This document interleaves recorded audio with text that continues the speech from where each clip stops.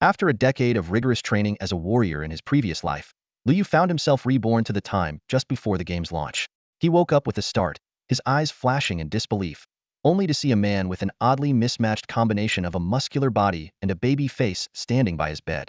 For a moment, Liu was dazed. Chunju, aren't you supposed to be dead? The words slipped out before Liu realized something was off. Yuga, please don't jinx me. Chinju retorted anxiously. It was Zhu Xiaochuan who betrayed you, not me. But don't worry, Yuga. I've already arranged for someone to seduce his girlfriend. We'll make sure he gets a taste of his own medicine. Liu was left speechless by Chen Zhu's audacious words. It was just like him to come up with such schemes. But that wasn't the main issue. Wait, did you just say Abyss goes live tonight? Yeah, less than an hour from now. Abyss was launching in under an hour? No wonder Liu felt as though he had been transported to another world. He had truly been reborn. This extraordinary stroke of fortune had finally landed in his lap. Yuga, did you lose your mind from anger or something? It's just being betrayed. It's not that big a deal, Chinju added, his tactless words hitting all the wrong notes as usual. There's less than an hour left until the launch. What are you still doing here? I called you so many times and you didn't answer. I was worried something might have happened to you. So I came to check on you. Chinju pointed to a takeout box on the table. Eat it while it's still warm. With that, he left. Liu opened the box to find braised eggplant, stir-fried pork with chili, and a large portion of rice Chinju's favorite dishes. Since childhood, Chunju had been Liu's closest friend. Their bond was the kind where what's mine is yours, and what's yours is mine. But a year later, everything changed. Abyss wasn't just a revolutionary game.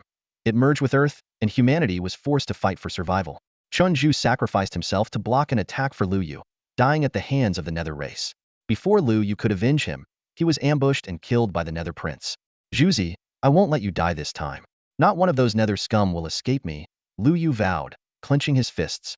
As for Zhu Xiaochuan and Sun Xiaoyi, they may pale in comparison to the alien threat. But since I've been reborn, I won't let them off either. 10 minutes before the game's launch, Liu settled into his gaming pod. As the system's voice announced the start of body data scanning, he began selecting a username. After several attempts with taken names, he settled on his previous life's name, Qingjio.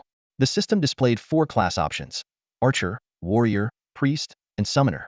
Summoner? That hadn't been an option in his last life. Could it be due to changes in his physical condition? Summoner wasn't a standard class in Abyss, this had to be a hidden class. The Summoner's description read, able to summon up to 3 creatures of levels no higher than their own to fight in battle. Liu hesitated. In Abyss, hidden classes weren't necessarily stronger. Many were even weaker than standard ones. The absence of any summoners among the top players in his previous life suggested it might not be a powerful class, or perhaps no one had chosen it. As he deliberated, the system suddenly announced that the class had been confirmed as Summoner. Hey, that was a question, not a confirmation, he protested. But the system ignored him and prompted him to watch a 30-minute promotional video to earn a starter gift pack. Liu refused without hesitation. In his previous life, nearly every player had watched the video, forfeiting the far more valuable Abyss blessing. This time, he wouldn't repeat that mistake. As the countdown hit 3, 2, 1, Liu entered the game and appeared in Newbie Village 12315. The system informed him that he was the second player to enter the game, earning him the Abyss blessing. This also caused his class to evolve into Abyss Summoner. When he opened his attribute panel, Liu was stunned. The Abyss Summoner's unique trait was, can summon any non-player unit you kill to fight for you without limit. Once a summoned unit dies, it cannot be summoned again. If he was interpreting this correctly, wasn't this class just a little bit overpowered? Liu eagerly dashed out of the novice village. At the village entrance, an elderly man with white hair and beard stood there, looking deeply troubled. The system automatically displayed his attributes: Village Chief. His level, health, and attack stats were all unknown.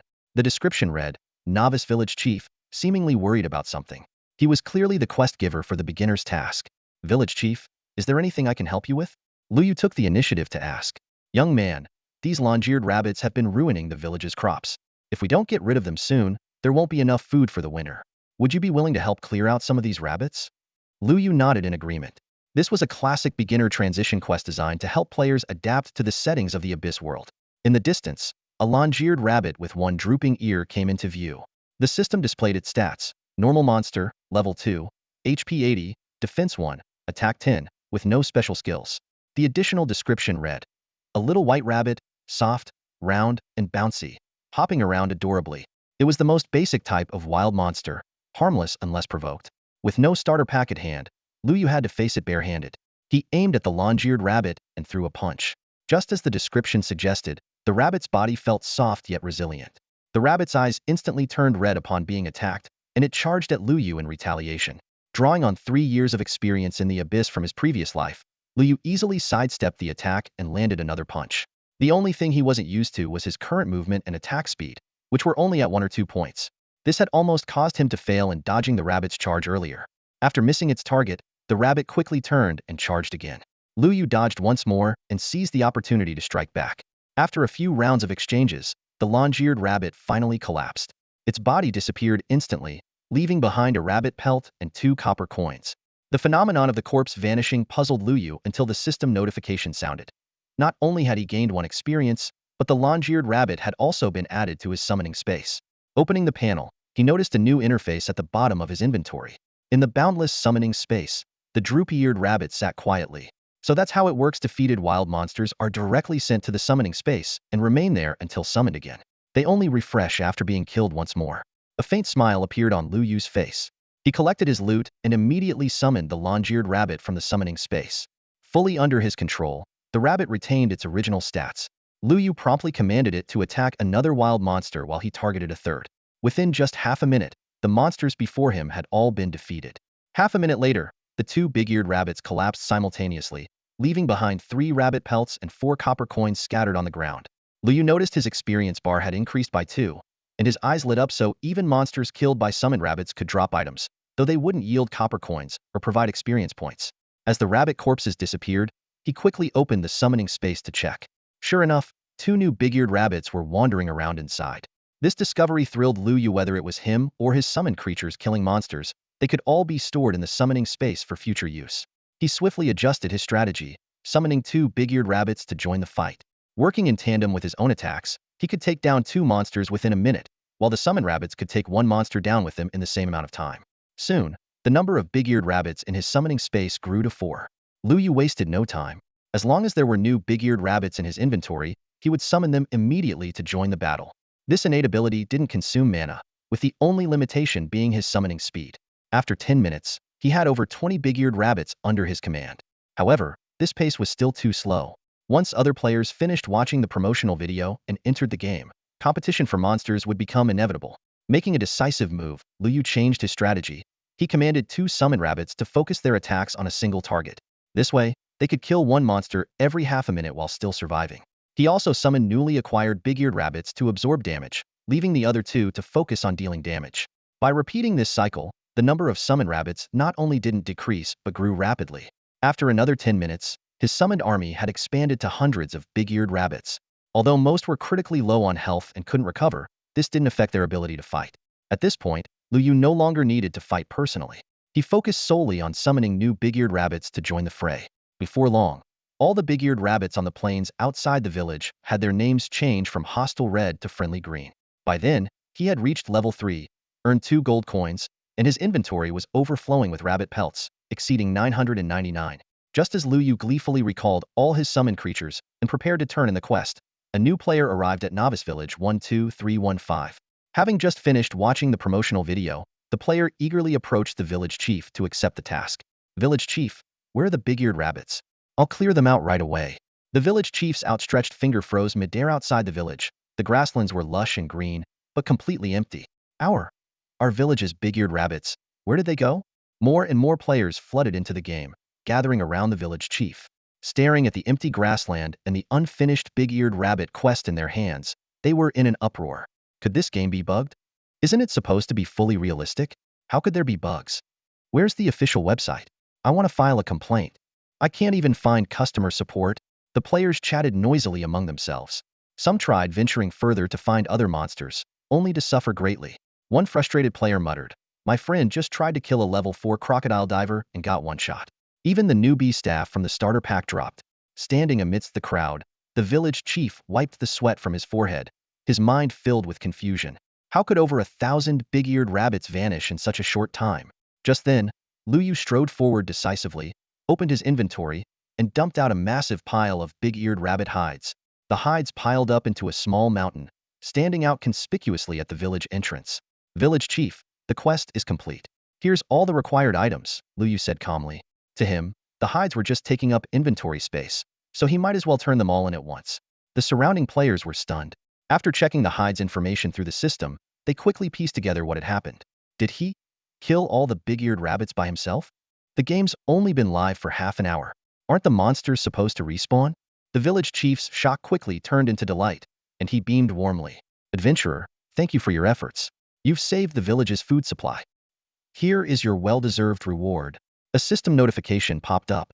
For perfectly completing the quest, you have received the following special rewards. Big-eared rabbit leather armor 1, newbie village hero badge 1, reputation 200, gold 1. Lu Yu immediately checked his unexpected rewards. Big-eared rabbit leather armor common equipment. Defense 2, HP 5. Required level, 100. Description, made from big-eared rabbit hides. Both warm and itchy. Newbie village hero badge item. Increases attack. Effect 1. Wearing it boosts all villagers' affection by 10. Effect 2. Villagers in the newbie village cannot initiate harm toward the wearer. Description. Each player can equip up to 3 badges at a time. The badge's true value far exceeded its surface stats. Lu Yu clearly remembered a forum post from his previous life that mentioned a series of hidden chain quests requiring high villager affection to trigger. Though even the poster hadn't managed to complete the first stage, this information now seemed crucial. At that time, Lu Yu had already left the beginner's village. He had only read about this quest in forum posts, but now he finally had the chance to try it out himself. After bidding farewell to the village chief, he immediately returned to the beginner's village. He first attempted to place a few injured big-eared rabbits into the spring water, only to find that their health remained unchanged. This discovery made him frown. It seemed these summoned creatures were truly one-time use only. Following the directions from the forum post, Lu Yu navigated through the village's winding paths and eventually found his destination in a secluded corner, a shabby thatched hut. Before he even got close, a nauseating stench hit him in the face. The source was a pool of filthy water in the yard. Nearby, an old man covered in festering sores lay groaning on a reclining chair. The system displayed. Old village chief. Level. HP. Description. The former chief of the beginner's village, ousted by the villagers due to his greed, laziness, gluttony, and lechery, now gravely injured and barely clinging to life. Offering him assistance might lead to unexpected rewards. So this is the NPC that gives out the hidden quest? Lu Yu forced himself to suppress his discomfort as he stepped into the yard. Old village chief, is there anything I can help you with? The old man turned his head, his gaze landing on the beginner's village hero badge on Lu Yu's chest. His eyes lit up instantly. An adventurer. Wonderful. It's been so long since anyone has come to see me. I'm starving to death. Could you help me find something to eat? Preferably some shallow water crocodile meat. It's my favorite. The system promptly displayed a notification. Quest. Hunt 200 shallow water crocodiles. Collect 100 portions of shallow water crocodile meat and 100 portions of shallow water crocodile skin. Reward. Unknown. Penalty. Unknown. Do you accept? Only then did Lu Yu understand why the villagers spoke so poorly of this former chief. Claiming to be on the brink of starvation, yet insisting on crocodile meat, and in such large quantities too. Even more absurd was the demand for crocodile skin. What could he possibly do with that? Make gelatin? After a moment of thought, Lu Yu decided to accept the quest.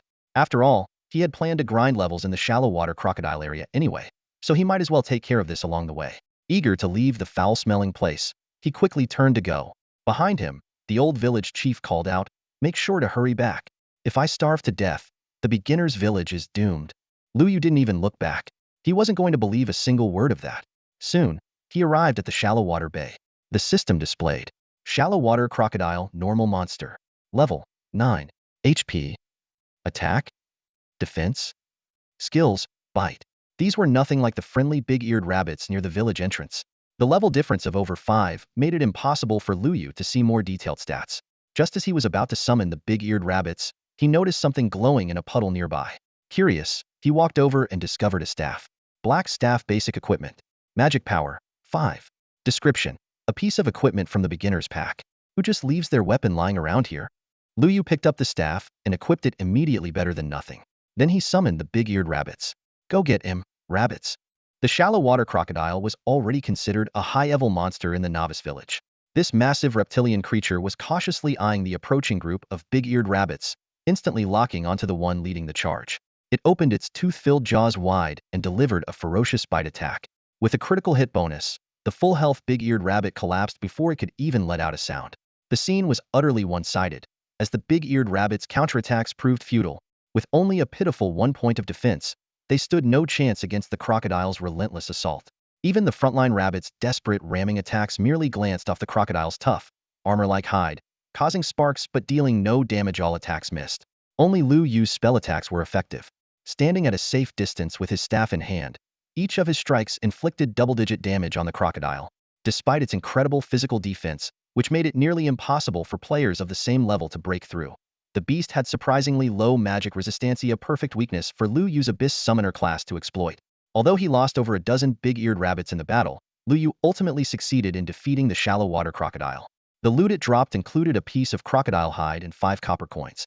More importantly, a new addition appeared in his summoning space, a shallow water crocodile with its fearsome jaws wide open. The system notification indicated that he had earned 3 experience, and the beast had been successfully added to his summoning roster. Inspecting the shallow water crocodile's stats. Level 9. HP 1000. Attack 35. Defense 30. Skill. Bite opens its jaws to bite the target, dealing 150 physical damage with a chance to inflict a bleeding effect. Seeing these stats, Lu Yu immediately lost interest in the big-eared rabbits. He decided to replace all the rabbits in his summoning space with shallow water crocodiles. After all, the injured rabbits were practically useless, and their presence was interfering with the quests of other players in Novice Village 12315. The Novice chat channel was already in chaos. Players were frantically searching for big-eared rabbits, only to find a few that were quickly snatched up. Even the village chief was in a bind. The quest had been issued, but the quest targets were nowhere to be found. Faced with the players' angry complaints, the normally respected elder could only remain silent. Watching the heated arguments in the chat, Lu Yu felt a little guilty but remained focused on the task at hand. The shallow water crocodile's massive size allowed it to handle an onslaught from 20 big-eared rabbits at once. Lu Yu divided the rabbits into 20 groups, each consisting of 50, and launched simultaneous attacks on 20 shallow water crocodiles. After a round of battle, 1/3 of the big-eared rabbits were lost, while over 20 shallow water crocodiles were added to Lu Yu's summoning space. The remaining big-eared rabbits quickly regrouped to continue searching for targets, while Lu Yu followed behind, focused on collecting loot and gold coins. After several intense rounds of fighting, the number of big-eared rabbits dwindled drastically. However, the number of shallow water crocodiles in Lu Yu's summoning space had surpassed double digits, nearing 100. In the final wave of combat, the last few big-eared rabbits worked with Lu Yu to take down one shallow water crocodile before all of them perished. As a tribute to the battle, Lu Yu made sure to keep the original fold-eared big-eared rabbit in his summoning space. At that moment, on the grassy field outside the beginner's village, big-eared rabbits were respawning continuously. Complaints from other players echoed in the distance. Is someone exploiting a bug? Don't let me find out who's causing this mess. Hey, I saw that big-eared rabbit first. Meanwhile, Lu Yu remained oblivious to the chaos outside, fully engrossed in examining the equipment he had just obtained. In the abyss, the drop rate for gear from ordinary monsters was extremely low, and it had taken nearly 100 shallow water crocodiles to acquire this necklace. Tears of the crocodile. Quality: black iron. Attributes: defense 5, attack 15. Requirement: level 10, warrior class only. Description: watching you shed crocodile tears, true remorse masked by false compassion. It was a standard warrior's piece of equipment, which Lu Yu couldn't use. He initially considered gifting it to Chanju, who had chosen the warrior class, but then dismissed the idea. Giving a necklace as a gift felt odd, and Chanju was likely in a different beginner's village anyway. Deciding to list the necklace at the auction house, Lu Yu set a 10-minute bidding limit with a direct buyout price of 30,000 yuan. Although level 5 beginner gear typically sold for no more than 10,000, he decided to take a gamble. To his surprise, a system notification popped up shortly after. Your auction item, Tears of the Crocodile, has been purchased via buyout by player champion, untroubled by the world. After a 10 fee, 27,000 yuan has been transferred to your bank account. Immediately following that, he received a friend request. The ID caught Lu Yu's attention right away. Untroubled by the world, the legendary young leader who, after his father's unexpected death, had single-handedly turned the tide and led the Champion Alliance to 3 consecutive victories in major battles. During Lu Yu's time playing, the Champion Alliance had been one of the top forces in the human faction. To his astonishment, this legendary figure was now in the same beginner's village as him. After passing the friend verification, Wu Zhangshi immediately messaged to ask about the origin of the necklace. Bro, did you get that necklace from the shallow water crocodile? You must be leveling up there now. It's definitely a high-level area. While controlling the shallow water crocodile to attack, Lu Yu replied, can you help me level up? Of course, they'll pay for it. You name the price. The big-eared rabbits in the newbie zone have all been taken. Every spawn point has someone camping there. There's no way to farm them, Wu Zhangshi complained. Hey, watch your language, Lu Yu reminded him before stating his terms. 100,000. They'll get you to level 10 within 24 hours. There was a noticeable pause before the reply came. Fine, but I want half of the gear we get. No deal. Just leveling, no gear sharing, Lu Yu responded firmly. After sending the message, the other side fell silent. Charging 100,000 to reach level 10 was something only players desperate to level up quickly would accept. However, the price wasn't unreasonable. Reaching level 10 allowed access to the second-tier main city. Not only did it offer richer resources and more quests, but it also provided a critical early-game advantage. Still, gaining entry to the second-tier main city required passing the village chief's trial, which was notoriously difficult. Even top-tier players could fail, and ordinary players without a complete set of gear or solid skills stood little chance. In the previous life, when the abyss descended, 10 of players were still stuck in the newbie village. Lu Yu closed the chat window and opened his attribute panel. He had already reached level 5 and had 25 free attribute points waiting to be allocated. He realized he had been so focused on summoning spells that he'd forgotten about them. As a summoner, a subclass of mages, the standard stat allocation was 2 intelligence, 1 constitution, 1 agility, 1 tenacity. However, Lu Yu had a new idea. He noticed that after equipping a staff, his summoned creatures seemed to grow stronger. Relying on his years of gaming experience, he speculated that the hidden attributes of his summons were tied to his own magic power. He decided to allocate all 25 points to magic power. After all, with his summoned creatures handling damage, his role was simply to command from the backline. Once the points were distributed, his magic power broke through 50. Alright, little croc, let's keep going, Liu said, just as the system notified him. Player champion and Wu Zhengshi have transferred 100,000 yuan to your bank account. Immediately after, Wu Zhengshi sent another message. Bro, the money's been transferred. Where are you? They'll come find you. Lu Yu was surprised that the other party had actually paid. Sticking to the principle of doing business once the deal was made, he sent his coordinates. Not long after, a chubby, bald-headed teenager holding 2 dull, low-quality axes came jogging over. This was the first time Lu Yu had met Wu Zheng in person. To his surprise, this rich second generation wasn't the dashing or elegant figure he had imagined, but rather a textbook example of a greasy man. Qingjiu, you're a professional mage. Wu Zheng's eyes lit up upon seeing Lu Yu's level. Perfect. I'm a warrior. I can tank damage for you. No need. Just follow me and keep yourself safe, Lu Yu replied as he sent a team invite. Without hesitation, he summoned several shallow water crocodiles from his inventory. Holy crap! Wu Zheng jumped back in shock at the sudden appearance of the crocodiles and instinctively swung his axe, only to realize his attack didn't even scratch them. Moments later, the system notification chimed. You have attacked a teammate's summoned creature. The party has been disbanded. Wu Zheng's expression froze instantly. Because he had attacked a green-named player, his name turned gray, making him unable to join a party for the next 30 minutes.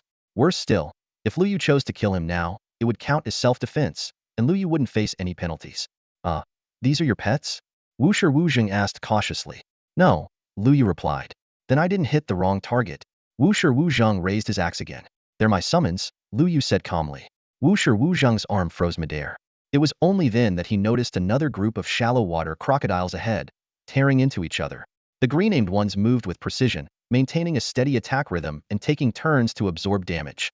Wait, all of these are your summons?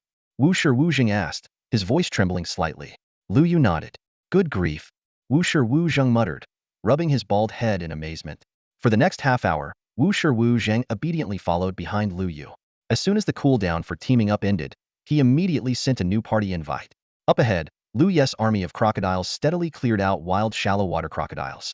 Each time a red-named crocodile fell, its corpse quickly vanished, leaving behind crocodile hides, meat, and copper coins.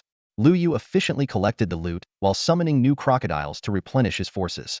The efficiency of this grinding method left Wu Zheng utterly dumbfounded. In no time, he had leveled up from 0 to 2, far faster than other players back at the novice village who were scrambling to hunt big-eared rabbits. This 100,000 yuan was so worth it, he thought to himself. But soon, Wu Zheng noticed something odd. Each time Lu Yu killed a wild shallow water crocodile and summoned a duplicate, the original spawn point stopped producing new crocodiles. It was eerily similar to the earlier disappearance of the big-eared rabbits. Hey, boss. Wu Zheng sidled up to Lu Yu and asked, have you heard about that bug exploit during the first hour after the server opened? You mean the big-eared rabbits disappearing? Lu Yu responded without looking up. Yeah, that's the one. Oh, that was me, Lu Yu admitted nonchalantly as he bent down to pick up a newly dropped item. Shallow water crocodile chest plate. Level 10. HP 500. Defense 50. Set bonus 3 pieces. Gain an additional 1000 HP. 5 pieces. Gain an additional 100 attack. Description. This is the best set in the novice village. Believe it or not. Finally got one. Lu Yu said with a satisfied smile. It turned out that completing the silly village chief's quest was just a side task. His real goal was to farm a full set of the shallow water crocodile gear. Due to their team-up, Unshakable Peace got a glimpse of the attributes of the shallow crocodile set. The stats of this level 10 gear made his eyes light up. It would remain useful even up to level 15. Boss, if you get the shallow crocodile set, would you sell it? I'll pay 200,000, he asked eagerly, temporarily putting aside the issue with the big ear rabbit. Not selling, Lu Yu replied firmly. This set was his life-saving treasure. As a physically fragile mage, he was at high risk of being one-shot during the level 10 village chief challenge. The shallow crocodile set's high attack and defense were perfect for addressing this problem. 300,000 then. 300,000 works too. Unshakable Peace, being a warrior class, couldn't hide his desire for the gear. Lu Yu still shook his head. If you offered 3 million, I might consider it. Forget it. If my dad found out I spent 3 million on beginner gear, he'd definitely beat me to death. If I were your dad, I'd have already beaten you for buying that crocodile's tear. Boss, at least I bought that from you. Isn't it a bit unfair for you to say that? Lu Yu was just 2 pieces of equipment away from completing the shallow water crocodile set, the bracers and the leggings. Scanning his surroundings, he saw that about half of the crocodiles in the shallow bay were still waiting to be hunted.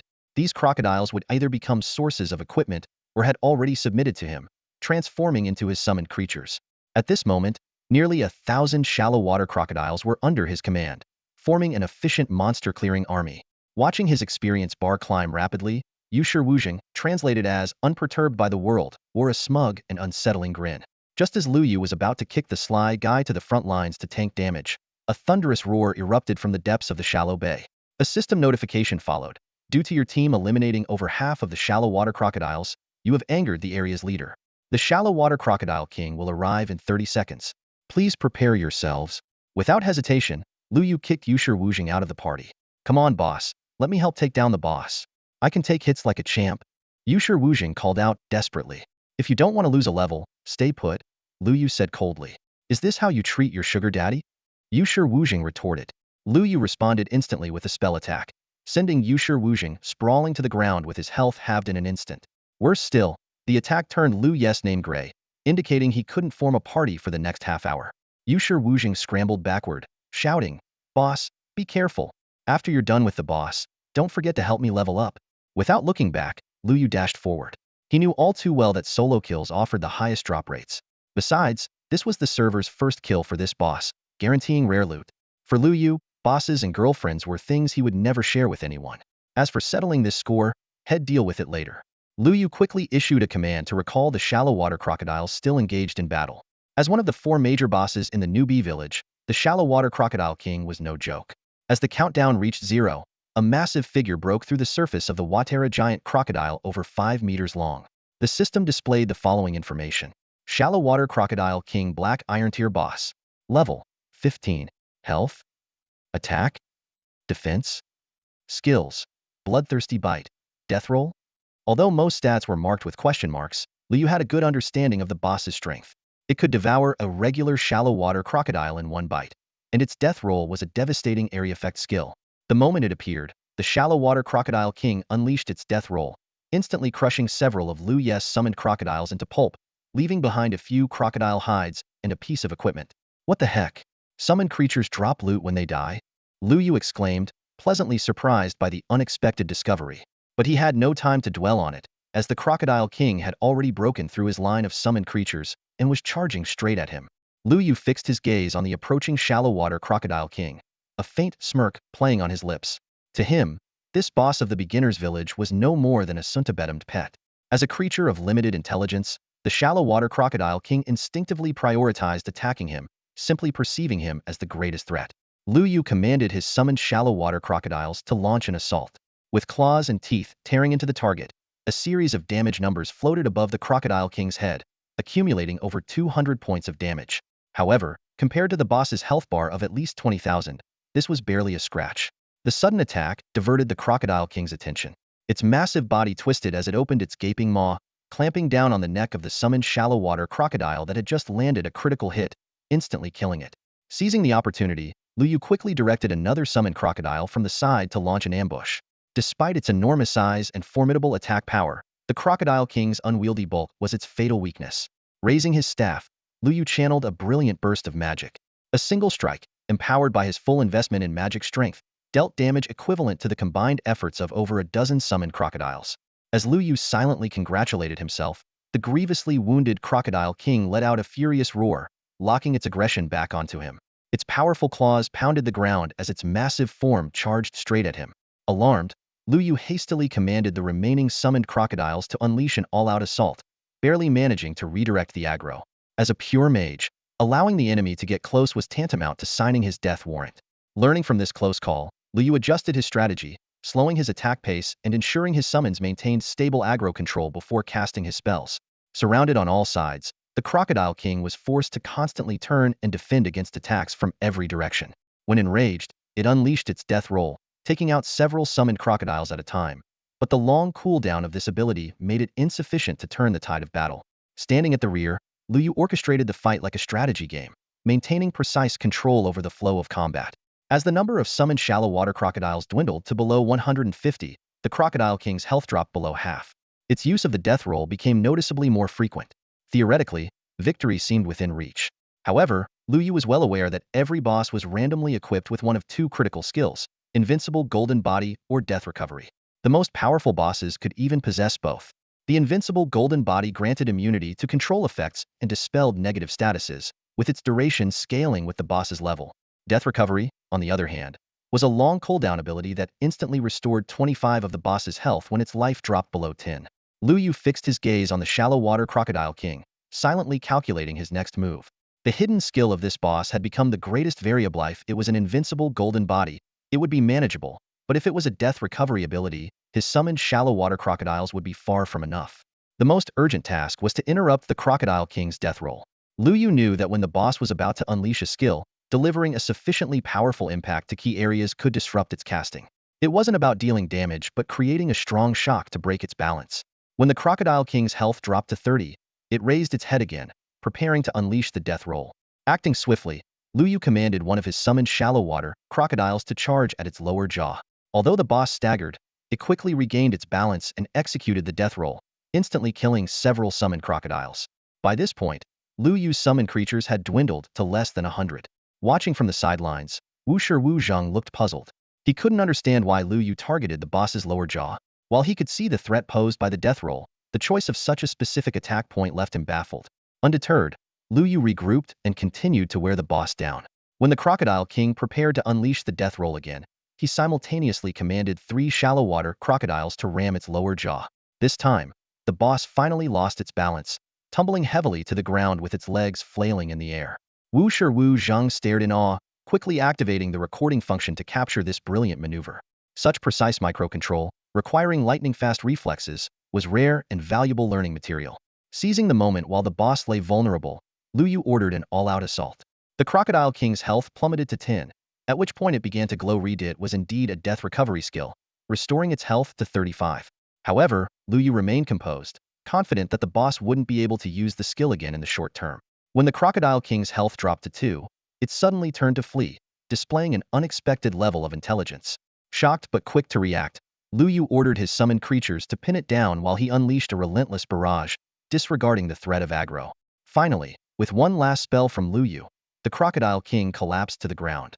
Its body dissipated, leaving behind loot, a piece of crocodile meat, a crocodile hide, a piece of equipment, and a skill book. The system immediately sent out 2 messages: a private congratulation to Lu Yu for achieving the first kill and a server-wide announcement commemorating his accomplishment. At that moment, in Newbie Village number 12315, both the village chief and the elder village chief turned their gazes toward Shallowwater Bay, lost in thought.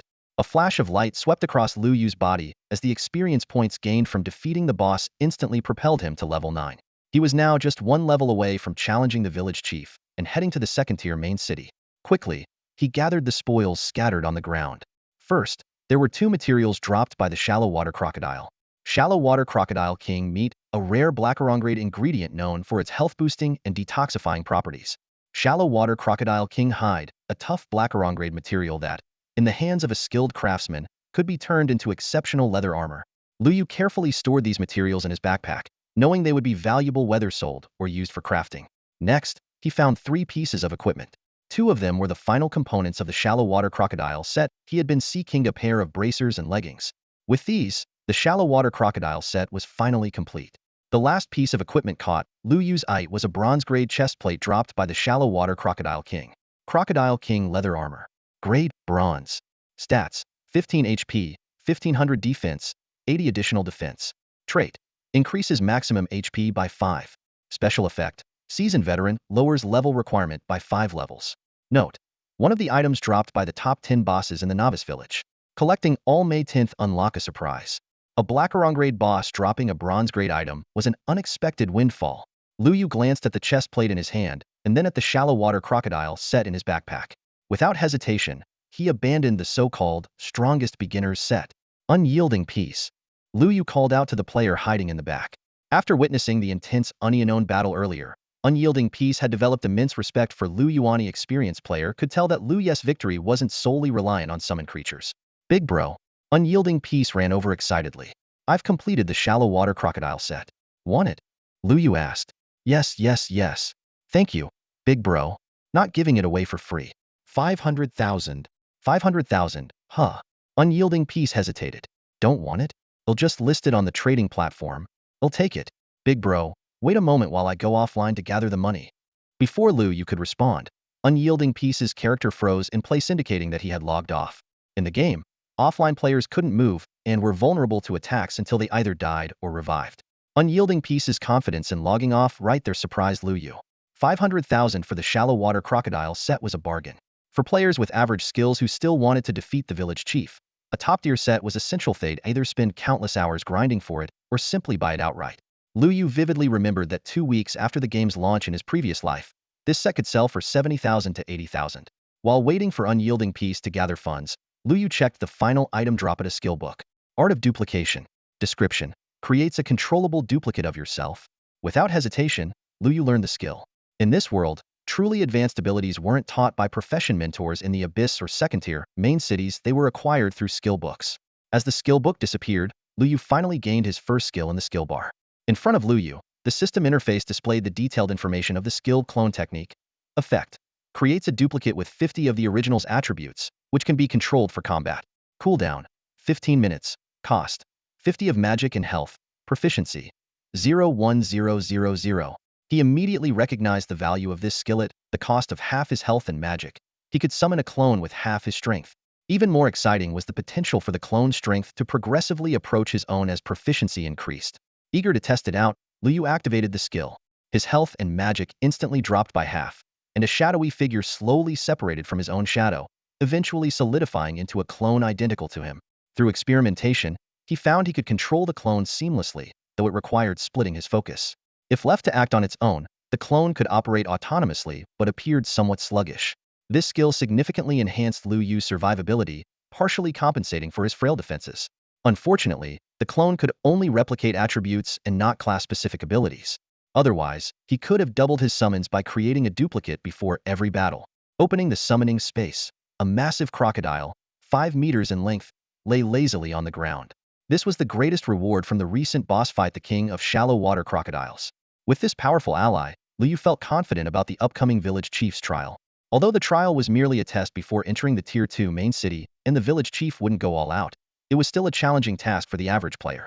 Go on, clear out the shallow water bay, and be careful not to get hurt, Lu Yu commanded. The giant crocodile slowly rose and made its way toward the bay. Under its sweeping attacks, the ordinary shallow water crocodiles, lacking coordinated leadership, were unable to mount any effective resistance. As long as too many enemies weren't provoked at once, the king of shallow water crocodiles could steadily clear the entire area of its kind. At that moment, Buzheng Shiwuzheng ran back excitedly. Lu Yu immediately cast the clone technique, and both his original self and the clone spoke simultaneously, startling Buzheng Shiwuzheng so much that he almost dropped the axe in his hands. 500,000 will be transferred to your account shortly, Buzheng Shiwuzheng explained. I promised my dad I'd log off and take a beating after getting the shallow water crocodile set. The trade was completed quickly. With the new equipment in hand, Buzheng Shiwuzheng was visibly thrilled, but the thought of the impending punishment caused his smile to freeze. Boss, I probably won't be online today. Remember to help me level up tomorrow. With that, he quickly logged off and returned to the beginner village.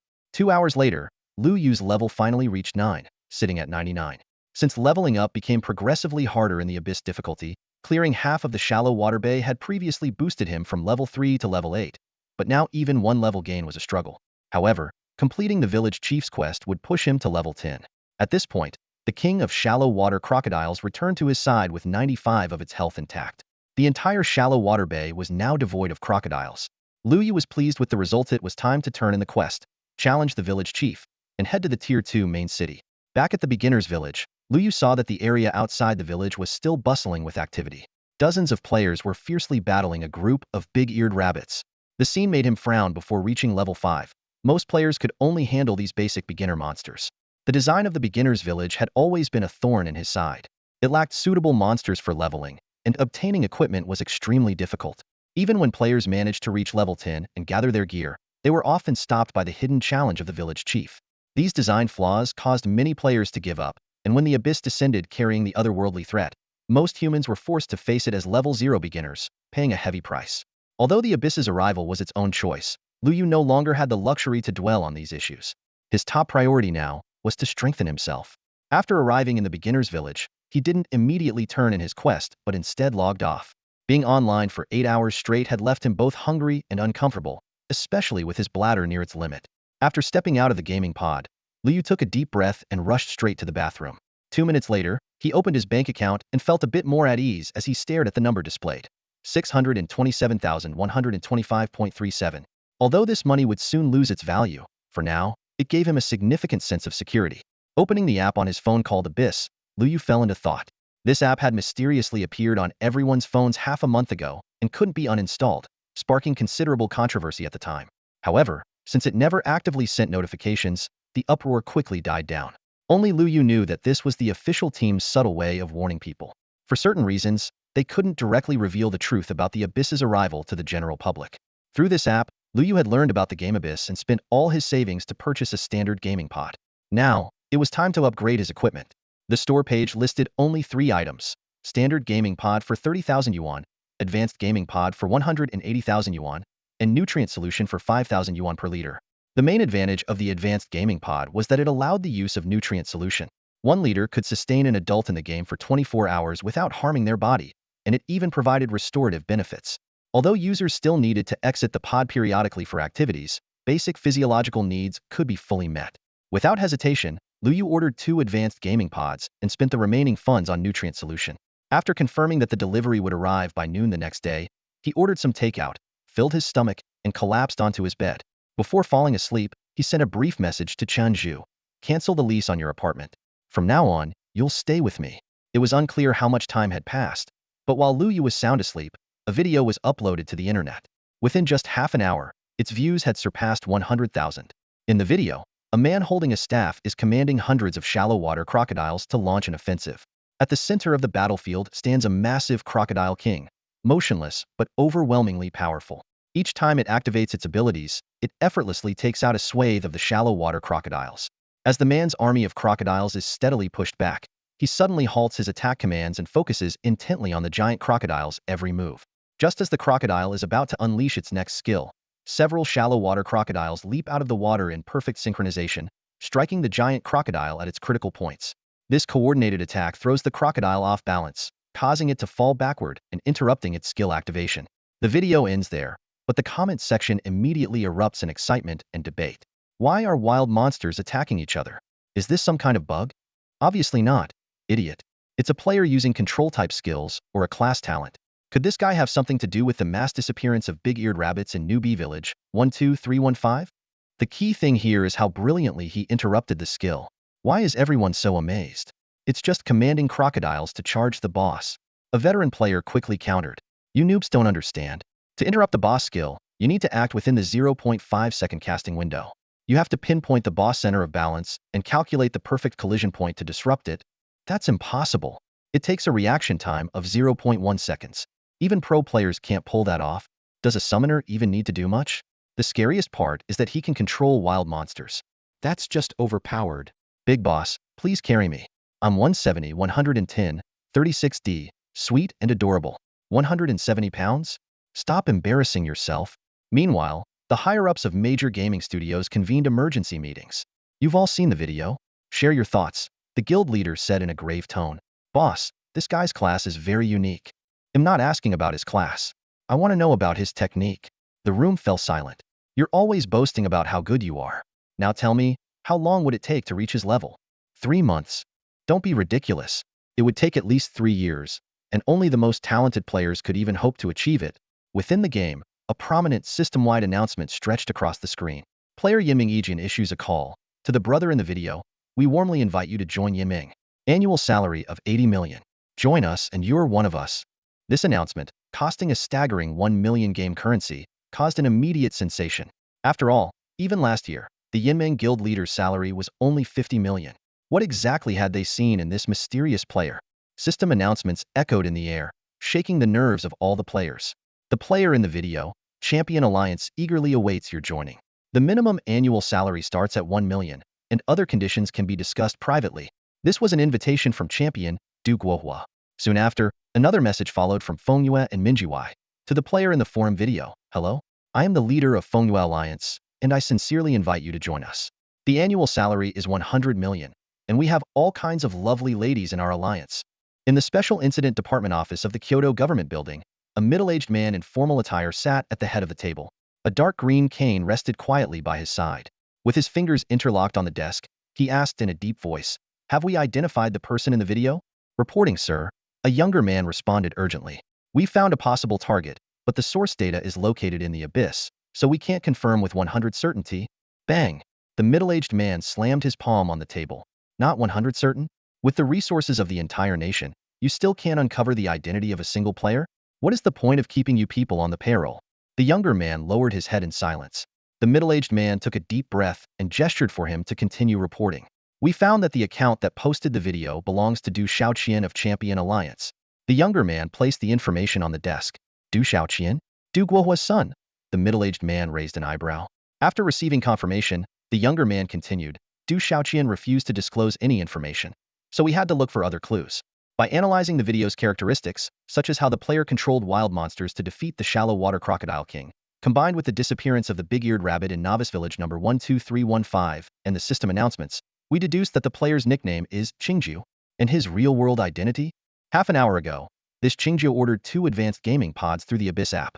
By tracing the bank account, we confirmed he is Lu Yu, a former gold farmer for the Outyin studio. He was ostracized after the studio's main player, Zhu Xiaochuan, stole his girlfriend. The middle-aged man sneered. "Outyin studio? Xing Outyin will probably regret this to his core when he finds out." "Sir, should we approach Lu Yu? His profession has been enhanced through the Abyss." "No need." The middle-aged man shook his head. "The more people who know about the Abyss descent, the faster it will arrive. Assign 2 experts to protect him discreetly in real life, and let him develop freely in the game." After the reporting personnel had left, the middle-aged man let out a soft sigh. The invasion of humanity by alien species had already begun to seep from the game into reality. It was only a matter of time before this information was discovered by other special groups. In a daze, Lu Yu felt a part of his bed sink slightly. He opened his bleary eyes, and the first thing he saw was Chun Zhu's baby-faced, fair complexion. "What the heck?" Lu Yu jumped up as if electrocuted. "Why are you lying on my bed?" Chun Zhu blinked his innocent, wide eyes. "Brother Yu, didn't you ask me to come over and keep you company? Get out, get out, get out." Lu Yu shuddered, goosebumps rising all over. "I told you to move in, not to climb into my bed." "All right," Chinju said with a mischievous grin. "I thought maybe after getting dumped, you'd had some drastic personality change and developed unusual preferences." Lu Yu shot him a glare and glanced at the alarm clock on his bedside tablet. Was already 11:30 a.m. He had slept for a solid 9 hours. Remembering his recent purchase, he asked, "Did any deliveries arrive?" "You mean those 2 beds? They're in the living room." "What beds?" "Those are high-end gaming pods." At the mention of high-end gaming pods, Chun Zhu's expression immediately lit up with excitement. "Brother Yu, where'd you get the money for that? Don't tell me you've been sponsored by a sugar mama. You've really gone the extra mile to let your bro use top-notch gear. Should I go get you some supplements like Donkey Whip or Ox Whip to help you recover?" "Who said you're going to use it?" "Then why did you buy 2? I use one during the day and the other at night." "Got a problem with that?" Chinju stifled a laugh. "Brother Yu, you've got daytime and nighttime setups now? Do you still want to use the high-end gaming pod or not? If you do, shut up and go set it up." "On it." Chinju eagerly ran off. Lu Yu opened the Abyss forum, where 2 pinned videos caught his attention. One was the usual calm and uneventful content, while the other, uploaded just an hour ago, had an overly dramatic title. Shocking. Why did the giant-eared rabbits in the Novice Village lose their voices? Why are major guilds begging desperately? Is this a twist of human nature, or a collapse of morality? Let's unravel the mystery and meet him again. The video began playing. Long time no see, everyone. It's your favorite Xiaoya. The streamer began analyzing the strange occurrences in Abyss during its first 18 hours of launch, focusing especially on the mysterious disappearance of the giant-eared rabbits in Novice Village 12315. When the footage cut to the most viral clip, Liu saw a familiar scene, the iconic moment where a mysterious player interrupted a boss skill and successfully executed a solo kill. Carefully observing the boss's appearance, it indeed bore a striking resemblance to a shallow water crocodiliate, was none other than the ruler of Shallow Bay, the Shallow Crocodile King. In the video, Yi speculated that the mysterious player who first defeated the Shallow Crocodile King had the in-game ID Qing Jiao. This speculation was quickly confirmed.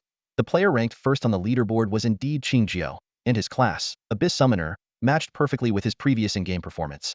As soon as the video was uploaded, it was pinned and highlighted by the administrators. The news that the mysterious expert is Qing Jiao spread like wildfire among the players. The 12315 Novice Village was instantly in an uproar. Some players were frantically searching for Qing Jiao to try to ally with him, while others angrily accused him of monopolizing the Novice Village's special boss in an unethical manner. For Liu Yu, this was exactly the result he had hoped for. He knew that after the Abyss descended, fighting alone would be impossible against other races. He needed to establish his own power. Building his reputation was the first step. As for the Novice Village guides posted by other experts on the forum, they were of no value to someone as familiar with the game as he was. He casually pointed out a few errors in those guides before closing the forum. Opening his phone, Liu Yu noticed over a dozen 1-cent transfer records, each accompanied by a pleading message. Where are you, master? I already paid for the leveling help. What do I do? My crocodile tears got looted. These bizarre messages sent a shiver down his spine. Since, with no struggles, was the only one who had his bank account number, others resorted to this method to reach him. A rich second-generation heir, and all you can send is a single cent? Liu Yu muttered, exasperated. Still, to maintain his reputation, he decided to log in. Using the advanced gaming pod installed by Chanju, Liu Yu entered the game world. The first thing he did was hide his ID. By now, the Novice Village was crowded with people looking for Qing Jiao, representatives from major guilds and solo players hoping to leech experience. While increasing his notoriety was important, securing game resources was his current priority. Without an ID displayed and equipped with only a basic staff, Liu Yu looked like an ordinary newbie, and passers-by paid him no attention. After receiving a distress message from, with no struggles, who was being cornered and threatened with losing their gear, Liu Yu immediately headed to Sunset Forest to rescue them. The area was teeming with level 7 and 8 goblins, notorious for their cunning and ambush tactics. Liu Yu summoned dozens of shallow water crocodiles to clear his path, leveling up to 10 in the process and equipping the incredibly durable but hideously ugly Crocodile King hide armor. Reaching the designated coordinates, Liu Yu saw a group of a dozen players surrounding with no struggles. Leading the group were none other than Aotian Xiao Chuan and Aotian Xiao Yi, the very same Zhu Xiao Chuan and Sun Xiao Yi who had betrayed him in the past. Liu Yu narrowed his eyes. What a small world indeed. Liu Yu's gaze swept over the dozen or so people brought by Zhu Xiaochuan. The overall strength of the team was not impressive. Not a single player was above level 6, and most of them only had a piece or two of basic equipment, falling short of the current average player standards. The highest level players were Zhu Xiaochuan and Sun Xiaoyi, both at level 7. Zhu Xiaochuan held a faintly glowing black iron broadsword, while Sun Xiaoyi wielded an ordinary staff. Zhu Xiaochuan's voice rang out from afar. Kid, I've already had this place surrounded. There's no escape for you. Be smart and hand over the shallow water crocodile set, and I'll let you off with just a few levels down. Otherwise, I'll kill you until your account is wiped. Unshaken, Wushi Wujing ran his hand over his gleaming bald head and sneered. The so-called top player of the Outyin Alliance resorting to such low tactics? How about you come over here for a onion and see who ends up with their account wiped? This retort made Zhu Xiaochuan's face darken. In terms of skill, Wushi Wujing wasn't even a match for him onion. However, Wushi Wujing was now wearing the shallow water crocodile set, making his defense impenetrable like an iron fortress. Zhu Xiaochuan had managed to kill him earlier and even looted a piece of equipment, but he himself was taken down by Wushi Wujing's desperate counterattack. That was precisely why he'd summoned every gold farming member of the Outyin Alliance from the 12315 newbie village, intended to use sheer numbers to take down this turtle. That overpowered shallow water crocodile set was something he was determined to obtain. Seeing Zhu Xiaochuan visibly frustrated, Wushi Wujing grew even more smug. Oh, Zhu Xiaochuan, do you know how I leveled up to 8 so quickly? Let me tell you, I know Qingjiu, the big shot. He promised to power level me to 10 within 24 hours. Even if you kill me back to level 0 today, I'll still leave the newbie village before you do. But you? Grinding for hours just to hit level 8. Oh wait, you're level 7 now. I really wonder when you'll ever make it out of here. These words struck a nerve with Zhu Xiaochuan. The difficulty of leveling up an abyss far exceeded his expectations, and dropping back to level 7 had only fueled his rage. Wushi Wuzheng, I don't care if Qingzhou himself comes to save you today, I'll make sure you both die here. With a wave of his hand, Zhu Xiaochuan signaled his team to attack. Though reluctant, his subordinates reluctantly charged forward. After all, Zhu Xiaochuan had been personally recruited by the Outyin studio boss with a hefty price tag. On his first day, he'd even ousted Lu Yu, the leader of the gold farming team. If the team leader could be dismissed so easily, how could the others dare to object? Just as the group prepared to strike, Lu Yu emerged from behind a tree, casting a spell that landed precisely in their midst. Everyone froze in their tracks and turned toward the source of the spell. A young man in green leather armor, holding a black staff, was walking toward them at a steady pace. Wushi Wuzheng was the first to recognize him and immediately shouted, "Qingzhou, I'm over here." The others quickly recognized the young man as well. Since appearances couldn't be altered in the game, it only took a glance for everyone to realize who had shown up. A dozen people exchanged uneasy glances, caught in a dilemma. Lu Yu, their former team leader, had always treated them well, but Zhu Xiaochuan, standing before them, was the rising star of the Outyin studio. Offending either of them was not an option. Hearing Wushi Wuzheng's cry for help, Zhu Xiaochuan was momentarily startled. However, upon recognizing the person, a smirk of disdain appeared on his lips. "Well, isn't this our former team leader Lu? For a moment, I thought it might be Qingzhou himself." He cast an appraising and mocking look at Lu Yu. "Looks like life's been treating you well since you left Outyin. You can even afford a gaming pod now." But he deliberately paused, then added, "Basic gaming pods aren't great for your health, can lead to muscle stiffness. How about I gift you a high-end one? It's only a few $100,000. By the way, Xiaoyi's gaming pod was my gift." As he spoke, he slapped Sun Xiaoyi hard on her rear. She let out a soft gasp, leaning suggestively against him as she cooed, "Brother Chuan, even if you gave him a high-end pod, he wouldn't have money for the nutrient solution." "You're absolutely right, babe," Zhu Xiaochuan replied with feigned regret, shaking his head. "Word is that our dear Lu not only lost his girlfriend but also his job. TSK. In his past life, hearing such provocation from this shameless pair would have driven Lu Yu into a fury, ready to fight Zhu Xiaochuan to the death. But now, his heart was as calm as still water, and he even found it amusing. How had he ever been so infatuated with a woman like her? "Zhu Xiaochuan," Lu Yu said coldly, his voice sharp as ice. "I had planned to settle things with you in the second-tier main city, but since we're in the same novice village, you won't be leaving here. Huh? Using a basic gaming pod has affected your brain? You think you can take me on?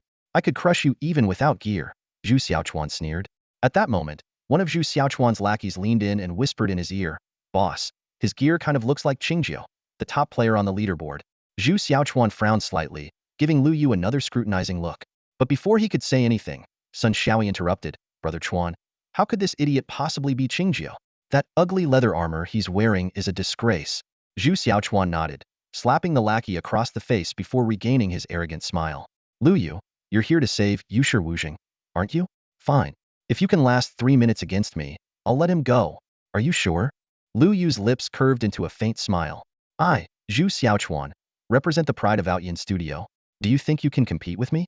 I'll even let you make the first move." Without a word, Lu Yu raised his staff and launched a basic attack.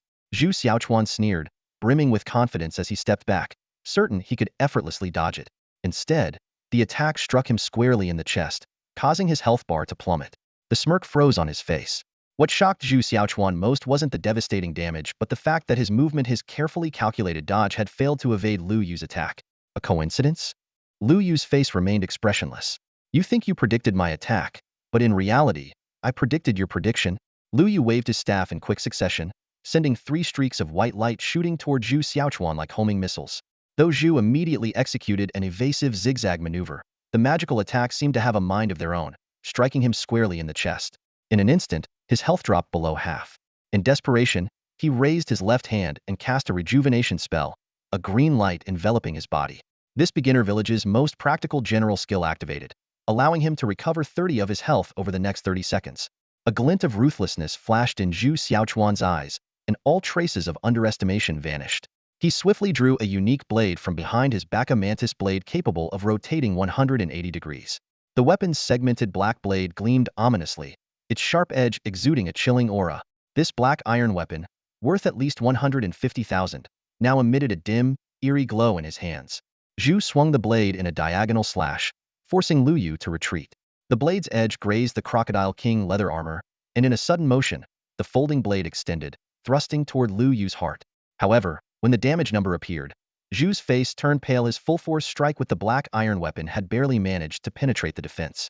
Lu Yu continued to widen the distance, a flicker of surprise crossing his mind. The Crocodile King leather armor he wore was a rare bronze-grade item, only obtainable in a level 2 main city. Yet Zhu's mantis blade still managed to deal damage, proving the weapon's impressive attributes. Before Zhu could regain his composure, Lu Yu launched his counterattack. Zhu had no choice but to withstand 2 hits while continuing his advance. He fully extended the mantis blade, doubling its attack range. Even with Lu Yu's relatively slow movement speed, evasion now seemed nearly impossible. But Lu Yu had no intention of dodging. His defense and health were so high that even a minute of continuous strikes wouldn't faze him. The mantis blade struck Lu Yu's waist, and its front segment folded back, delivering 2 hits in quick succession, one of which triggered a critical strike. Yet the combined damage of all 3 attacks amounted to a mere 100 points, leaving Lu Yu's health bar virtually untouched. Zhu Xiaochuan knew the outcome was decided. He quickly retreated, evading 2 of Lu Yu's basic attacks. "Fine, Lu, you win this time," he said, gesturing for his subordinates to let Wushi Wujing pass. With his head held high and a triumphant posture, Wushi Wujing strutted through the crowd before hurrying over to Lu Yu's side. A group of players quickly stepped in front of Lu Yu and Wushi Wujing, forming a human wall. Without a word, Wushi Wujing drew 2 axes from his back, eyes gleaming with battle intent. "What now? Changed your mind already? Lucky for me, I'm not done fighting yet." Zhu Xiaochuan ignored Wushi Wuzheng's provocation entirely, his gaze fixed on the leather armor Lu Yu was wearing. "Lu, that leather armor of yours must have quite a lot of defense, huh?" "It's decent," Lu Yu replied nonchalantly, brushing some dust off his armor. "How about lending it to me for a few days?" Zhu Xiaochuan suggested. At his words, his underlings immediately drew their weapons, adopting aggressive stances. "I only promised to let Wushi Wujing go earlier. I never said I'd let you leave." "Huh. So this is what the great leader of the Aotion workshop stoops to?" Wushi Wujing sneered in anger. "And to think you were bragging about representing Aotion's reputation just a moment ago. What a joke." Lu Yu wasn't surprised by Zhu Xiaochuan's behavior, knew him all too well. Zhu Xiaochuan's actions were always driven by profit. Back when he had Lu Yu ousted from Aotion, it wasn't just because Lu Yu was Sun Xiaoya's boyfriend, but also because he wanted to strip Lu Yu, the leader of the gold farming team, of his influence within the workshop. Afterward, Zhu Xiaochuan systematically removed other members close to Lu Yu, fully consolidating his control over the team. Now, letting Wushi Wujing go while keeping Lu Yu here was clearly because he had his eyes on Lu Yu's superior leather armor, even more powerful than the shallow water crocodile set. "Wushi Wujing, you should leave first," Lu Yu said, turning his head. "No way, boss. I'm not the kind of guy who runs off and abandons his friends. When I tell you to leave, you leave. I'm not in any danger. If you stay here, you'll just mess things up." "Boss, I mostly just want to stay and record this," Wushi Wujing admitted, pulling out his camera as he began to retreat. The viral success of his last video had given him a deeper appreciation for Lu Yu's skills. A PK video featuring someone of Lu Yu's caliber was worth studying frame by frame. He had missed a few key moments in the previous battle due to the crowd blocking his view, but this time, he was determined to find the perfect angle. Zhu Xiaochuan didn't give them a chance to keep talking. With a command, arrows from archers and spells from mages rained down on Lu Yu in a concentrated barrage. The sheer density of the attack made it impossible to dodge everything purely by movement. Lu Yu swiftly shifted his position, evading most of the attacks but still taking considerable damage. The archer's physical attacks were entirely nullified by his high defense, displaying miss above his head, but the mage's magic damage was significant, taking away a fifth of his health in just one round of attacks. This wasn't sustainable. Those mages had to be dealt with first. Lu Yu made a quick decision. Clone technique. An identical clone of Lu Yu appeared beside him and charged straight toward the mages in the back line. Zhu Xiaochuan's eyes widened momentarily, but quickly narrowed in realization. He's going for the back line. "Warriors, stop him." Several Aotion players immediately broke formation to intercept the clone, while Zhu Xiaochuan stayed close to Lu Yu's original body, engaging him in a direct fight. As a top-tier professional player, Zhu Xiaochuan had keenly noticed that Lu Yu's health had halved the moment the clone appeared. While defeating Lu Yu outright would still take time, Zhu Xiaochuan had already seen through this as a diversion tactic. Lu Yu's clone moved nimbly across the battlefield, capable of executing only simple commands, but perfectly fulfilling its role of drawing enemy fire. While everyone's attention was on the clone, Lu Yu's true self was preparing to launch a fatal attack on the mages in the rear. Zhu Xiaochuan had already seen through this plan and immediately engaged Lu Yu's real body. Facing Zhu Xiaochuan's relentless slashes, Lu Yu remained calm, skillfully countering while simultaneously controlling his clone. The gold-farming warriors blocking the way were no match. With just a few feints, the clone easily broke through their defenses. The glowing tip of the staff unleashed a series of spells, each one striking the rear mages with precision.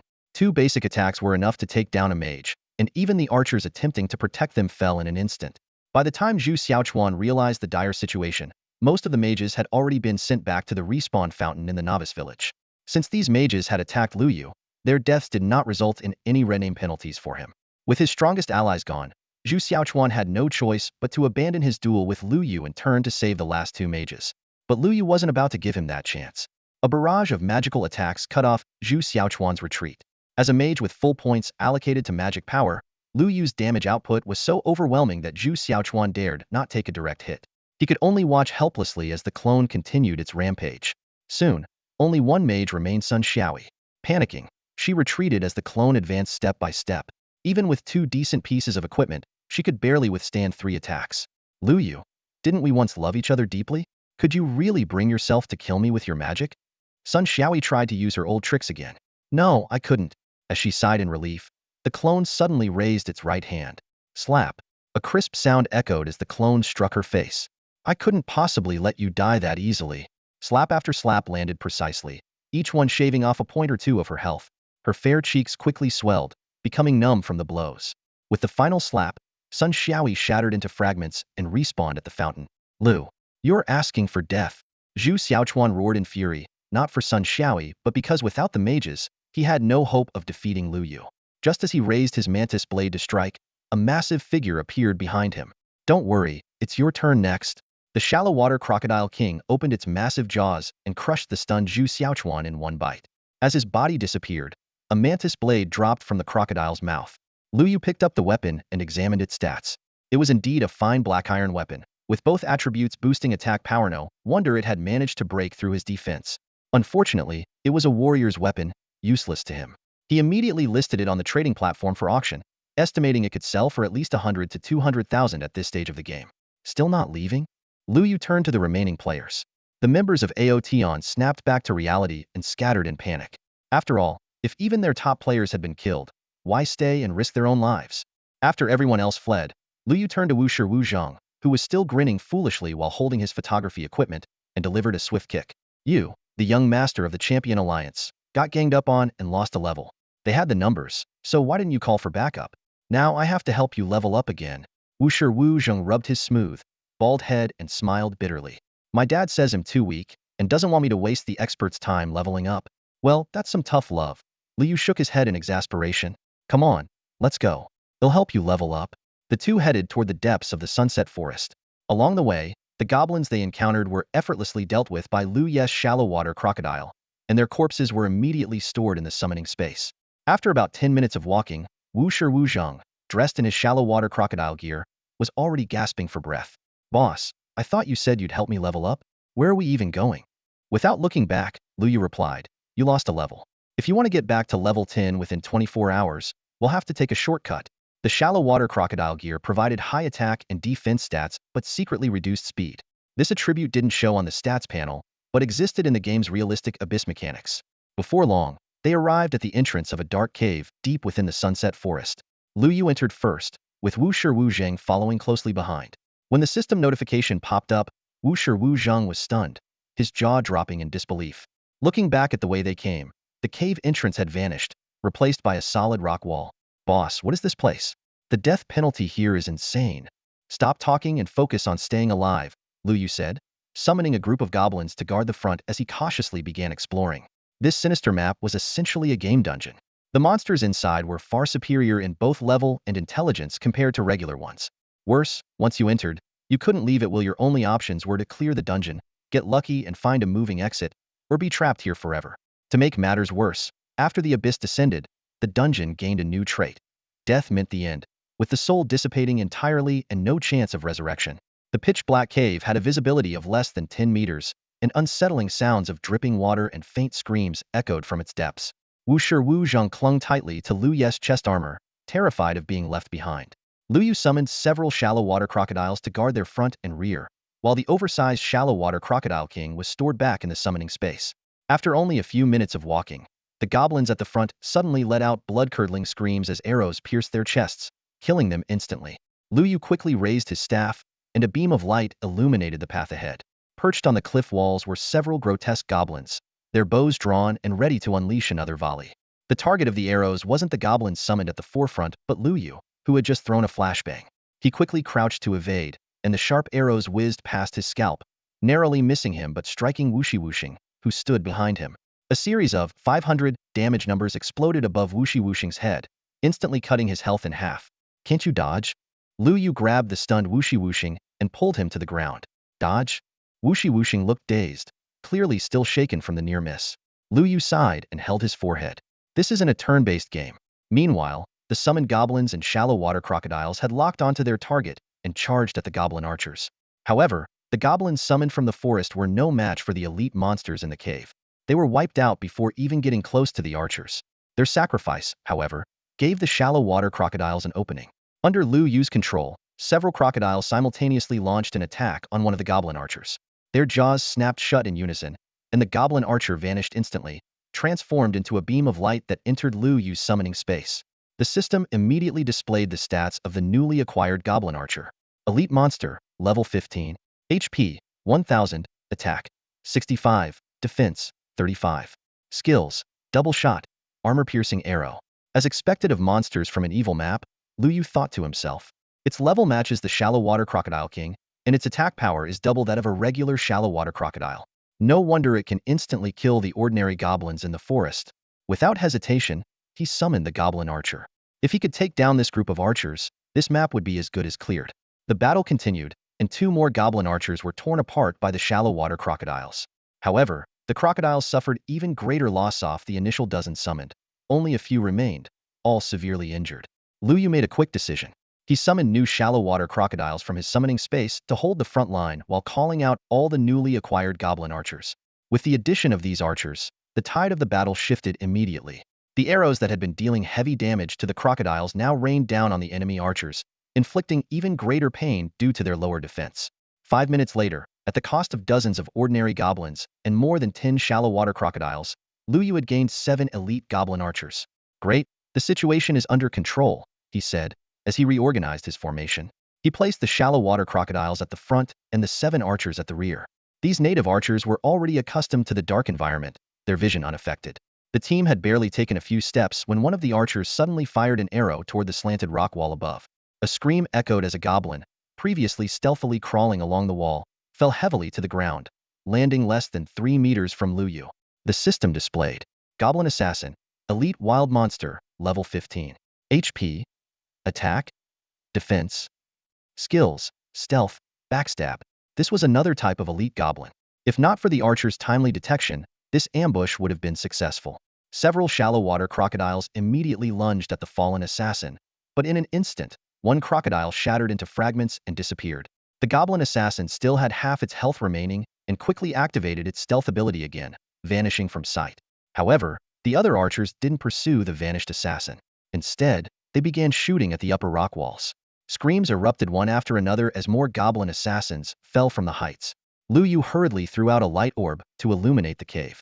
The rock walls were densely packed with goblins, their numbers easily exceeding 100. Lu Yu drew a sharp breath, suddenly realizing he might have overestimated himself. One by one, the goblin assassins were shot down, vanishing into the darkness the moment they hit the ground. Lu Yu continuously unleashed mage attacks imbued with flashes of light, illuminating streaks across the pitch-black cave and providing limited visibility for the shallow water crocodiles. To counter the stealth threat, Lu Yu quickly summoned more shallow water crocodiles, encircling himself entirely. These scaly creatures formed an impenetrable living barrier, making it nearly impossible for any enemy to bypass their keen senses unnoticed. Realizing they couldn't directly ambush Lu Yu, the goblin assassins shifted their tactics. They utilized their stealth abilities to lurk in the shadows, waiting for the perfect opportunity to strike.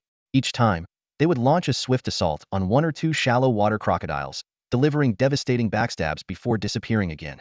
While the crocodiles could deal significant damage to their attackers, their bulky bodies made it difficult to keep up with the goblins' speed. By the time they retaliated, the enemies had already vanished. Lu Yu frowned deeply. Although his inventory held a large reserve of shallow water crocodiles, this war of attrition was taking a heavy toll on him. What worried him more was the fact that this was only the outer perimeter of the goblin lair. I need to change my strategy, Lu Yu thought to himself. Without hesitation, he activated his clone technique, summoning an identical copy of himself. However, this halved both his health and mana, leaving him more vulnerable. Any single ambush by an assassin could be fatal. At that moment, Yushir Wuzhang handed him a few potions. Boss, we're counting on you to clear this stage. These basic healing potions instantly restored 200 health points per bottle and provided an additional 10 points per second over the next 30 seconds, with a cooldown of 60 seconds. Lu Yu recalled how he had spent hours farming newbie big-eared rabbits and shallow water crocodiles to scrape together triple-digit gold coins. Yet each of these potions cost a hefty 10 gold coins apiece. This guy must have bought gold, Lu Yu thought, but he didn't hesitate to drink one. He then directed his clone to scout ahead. Based on their earlier encounters, it was clear that while these goblin assassins were cunning enough to bypass summoned creatures and target the summoner directly, they were still just beginner-level monsters with limited intelligence. Sure enough, as soon as the clone stepped out of the crocodile's protective circle, 5 or 6 flashes of cold light appeared. The assassins had taken the bait. Lu Yu seized the critical moment. Just as the goblin assassins launched their attack, the shallow water crocodiles surrounding his clone snapped their massive jaws, while arrows from the goblin archers whistled through the air. Amidst the darkness, damage numbers from bites, double shots, and piercing arrows flashed chaotically. His clone, along with several nearby figures, shattered into fragments and returned to the summoning space. Although the goblin assassins had similar stats to the archers, their stealth ability was particularly troublesome. Once they entered stealth mode, they vanished completely from their target's view, only revealing their positions when they initiated an attack. Without hesitation, Lu Yu summoned 6 goblin assassins and commanded them to enter stealth mode, lying in wait in the shadows. Their tactic was simple: ambush the enemy assassins the moment they exited stealth mode. The ensuing battle was fierce. The enemy assassins relentlessly attacked the shallow water crocodiles, forcing Lu Yu to frequently summon new ones as meat shields. In just a few minutes, he lost over 100 crocodiles. However, the effort wasn't in vain as assassins successfully ambushed and captured over a dozen enemy goblin assassins, adding them to his summoning roster. Sensing the unfavorable situation, Lu Yu quickly adjusted his strategy. He deployed all his goblin assassins at once. The cavern was instantly filled with the sharp sound of daggers slicing through the air and the anguished cries of the fallen. Still, the kill rate was less than ideal. After 10 minutes, his experience bar had only risen by 3, no better than grinding monsters outside, but with significantly higher risks. Once his clone skill cooldown was complete, Lu Yu repeated his tactic. This time, he positioned the clone at the edge of the shallow water crocodile's defensive perimeter and ordered all units to concentrate their attacks in front of the clone. Predictably, a dozen goblin assassins were forced out of stealth and swarmed forward. Lu Yu commanded the clone to retreat swiftly while the crocodiles moved in to block their advance, and the archers unleashed a barrage of arrows. In moments, the wave of enemies was eliminated, becoming part of his summoning force. Through this cycle of tactics, Lu Yu managed to annihilate 4 or 5 waves of enemies in just minutes. While his clone eventually dissipated from the strain, it was promptly replaced by a newly summoned one. Within an hour, Lu Yu had leveled up to level 7A, terrifyingly fast progression in the abyss. With the surrounding threats eliminated, Lu Yu led over 100 goblin assassins deeper into the cavern. After another half hour, he reached level 10, while his companion, Wushir Wuzhang, was on the verge of breaking through to level 9. Suddenly, Wushir Wuzhang halted in his tracks. "Hey, do you hear something?" Lu Yu tilted his head, listening carefully. From deep within the cave came a chilling sound, not the guttural growls of goblins, but the blood-curdling screams of human girls. Faint, agonizing screams echoed through the air. Lu Yu perked up his ears to listen carefully, but the sounds seemed to vanish into thin air. "Boss, could this be some kind of hidden quest?" Wu Shiwuzing asked excitedly. Lu Yu pondered for a moment and nodded. "Your guess makes sense, but goblins are notoriously cunning. It could also be a trap. Either way, we need to check it out." The two continued forward and soon encountered 2 passageways, one on the left and one on the right. All the summoned goblin assassins had gathered there, waiting for Lu Yu's instructions before making any move. "Boss, why don't you feel the walls on both sides and see if there's any difference?" Lu Yu suggested. Wu Shiwuzing immediately complied, running his hands along the walls on both sides before reporting. "The wall on the left feels damper.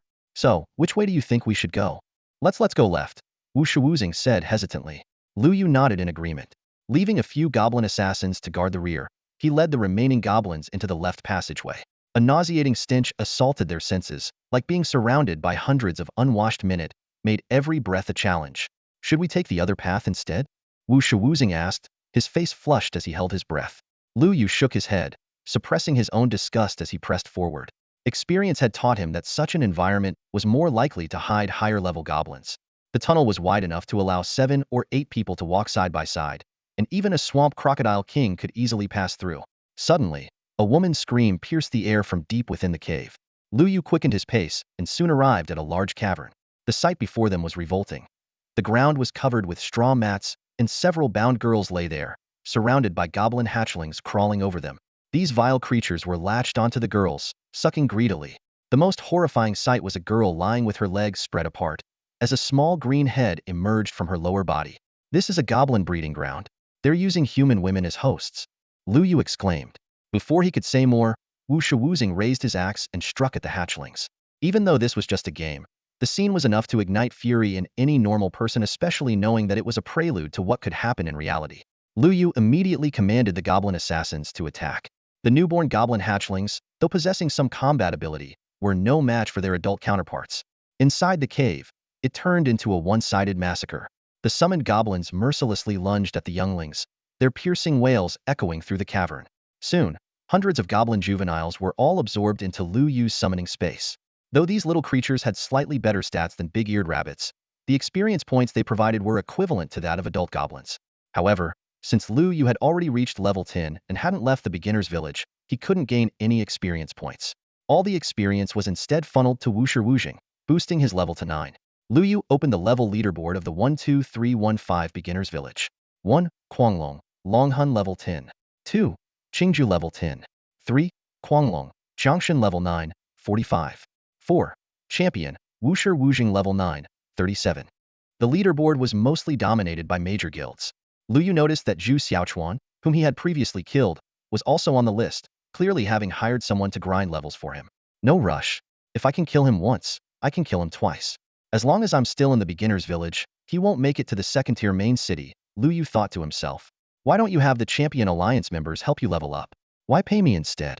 Lu Yu turned to Wu Shiwuzing and asked. Wu Shiwuzing rubbed his bald head with a helpless smile. My dad says my skills are too bad, and having someone carry me would be a waste of time.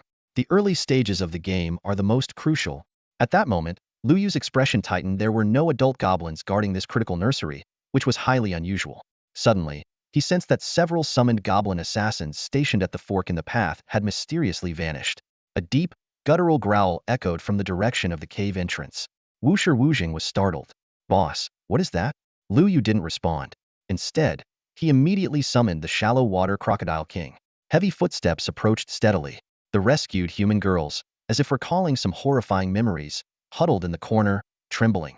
Wu Shiwuzing gripped his twin axes tightly, staring intently at the cave entrance, but Lu Yu scolded him. Why are you standing so far forward? Killed a few younglings, and now you think you're something? Get to the back and hide. As Wu Shiwuzing retreated behind Lu Yu, 3 towering green figures, each over 3 meters tall, appeared at the cave entrance. Behemoth Goblin. Abyss-class monster. Level 17. HP. Attack? Defense? Lu Yu's expression grew grim. An Abyss-class monster. This time, they might be in serious trouble. Abyssal-level monsters, creatures comparable to bosses, differ only in their lack of invincibility and death recovery abilities. In every other aspect, their attributes are nearly identical to those of bosses. What makes them even more terrifying is that they rarely appear alone. They often come in groups. At this moment, Lu Yu was facing such a dire situation. 3 enraged abyssal-level goblin behemoths were glaring at him with predatory intent. These massive creatures, originally resting on the other side of the cavern, had rushed over upon hearing the cries of their young. But instead of their offspring, they found only 2 humans and a giant crocodile, with no trace of their younglings in sight. Blinded by fury, the goblin behemoths lost all reason. Wielding their massive wooden clubs, they roared deafeningly and charged at Lu Yu. The shallow water crocodile king swiftly positioned itself in front of Lu Yu, activating its death roll skill. Its enormous body crushed into the 3 goblins, but the attack barely caused any significant damage. Before the crocodile king could regain its balance, the 3 goblin behemoths coordinated seamlessly. One grabbed its tail, another clamped its jaws shut, while the third raised its wooden club and relentlessly struck the crocodile king's back. In just a few seconds, the crocodile king lost 5 of its health. At this critical juncture, a group of lurking goblin assassins revealed themselves. Dozens of cold flashes streaked through the air as their backstab skills drained over 1,000 health points from the goblin behemoths. Agonized, the behemoths turned around, swinging their clubs in wide arcs, instantly killing several assassins who failed to evade in time. Seizing the brief respite, the Crocodile King launched a counterattack, targeting the Goblin Behemoth with the lowest health. It activated its Blood Maw skill, sinking its razor-sharp teeth deep into the creature's arm, ripping away a large chunk of flesh to expose bare bone. The injured Goblin Behemoth let out a pained howl, dropping its club to the ground. Seeing this, the other two Goblin Behemoths immediately abandoned their pursuit of the assassins and turned their focus back to the Crocodile King. Lu Yu ordered the Crocodile King to retreat, but he underestimated the enemy's speed. While the Crocodile King managed to dodge the first strike, it was struck hard by the wooden club of the second Goblin Behemoth. Meanwhile, the injured Goblin Behemoth retrieved its fallen club and rejoined the assault. Lu Yu had no choice but to send the Goblin assassins to launch another sneak attack. This time, however, the Goblin Behemoths were prepared. One of them suddenly turned and swung its club in a wide arc, catching the closest assassins off guard and leaving them critically injured. Lu Yu's face darkened. Battling these highly intelligent monsters meant that even the slightest mistake could lead to total defeat. But the Crocodile King had to be saved. It was the only trump card capable of standing against the colossal goblin beasts. While commanding the goblin assassins to continue their assault, he summoned every remaining shallow water crocodile from his summoning space. Though these low-level creatures were weak, the principle of mini ants can bring down an elephant applied here as well. If they could buy even a moment's respite for the Crocodile King, it would be worth it. Hundreds of shallow water crocodiles swarmed forward, only to be predictably smashed to death by the goblin beasts with a single swing of their clubs. However, the sheer number of crocodiles began to take its toll. The three massive goblin beasts struggled to handle the overwhelming swarm. During the brief gaps between their swings, many of the crocodiles managed to latch onto their bodies, biting ferociously. In no time, the goblin beasts were covered in shallow water crocodiles clinging tightly to them, severely hampering their movements. The Crocodile King finally broke free from its restraints, though its health had already dropped below half. Yet Lu Yu couldn't feel any relief, not when the goblin beasts had yet to use any of their abilities. As expected, the three goblin beasts leaped into the air simultaneously, then slammed heavily into the ground. A shockwave rippled outward, instantly pulverizing the surrounding shallow water crocodiles into mush and flinging those clinging to their bodies away. Even Lu Yu, standing several meters away, was staggered and forced to retreat. The group's skill was devastating, wiping out 80 of the shallow water crocodiles in an instant, while the remaining ones were left critically injured. Even the stealthy goblin assassins were forced out of hiding. However, the powerful skill came with a drawback. The goblin beasts were momentarily stunned. Lu Yu seized the opportunity, commanding all his summoned creatures to focus their attacks on the goblin beast whose arm had been bitten off. If they could take down just one of them, the scales of victory might tip in their favor. Under the relentless assault, the targeted goblin beast's health finally dropped below 20. Yet at that moment, it snapped out of its daze and entered a berserk state. Its attack power increased by 50, its attack speed doubled, and its defense dropped by 50, lasting for 1 minute. Damn it, how are we supposed to fight this? Lu Yu cursed internally. The goblin beast, already capable of one-shotting his summons, now had its attack power and speed drastically boosted, making it even more terrifying. The reduced defense was meaningless, as none of his creatures could get close enough to deal damage. The remaining dozen goblin archers stood no chance of killing it within a minute. The berserk goblin beast tossed aside its club and grabbed the Crocodile King by the tail with both hands. With a furious roar, it swung the massive creature several times its own size into the air. The Crocodile King struggled desperately, its limbs flailing helplessly. As the goblin beast spun it around, it not only knocked away the attacking goblin assassins, but also used the Crocodile King as a living shield to block all incoming arrows. Finally, the goblin beast hurled the Crocodile King with all its might against the cave wall. The impact sent rocks flying everywhere. The Crocodile King's health bar vanished instantly, its death recovery skill failing to activate before it was smashed to death, leaving behind only a crocodile hide and a piece of crocodile meat. Hiding behind Lu Yu, Wuzing swallowed nervously. He had witnessed the Crocodile King's immense power firsthand, yet it seemed utterly powerless against the goblin beasts. The other two goblin beasts had also recovered from their stun. With the Crocodile King no longer in their way, they began advancing toward Lu Yu. Each step they took sent tremors through the cave, the stones on the ground shaking with their movements. At this point, Lu Yu was left with only a handful of half-health goblin assassins, and archers nowhere near enough to stop the goblin beasts. The goblin archers continued firing desperately, but even with their efforts, the berserk goblin beast's health remained above 10. They had to buy more time for the archers somehow. The goblin assassins threw themselves in front of the archers, acting as shields, but were swatted away like flies by the goblin beasts. Lu Yu glanced at his summoning space, where a few hundred goblin hatchlings remained. These hatchlings wouldn't last even 10 seconds, but every second counted.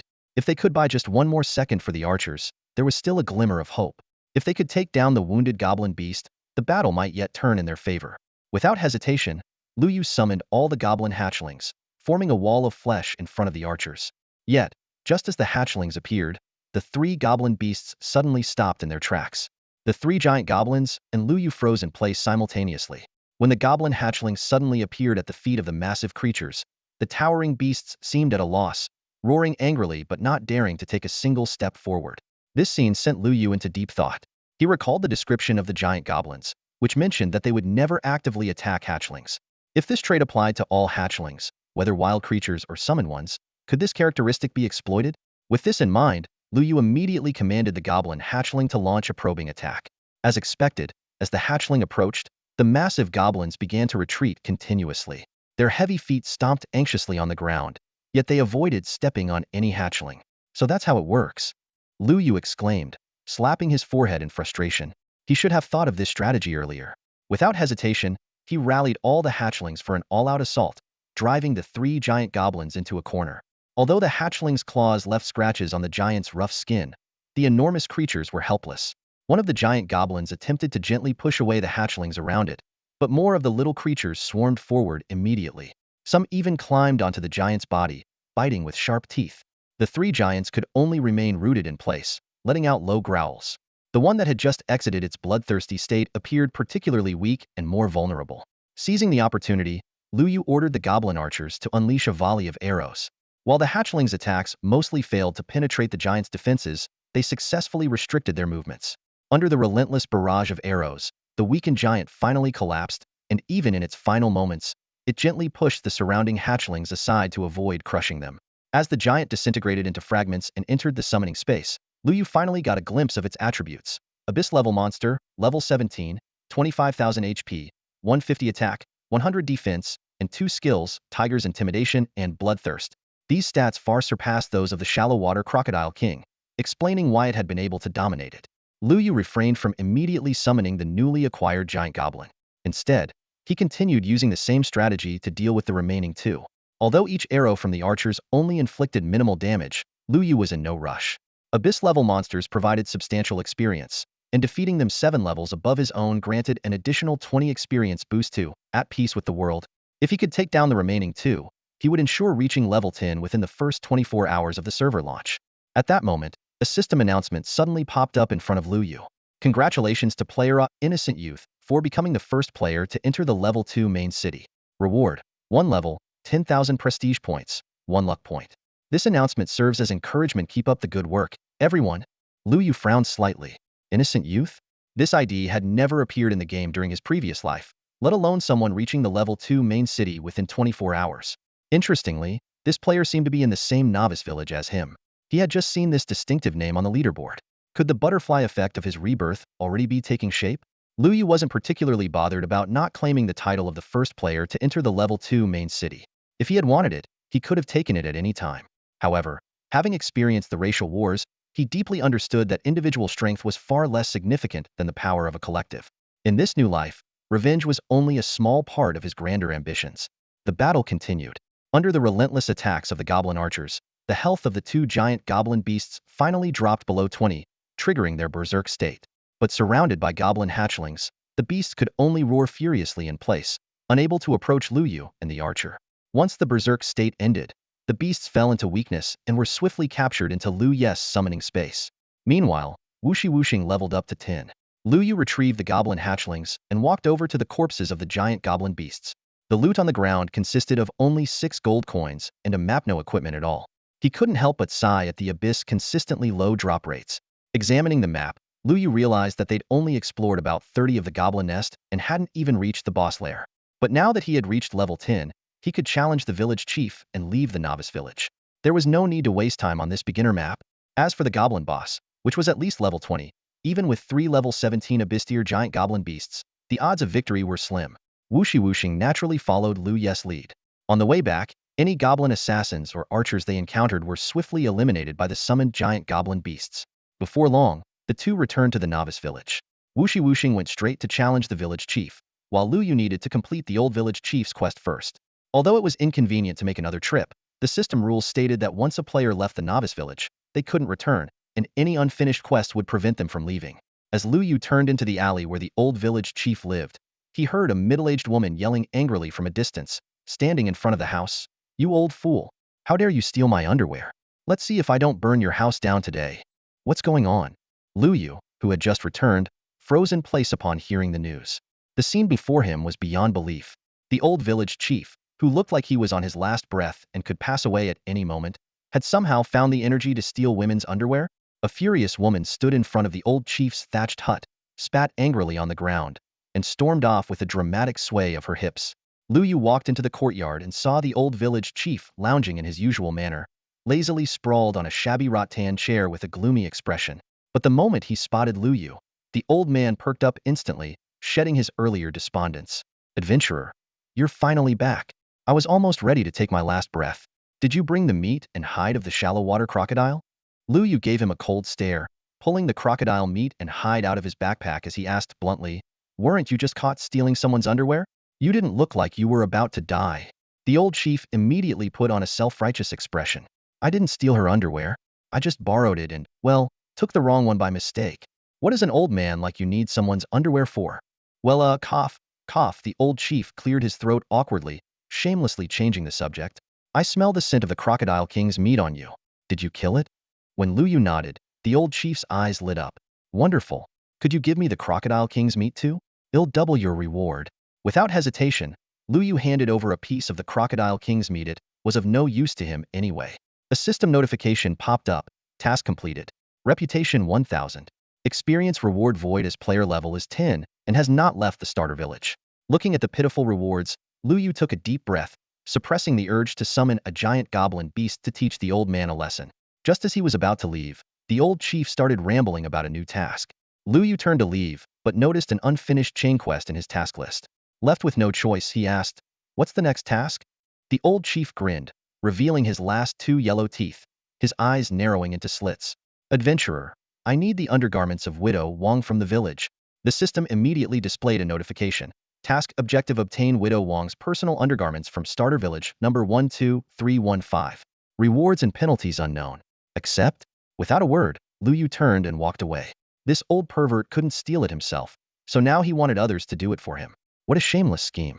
"Do you think I'm that kind of person?" Lu Yu stood before the old village chief, his tone resolute. "Even if I die in the beginner's village, I won't take on your tasks anymore." With that, he turned to leave. The old village chief hurriedly called after him, "Adventurer, where are you going? I haven't finished assigning your tasks yet." Without looking back, Lu Yu pushed open the courtyard gate. Behind him, the old village chief's tempting voice rang out. "This time, the reward is exactly what you need. If you complete my chain of tasks, I can give you a skill book. It will allow you to restore the health of your summons." A system notification immediately popped up.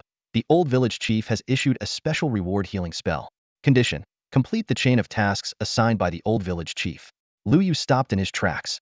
After hesitating for a moment, he turned around and re-entered the courtyard. "Village chief, where does Widow Wong live?" "I'll go right now." The old village chief smiled with satisfaction. "Young man, don't be in such a hurry. Widow Wong's undergarments aren't easy to steal. She always carries them with her. If I can't steal them, I can just take them by force," Lu Yu replied nonchalantly. The old village chief looked him up and down, shaking his head. "You're no match for Widow Wong." "What? I can't beat Widow Wong?" Though he knew NPCs were generally overpowered, this was still just a beginner's village, and Lu Yu felt indignant. "Adventurer, we must use strategy," the old village chief said mysteriously, pulling a small pouch of white powder from his pocket. "I've heard Widow Wong has a thing with the bartender, Lier. Go find Lier and tell him Widow Wong sent you to buy wine. Then, mix this into the wine and deliver it to her. It's a sleeping drug. Shall fall into a deep sleep after drinking it." Lu Yu took the powder, internally criticizing the upright village chief's less-than-decent methods. But to avoid unnecessary conflict, especially considering the challenges awaiting him after leaving the beginner's village, he decided to follow the plan. Arriving at the village's rarely visited tavern, Lu Yu spotted the bartender, Lier, slouching listlessly behind the counter. "Bartender, Widow Wong sent me to buy some wine." At the mention of Widow Wong, Lier immediately perked up, giving Lu Yu a knowing look. "What kind of wine does Widow Wong want?" Lu Yu froze for a moment. This wasn't part of the instructions. "What kinds of wine do you have here?" "I've got 10-year-aged Daughter's Red, 30-year-aged Night Fragrance, and 50-year-aged Drunken Immortal, all brewed by me personally." Lu Yu silently mocked the young bartender's claim of brewing a 50-year-aged wine, but went with his gut. Widow Wang wants a jar of 30-year-aged night fragrance. Sure enough, Li Er's eyes lit up. All right, 30-year-aged night fragrance. One jar 50 gold coins, please. Lu Yu stared at the wine jar in his hand, his brows furrowed. 50 gold coins for a single jar of wine? That price could buy him 5 bottles of healing potions. What infuriated him even more was that this was clearly the hush money for Li Er's affair with Widow Wang. Instinctively, he wanted to smash the jar on the ground, but for the sake of the mission, he held back. After checking his money pouch, he found he had just enough 61 gold coins. After paying, he left with the jar in hand, slamming the door shut behind him as Li Er enthusiastically called out, "Come again next time." Finding a secluded alley, Lu Yu carefully inspected the wine jar. As he removed the seal, the system immediately displayed its information. Night Fragrance Bronze Grade. Effect: increases the drinker's attack power by 30, decreases attack speed by 10, lasts for 30 minutes. Description: a fine brew from Li Er of the Novice Village, primarily used for transmitting special messages. Quickly, Lu Yu took out the knockout powder given to him by the old village chief, poured it into the wine, and gently swirled it until fully mixed. He resealed the jar, satisfied. Perfect, there was no visible sign of tampering. When he arrived at Widow Wang's house, he noticed the main door was ajar. Peeking through the gap, he saw the alluring widow hanging clothes to dry in the courtyard. Among the garments, a piece of intimate lingerie was prominently displayed on the clothesline. He knocked politely on the door. "Come in. I've left the door open for you." Widow Wang's voice called from inside. Puzzled, Lu Yu pushed the door open and stepped in. "You sneaky devil, can't even wait until nightfall? Just you wait a night, I'll drain you dry." Widow Wang turned around mid-sentence, only for her words to abruptly stop when she saw who it was. Lu Yu cleared his throat awkwardly. "Big sister, Li Er asked me to bring some wine for you." Widow Wang's expression instantly returned to normal, as if nothing had happened. She took the jar from him, her tone soft and seductive. "Thank you, young man. Life as a widow is so lonely. Every night, I have no choice but to drink to keep myself company. Why don't you come in and have a few drinks with me?" Lu Yu's heart raced as his eyes darted to the lingerie in the courtyard. But seeing her holding the wine jar alone, it was clear she wouldn't drink it easily. Determined to complete his mission, he reluctantly followed her inside. Widow Wang poured 2 cups of wine and raised one in a toast. "Come on, young man. Let's drink to our heart's content." Lu Yu picked up the cup, his Adam's apple bobbing nervously. "What's wrong, young man?" Widow Wang narrowed her eyes as she studied him. "Don't tell me you're afraid to drink. Could it be you spiked the wine with knockout powder?" Lu Yu's expression froze for a moment, but he forced himself to stay calm and said, "Me, the great hero of the novice village. How could I possibly do something like that?" Widow Wang, unconvinced, covered her mouth with a playful laugh and brought the wine glass to his lips. Lu Yu quickly pushed the glass away and suddenly clutched his stomach, grimacing in pain. "Big sister, my stomach suddenly hurts. Mind if I use your restroom?" "The restroom is in the courtyard," Widow Wang replied, leaning against the doorframe as she watched Lu Yu stagger away, her soft laughter trailing behind him. Step by step, Lu Yu made his way toward the restroom. As he passed the clothesline, he suddenly turned around, grabbed a piece of lingerie hanging there, and vaulted over the wall. Widow Wang's smile froze instantly. Letting out a sharp cry, she dropped the wine glass and gave chase. To his dismay, her speed was even faster than his. Just as she was about to leap over the wall to catch him, 2 daggers came whistling through the air, aiming for her neck and abdomen. Despite being midair and unable to dodge, Widow Wang took both hits without hesitation. Yet she wasn't fazed. With a swift kick, her embroidered shoe, hiding a concealed blade, pierced straight through the heart of the goblin assassin. The assassin dissolved into shimmering particles on the spot. "What the? One-hit kill?" Lu Yu gasped in shock, finally understanding why the village elder had warned him not to mess with this woman. To effortlessly kill a goblin assassin, her strength must be on par with the shallow water crocodile king. Lu Yu quickly examined the stats of the lingerie he had just obtained. Silvered item: Widow Wang's lingerie. Effect: removes applies certain special seals. Description: imbued with Widow Wang's lingering fragrance, irresistible to those who smell it. Unable to resist, he took another sniff and was immediately entranced. The system promptly issued a warning: affected by a minor seal. Attack speed and damage reduced by 50 for 12 hours. Snapping out of his daze, Lu Yu hurriedly stuffed the lingerie into his inventory, but his movement speed was already significantly impaired. Widow Wang, having dealt with the goblin assassin, closed the distance in an instant. "Little one, what do you plan to do with my lingerie? My lingerie isn't something you can just take." Before she finished speaking, a cold flash streaked past Lu Ye's neck. Despite wearing Crocodile King leather armor, his health bar dropped by half in an instant. The sheer damage was terrifying. No wonder she could one-shot a goblin assassin, could barely survive 2 hits at most. Lu Yu found himself in a tough spot. He cursed the old village chief's so-called foolproof plan in his heart, but his actions did not falter for a second. Downing a potion in one swift motion, he retreated while summoning dozens of goblin assassins and archers in the narrow alleyway. With limited space, he had no choice but to leave the massive goblin beasts in the summoning realm for now to avoid causing chaos in the entire novice village. The goblins formed a defensive circle, temporarily blocking Widow Wong's path of attack. However, judging by her speed, the defense wouldn't hold for long. In desperation, Lu Yu decisively used the clone technique. Though his main body was critically injured, one touch from Widow Wong would mean certain death, had no other option. Dying once would only result in losing a level, but the mission had to be completed. He handed the undergarment to his clone and ordered it to sprint at full speed toward the old village chief's house. Unfortunately, the clone inherited the main body's current state, suffering the same movement speed and attack speed debuffs. As Widow Wong effortlessly kicked away a goblin assassin attempting to ambush her and agilely leaped onto the rooftops to pursue the clone, Liu quickly summoned more goblins on the roofs to block her path. The clone had already turned into the alley leading to the old village chief's house and was close to success. However, Widow Wong seemed to have gone berserk. Ignoring the arrows from the archers and the ambushes from the assassins, she pursued relentlessly, even at the cost of sustaining heavy injuries. She quickly caught up to the speed-restricted clone, her dagger gleaming with a cold light as she aimed straight for its back, a clear execution of the assassin's backstab skill. Lu Yu had anticipated this and immediately commanded the clone to dive forward. Though the vital spot was avoided, a gruesome wound was slashed open on the clone's back, nearly killing it instantly. The situation was dire. Gritting his teeth, Lu Yu summoned 2 massive goblin beasts in the narrow alleyway. Their enormous bodies completely blocked the passage, causing bricks and tiles to tumble down.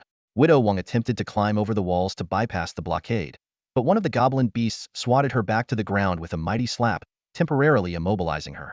Seizing the opportunity, the clone dashed into the old village chief's yard and finally delivered the undergarment. Hearing the sounds of fighting, the villagers quickly emerged from their homes. When they saw 2 massive goblins, their faces were immediately filled with fear. The village chief rushed over, frowning as he took in the battle scars scattered across the ground and the damaged houses on either side. Before Lu Yu could explain, Widow Wong spoke up first, her voice tinged with a sob. "Our village hero actually helped the old village chief steal my undergarments.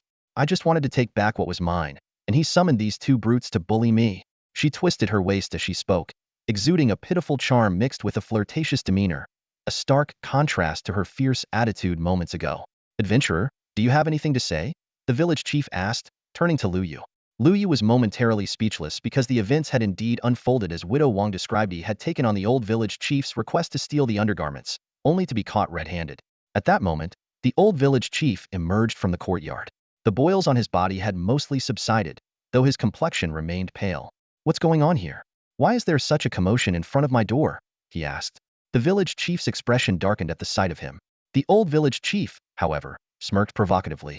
Well, current village chief, my dear successor, you don't look so good."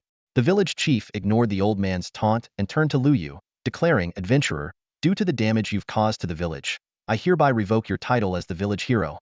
A system notification immediately appeared, indicating the title had been removed. Most of the villagers' favorability towards Lu Yu plummeted into the negatives, though the old village chief's favorability increased by 20 points, reaching a total of 70. "Adventurer, you must compensate the villagers for the damages to their homes," the village chief said sternly. Without hesitation, Lu Yu handed over 10 gold coins to the villagers. Better to pay up than waste time rebuilding. Though they accepted the compensation, they still shot him angry glares as they left. Before departing, the village chief leaned in and whispered to Lu Yu, "As the chief of the beginner's village, let me give you some advice. Don't get too close to that old man. He'll bring disaster to the entire village." While Lu Yu was pondering those words, the old village chief burst into laughter. "Ha ha ha, adventurer, you got Widow Wong's undergarments for me. Well done. Here's your reward." The system notified Lu Yu that the quest was complete. However, since he had already reached level 10 and had not yet left the beginner's village, the experience reward was void. He only received 1,000 reputation points.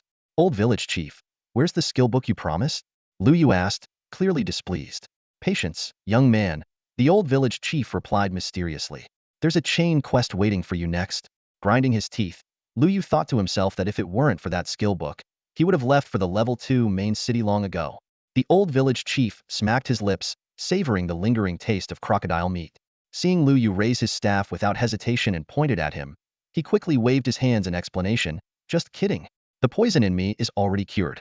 No need for more crocodile meat. There's something more important I need you to handle now.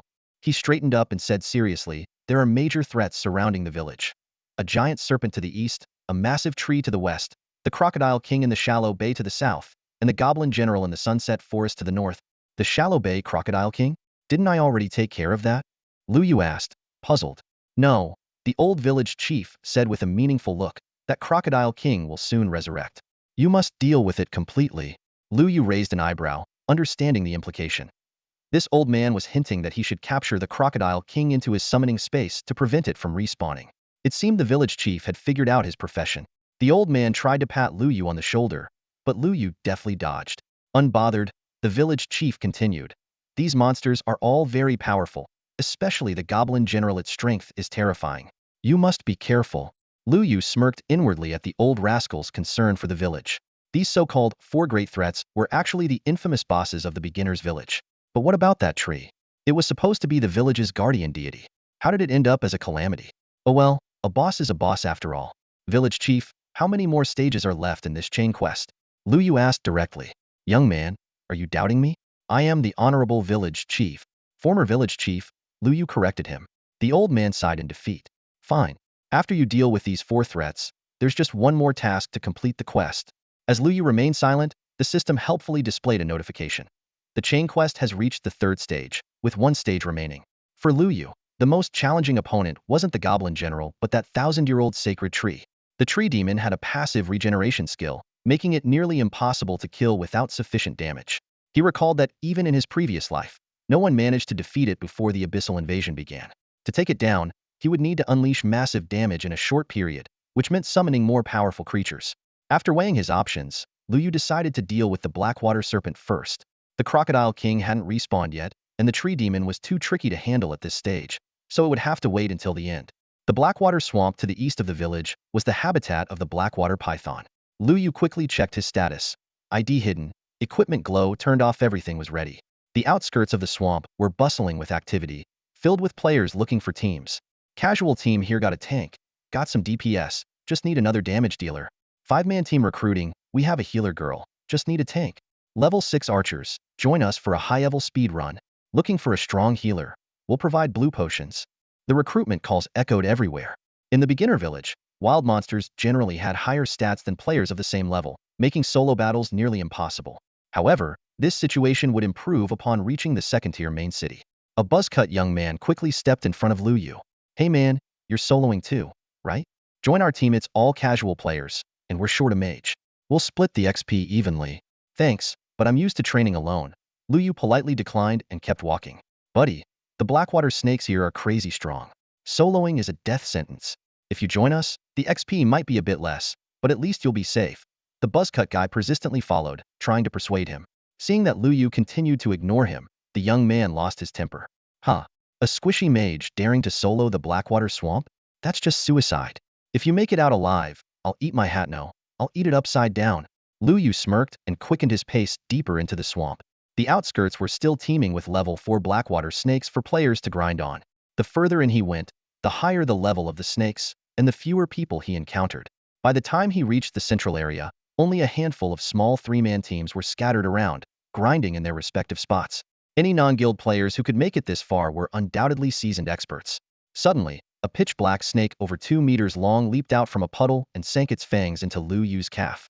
A system notification immediately popped up. Poison effect triggered, losing 2 HP per second for 30 seconds. The most troublesome thing about Blackwater snakes was their stackable poison effect. Ordinary teams would only dare to face 2 at a time, as more could easily lead to a wipe. But for Lu Yu, this amount of damage was negligible. He lightly waved his staff, and a glowing orb struck the snake's head with precision, instantly depleting a third of its health. 2 more basic attacks finished it off, and the Blackwater snake dissolved into light, absorbed into his summoning space. Lu Yu pressed onward. These level 5 and 6 wild monsters no longer posed a challenge to him, nor did he have much interest in capturing them in bulk. Besides, in the next day or two, this area was bound to become a prime leveling spot for the majority of players. Previously, abducting the big-eared rabbit had already gotten them torn apart on the forums. Now taking the Blackwater snake too? That's really leaving no way out for the new players in 1-2-3-1-5 Beginner Village. Lu Yu treaded cautiously along the muddy paths in the central area of the Blackwater Swamp. His leather boots stepped carefully on raised patches of dirt between the puddles, each step calculated to avoid slipping. Occasionally, a black water snake would lunge out from the murky water, but for someone already at level 10, it posed no real threat. A few swift moves were enough to deal with them. What truly kept him on edge, however, were the three suspicious-looking players not far away.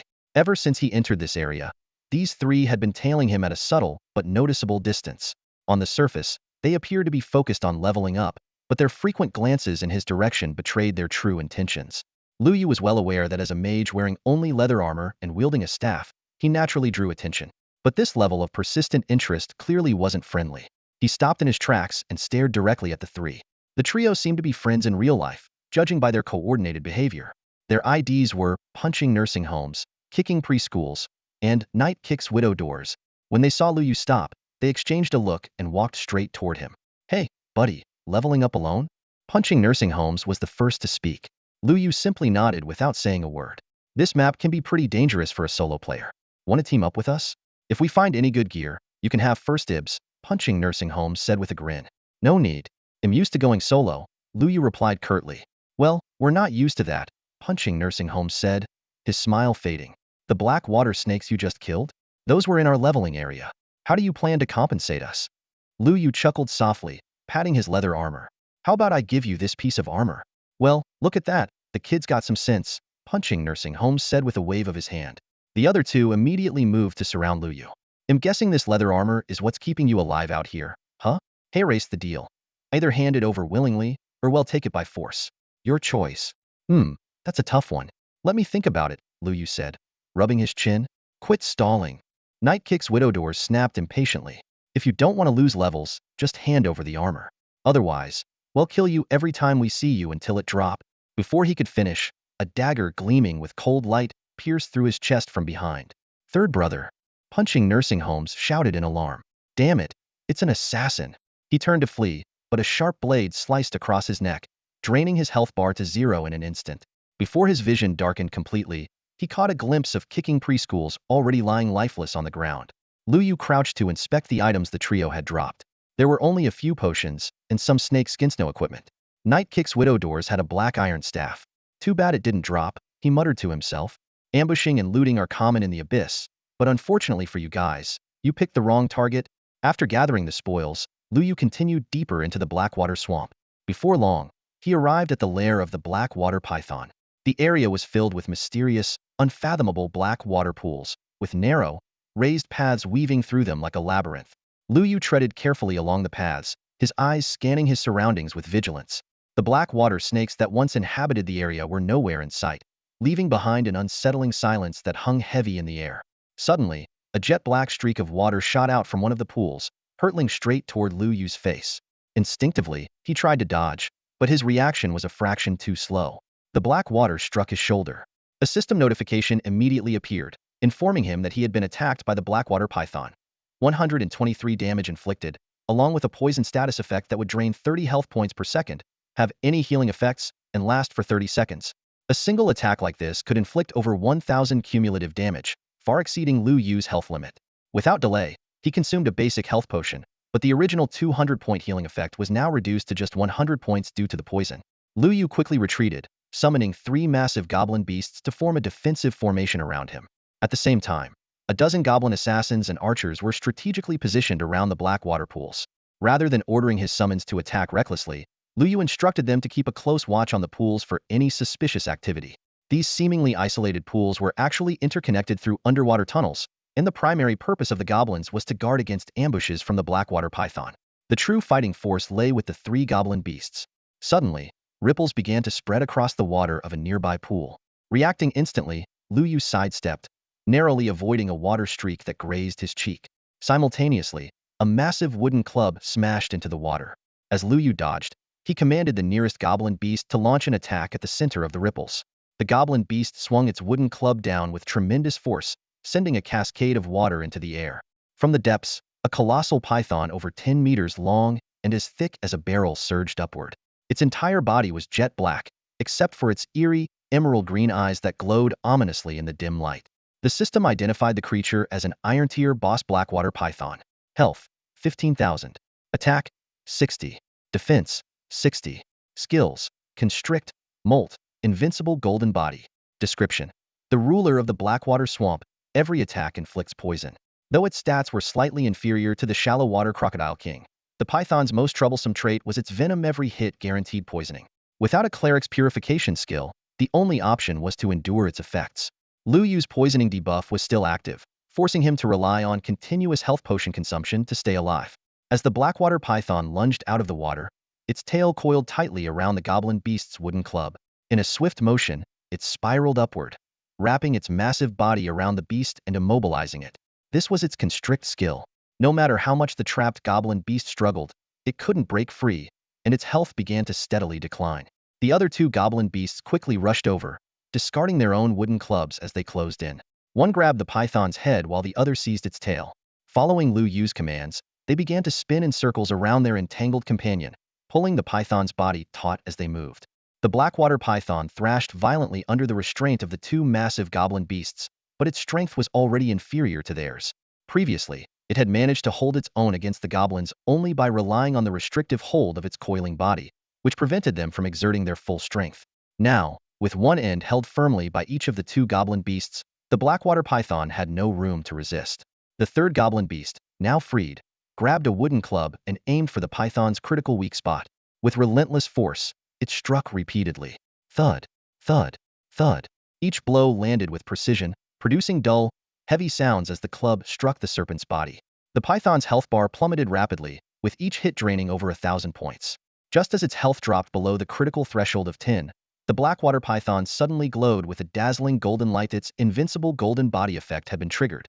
Though the effect lasted only a single second, it was enough for the python to break free from the goblin's grasp.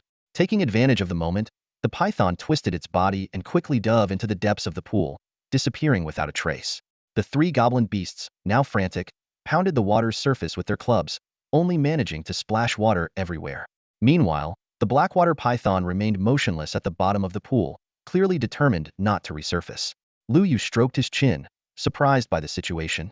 Since when had the village's beginner-level boss become so cautious? Even golden-tier bosses rarely displayed such adaptability. Unfortunately, the goblin beasts were unable to enter the water. These fearsome creatures, so dominant on land, would become easy prey for the python in its aquatic domain. If only the Shallow Water Crocodile King were still around, this would be an easy fix. The weakened Blackwater Python would stand no chance against it. But it had been less than 24 hours since the Crocodile King's defeat, and even though it was no longer Lu Yu's summoned beast, it couldn't respawn just yet. As for the other creatures in Lu Yu's summoning space, they were even less of an option. Aside from a few Blackwater snakes head casually eliminated during his travels, there was nothing capable of challenging the python in the water.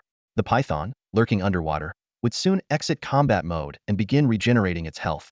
Once fully recovered, taking it down would become an even greater challenge. Lu Yu glanced at the three goblin beasts standing idly by the water's edge and shook his head. Abyssal creatures were no match for a boss after all. If they had an invincible golden body ability themselves, they might have stood a chance against the python.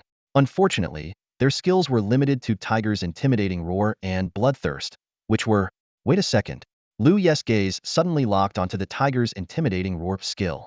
The power of this skill was truly astonishing. During the battle with the giant goblin beasts in the cave, even from dozens of meters away, Lu Yu could feel the immense shockwaves. Without hesitation, he summoned all his black water snakes and sent them into the dark pool.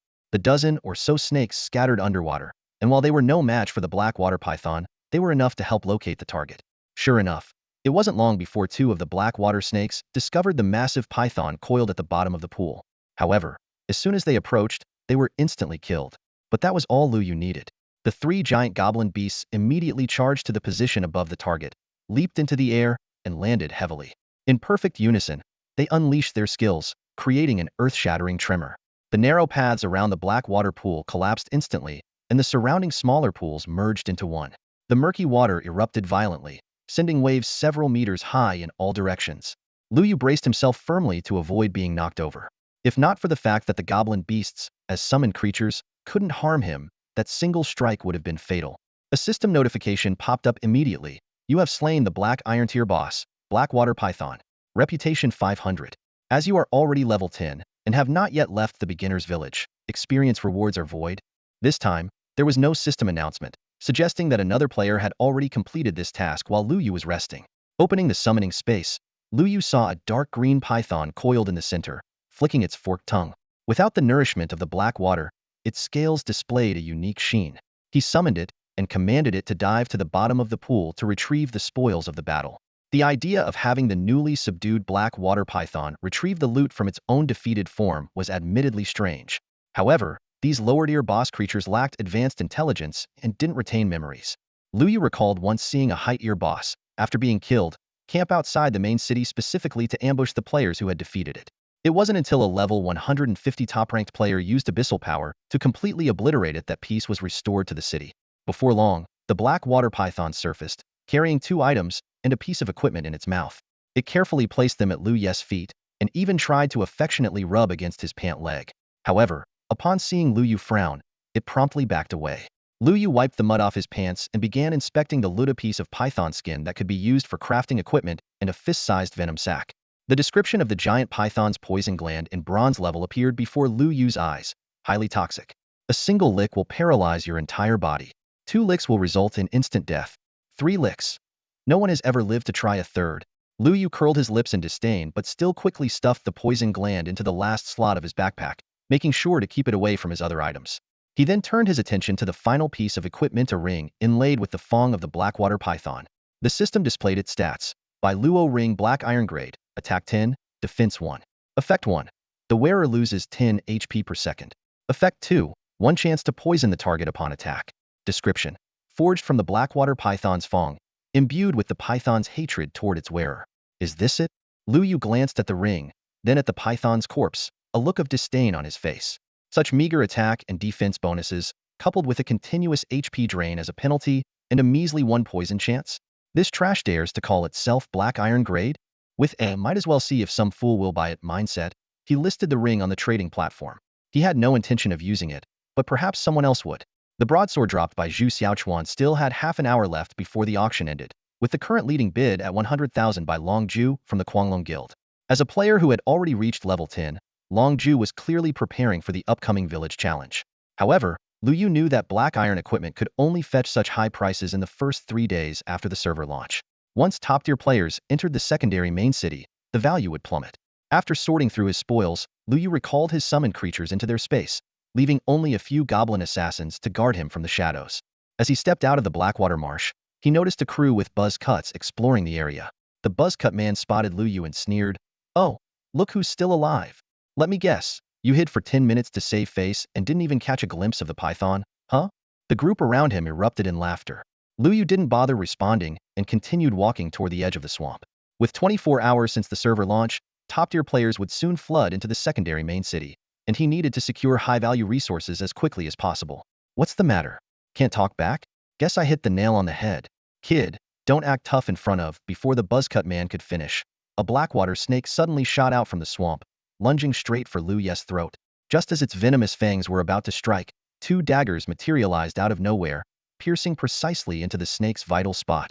The blackwater snake instantly shattered into fragments, and the 2 goblin assassins disappeared back into the shadows. The buzzcut man was dumbfounded. One of his lackeys leaned in and whispered, "Boss, wild monsters leave corpses behind until the next respawn unless they're killed by that person." That person? You mean Qingjio? The buzzcut man's eyes widened in realization. Holy crap, I was just acting all tough in front of Qingjio. Boss, wait, I wasn't thinking straight earlier. Do you need a loyal follower, or a decoration for your leg? But by the time he chased after Lu Yu, the latter had already vanished without a trace. After leaving the Blackwater Swamp, Lu Yu did not head straight to the Goblin Nest. As the most formidable wild boss in the beginner village, the Goblin King's strength far exceeded his current capabilities. Even with the help of the 3 giant goblins and the Blackwater Python, Lu Yu was not confident he could defeat this ruler of the beginner village. Unable to level up and increase his own power, Lu Yu decided to adopt a strategy of overwhelming numbers. His target was once again the shallow water crocodiles in Shallow Water Bay. These wild creatures, second only to the Goblin Nest in level, with their high attack and defense stats, were the perfect allies for taking down the boss. Since wiping out the shallow water crocodiles and their king last time, Lu Yu's summoning space had felt somewhat empty, with the number of wild creatures never surpassing triple digits. Now, it was time to expand his ranks. Shallow Water Bay was just as desolate as before. Even top-tier players who had reached level 9 rarely trained here.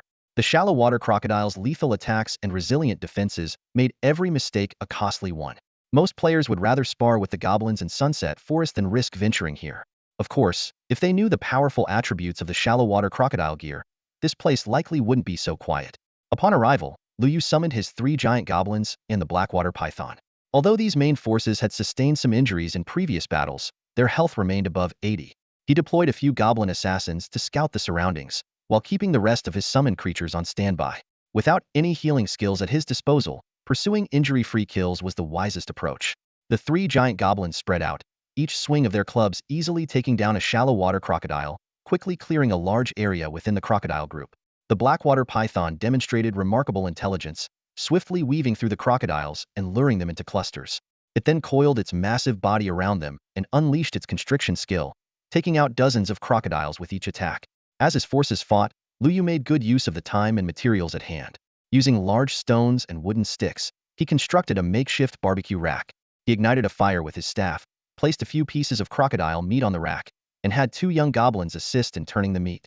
Despite having hunted so many shallow water crocodiles before, he had never actually tasted their meat.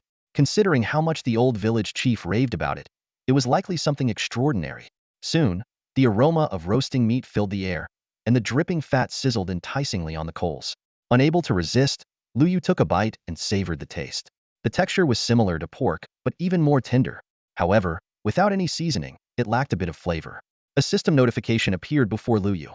After consuming shallow water crocodile meat, his poison resistance increased, reducing the chance and effect of being poisoned by 5. This effect would last for 30 seconds. Staring at the crocodile meat in his hand, Liu Yu pondered if a professional chef were to cook this, the detoxification effect would surely be enhanced further. He recalled the profession system in the game. After players obtained their primary profession in the level 2 main city, they could choose a secondary profession as well. Chef was one of these options, allowing them to maximize the properties of ingredients through special cooking techniques. In the game world, places like pharmacies, blacksmith shops, and other logistical centers only offered basic services. To acquire advanced potions or forge powerful equipment, one had to rely on these secondary professions. Just as Liu Yu was about to continue enjoying his grilled meat, he suddenly sensed a warning from his goblin assassin summoned. There was a large group of players approaching Shallow Water Bay from another direction. While it was normal for players to come here to grind at this time, moving in large groups was unusual. Judging by their movements, it seemed they were targeting the Shallow Water Crocodile King. It had been nearly 24 hours since Liu Yu last defeated that boss, so it was about time for it to respawn. Although Liu Yu couldn't directly see through his summons vision and could only perceive vague information, he wasn't worried. With his current strength, even if all the players from the novice village came together, they wouldn't pose any threat to him. Leaning leisurely against a rock, he continued enjoying his grilled crocodile meat while browsing the trading platform. The platform was flooded with quest items like big-eared rabbit hides. Several mid-sized guilds had already monopolized the big-eared rabbit hunting grounds in the novice village. New players had no choice but to spend 50 coins to buy the hides needed for their quests. While some had tried to resist this monopoly, after having their equipment looted and being repeatedly killed, they eventually had to accept the harsh reality. Liu Yu wasn't surprised by this. To him, human nature was inherently like this. Unless a powerful individual emerged to suppress all forces, this situation was unlikely to change. And that was precisely his goal. Switching to the auction page, he saw mostly ordinary, low-tier equipment. His black iron broadsword was pinned to the top by the administrator, with the highest bid currently at 100,000 coins from Quanglong and Longju. The auction was nearing its end, but Liu Yu wasn't worried at Alan this stage of scarce equipment. The value of a high-quality weapon far exceeded this amount. As the countdown entered the final 30 seconds, the price remained stagnant at 100,000 coins. The final 10 seconds of the auction saw prices fluctuate wildly. 110,000, 120,000, 130,000, 135,000, 140,000, 150,000. Each bid made everyone hold their breath. In the very last second, the price shot up like an arrow. 151,000, 160,000, 170,000, 176,000, until it finally settled. A system notification promptly followed. The item you auctioned, the giant mantis blade, has been purchased by players Quanglong and Longju for 200,000 yuan. The system has deducted a 10 handling fee, leaving 180,000 yuan, which has been transferred to your linked bank account. Please check your balance. Liu Ye's lips curled into a faint smile. To him, this amount of money didn't mean much after all. In a year, all real-world currency would become worthless. Covering basic living expenses was enough for now. He quickly withdrew 100,000 yuan from the account, copied the auction notification verbatim, and posted it as a system announcement. In the game world, Players were left stunned as they read the message. What is Qingjiu up to? Showing off his wealth? That's a black iron tier weapon. I'm still stuck with basic whiteboard gear. Discussions buzzed across the channels. Far away, Zhu Xiaochuan's face darkened instantly when he received the message. His fists clenched involuntarily. After their last battle, he had carefully studied Liu Ye's combat style and Qingjia's gameplay videos. He had been forced to accept a hard truth that left him reeling. Liu Yu and Qingjie were the same person. This realization struck him like a bolt of lightning. The once insignificant player he could toy with at will had now become a formidable powerhouse from the abyss, capable of destroying him effortlessly. The shallow water crocodile king that had taken him down, and now this giant mantis blade that had dropped from him both were undeniable proof of this fact. Liu Ye's decision to post the system announcement was as clear as day. It was a deliberate slap in Zhu Xiaochuan's face. Liu Yu, just you wait. One day, it'll make you regret crossing me. Zhu Xiaochuan growled through gritted teeth. One of his underlings quickly tried to calm him down. Boss, take it easy. Let's focus on the mission. If we complete the village chief's task to slay the shallow water crocodile king, we can get a bronze tier weapon. Hey look, there are 3 goblins over there. Could Qingju be grinding levels here? Zhu Xiaochuan frowned slightly. He knew Liu Yu had already reached level 10 and had stayed in the starter village longer than necessary, likely to help Yushi Wujing level up. Now that Yushi Wujing had also reached level 10, Liu Yu must have left the starter village by now. This might be part of a storyline quest. Let's test it out with an attack, Zhu Xiaochuan ordered. Got it, boss, his underling replied. Liu Yu stood up and extinguished the charcoal fire. At this moment, the increasing number of shallow water crocodiles in the summoning space indicated that the Crocodile King was about to appear. Suddenly, a series of system notifications interrupted his thoughts. His summoned beast, the giant goblin, was under attack by players Ao Tian, Xiao Chuan, and Gold Farming Leader. Before Liu Yu could process what was happening, another notification came through. The giant goblin had already counterattacked in self-defense and killed the intruding enemies. Zhu Xiaochuan. Liu Yu sneered and shook his head dismissively. Ever since he had mercilessly defeated Zhu Xiaochuan and Sun Xiaoyi last time, these people were no more than insignificant ants in his eyes. As long as they didn't seek their own demise by appearing in front of him, he couldn't be bothered to deal with them.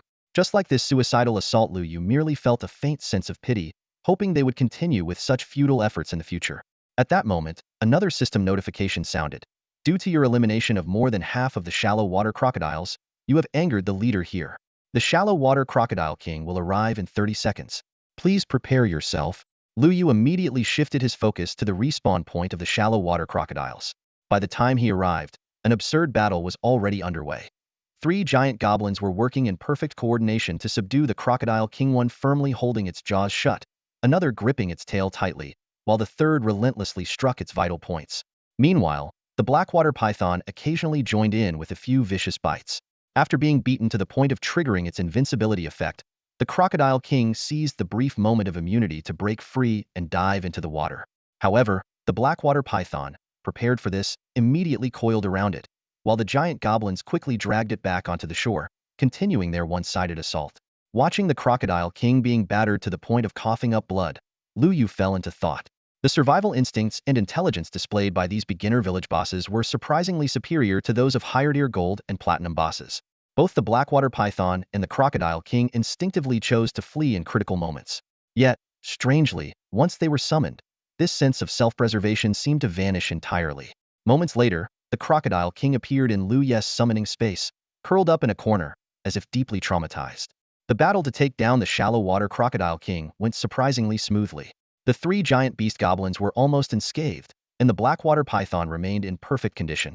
However, much to Liu Yu's disappointment, the boss's loot was incredibly underwhelming. Just a few gold coins, no equipment, no crafting materials, not even the most basic crocodile skin or meat.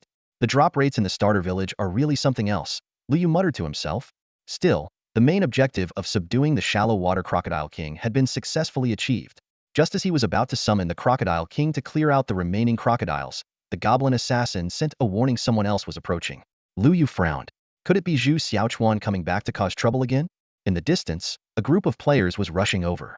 Liu Yu quickly recalled the giant beast goblins and the blackwater python back into the summoning space and looked up.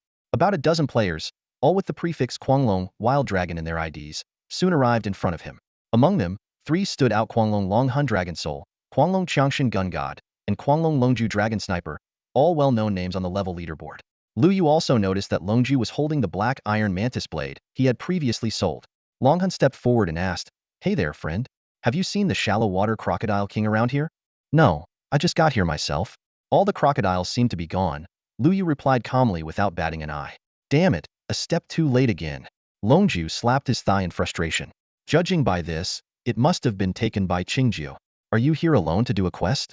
Longhun sighed and asked. A quest? What quest? Lu Yu was taken aback. He had indeed come here to complete the village elder's quest, but he thought it was supposed to be exclusive to him. You don't know? Longhun explained. The village elder issued a quest to kill the shallow water crocodile king. Completing it earns you a bronze tier item as a reward. A bronze tier item? Lu Yu was shocked. No wonder Zhu Xiaochuan had shown up earlier. This reward was indeed tempting.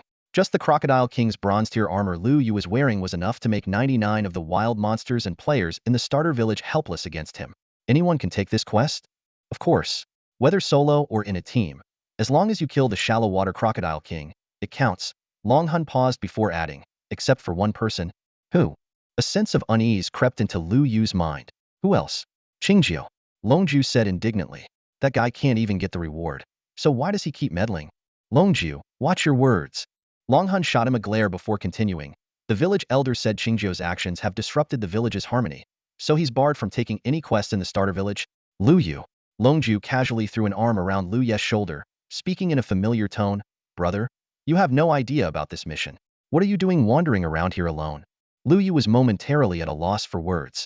Unless he revealed his identity, he couldn't explain his situation. You're not trying to pick up scraps here, are you? Longju eyed Lu Yu meaningfully. Everyone in the novice village knows that Ao Tion's elite team was completely wiped out fighting the boss. You must be hoping to get lucky and snag some of the gear they dropped, right? He burst into exaggerated laughter as he spoke. He waved the mantis blade in his hand. Come on, be honest. How much gear have you picked up? Let me tell you, this weapon I'm holding is from Xiaochuan. Those Ao Tion guys are rolling in wealth. Share a couple of items with me, will you? Lu Yu rolled his eyes inwardly. Not a single piece. They didn't drop anything. Longju, stop talking nonsense. Longhun grabbed Longju and pulled him aside. Turning to Lu Yu, he explained, Friend, we've all reached level 10 and we're planning to challenge the village chief to move on to the secondary main city. We only came here because of this mission. Since the shallow water crocodile king is gone, we should be on our way. You seem like an expert. I'd recommend heading to the secondary main city soon. The resources there are far better than here. Thanks. After Longhun led the group away, the previously silent Quanglong and Qiangshan finally spoke up. That guy must be Qingjiu, right? What? He's Qingjiu. Longju's eyes widened in shock. Longhun nodded in confirmation. It's highly likely. A mage wandering alone in the shallow water crocodile king's territory, hiding both their ID and equipment glow. Who else could it be but Qingjiu? Qiangshan added. A player of that caliber wouldn't stay in the novice village without a reason. He must have a purpose for being here. Damn it. Longju slapped his thigh in regret. I even disrespected him to his face. Should I go back and apologize? Longhun shot him a glare. I've told you countless times to watch your mouth, but you never listen. Now you know what it's like to offend someone important. He didn't seem to mind. It should be fine, Longhun reassured. Anyway, all the top players from major guilds are leaving the novice village. It's time for Quanglong to move on as well. As the Quanglong guild disappeared into the distance, Lu Yu narrowed his eyes slightly. Longhun had likely recognized him as Qingjiu, but both sides had tactfully avoided addressing it. Thinking back to his past life, if Longhun hadn't died, the Quanglong guild would have undoubtedly ranked in the top 10 among the human race. It seemed their potential was as strong as he remembered. To establish a foothold in the abyss, the human race needed talents like Longhun. Lu Yu quickly summoned the giant goblins, Crocodile King, and Blackwater Python to clear out the crocodiles in Shallow Water Bay. Since few players would be leveling here in the next 2 days, he figured he could return the area after dealing with the Goblin General. Checking his summoning space, he took stock. 3 giant goblins at 80 health, 2 black iron tier bosses, the Shallow Water Crocodile King, and the Blackwater Python at full health, over 1,000 shallow water crocodiles, nearly 100 blackwater snakes, and around 100 goblin assassins and archers, along with a pile of goblin hatchlings and a big-eared rabbit. While the numbers were impressive, the quality was still lacking insufficient to take on the Goblin General. With all the bosses and strongest wild creatures in the novice village now in his summoning space, the only way to improve the quality of his summons was to head to the Goblin Nest. After ensuring his backpack was stocked with enough potions and supplies, Lu Yu calculated his odds. It was time to venture into the Goblin Nest once again. Deep within the Sunset Forest, just outside the Goblin Nest, a dark and ominous cave lay hidden amidst the dense woods. 2 NPC militiamen, armed with long spears, stood guard at the entrance, their expressions tense and vigilant. This is a dangerous area. Adventurers are forbidden to enter. You need to leave immediately. As Lu Yu approached the cave, one of the militiamen quickly stepped forward to block his path. Especially you, Qingjiao. The other militiaman barked sternly. The village chief specifically warned us about you. You're the one who lures monsters out to wreak havoc on the village. It was your fault that Zhang Shu's house collapsed because of the goblins you brought out. Lu Yu forced a bitter smile. It was just an accident last time when he knocked down a few houses while trying to snatch the widow Wang's handkerchief. Though he had already paid compensation, the negative reputation he had gained was proving to be a real nuisance. But the goblin general was inside this nest, and he had to find a way in. What if I insist on going in? Lu Yu asked tentatively. The two militiamen immediately assumed battle stances, their IDs flashing. Militiaman Zhao Wei, level 20, Iron Tier Boss. Militiaman Sun Qian, level 20, Iron Tier Boss. Although Lu Yu had the strength to take on these two Iron Tier bosses, using up his summoned creatures here would leave him at a disadvantage against the goblin general later. More importantly, offending the village chief could cost him the chance to access the secondary main city. Just kidding, Lu Yu said, waving his hand and stepping back as if giving up. Once the two militiamen had resumed their positions, he hid behind a large tree to observe them carefully. The moment the guards became slightly distracted, he dashed toward the cave entrance from another direction. Stop him. He's trying to force his way in. Chase him down. We'll take him back to the village chief for punishment.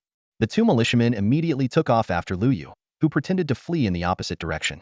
Once he was sure they were far enough away, Lu Yu slipped out from behind the tree and darted into the cave. Inside, the cave was dark and damp.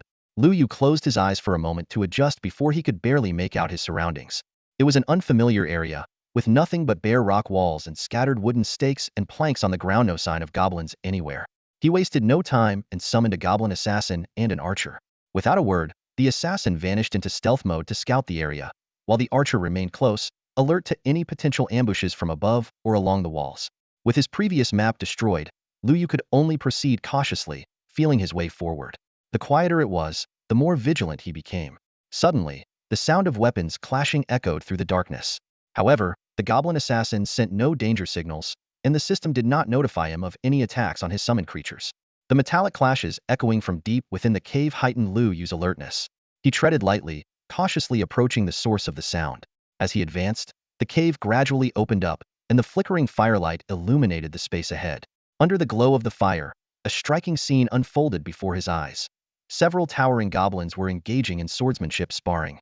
These were no ordinary goblins, each stood over 1.7 meters tall, with physiques even more robust than the average human.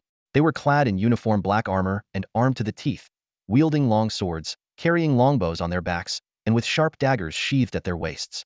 The bulging muscles beneath their armor were a testament to their formidable combat prowess. The system identified them as the Goblin Elite Guard, level 18 elite monsters. Although their specific attributes were still displayed as, their level suggested their strength might surpass that of the behemoth goblin. As Lu Yu observed, an unexpected turn of events occurred. All the sparring elite guards abruptly halted their movements, and a dozen pairs of glowing eyes simultaneously turned toward his position. Lu Yu's heart skipped a beat. Was hiding nearly 100 meters away in the shadows. Yet he had still been discovered? Before he could react, the elite guards launched their attack. 9 frontline warriors surged forward with a flash of red light, their speed suddenly accelerating as they charged at him with long swords in hand. Meanwhile, arrows from the rear archers whistled through the air. In an instant, one of the goblin archers was struck down by 3 arrows, while Lu Yu himself was hit by 2. Even with his Crocodile King leather armor, the damage left him stunned. Quickly downing a health potion, Lu Yu summoned dozens of shallow water crocodiles to hold off the enemies. Faced with the numerical advantage of the crocodiles, the elite guards immediately adjusted their tactics, forming a defensive circle with their backs to one another. However, the level 10 crocodiles were no match for them. Every strike from the elite guards severely injured a crocodile, and a follow-up blow would end its life. The elite guards soon adapted their strategy, splitting into 3 groups to launch coordinated attacks. Each group of 3 worked seamlessly together, killing over a dozen crocodiles in mere seconds without sustaining any injuries.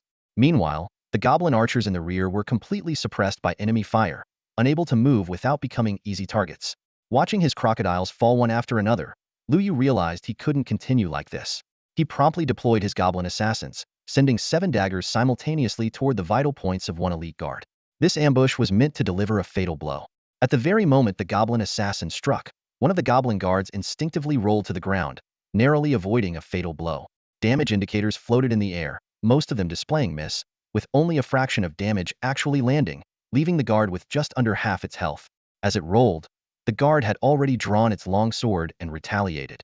Meanwhile, its nearby allies quickly dropped their bows and arrows, forming a tight encirclement that trapped the 7 assassins in the center. The tactical discipline displayed by this unit far exceeded Lu Yu's expectations, but the current situation actually presented him with a better opportunity. As the guards focused their attention on the assassins in the center, their backs were completely exposed to the outside. Seizing the moment, Lu Yu simultaneously drove several sharp daggers into the backs of the guards. By the time they realized the danger and tried to turn around, it was already too late. A cascade of damage numbers appeared above their heads. The previously wounded guard collapsed on the spot, while the others were left critically injured. Despite this, the elite unit did not panic. A few guards swiftly dealt with the surrounded assassins, while the rest turned to drive back the ambusher. Both sides entered a brief stalemate. The guards, weakened and low on health, dared not launch an all-out attack, while the assassins struggled to find an opening due to their limited range. At this moment, the goblin archers, no longer suppressed, finally found an opportunity to retaliate.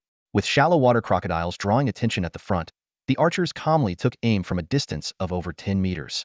Lu Yu also summoned nimble blackwater snakes, which, though dealing minimal damage, effectively harassed and disrupted the enemy formation. Under the three-pronged assault, the guards' formation began to crumble. A few minutes later, all the goblin guards had been captured and stored in the summoning space. But before Lu Yu could catch his breath, a furious roar echoed from deep within the cave. System notification.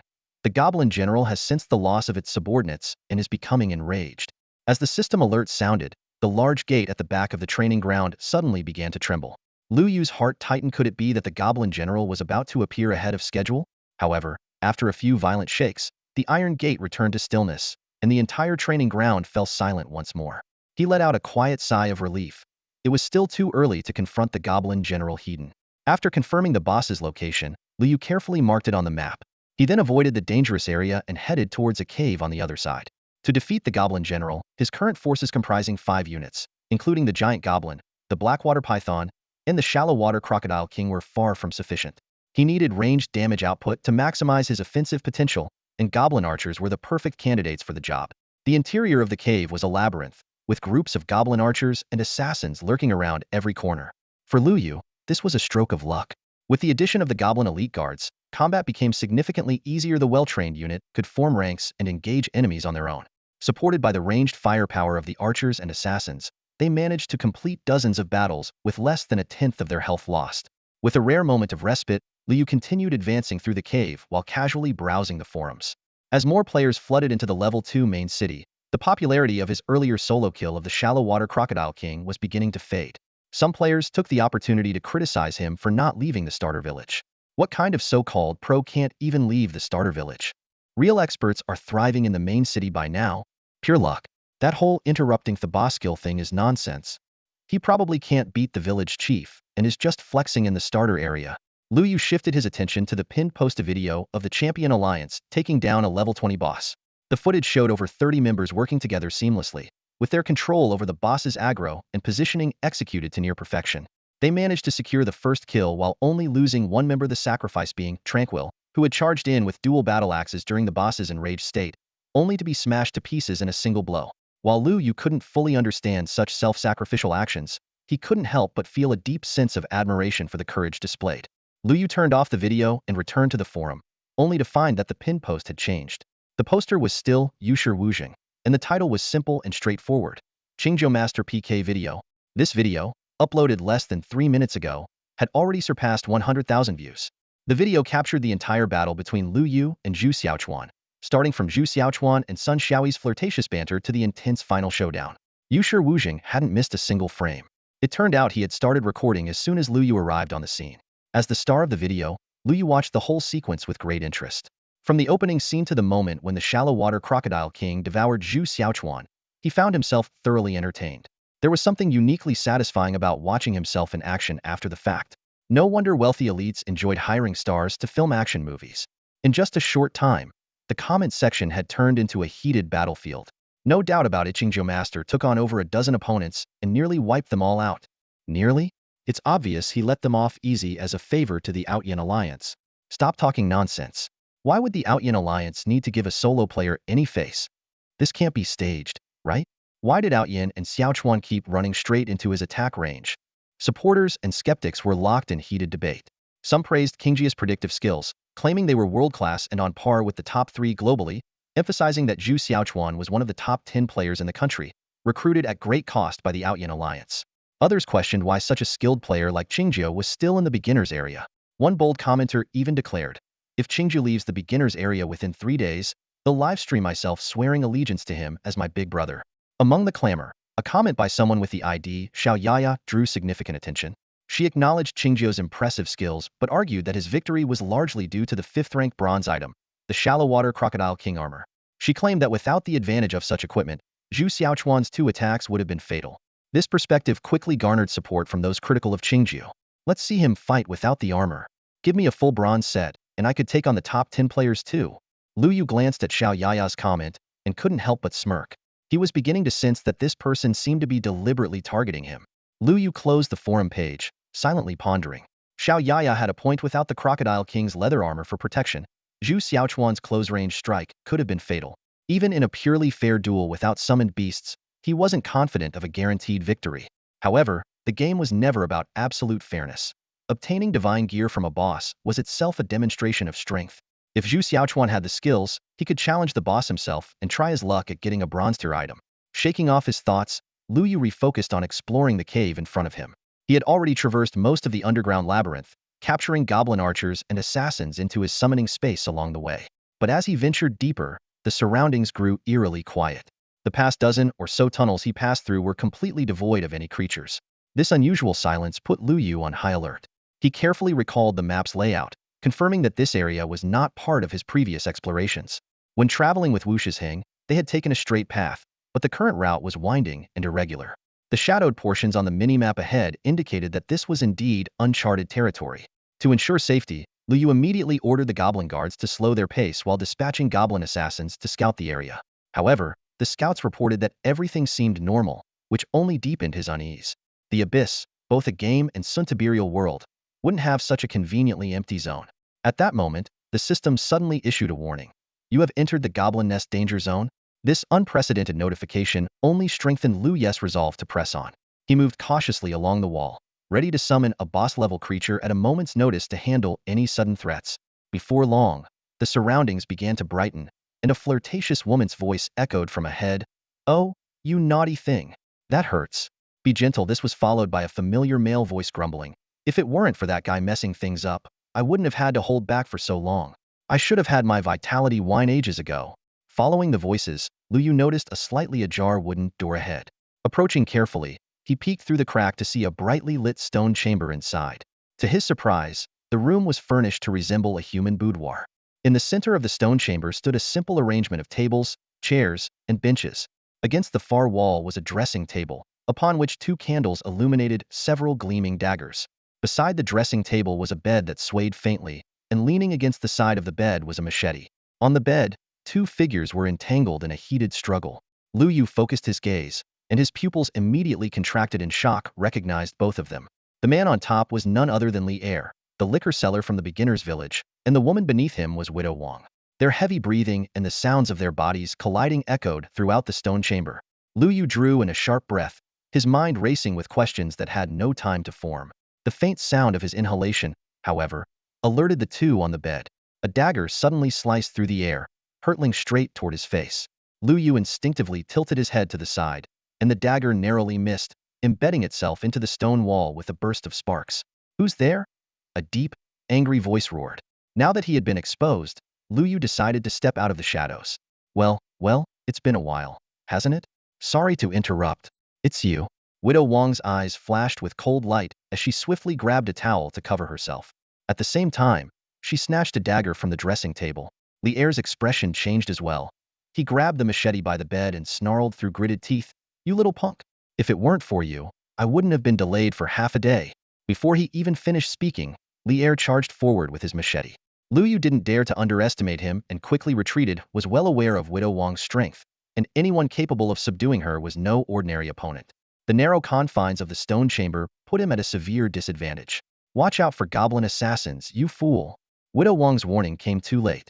Goblin assassins, who had been lying in wait, attacked from all directions, their daggers aimed at Li Er. But to Lu Yu's astonishment, Every strike that landed on Li Er's body sparked as though hitting metal, failing to cause even the slightest injury. Something's wrong. Alarm bells rang in Lu Yu's mind. No matter how high someone's defense was, the system should still enforce a deduction in health points. Why were all the attacks registering as miss? He quickly checked the information panels of the two individuals, and what he saw made his face darken. Li Er. Abyssal level. 20. Race. Goblin. Health. Attack. Defense. Skills. Indestructible body. Drunken frenzy. Description. A member of the goblin race, infiltrating the human beginner's village on a secret mission. Widow Wong. Abyssal level. 20. Race. Goblin. Health. Attack. Defense. Skills. Basic sealing. Illusions. Backstab. Stealth. Description. A member of the goblin race, infiltrating the human beginner's village on a secret mission. Lu Yu's expression turned grim. The fact that their racial information was displayed on the panel meant that these were not abyssal projections or monsters. They were real, living beings, just like him. Just as humans could appear as projections in the abyss and be hunted by other races could view genuine humans' panels and see their human designation. The two before him were not projections, they were actual, tangible entities. Lu Yu stared in disbelief at the two individuals before him. Their races were not human. Even before the abyss had descended, these otherworldly beings had already infiltrated the human world. Wong Widow gave a seductive smile, her red lips parting slightly. Well, today, you won't be leaving here alive. I never planned to let him leave. Li Er bellowed, his voice thunderous as he launched himself forward like a cannonball. His powerful physique effortlessly knocked over several goblin assassins, the small green-skinned creatures crumpling like paper before him. Arrows rained down from the goblin archers, but every single one was deflected by the golden light radiating from Li Er's body. What kind of skill is this? Permanent invincibility? Lu Yu frowned deeply. Conventional tactics were useless, and even a battle of attrition seemed futile. As Li Er broke through the encirclement and charged toward him, the remaining goblin guards hastily formed a defensive formation, barely managing to hold him back. Just as Lu Yu exhaled a faint sigh of relief, a glint of cold light streaked through the air. A sharp dagger pierced his chest with precision. Gritting his teeth against the pain, he pulled the dagger out, quickly downing a health potion as he staggered backward. Wong Widow's laughter echoed in his ears. Oh, little brother. Why are you so focused on my late husband that you've forgotten all about me? Her voice was enchanting, laced with a strange power that instantly dragged Lu Yu's consciousness into a hedonistic illusion. In a world of flickering lights and vibrant colors, he found himself surrounded by women draped in flowing veils, their snow-white skin tantalizingly visible. No, this is an illusion. Lu Yu realized too late, as searing pain erupted in his chest. His strength drained away, and he collapsed heavily to the ground. A system notification popped up instantly. Wong Widow dealt 812 damage to you. Due to being in an evil map, you will respawn at your current location in 30 seconds. Lu Yu's soul, now semi-transparent, floated upward. Below him lay his lifeless body, the fatal dagger still embedded in his chest. The number of remaining goblin guards had dwindled to just 8, clearly unable to hold out much longer. Meanwhile, Wong Widow moved unseen in the shadows, systematically eliminating the hidden goblin assassins. The archer unit had already been completely wiped out by her. Hovering in the air, Lu Yu calmly analyzed the situation. Although Wong Widow was elusive and her movements unpredictable, she was ultimately a rogue-type fighter. If he could focus enough firepower on her, she might still be taken down. The power of the illusion had significantly diminished once Lu Yu became wary of it, but the most troublesome threat at the moment was still Li Er. The layer of golden light enveloping his entire body granted him complete protection. Despite the relentless and ferocious attacks from the goblin elite guards, not a single scratch was left on him. With Li Er keeping Lu Yu occupied, he found it impossible to fully focus on countering Widow Wong's threat. The resurrection timer had only 3 seconds remaining, and the goblin elite guards in the field were nearly wiped out. The last guard was still fighting fiercely, thrusting its long sword straight at Li Er's chest. Li Er neither dodged nor flinched, allowing the blade to graze him before he swung his blade down, cleaving the final elite guard in two. In that split second, Lu Yu keenly noticed a critical detail the moment the elite guard's longsword made contact with the golden light. The seemingly impenetrable shield dimmed ever so slightly. This subtle change had never occurred during the countless previous attacks. As Lu Yu pondered this discovery, a powerful force suddenly pulled at him, yanking his consciousness back to his physical body. Almost simultaneously with his resurrection, a dagger gleaming with cold light was already aimed at his back. Prepared for such an ambush, Lu Yu lunged forward just in time to narrowly evade the deadly strike. In a flash, Lu Yu decisively summoned all the creatures at his disposal: blackwater snake, shallow water crocodile, goblin assassins, and archers. Every single entity in his summoning space was brought forth at once. Though the spatial restrictions prevented him from summoning the massive goblin behemoth, the creatures already summoned were enough to crowd the narrow cave, creating an impassable barrier against the enemy's approach. You think these summoned beasts can hold me off for long? Once I cut through this rabble, your life is mine. Lier roared, swinging his blade furiously. Each strike shattered multiple summoned beasts into pieces. Lu Yu ignored the taunts, focusing intently on sifting through the battle logs. The simultaneous combat of hundreds of summoned creatures generated an overwhelming amount of data, and finding the record of the final Goblin Elite Guard required both sharp eyes and quick hands. Suddenly, a system notification popped up. Congratulations! You have successfully slain Widow Wang's heir, earning a 200 experience bonus. Lu Yu's heart skipped a beat as he instinctively dodged backward. A cold blade skimmed past his neck. It was another illusion. His intense focus on the log had caused him to momentarily neglect his surroundings, and Widow Wang had silently wiped out his summoned creatures. Seeing her ambush fail, Widow Wang vanished into thin air. Without hesitation, Lu Yu summoned another wave of creatures to shield himself, while continuing to search for the critical battle record. Finally, the vital information came into view. Your summoned creature, Goblin Elite Guard, dealt a critical hit to Lier. Critical hits can weaken the golden aura surrounding Lier. This discovery made Lu Yu's eyes light up. Reflecting on previous battle records, it was indeed only during the Goblin Elite Guard's critical hit that tangible damage was inflicted. How could he increase the critical hit rate? Without equipment bonuses, the average player's critical hit chance was almost zero. However, with enough attacks, even the smallest probability could be magnified. Fortunately, Lu Yu had an abundance of summoned creatures to exploit. He quickly recalled the slow-moving shallow water crocodiles and instead summoned wave after wave of goblin archers and assassins with faster attack speeds and higher critical hit rates. Under his command, all summoned creatures abandoned their pursuit of the Widow Queen and turned their attacks toward Lier. A storm of dense arrows and daggers rained down on Lier, striking hundreds of times per second. Within mere seconds, 2 or 3 critical hits had landed, leaving the golden aura around Lier dangerously thin. 1 or 2 more critical hits, and the protective layer would completely collapse. Lier's expression finally showed panic, and he began swinging his machete wildly. Human, if you have the guts, come out and fight me unknown. Hiding behind traitors, what kind of skill is that? Lu Yu ignored his impotent rage, focusing instead on summoning new goblins to replace the fallen ones. Suddenly, a few goblin archers pointed their arrows at him. Lu Yu reacted instantly, immediately recalling these traitors back to the summoning space and replacing them with newly summoned goblins. A series of attacks then struck the spots where the suspicious goblins had stood, forcing a graceful figure into the open Widow Queen. Her face full of anger, glared at Lu Yu. Lu Yu smirked slightly. He had been prepared for this. Since the Widow Queen could use illusions on him, it was only natural that she could also manipulate his summoned creatures. Dispelling illusions on summoned creatures was far easier than breaking them on himself. He had been closely monitoring the goblins for any unusual behavior, ready to recall them the moment something seemed off. The Widow Queen, having failed in her ambush, was about to slip back into stealth. This time, however, Lu Yu was determined not to let her escape so easily. After she had managed to evade him twice before, he had taken ample precautions. Just as she was about to enter stealth mode, daggers suddenly flew at her from all directions. The Widow Queen scoffed disdainfully, her dagger dancing like fluttering butterfly wings. Within seconds, the attacking goblin assassins lay in pools of their own blood. But this was exactly what Lu Yu had planned, only needed those few seconds of delay. As the Widow Queen prepared to stealth again, she suddenly felt her entire body tighten, as if bound by invisible ropes.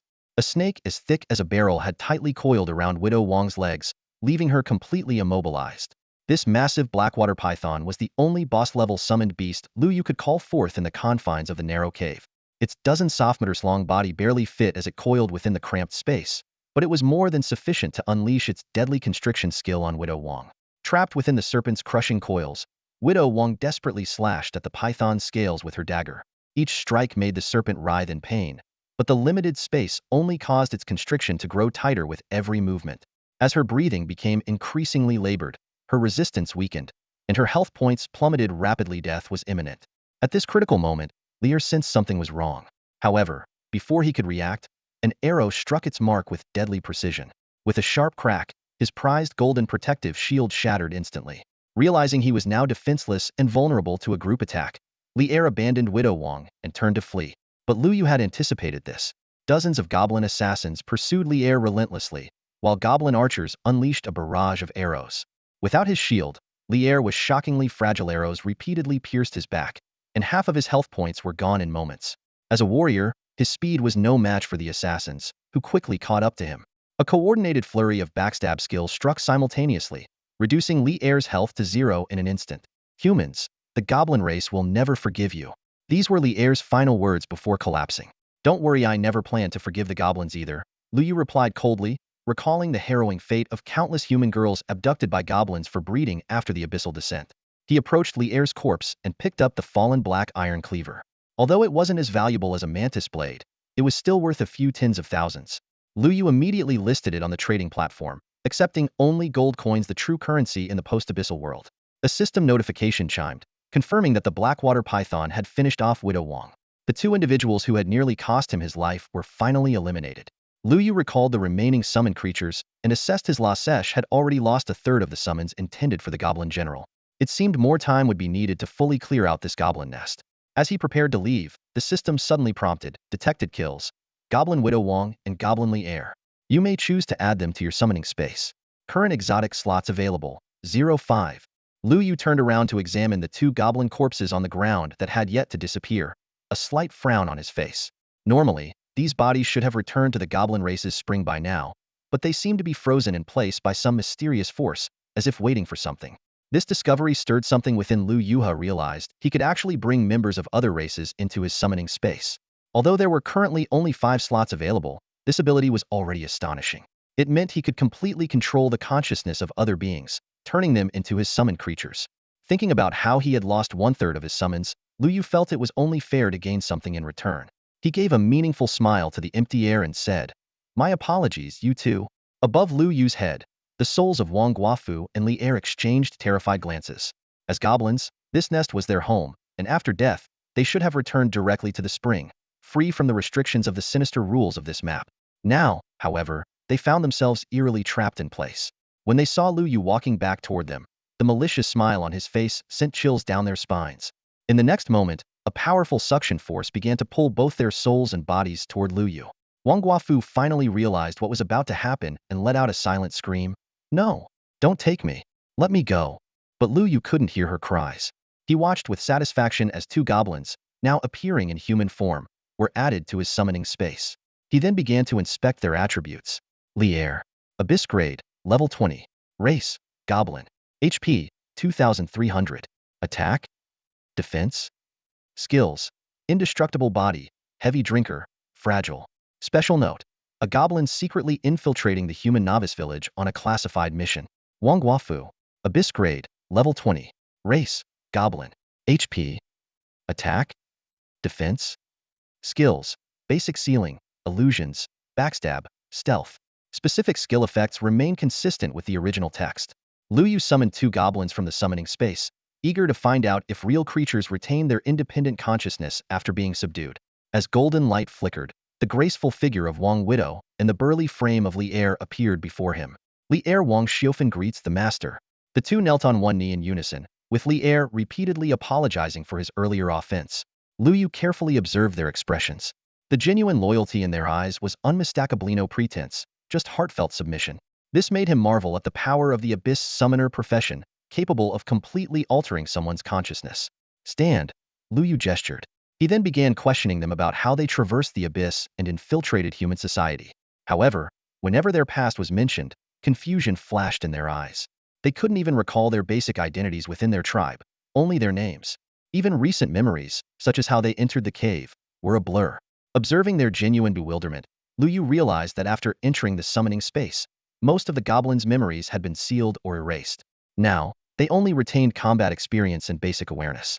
This discovery sent Lu Yu into deep thought. The fact that other races had infiltrated human society even before the Abyss descended explained why humanity had been on the defensive ever since. He wondered if the higher-ups were aware of this and what their response might be. But the immediate priority was dealing with the Goblin General. Lu Yu sent the two back into the summoning space.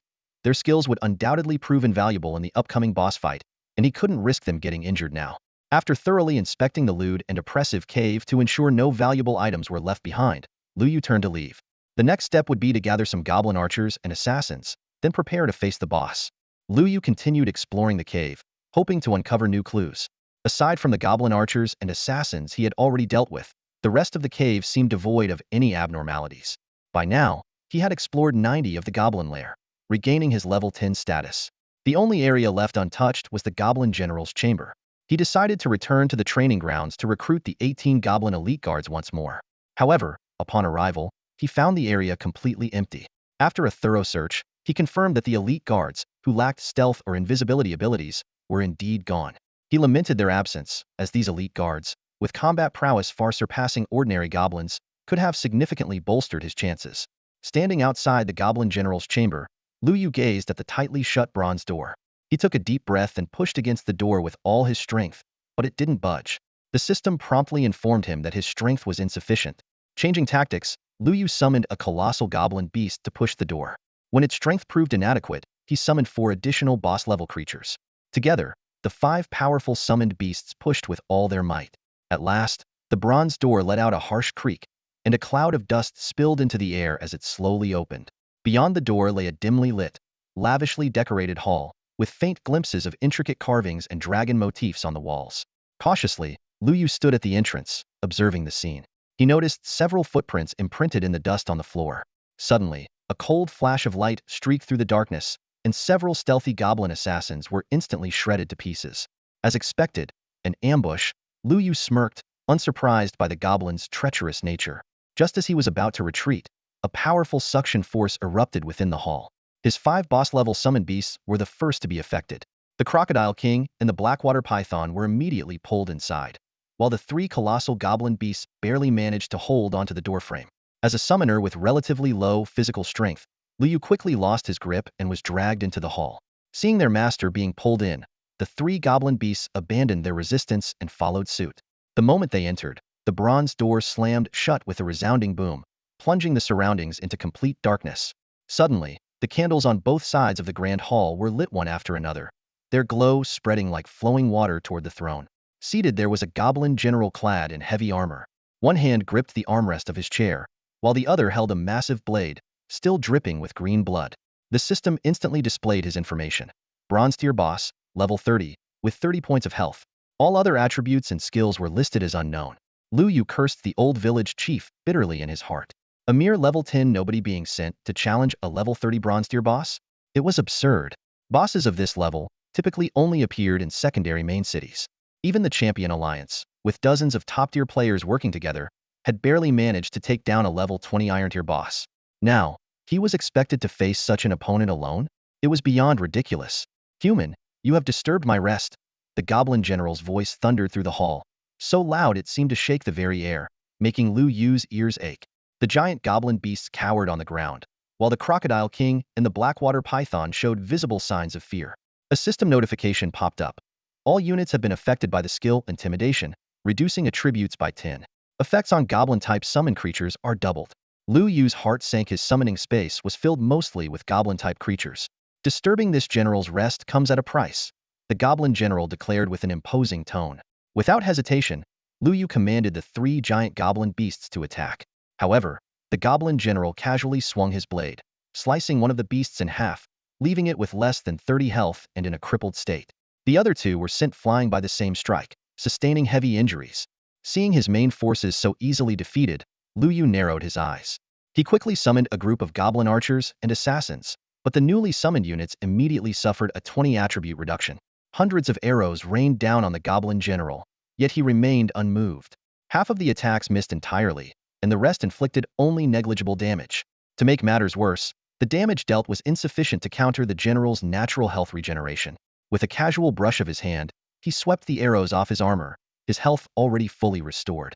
Facing the bronze tier boss, Lu Yu held nothing back. He swiftly devised a strategy. 2 massive goblin beasts launched attacks from the flanks. The Crocodile King unleashed its devouring maw skill Hedon, while the goblin archers provided relentless long-range harassment. Even if their damage couldn't outpace the boss's regeneration, the goal was to keep it distracted. Under the combined assault of 3 BOS tier summons, the Goblin General remained completely unfazed. He held his long blade low, unmoving, until the Crocodile King lunged forward with its gaping maw. In that instant, the general struck. The blade flashed upward like lightning, slashing open the Crocodile King's abdomen in one swift motion. Fortunately, the Crocodile King's invulnerability skill triggered just in time, sparing it from instant death. The Goblin General let out a cold snort, swinging his blade forcefully to hurl the Crocodile King away like a ragdoll. At that moment, the two massive goblin beasts seized the opportunity and swung their hefty wooden clubs down from both sides. The goblin general raised his arms to block, the heavy blows exploding against him with force, dealing over 1,000 points of damage.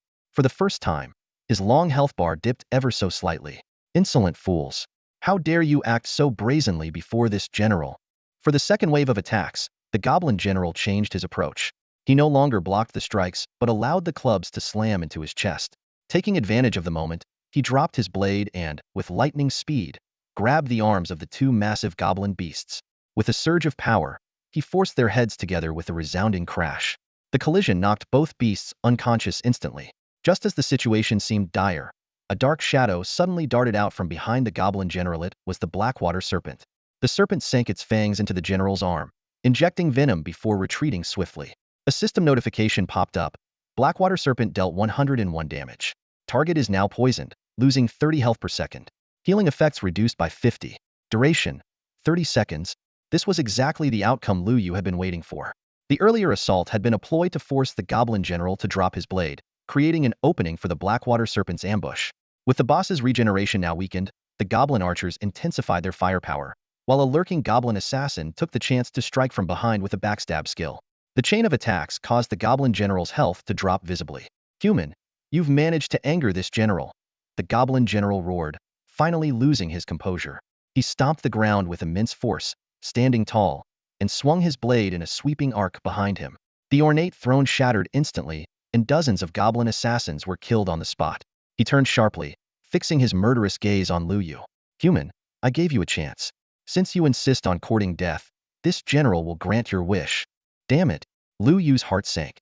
The boss's aggro was now locked onto him, and with his current fragile state, he couldn't withstand even a single strike. Lu Yu quickly summoned a swarm of shallow water crocodiles ahead, attempting to block the goblin general's advance. However, under the goblin general's feet, these crocodiles were as fragile as paper, crushed into a bloody pulp with each of his steps. His heavy footsteps echoed throughout the grand hall, causing the ground to tremble faintly. The periphery of the grand hall was already occupied by goblin archers, their countless arrows continuously raining down on the goblin general. These precise long-range attacks were crucial in draining his health. The goblin general raised his massive blade high, its edge gleaming coldly, and swung it down toward Lu Yu. Just as the blade was about to strike him, a golden light suddenly appeared in front of him. It was Li Er, casting the Vajra unbreakable shield. The blade clashed with the golden light, producing an ear-splitting collision. The immense force sent Li Er crashing into the ground, shattering the tiles beneath his feet. The recoil from the full-force strike also caused the goblin general to stagger backward, his blade vibrating violently in his grip. When he recognized the figure within the golden light as Li Er, the goblin general's face twisted in rage. You dare to side with this human? Protecting my master is my lifelong mission, Li Er declared firmly, positioning himself in front of Lu Yu. Li Er, your invincible shield won't last long. Once it fades, it will be the end for both of you, the goblin general roared, turning to charge at the group of goblins that were relentlessly shooting arrows. His health had already dropped to 80. Though the arrows dealt minimal damage, their continuous stinging effect was driving him to frustration. The blade in his hand slashed through the air, leaving arcs of cold light, decapitating goblins wherever it passed. The black-green blood soon covered the entire grand hall. Yet no matter how many goblins he killed, new ones immediately replaced them. Watching his health steadily decline, the goblin general flew into a rage. Human, let's see how many more goblins you can summon. Clenching his right hand, a powerful suction force pulled all the surrounding goblins toward him. Then, with a single spin, his blade traced a perfect arc through the air. In an instant, thousands of goblins exploded simultaneously, leaving the hall in a momentary silence. The goblin general stood proudly, letting the blood drip from his blade. Mere pests dare to wreak havoc on my turf? This is your fate. But when he checked his health again, his expression changed drastically. Even though the poison effect had faded and all the goblins had been annihilated, his health was still dropping, now nearing 70. An illusion, he realized, glaring furiously at Lu Yu and Li Er. You two, both of you have become lackeys for this human. Lu Yu watched as the goblin general, who had been circling in place, suddenly raised an arm and slashed across it. Black-green blood gushed out instantly. This strike not only cut through his skin but also shattered the illusion. The true scene within the grand hall was revealed. Hundreds of shallow crocodile corpses lay scattered, and the archers continued their relentless barrage of arrows. When the goblin general's health dropped below 30, His furious roar echoed through the hall. Humans, you and your two lackeys have thoroughly enraged me. Today, you will all pay the price for this. He raised his long sword, and thick smoke began to surge around him. A cold wind swept through, and when the smoke dissipated, 18 fully armed goblin elite guards stood in formation before the general. Without hesitation, the general pulled a horn from his waist and blew a thunderous note that reverberated throughout the hall. The system immediately issued a notification. The goblin general has activated War Horn, increasing all allied goblin units' attributes by 50. As the horn sound resonated, the elite guard's aura transformed drastically. Their already powerful muscles became even more defined. Their synchronized steps rang out with authority, and the clanging of their armor created a sharp metallic rhythm. Their cold, piercing gazes locked onto Lu Yu and his summoned beasts, brimming with killing intent. Only then did Lu Yu realize the situation. No wonder the elite guards hadn't respawned earlier. They were the general's personal bodyguards. The situation had suddenly turned dire. Previously, defeating the elite guards had relied on successful ambushes by goblin assassins. But with the general now commanding directly, such tactics were no longer viable, especially with the guards' attributes boosted by 50. On the battlefield, one giant goblin beast had succumbed to massive blood loss, while two others had fallen unconscious. The Crocodile King's golden body skill had been exposed, leaving only the Blackwater Python in decent condition. However, it was forced to approach the general every 30 seconds to maintain his poisoned state. Now that the illusion had been dispelled, such close-range assaults had become exceedingly dangerous. Li Er and Widow Wong were doing everything they could to hold the general at bay, buying time for Lu Yu and his other summoned beasts. Yet, Li Er's protective golden aura had already been shattered 3 layers deep. Even if the remaining layers held, they would last for less than 2 minutes. Meanwhile, the 18 elite guards had begun their charge. The nearby goblin archers immediately shifted their aim toward the advancing guards. However, with their enhanced attributes, the arrows could only inflict minimal force damage, incapable of penetrating their defenses. Lu Yu couldn't help but feel frustrated. Despite his considerable strength and the high quality of his summoned beasts, which were sufficient to sustain a Tier 2 main city, he repeatedly found himself in precarious situations. No matter which boss he faced, it seemed impossible to truly break through their defenses. The situation was becoming increasingly unfavorable for Lu Yu. Not only was the boss's defense nearly impenetrable, but even the defenses of the elite monsters had turned into insurmountable barriers. A battle formation of 18 goblin guards advanced like a sharp blade, ruthlessly piercing through the ranks of goblin archers. These guards were unstoppable as they swung their long swords, leaving a trail of corpses in their wake. Though their movements seemed chaotic, every step was calculated, and their target was clear: Lu Yu, who was hiding among the goblins. Lu Yu kept changing his position, but the guards always managed to pinpoint his location with precision. Ordinary goblins were no match for their charge, and as they drew closer and closer, Lu Yu knew with certainty that he wouldn't survive a coordinated strike from these 18 elite warriors. At this critical moment, 2 massive figures beside the throne slowly rose. These 2 giant goblin beasts were not fully awake yet, but Lu Yu had no time to hesitate. He immediately commanded them to engage the guards. The goblin guards quickly recognized the threat and split into 2 teams. One team drew their bows and unleashed rapid volleys at the beasts, while the other formed a defensive circle around the archers, guarding against potential ambushes by goblin assassins. Lu Yu gritted his teeth in frustration. His usual tactics were failing. Dozens of goblin assassins lurking nearby couldn't find an opening to strike. Worse yet, the 2 giant goblin beasts fell under the relentless rain of arrows before they could even reach the enemy formation. Realizing his plan had failed, Lu Yu had no choice but to make a desperate move. He ordered the assassins to abandon stealth and launch a full-scale assault. However, the guards, who had anticipated this, easily neutralized the attack and left behind a pile of assassin corpses in their counterstrike. The guards tightened their grip on their long swords and pressed forward toward Lu Yu. Although his summoning space still contained a large number of creatures, they were little more than cannon fodder. Desperately, Lu Yu summoned everything he could: assassins, archers, shallow water crocodiles, and even goblin infants in a frantic attempt to buy time to kill the goblin general. At the most critical moment, a sharp cracking sound echoed through the air. Lu Yu's heart nearly stopped. He knew this sound all too well. It signified that Li Er's golden body had shattered. Before he could turn to flee, the goblin general's massive blade came down, slicing Li Er cleanly in two. System notification: your exotic summoned beast, Li Er, has returned to your summoning space. It can be summoned again in 24 hours. Lu Yu caught sight of the sudden system notification, but there was no time to dwell on its implications. The towering figure of the goblin general was already charging toward him like a moving fortress, his long sword gleaming menacingly under the torchlight. Lu Yu's health had dropped to a critical 10, and the situation was dire. Reacting swiftly, he summoned a goblin and a shallow water crocodile to block the attack. However, these low-tier summoned beasts were as fragile as paper before the goblin general. With a single sweep of his long sword, they disintegrated into glowing particles. In desperation, Lu Yu summoned Lier again. The goblin general sneered. Still trying to use illusions? He slammed his long sword into the ground, scattering sparks as the illusion shattered. At that precise moment, Wang Widow's figure suddenly appeared behind the goblin general. Her dagger struck with precision, piercing his shoulder blade. A critical hit, but the goblin general's body erupted in a golden glow, repelling Wang Widow and her weapon in one powerful burst triggered by the invincibility effect when his health dropped to 10. Wang Widow, you dare challenge me? The goblin general roared in fury. With his left hand, he made a grasping motion, summoning a powerful force that pulled the struggling Wang Widow toward him. Raising his long sword high, he swung it down with lethal intent. Despite her desperate attempts to break free, she couldn't escape the pull and was severely injured by the strike. Lu Yu quickly ordered Wang Widow to retreat.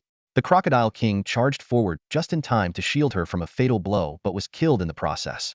Thankfully, Wang Widow managed to slip back into stealth mode. Human, let's see how many more summoned beasts you have that can withstand my attacks, the goblin general taunted. None left, Lu Yu thought bitterly. Without Lier, his main asset, he had no other summoned beasts capable of standing against the goblin general. Although he'd managed to whittle down 90 of the enemy's health, the odds were still stacked against him. He couldn't help but curse the old village chief's treachery, sending him to face a level 30 bronze tier boss. Clearly, the old man had intended to avoid paying the quest reward. Lu Yu even began to doubt whether the skill book that supposedly restored summoned beasts' health existed at all. But the goblin general gave him no time to reflect further, advancing step by step with his longsword in tow. To make matters worse, 18 goblin guards were closing in as well.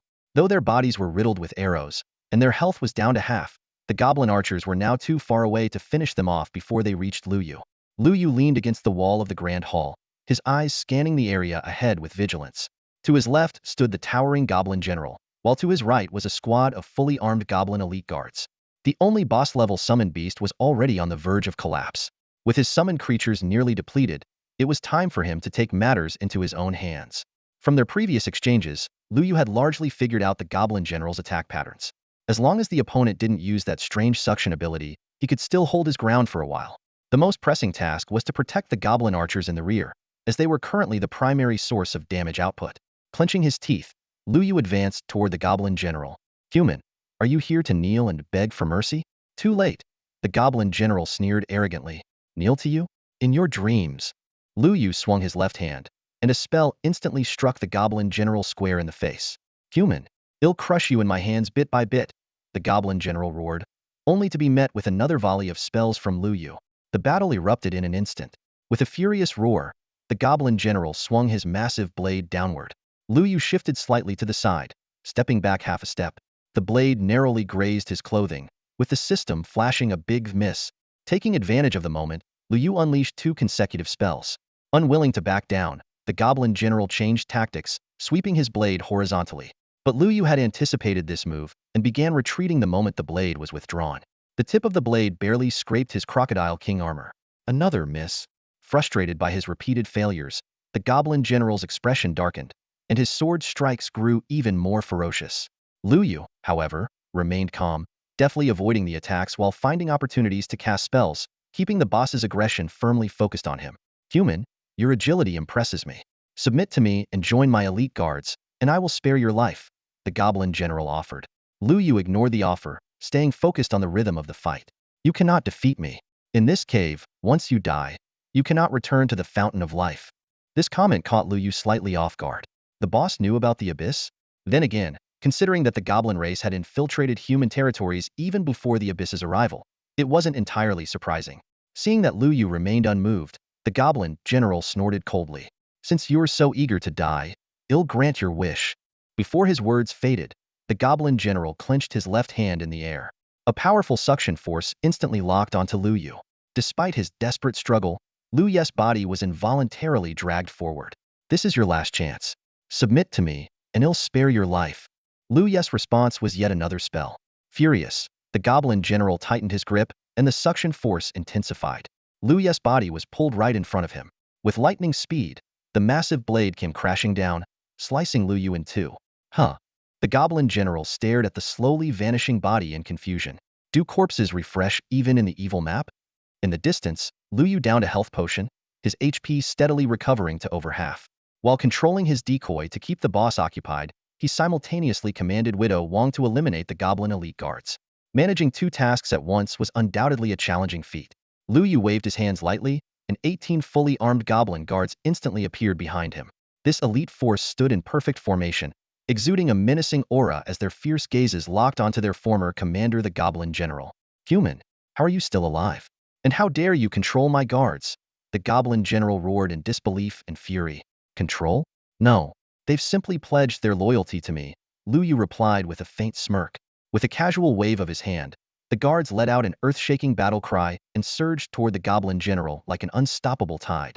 Watching his once loyal subordinates turn against him, a flicker of panic finally appeared on the goblin general's face. His health was already below 10, barely held in check earlier by the relentless firepower of the goblin archers. But now, with the betrayal of his guards, he found himself in an unprecedented crisis. The goblin general knew all too well that if he were at full strength, these traitors would pose no threat. But in his current gravely weakened state, any engagement with the guards, combined with the archers' continued attacks, would surely spell his doom. His only chance of survival was to eliminate the human summoner, forcing the summoned creatures to vanish. With this thought, the goblin general gripped his longsword tightly and charged at Lu Yu with reckless abandon. The guards quickly formed a defensive line to intercept him, but he ignored their attacks, allowing blades to carve deep wounds across his body. With a furious roar, he swung his longsword in a wide arc, sending two guards flying and seizing the opening to lunge straight at Lu Yu. The blade came crashing down toward Lu Yu's head. Lu Yu sidestepped effortlessly. Are you kidding? You couldn't touch me before, and now that I'm focused, there's no chance you'll hit me. The guards immediately regrouped and encircled the goblin general, launching coordinated waves of attacks. Whenever one guard was injured and fell back, another would seamlessly step forward to fill the gap. Overwhelmed by their relentless assault, the goblin general's health plummeted to below 5. You're all courting death, the goblin general bellowed, suddenly unleashing a burst of ferocity. He released his grip on his longsword and clenched his right hand tightly. A sense of alarm surged through Lu Yu, but it was too late. His body was yanked into the air uncontrollably and landed directly in the goblin general's grasp. I told you, I'll crush you with my own hands. The overwhelming pressure enveloped Lu Yu's body, and he felt his bones cracking under the strain. The excruciating pain nearly caused him to lose consciousness. As his health rapidly drained, he regretted not lowering the pain sensitivity settings in advance. Suddenly, with a series of sharp cracking sounds, the crushing force vanished, and Lu Yu felt his body grow light as he was flung into the air. A system notification promptly echoed. The goblin general inflicted 2,500 damage on you. As you are in an evil-aligned map, your soul cannot return to the newbie village fountain. You will resurrect in place in 30 seconds. Lu Yu bent down, staring at the mangled, bloody body on the ground. It was his own, crushed by the goblin general. A wave of searing pain coursed through him, making him tremble uncontrollably. The goblin general was laughing maniacally, but his laughter abruptly stopped. He stared in horror at the goblin archers and guards who continued to attack him relentlessly. With disbelief in his voice, he shouted, "You're already dead. Why are they still attacking me? No, this isn't right. You're an abyss class, an abyss summoner." With every arrow that struck its target, the goblin general's health plummeted until it was hanging by a thread. He let out a twisted laugh, his voice filled with malice. "Human, this is only my projection, but I'll remember you. When the abyss descends, every race will hunt you down." An abyss summoner appearing among the weakest of human. Show ironic. Before he could finish, an arrow pierced through his forehead with deadly precision. The goblin general's expression froze, his body shattering into fragments that drifted into Lu Yu's summoning space. 4 items were left scattered on the ground. System notifications and a server-wide announcement followed, declaring that the player, Qingji, had achieved the first kill of the goblin general, a bronze-tier boss in the novice village. Lu Yu received reputation points, an experience bonus, and a guild establishment token as rewards. Lu Yu gazed at the guild establishment token in his hand, his thoughts stirring. This was a crucial item for creating a system-recognized guild, far more valuable than unrecognized alliances or factions. As time passed, Lu Yu's body gradually recovered. He slowly stood up, still feeling the lingering pain of his shattered bones. In his summoning space, the massive goblin general stood motionless, its eyes hollow, no different from an ordinary wild boss. Lu Yu reflected on the goblin general's final words. A projection that could communicate with its true self in the abyss suggested an unfathomable level of power. However, just like with Wong Widow and Li Er, goblins lost their memories after death. This projection was unlikely to provide any useful information. For now, he was merely a level 5 novice far from strong. It was better to focus on the immediate tasks at hand. Lu Yu approached the items left behind by the Goblin General. 2 pieces of equipment, a map, and a purple skill book, all neatly lying on the ground. The map was identical to the one dropped by the giant goblin last time, but this version offered a more detailed depiction of the goblin lair. For Lu Yu, who had already fully explored the lair, the map's only value lay in guiding him out. He casually stuffed it into his backpack and turned his attention to the newly dropped items, a plain-looking staff and a pair of heavily worn cloth shoes. Finally, a staff. Lu Yu thought with excitement. Although he was clad in bronze-grade Crocodile King leather armor, which offered impeccable defense, his weapon had always been a basic dark staff he found in Shallow Bay. Without his full allocation of points into magic power, even breaking through the defense of regular wild creatures would have been a struggle. Eagerly, he examined the staff's attributes. Whispering Wind Staff. Quality, bronze. Attributes, magic power 15. Critical hit 150. Attack speed 1. Special trait, mastery reduces level requirement by 5. Description, the wind whispers over the eastern sea. Its sound sings. Each attack has a chance to summon a gentle breeze that restores 100 HP to an allied target. The magic power boost from this bronze staff was even greater than the attribute increase he had gained upon reaching level 10. Though the skill's activation chance was likely minuscule, the staff still filled Lu Yu with excitement. He immediately equipped it, and his magic power soared to nearly 300. If only I'd had this staff earlier, I might have soloed the Goblin General, Lu Yu mused with a self-deprecating laugh before shaking his head. Nah, even with flawless execution, that guy's suction skill was impossible to dodge. He listed his old dark staff on the trading platform at a price of 1 gold coin. With the server only 2 days old, basic white-grade equipment was still in high demand. Sure enough, it sold within half a minute. Lu Yu's trading platform still had 2 other items listed. The Bai Luo ring, dropped by the Blackwater Python, which had failed to sell due to its severe drawback of draining 10 HP per second, and the Black Iron Cleaver, dropped by Li Air, which was currently bid at only 500 gold. For a black iron-grade weapon, this was indeed undervalued. However, Lu Yu wasn't worried. Several hours remained before the auction ended, and the major guilds had yet to place their bids. Even with most players having moved on to the second-tier main city, a top-tier warrior weapon like this was still highly sought after. Finally, Lu Yu picked up the pair of seemingly decrepit cloth shoes, scrutinizing them carefully. The shoes, exuding an air of antiquity, looked so tattered that they could have been mistaken for trash pulled from a dumpster. Lu Yu stared at the pair of plain white, nomad shoes in his hand, feeling utterly speechless. The item description read, "Legend has it that these are the favorite shoes of wanderers. Whether climbing mountains, crossing rivers, or roaming the streets, there's nowhere they can't take you. Isn't this just a pair of shabby shoes worn by street loafers?" Lu Yu muttered to himself. A dignified bronze-level boss dropped this kind of trash gear? Despite his frustration, he quietly put the shoes on. After all, he only had 2 pieces of equipment, and even bad gear was better than none. The drop rates of these items left Lu Yu completely baffled. He had already cleared Shallow Water Bay 2 or 3 times, and even wiped out the entire goblin nest. By all logic, even with low drop rates, he should have managed to piece together a decent set of equipment by now. Yet aside from the initial Shallow Crocodile set, ordinary mobs hadn't dropped a single item for him. The only gear he had came from boss drops, and they were all junk like the Azure Ring and these nomad shoes. He couldn't help but wonder if the Abyss itself was targeting him. After inspecting the 2 pieces of gear, Lu Yu picked up the last item, a purple skill book. He understood the importance of skills in the game. While mentors only taught a limited selection, a player's skill bar had no such restrictions. Having more skills didn't necessarily make someone stronger, but it undoubtedly provided more survival options. Currently, he only had 1 skill, Clone Technique, which had saved him from danger multiple times. When he opened the skill book, the bold words, Warhorn, immediately caught his eye. The skill description read, "Sound the Warhorn to grant buffs to allied units and debuffs to enemy units. Effects increase with skill level." This was the same group buff skill that had been such a headache during his fight with the Goblin General. That skill had significantly weakened Lu Yu's summon goblins, rendering the goblin archers unable to break through the guard's defenses, ultimately forcing him into extreme micromanagement. However, unlike the Goblin General's version, which only worked on goblins, this skill seemed to affect all allied units. Lu Yu immediately learned the skill. The moment the book disappeared, his skill bar gained a new ability, Warhorn.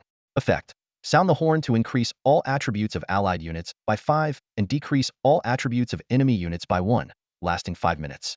Cooldown: 5 minutes. Mana cost: 500. Proficiency: 01000. This is tailor-made for me, Lu Yu thought excitedly. While a 5 buff might not seem like much, the sheer number of his summons made it incredible. For 100 summons, that's a 500 boost. For 1000 summons, an astonishing 5000. And this was just the 1-star effect. Higher levels could at least rival the Goblin General's 50 buff. Best of all, the skill's duration matched its cooldown, meaning his summons could maintain the buff indefinitely as long as he had enough mana. Just as Lu Yu was about to burst into a triumphant laugh, a private message suddenly interrupted his joy. "Hey, are you there, boss? I miss you so much. Even my dad wants to add you as a friend." From the tone and the way he addressed him, Lu Yu immediately recognized that the message was from Yushi Wuzheng. As the leader of the Champion Alliance, the wealthiest man in the real world with a net worth in the trillions, and a future leader of the human race, why would his father want to add him as a friend? Lu Yu frowned slightly at first, but then his expression relaxed as he understood. He looked at the message from Yushi Wuzheng and replied, "Boss, let me ask first, are you trying to add my dad? If you're not interested, he'll just decline on your behalf." The resemblance between the two made Lu Yu wonder if he should suggest they take a paternity test. However, considering the man's status and the sacrifices he would make for humanity in the future, it was better to give him this courtesy. "Go ahead and give my contact info to your dad," Lu Yu responded. In no time, a system notification popped up. "Player Champion Guohua requests to add you as a friend. Accept?" Lu Yu clicked accept, and soon, a new contact appeared in his friend list, a profile picture of a middle-aged man in a half-body portrait, framed by a red national flag. "Hello, Qingjiu. I'm Du Guohua, Du Xiuqian's father. Just call me Uncle Guohua." The man's message was warm yet carried an air of authority. "Chinner told me you've been guiding him, helping him reach the secondary main city so quickly. I'm truly grateful." "Uncle Guohua, you're too kind," Lu Yu replied. "Yushi Wuzheng already paid for my assistant seat, was just a normal transaction." "No, son, you don't understand the significance of this game yet. Helping Chinner enter the main city earlier is incredibly meaningful for him. Both he and I owe you a big favor." Lu Yu chuckled inwardly, understood the game's significance better than anyone. From Du Guohua's words, it seemed he was already aware of the existence of the abyss. "I noticed you're still in the beginner's village. Are you facing some kind of issue? With your skills, it must be something serious. If you need help, just let me know." "Uncle Guohua, there is a bit of trouble, but I can handle it. Did you add me for a specific reason?" "There is something I'd like to ask of you." Du Guohua paused briefly. "The system announcement mentioned that your reward for defeating the bronze-level boss was a guild creation token. Would you consider selling it to the Champion Alliance?" Lu Yu smiled faintly. Just as he had expected, the man was here for the guild creation token. It was the first, and currently the only one in the entire game. To an ordinary player, it might just be a useless piece of metal, but to major guilds, it was priceless. They'd even be willing to trade a courtyard house in Beijing's second ring for it without hesitation. After all, being the first officially established guild not only gave a head start in development, but also attracted a flood of talent, which was what top-tier guilds valued the most. Seeing that Lu Yu didn't respond immediately, Du Guohua continued, "Don't worry, Qingjiu. I'm well aware of the token's value. I own an office building in Shanghai's financial district and am willing to trade it for the token. However, if you trust me, I can offer you something even more valuable." "Something more valuable?" Lu Yu raised his eyes to look at the message sent by Du Guohua. "Qingjiu, if you're willing to sell this guild establishment token to our Champion Alliance, from the day the alliance officially forms, you'll be our greatest benefactor. You'll have first pick of items in the guild warehouse. More importantly, if you ever face danger in the game, the Champion Alliance will spare no effort to come to your aid. This is the most sincere offer I can make." Lu Yu nodded thoughtfully. For ordinary people, owning an office building in Shanghai's financial district could guarantee a comfortable life for generations. But he knew that the second condition was the true key. Du Guohua's willingness to offer such generous terms clearly showed his earnest intention for an equal exchange, not any ulterior motives. However, Lu Yu had no intention of parting with this guild establishment token. In his previous life, he would have accepted the deal without hesitation, securing the Champion Alliance's protection. But after countless battles against alien races, he deeply understood how insignificant individual strength could be. To ensure humanity's survival, he needed to build his own power. And no one understood better than him, certainly not even Du Guohua, the future leader of humanity, what kind of force needed to be established. "Uncle Guohua, your offer genuinely surprises me, but I'm sorry. For now, I don't intend to sell this guild establishment token." Du Guohua's reply carried a hint of urgency. "Qingjiu, has someone else offered a higher price? If that's the case, I'm willing to double it. We can bring in a professional team to witness and have everything clearly written in a contract." "Uncle Guohua, I fully trust your capabilities and integrity, and I understand the weight of your second condition. But I plan to use this guild establishment token myself." "Use it yourself?" Du Guohua clearly hadn't expected this answer. After a long pause, he replied, truly a hero in his youth. "In that case, I won't insist. But if you manage to obtain a second guild establishment token, please consider selling it to me first." I promise you won't regret it. Thank you for understanding, Uncle Guohua. If I get a second one, I'll give it to you directly. Don't call me uncle, it makes me sound ancient. Qingju, just call me Brother Hua. I feel a real connection talking to you. Lu Yu couldn't help but feel exasperated. It was you who told me to call you Uncle Guohua in the first place, and now you're changing it after just a few minutes. Besides, I'm about the same age as your son. Is this really appropriate? But fine, Brother Hua it is. Ha ha ha. Qingju, hurry up and finish your business in the newbie village. Come to the level 2 main city, and well drink until we drop. Alright, Brother Hua. See you in the level 2 main city. As Du Guohua's chat icon dimmed, Lu Yu immediately opened the conversation with Wuxi Wuxing and forwarded the last few lines of their exchange. On the other end, Wuxi Wuxing remained silent for a long time. Starting a guild requires many conditions, among which obtaining the guild creation token is the most challenging. Lu Yu reviewed the other requirements for establishing a guild: 10,000 gold coins and 100,000 reputation points. While gathering the gold coins was manageable, the reputation points proved to be a real headache. Not only were they hard to farm, but they also couldn't be traded between players. He glanced at his current reputation points less than 20,000, with 15,000 of them coming from the recent first kill of a bronze-level boss. Carefully, he took out the guild creation token and examined the weathered bronze token closely. On one side was the bold and vigorous character for guild, while the other side featured a crookedly engraved token. The system description revealed this was a special item described as a tool to command the world, gather heroes, rise amidst chaos, and dominate the era, meant for establishing guilds. Treating it like the priceless treasure it was, Lu Yu solemnly stowed the token away. After sorting through his inventory, Lu Yu opened the summoning space. Inside, his latest subordinate, the Goblin General, waited quietly.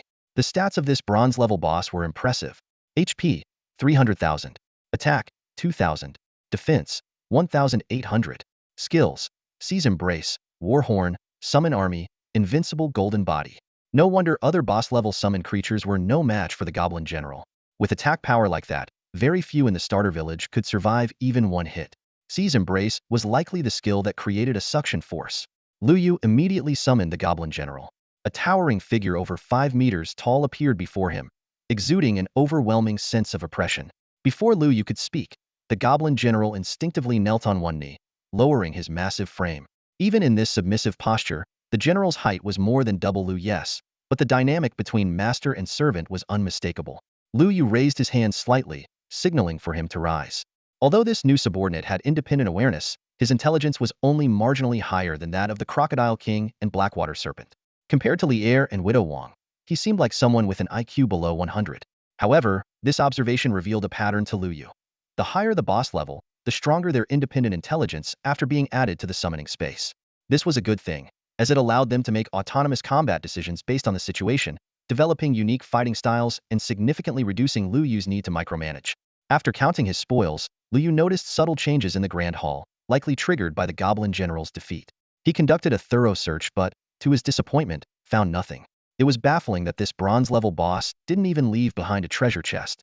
Confirming there was nothing else to gain, Lu Yu left the boss room.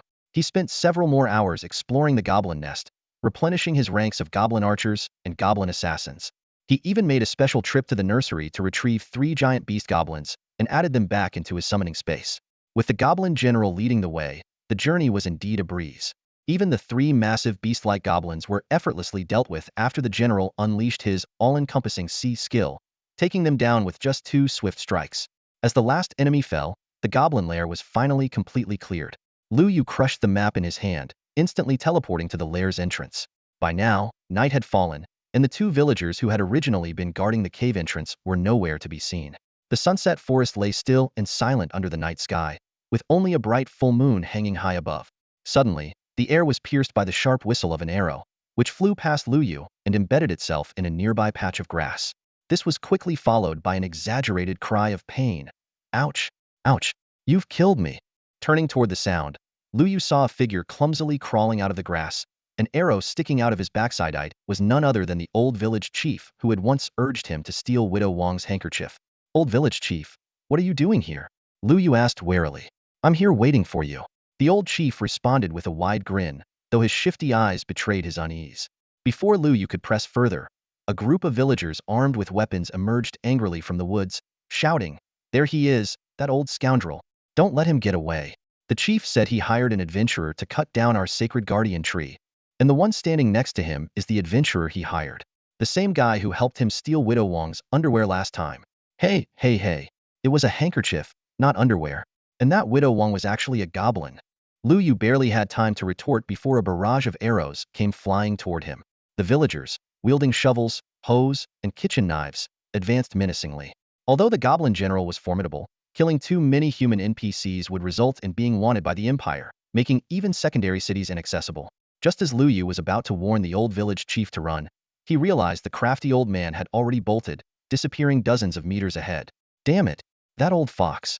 Lu Yu cursed, sprinting after him. But despite his age, the old village chief ran like a wild horse off its reins, completely uncatchable. Fortunately, the combat skills of the villagers, being mostly from production professions, were limited, and they were soon left far behind. Exhausted, Lu Yu collapsed onto a tree stump by the roadside. The old village chief, now leisurely strolling back after shaking off the pursuers, asked with feigned concern, "Young man, are you hurt? I have no idea why they're after me. An old man like me." Lu Yu shot him a sidelong glance. "Don't play dumb. They made it very clear it's your plan to cut down the sacred guardian tree that got exposed. And now, as the one who accepted your quest, I've been dragged into this mess too." The old chief ignored Lu Yu's irritation and instead asked with apparent sincerity, "So, how about it? Did you get hurt fighting the goblin general?" That was the last straw for Lu Yu. "You old scoundrel. You sent me to kill the goblin general. Were you trying to get me killed on purpose?" "Young man, how could that be possible?" The old village chief flashed a sly smile. "Don't you know what kind of person I am?" Lu Yu let out a cold laugh. "Exactly, because I know what kind of person you are. I'm even more certain you're trying to send me to my death. Sending a level 10 player with only 2 pieces of equipment to deal with a level 30 bronze tier boss? You're obviously trying to get me killed just to avoid giving out the quest rewards, aren't you?" Now. The old village chief waved his hands repeatedly, his expression growing even kinder. "What are you saying? Do I look like that kind of person? How about this: if you take care of the last of the 4 plagues, they'll consider your task complete." A system notification immediately popped up. "Your chain quest has been updated. Quest objective: eliminate the Millennium Treant in the western part of the village. Quest reward: healing spell. Quest penalty: unknown." Lu Yu frowned deeply. The old village chief's sudden display of goodwill made him suspicious. When something seems off, there's usually more to it. He stared at the village chief's seemingly kind face, convinced there was a hidden scheme behind it. "Old man, what kind of mischief are you plotting this time?" "What do you mean, mischief?" "Young man, even if you don't trust me, you should at least trust the system notifications, right?" Although the system notifications couldn't lie, that only made Lu Yu feel more uneasy. He immediately opened the official forums and searched for 12315 newbie village updates. A flood of posts appeared instantly, with the most eye-catching being the latest video from a player named Xiao Yaya. "Hey everyone, Xiao Yaya is back." In the video, she excitedly shared the latest developments. Just after Qingjio soloed the bronze tier boss, something shocking happened in 12315 newbie village. The villagers drove out the previous village chief and gathered around the sacred tree to the west. While players see the Millennium Treant as just an iron tier boss, to the villagers, it's their guardian deity, symbol of good harvests and favorable weather. Lu Yu silently closed the video, his expression darkening as he looked at the old village chief. Now he finally understood had unwittingly become the village's public enemy. Thinking about it, he couldn't help but curse this unreliable old man. How could he let everyone know about something as sensitive as cutting down the sacred tree? "No, I need to get that healing spell first," Lu Yu thought. "If anything happens to this old man, all my efforts will be for nothing." "Old man," he said, "he'll take care of the Millennium Treant, but you'll have to give me the healing spell first." "No way, no way." The old village chief refused flatly. The old village chief immediately shook his head like a rattled drum, his face filled with anxiety. A fierce exchange ensued between the two. "If I give you the healing spell now, who knows if you'll still go after the tree spirit? If you don't give it to me, I won't help you kill the tree spirit," Lu Yu retorted firmly. "If you don't kill the tree spirit, you won't complete my quest, and I won't let you leave the novice village." The old chief's voice rose. "If you don't let me leave the novice village, I'll hand you over to the villagers. They'll deal with you, and the quest will be cancelled naturally." The old chief pointed a trembling finger at Lu Yu, opening his mouth but unable to speak. Suddenly, he switched to a pitiful expression. "Young man, you can't do this. I'm just an old, lonely man working hard for the village. The current village chief has already brought disaster upon this place.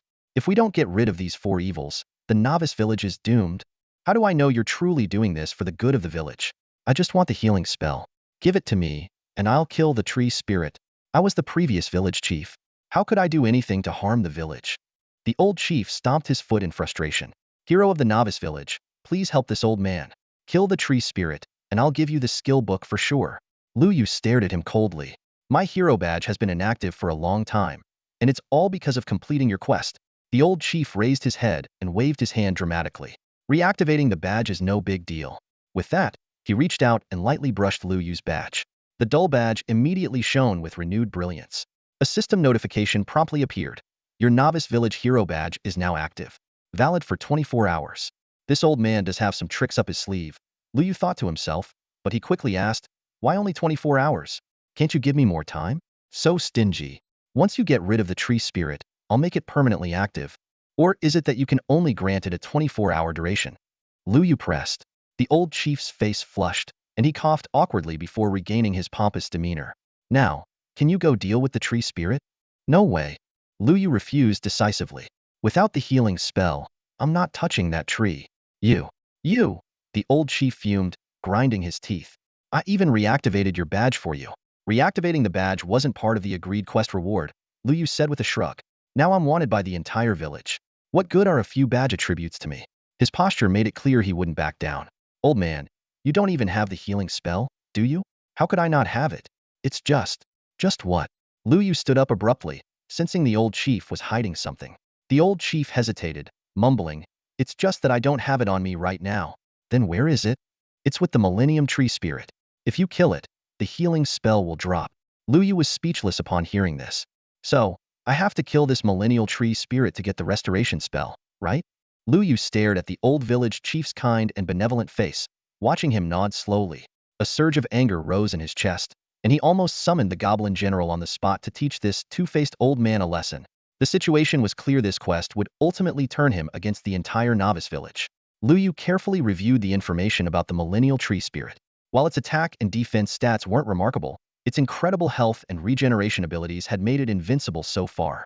Now, with the villagers protecting it and interference from other players, the difficulty level had skyrocketed. Although there weren't many combat-capable villagers, each of them was equivalent to a level 20 Iron Tier boss. Even more troublesome was the village chief himself being the leader of the village. His strength was at least at the Bronze Tier level. Dozens of Iron Tier bosses, plus a Bronze Tier boss this lineup, made Lu Yu shake his head in frustration. Old man, since you're the one who wants to get rid of the tree spirit, you must have a way to deal with those villagers, right? He asked.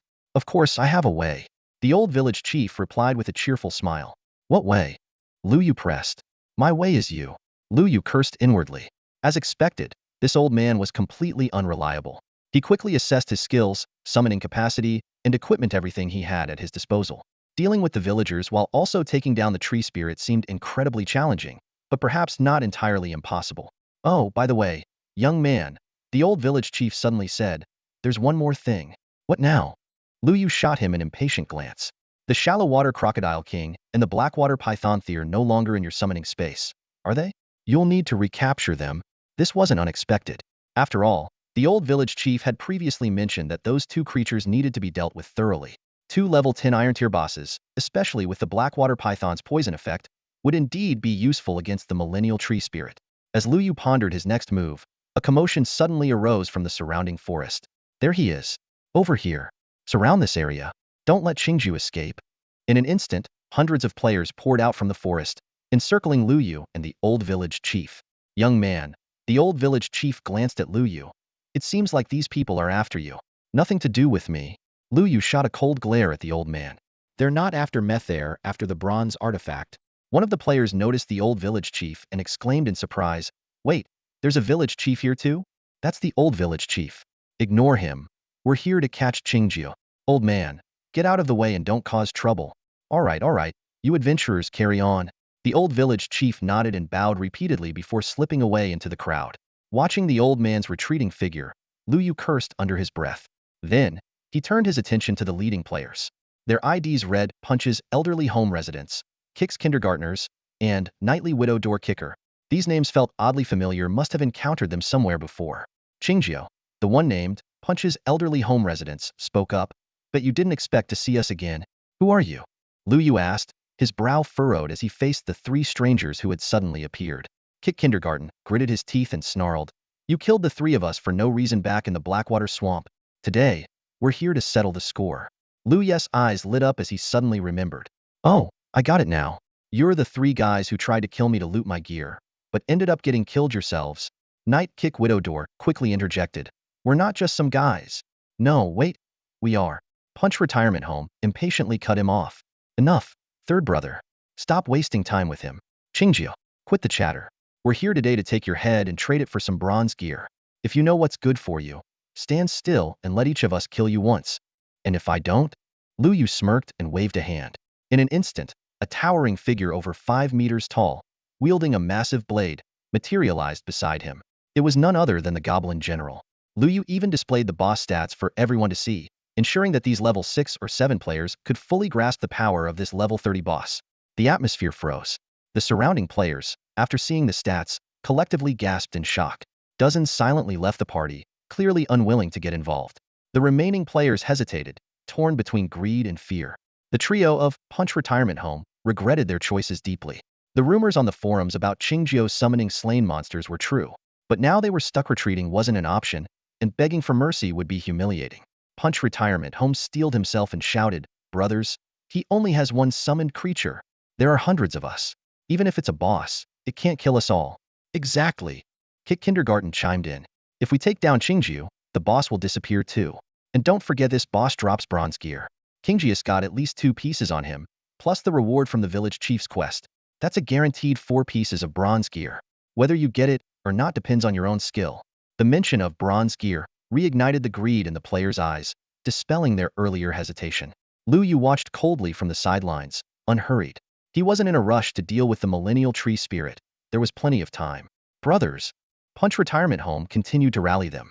The worst that can happen is losing 1 level, but if we get the bronze gear, we'll own the entire beginner village. What are we waiting for? Attack. At his command, hundreds of players charged forward, unleashing a barrage of arrows and spells that filled the sky. Perfect, Lu Yu murmured softly. The Goblin General clenched his left fist, generating a powerful suction force that pulled the fragile rearline players into the air. This overwhelming strength, which even massive monsters struggled to resist, was utterly devastating for these low-level players. With one sweeping slash of the Goblin General's blade, a bloody mist erupted, and over 100 players were instantly slain. The moment blood splattered onto the warriors in the front row, everyone froze as if struck by a paralyzing spell. Shreds of flesh rained down from midair, landing with sickening splats on the players.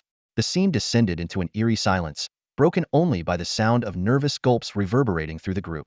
Although these warrior players had long grown accustomed to the bloodshed of battle since their first encounter with the big-eared rabbits, the gruesome sight before them left them stunned and speechless. Such a horrifying scene, if displayed on a game screen, would be lucky to escape censorship or at least be heavily filtered into black and white. Punch Elderly Home suppressed his growing fear and forced himself to shout, "What's there to be afraid of? At worst, we just die once. Come on, brothers, charge." However, this time, no one responded to his rallying cry. Before his words even fully landed, hundreds of players scattered like startled birds. To them, for mere pieces of bronze equipment were hardly worth the risk. The boss's damage was simply too terrifying. Continuing to fight would not only fail to secure any loot, but might also cost them the gear they already had. In the blink of an eye, the vast clearing was left with only Punch Elderly Home and his 2 companions, alongside the steadily respawning corpses on the ground. The 3 exchanged uneasy glances before immediately bolting in 3 different directions. But just as they turned to flee, a group of figures materialized out of thin air, surrounding them completely. Punch Elderly Home turned his head with difficulty to look at Lu Yu. "Mr. Qingjie, this might all be a misunderstanding." "No misunderstanding," Lu Yu said calmly, waving a hand. "You made yourselves very clear earlier you wanted to trade my head for bronze equipment. Unfortunately for you, you're no match for me." The 3 hurriedly begged for mercy, offering to pledge their loyalty to Lu Yu. But Lu Yu simply sneered and gestured to the summoned creatures around them. "Do you think I lack followers? In terms of level, attack, defense, health, or skills, which of these could you possibly surpass?" The 3 were rendered speechless. Even the lowest level creature around them, the shallow water crocodiles, were all level 10, while they themselves were only level 8. Even if the 3 of them teamed up, they likely wouldn't stand a chance against a single summoned creature. "So," Lu Yu said coldly, "please go ahead and die." As soon as the words were spoken, Punch Elderly Home sprang up with an axe, but he was cut down in an instant by the Goblin General. Kick Kindergarten and Widow Door Kicker were similarly dispatched with ease by the Goblin assassins. Lu Yu picked up the black iron staff dropped by Widow Door Kicker, recalling his earlier disappointment at not obtaining this piece of gear in the Blackwater Swamp. However, now that he had far better weapons, he listed the staff on the trading platform, setting it to accept gold coins only for bidding. He also noticed that the Lee Air machete he had previously put up had sold for 2,500 coins. While the buyer's identity was hidden, anyone with that much gold to spare was surely backed by a major guild. Liu Yu didn't care much about the source of the gold coins. After a tin handling fee, he received 2,250 gold coins. Adding that to his earnings from defeating monsters, his account balance had surpassed 5,000 coins. In the post-abyss world, this amount had the purchasing power equivalent to about 5,000 yuan in reality. He calculated silently, realizing there would be many expenses in the future, and this small savings wouldn't be nearly enough. While he was lost in thought, the system notification chimed. You have an incoming call from outside the game. Do you want to answer? It was Chunju. Liu Yu tapped to accept, and Chunju's voice came through immediately. Brother Yu, you've been online for over a day now. Take a break and let's go out for some good food. Only then did Liu Yu notice the time. From noon the day before until now past 5 a.m. he had spent 36 hours in the game. The advanced gaming pod had taken care of his basic physiological needs, and the semi-sleep state had made him unaware of the passing hours. Considering that the Blackwater Python hadn't respawned yet, and there was nothing urgent to do in the beginner's village, Liu Yu decided to log out. Hold on, I'll be right there. As a wanted player, he couldn't log out safely in the beginner's village's safe zone. Cautiously, Liu Yu summoned all his creatures, including the Goblin General for protection. With this setup, not even the village chief and his men could approach easily. After ensuring everything was secure, he clicked the logout button. Stepping out of the gaming pod, he found Chinju waiting in the living room. Brother Yu, finally, let's go out and have a feast me treat. Chinju grinned with a smug expression, clearly eager to show off something. All right, let me change my clothes, Liu Yu replied calmly. Brother Yu, have you reached the second-tier city yet? No, I'm only level 7. Still in the beginner's village. What? Still in the beginner's village? Chunju's grin grew even more triumphant, his baby-faced features brimming with smugness. Let's go to Tianranju. Remember, you're paying, Liu Yu said as he headed toward the door. Aren't you curious about my progress? Not really. Liu Yu cut him off bluntly and walked downstairs. Chinju hurried to catch up. Brother Yu, don't you want to know? Nope. I can guess. You probably finished off someone else's nearly killed Black Iron tier boss, got 2 Black Iron items, kept one, and sold the other, then made it to the second-tier city. The two reached the ground floor, and right across the street stood Tianranju. The city's most upscale restaurant had a pair of couplets hanging at the entrance. Guests arrive at Tianranju, as though divine visitors from the heavens. Rumor had it that stepping through its doors alone cost 2,000 yuan. Well, I'll just tell you then, Chunju couldn't hold back any longer. I'm all ready. The traffic light turned green, and Liu Yu stepped onto the crosswalk ahead of him. Suddenly, a white refrigerated truck ran the red light, speeding straight toward Liu Yu's position. Brother Yu, watch out. Chunju's panicked shout pierced the quiet morning air. Bang! A figure was flung several meters away, leaving a glaring trail of blood across the road. The out-of-control truck swerved erratically forward until it finally came to a halt after crashing into a street lamp. Juzi! Liu Yu's mind went blank. Everything happened so suddenly. All he heard was Chenju shouting, "Watch out!" before being forcefully shoved aside. In the next moment, the truck roared past where he had just been standing, hitting Chenju and sending him flying. Liu Yu rushed to Chenju's side. Blood was pooling beneath him, staining the asphalt a deep crimson. Liu Yu bent down to check there was still breathing, still a heartbeat, still a pulse. Juzi, hang in there, he muttered, his hands trembling as he dialed 911. Outside the hospital's operating room, Liu Yu paced nervously. The surgery had been ongoing for 6 hours, and the operation in progress light was still on. The doctor's words were blunt. The chances of saving him are slim. Even if we do, he might be bedridden for the rest of his life. The traffic police had dragged the truck driver out of the vehicle. He reeked of alcohol and was completely unconscious. On the surface, it seemed like a typical drunk driving incident, but Liu Yu couldn't shake the feeling that something was off. Who would be that intoxicated before 6 a.m.? And why was an empty cargo truck speeding through the busiest part of the city? His instincts told him this wasn't an accident, it was deliberate. That truck had been coming for him, and if not for Juzi's quick action, he would have been the one lying in the operating room. At that moment, a middle-aged man approached him, flanked by 2 burly men in suits and dark sunglasses. Excuse me, are you Liu Yu? I am. And you are? Liu Yu asked warily.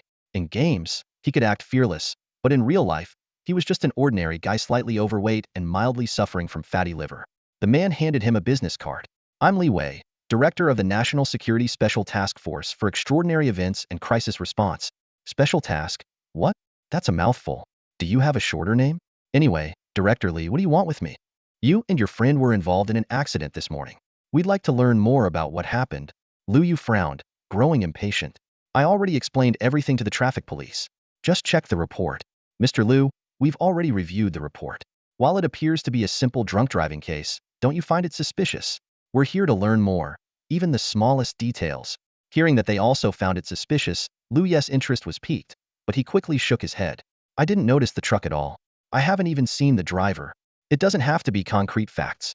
Your guesses or gut feelings are just as valuable. Liu Yu frowned, his expression heavy. This car accident was no coincidence. It was clearly targeted at me. The middle-aged man turned sharply at Liu Yu's words and shot a fierce glare at the two burly men behind him. They immediately lowered their heads in submission. Mr. Liu Yu, thank you for your cooperation. We will take full responsibility for your friend's medical expenses. With that, he prepared to leave. Wait. Liu Yu grabbed the man's arm. You must know something. Tell me. One of the burly men stepped forward and gently but firmly pried Liu Yu's hand away. The middle-aged man simply nodded meaningfully before turning and walking away. Liu Yu lowered his gaze to the business card in his hand. National Special Operations Office for Emergency and Anomalous Crisis Response. Director of the Huan Bureau Office, Li Wei. Huan Bureau. Liu Yu's eyes widened as memories flooded back. After the abyss descended, a faction called the Huan Alliance had emerged seemingly out of nowhere. In its early days, the group developed quietly, with members focusing on leveling up, gathering gear, and completing border missions rather than engaging in player-versus-player battles. Were it not for its astonishing growth rate, it might have gone unnoticed by the player community. However, 6 months later, when the border barriers were breached and foreign races invaded human territories, the Huan Alliance stepped forward as an official entity, calling on players to cease internal conflicts and unite against the external threat. The Alliance's predecessor was none other than the Huan Bureau. Rumors suggested the Bureau had been established a month before the abyss descended, but now it seemed its history extended far deeper than anyone had imagined. Liu Yu's expression grew grim. After uncovering the true identities of Li Er and Widow Wang, he had already suspected that foreign races had infiltrated human society. But he hadn't expected that they not only knew his real-world identity but also dared to openly attempt to assassinate him. Such a high-risk operation could easily expose their methods of influencing human society unless his life was truly worth that much. Just then, the door to the operating room swung open, and a group of sweat-soaked doctors emerged. Doctor, how is my friend? Liu Yu hurried forward. He's out of immediate danger and should regain consciousness soon, one doctor said, wiping the sweat from his brow. But he'll be confined to a wheelchair for the rest of his life.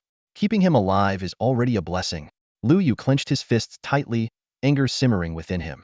Zhuzi had already paid a heavy price twice to save him once in their past life, and now again in this one. Liu Yu had planned to fight through the abyss alongside Zhuzi, tearing through the foreign races. But before the abyss even arrived, Zhuzi had once again been gravely injured for his sake. This blood debt had to be repaid in kind by the foreign race's blood. Inside the hospital room, Liu scoured forums but found no useful information on goblins.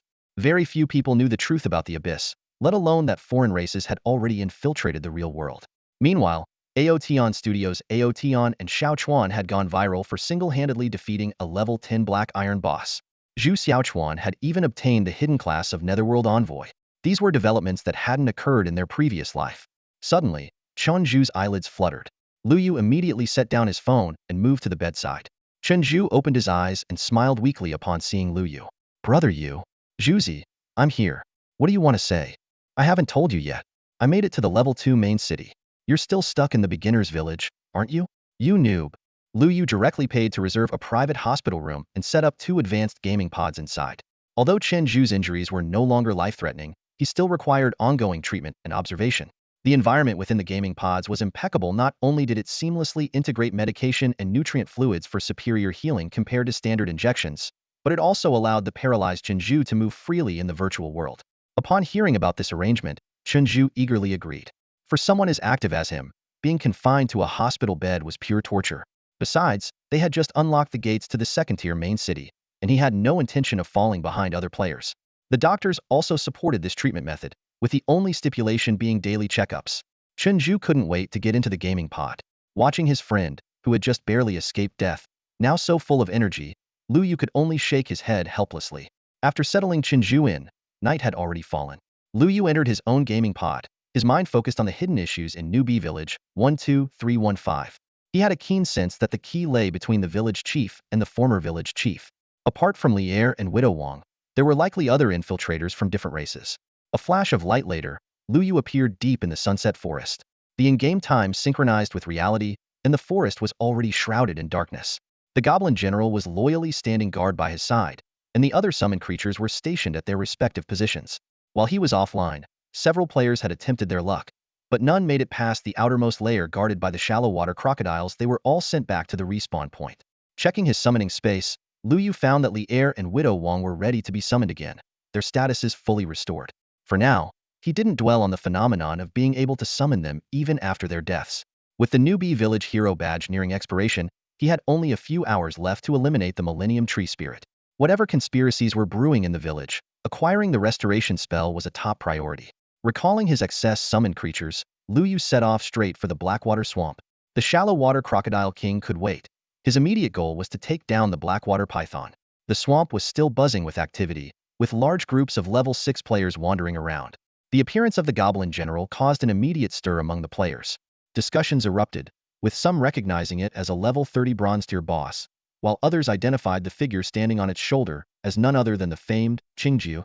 Ignoring the chatter of the surrounding players, Lu Yu stood atop the Goblin General's shoulder and pointed directly toward the Blackwater pool.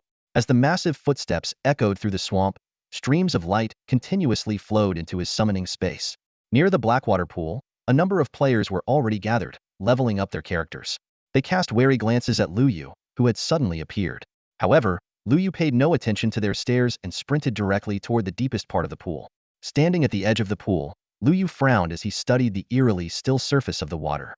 Not a single ripple disturbed it, as though the pool was completely empty. He checked the time again. This should have been the moment for the creature to respawn. Could it be that someone had beaten him to the Blackwater python? Without hesitation, Lu Yu summoned a few Blackwater snakes, sending them into the water to investigate. Soon, he released even more snakes, which began a thorough, grid-like search of the pool's depths.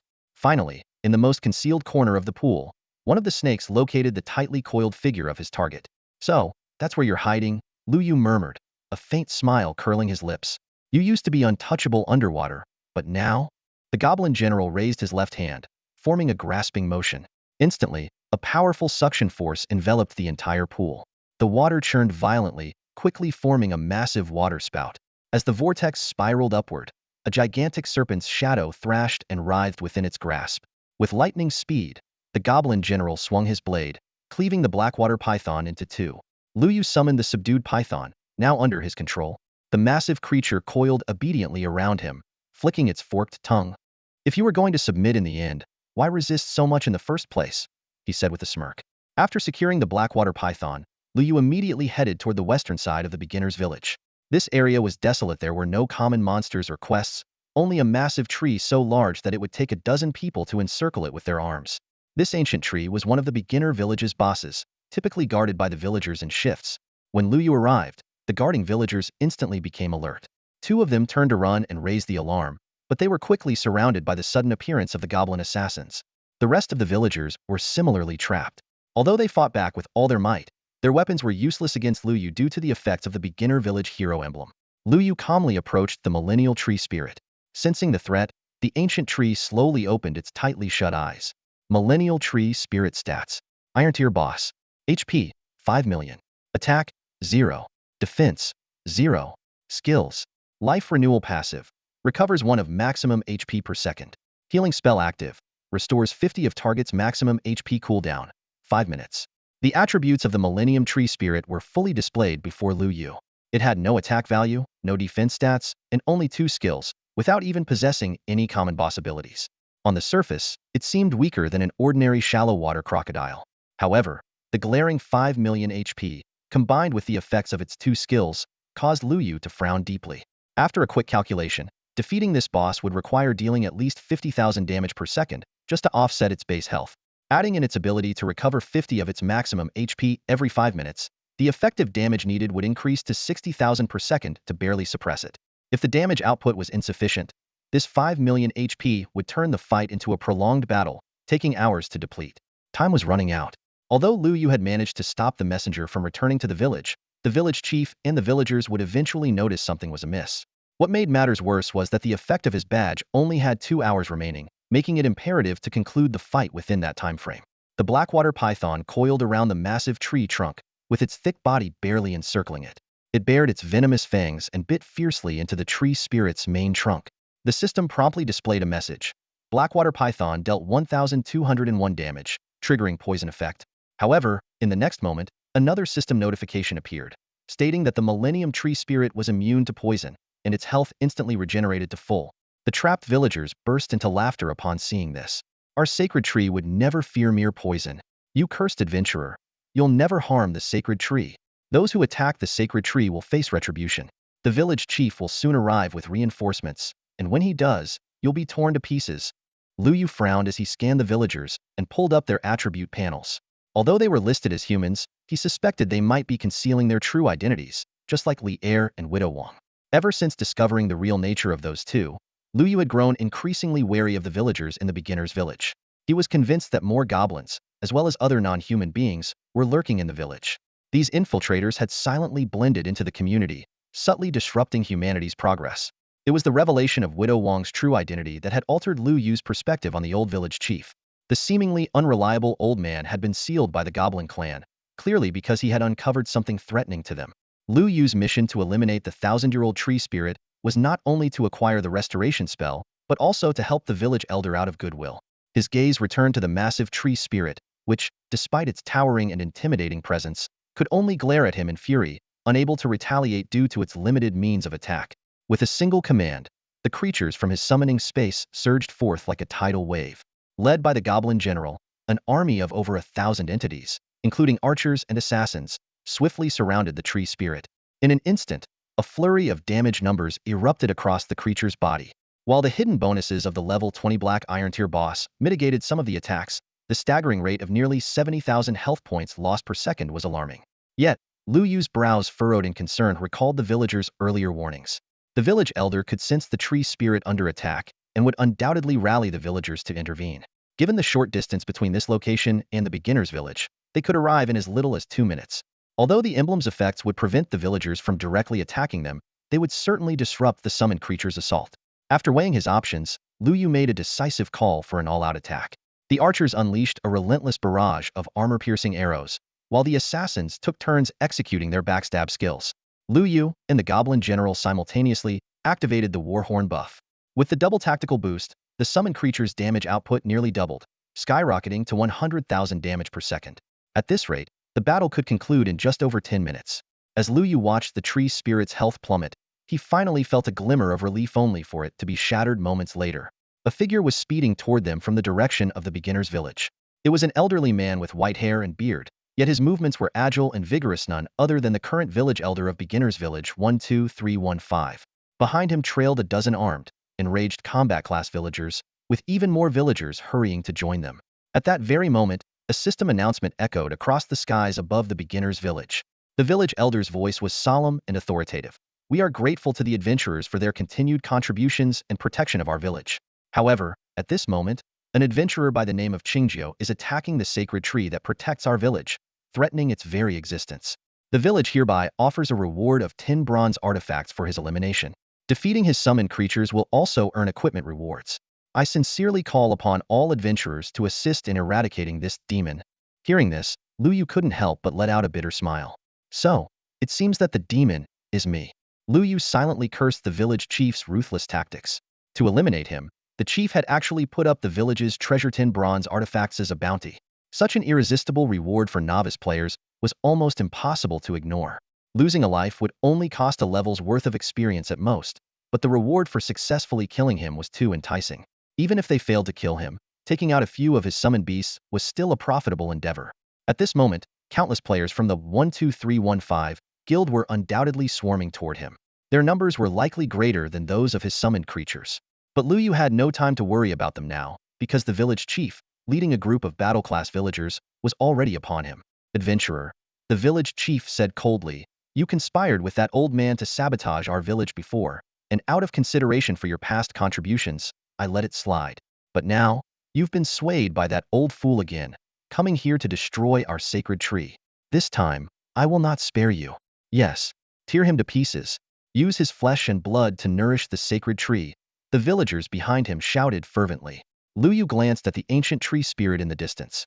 Under the relentless assault of his summoned creatures, the tree spirit's health had already dropped below half, and its once vibrant green leaves had turned withered and yellow. Just a few more minutes, and he could eliminate it completely. He stepped forward, facing the village chief and his group alone. Village chief, I think there might be some misunderstanding between us. Let me explain. Don't even think about stalling for time. A villager suddenly fired an arrow at Lu Yu. However, when the arrow struck him, the word miss appeared above him. The village chief narrowed his eyes. It seems that old man restored your badge's effect. He did say he used to be a village chief, after all. Lu Yu replied with a shrug. Don't be so smug. That old fool can't even protect himself. The badge's effects won't last long, the chief retorted before turning to the villagers. Remember, once he attacks, the badge's effects will be nullified. The villagers immediately understood and charged toward the areas where the arrow volleys were thickest. Lu Yu was prepared. Hundreds of goblins swarmed in, surrounding the villagers. These battle-class villagers were extremely powerful, and even with such numbers, the goblins could barely hold them back. To avoid accidental attacks that could nullify the badge's effect, the goblins had to restrain their strength, which drastically reduced their offensive power against the tree spirit. Seeing the tree spirit's health no longer dropping, the village chief visibly relaxed. Now, all he needed to do was wait for the badge's effect to wear off, and Lu Yu would be as good as dead. But Lu Yu's real concern lay elsewhere. The imminent arrival of players posed the greatest threat. Once they joined the fight, the situation would spiral out of control. At that point, he wouldn't even need to wait for the badge's effect to expire. He'd have to prepare for a desperate escape. Lu Yu stood still, a deep frown etched on his face. Ever since he was abandoned in the Sunset Forest by the old village chief, that cunning old man had completely vanished without a trace. Thinking back to how he was tasked with eliminating the tree spirit, only to become a pawn in the old man's scheme, Lu Yu clenched his fists in frustration, wishing he could grab that old schemer and give him a good lesson. At this moment, the current village chief stood directly opposite Lu Yu, just 10 steps away, wearing an enigmatic smile. He neither made a move nor took a single step back. His intentions couldn't have been clearer, was keeping a close eye on Lu Yu, the biggest wildcard in the situation. In his mind, no matter how powerful summoned beasts were, they were merely tools. The true game-changer was the player standing before him. As time ticked by, Lu Yu grew increasingly restless. If this standoff continued, he would surely be worn down. His gaze swept over the battlefield around him, his mind racing with calculations. On his side, he had 2,000 summoned beasts, along with the Goblin General, Li Er, and Widow Wang. Factoring in the buffs provided by the War Horn, perhaps he could take on the village chief. Although NPCs couldn't be revived after death, as long as they were dealt with, he could always gather a new army to confront the millennial tree spirit. The only concern was whether killing too many NPCs would lead to him being hunted down when entering the Tier 2 main city. But for Lu Yu, the restoration skill was a must-have. His memories from his past life told him that if he missed this chance, the odds of finding a similar skill in the main city would be slim to none. Just as Lu Yu reached out to remove the badge from his chest, a sudden thought struck him: something wasn't right. While the old village chief had the ability to restore the badge's effects, the current village chief could just as easily disable it again. As the current chief, his authority would undoubtedly surpass that of his predecessor. Yet, he hadn't done so and instead chose to waste time here with Lu Yu.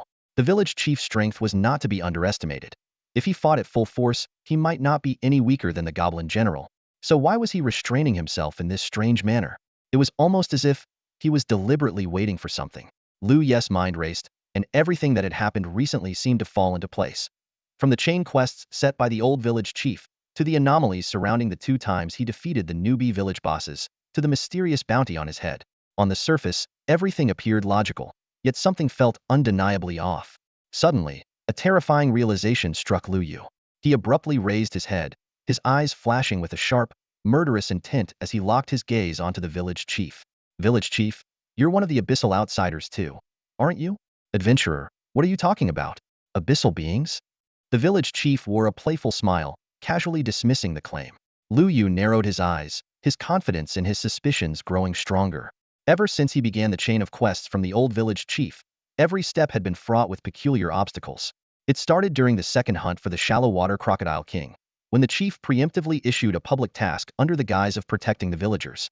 This caused the crocodile king to enter a cool-down state, making it impossible to summon. Then, outside the goblin nest, 2 guards suddenly appeared, clearly stationed to block him. After all, who else but someone on this specific quest would venture into a map filled with level 15 monsters? What was even more suspicious was that after defeating the Goblin General, Lu Yu was immediately placed under a baseless bounty, accused of damaging the sacred tree. Connecting all these events, it became evident that the current village chief had been pulling the strings behind the scenes. Chief, You've gone to great lengths to hinder me with seemingly legitimate excuses. Is it because your position as the village chief limits you from using more direct, unconventional methods? Lu Yu locked eyes with him. The chief maintained his smile but gave no response. Without warning, Lu Yu raised his hand and launched a spell attack. If the chief was so intent on hiding his true nature, then forcing him to reveal it was the only way. As the spell shot toward him, the chief calmly stepped back, a large miss appearing on the ground. Lu Yu had carefully anticipated the chief's movement trajectory, yet the attack missed entirely. The chief had clearly been prepared, dodging the spell's impact point effortlessly. Such combat awareness was yet another confirmation of his non-human identity. No ordinary NPC would possess such sharp reflexes. Adventurer, the chief said in an even tone, as the village chief, I have no desire for open conflict with you. If you cease your actions against the sacred tree, I am willing to make an exception and directly send you to the level 2 main city. With your strength, that's where you belong. Lu Yu ignored the offer entirely. Now certain of the chief's inhuman identity, there was no way he would leave the beginner village just yet. Spells continued to rain down on the chief, while he dodged each one with unhurried precision. The village chief's speed was astonishing. Every time Lu Yu's attack was about to land, the chief would dodge with uncanny precision at the last possible moment. This was the first time since Lu Yu's rebirth that he had encountered an opponent capable of matching his skills, and it was a creature from the abyss. He was eager to test his abilities against the village chief, to see whether the chief's speed would prevail or his own predictive skills would come out on top. But now wasn't the time. Players were about to arrive. They had no knowledge of the existence of these abyssal creatures, let alone the fact that the village chief himself was one of them. Only by exposing the chief's racial attributes could Lu Yu make the players wary and lead them to suspect that this might be the biggest hidden quest in the starter village. With a wave of his hand, Lu Yu summoned over 100 goblin archers, who instantly formed a formation behind him.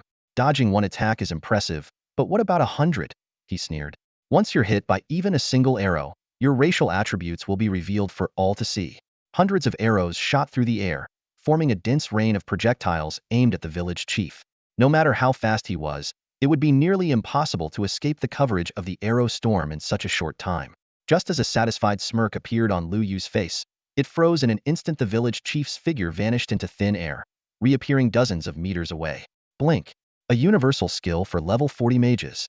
Lu Yu was taken aback, realizing he had severely underestimated his opponent. Just like players, NPCs could enter the second-tier city after reaching level 10 to choose a class. At level 40, they could undergo a class advancement, gaining not only significant stat boosts but also powerful skills like Blink. Adventurer, this is your last chance, the village chief said calmly. Dismiss your summoned creatures, and I'll send you to the second-tier city. Lu Yu scoffed, ignoring the offer.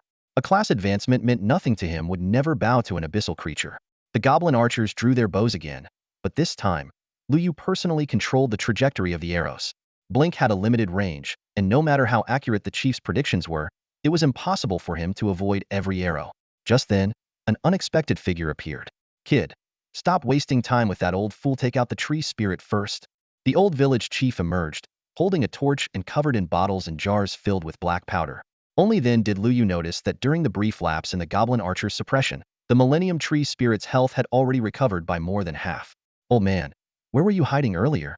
For some reason, every time Lu Yu saw the old village chief, a strange anger bubbled up inside him. The old man grinned, revealing his yellowed teeth, and without another word, lit the fuses on a few bottles and hurled them at the tree spirit. The bottles exploded upon impact, releasing a deafening blast that echoed through the air. The powerful explosives brought the tree spirit's health back down to below half. Watching this unfold, Lu Yu thought to himself, that old geezer finally did something useful for once. The old village chief focused intently on the battle, paying no attention to the tree spirit's health bar. With deft hands, he continuously retrieved jars and flasks from his pack, igniting them and hurling them with precision at the tree spirit's trunk. These specially crafted explosives erupted into fierce flames, with tongues of fire relentlessly licking at the tree spirit's branches and leaves, effectively suppressing its regenerative abilities. Ha ha, bet you didn't expect this, did you, young man? The old village chief said smugly. This old man still has a few tricks up his sleeve, and it's all thanks to those crocodile skins you brought me. Crocodile skins can be used to make explosives? Lu Yu asked incredulously. Ordinary crocodile skins? Of course not. But after some special processing by yours truly, they become the best kindling you could ask for, the old chief replied, all the while continuing to toss his fiery concoctions. The weathered face of the tree spirit twisted in agony. Compared to the goblin's arrows, these flames, which caused permanent damage, were its greatest nemesis. Lu Yu noticed that the tree spirit's maximum health was steadily decreasing. Just a dozen of the explosive jars had reduced it to a critical state. At this rate, it wouldn't survive long enough for its healing skill to cool down before being completely obliterated. The old chief seemed relaxed, clearly pleased with how things were unfolding. Young man, do you know why I have to eliminate these 4 bosses? Watching the energetic old chief in action, Lu Yu answered directly, because they're sealing your power, right? Well, look at you.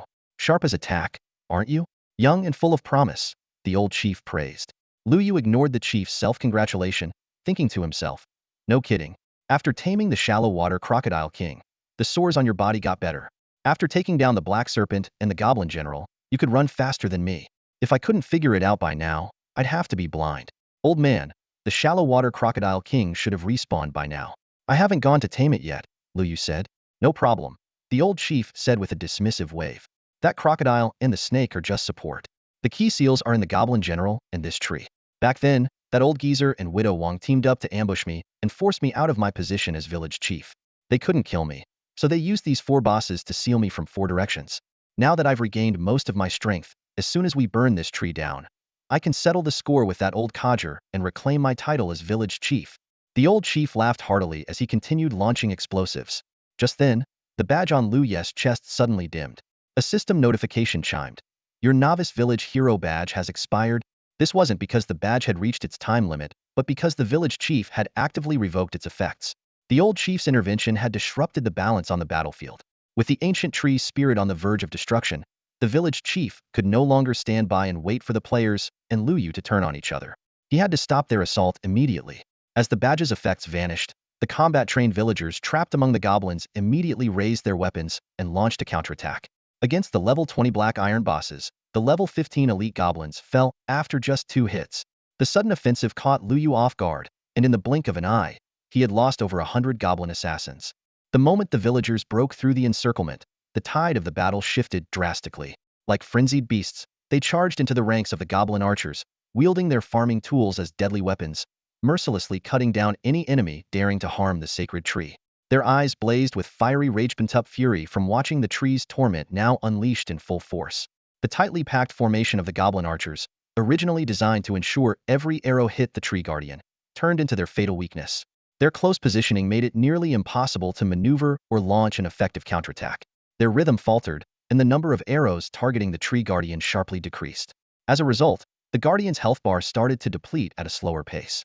On the battlefield, only the elder village chief's explosives and flames continued to damage the tree guardian. However, Lu Yu noticed that the elder chief's supply of explosives was nearly exhausted. Meanwhile, the suspicious current village chief remained at a distance, never stepping forward to join the fight. The situation was dire, and Lu Yu made a swift decision. He abandoned the summoned beasts trapped amidst the villagers and ordered the ones on the outskirts to retreat and regroup. A new formation quickly took shape, and a barrage of arrows rained down on the tree guardian once again, causing its health bar to plummet rapidly.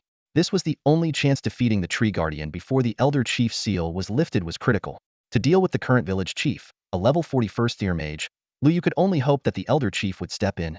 The goblin general turned to face the charging villagers. After observing them, it was evident that these villagers displayed no signs of being from another race. They were indeed human NPCs deceived by the village chief. But there was no time for mercy. Any obstacle had to be eliminated. The general struck with lightning speed. With a grasping motion from his left hand, a villager was lifted into the air. The long blade in his right hand flashed several times, and in an instant, the villager named Zhang Tufu fell lifeless to the ground, his blood staining the soil beneath him. A system notification appeared. You have killed villager Zhang Tufu. Sin value increased by 100 points. Lingfeng City has taken notice of your actions. Lu Yu paid no heed. The goblin general's slaughter continued unabated, and within moments, 3 more villagers lay in pools of blood. Lu Yu's rename value climbed to 400 points, but he no longer cared today. The tree guardian had to die. The system's warning message stung Lu Yu's eyes. It revealed the city lord of Lingfeng City was extremely displeased with his actions, particularly the slaughter of innocent villagers. Yet, unexpectedly, the remaining villagers showed no sign of wavering over their fallen companions.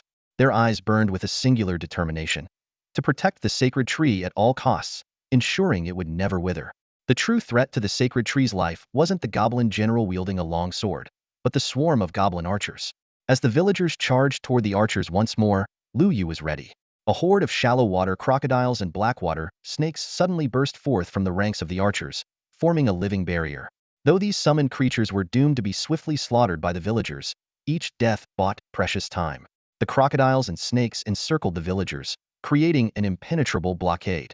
Weapons in the villagers' hands gleamed coldly as they slashed through wave after wave of summoned beasts. But as soon as one fell, another took its place, halting their advance. The goblin general stood just outside the encirclement, patiently waiting for his Ocean's Embrace skill to cool down. Once the cooldown ended, he would strike without hesitation, pulling a villager into the air to execute them. Lu Yu's sin value had already surpassed 1,000 points, turning his name a glaring red in everyone's eyes. If a player were to kill him now, he would not only drop to level 0 but also risk losing all his equipped gear and inventory. Moreover, the player who defeated him would receive a system reward instead of incurring any sin value. But Lu Yu had no time to worry about such consequences. His entire focus was on the Millennium Tree Spirit. As the number of villagers dwindled, the tree spirit's health had dropped to less than 10. If he could hold on for just another 5 to 10 minutes, he could finally take down this boss. At this critical moment, a thunderous roar of battle cries erupted in the distance.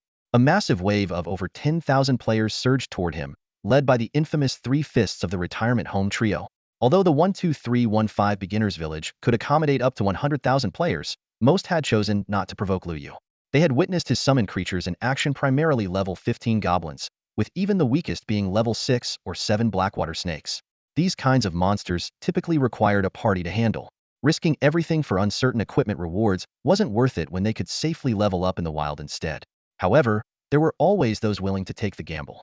Brothers, Qingjiu is right ahead of us, the leading player shouted. His strongest summons are tied up with the NPCs. Let's deal with the others first, then take down Qingjiu together. Don't worry about the Goblin General. No matter how strong it can't kill all of us at once. Seeing the swarm of players rushing toward him, Lu Yu felt a headache coming on. Of all times, they had to show up now to cause trouble. Gritting his teeth, he commanded 3 giant goblin beasts to break away from the main force and confront the player horde. This was the only firepower he could spare while maintaining pressure on the Millennium Tree Spirit.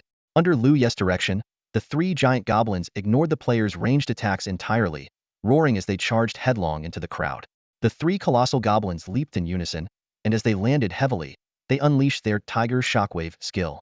A circular shockwave rippled outward, instantly obliterating players within a radius of several dozen meters, forcing them to respawn at the revival spring. This single attack wiped out over 100 players instantly, while hundreds more within the area suffered varying degrees of damage. However, for the surging army of players, these losses were negligible. The skill's backlash left the 3 giant goblins stunned, providing nearby players with the perfect opportunity to unleash a barrage of skills in retaliation. Lu Yu refrained from commanding his other summoned creatures to rescue them. His primary objective at this moment was to eliminate the Millennium Treant. As long as the Treant fell, the current crisis would be resolved. Within less than a minute, the 3 colossal goblins succumbed and vanished into white light. With these massive adversaries defeated, the players quickly turned their attention to Lu Yu. The situation was now clear. Most of Qingjiu's summoned creatures were tied up, and even the Goblin General was preoccupied with eliminating villagers to prevent them from reaching the archers. Although Qingjiu himself remained untouchable for now, the opportunity to take down some of his summoned creatures was too tempting to pass up.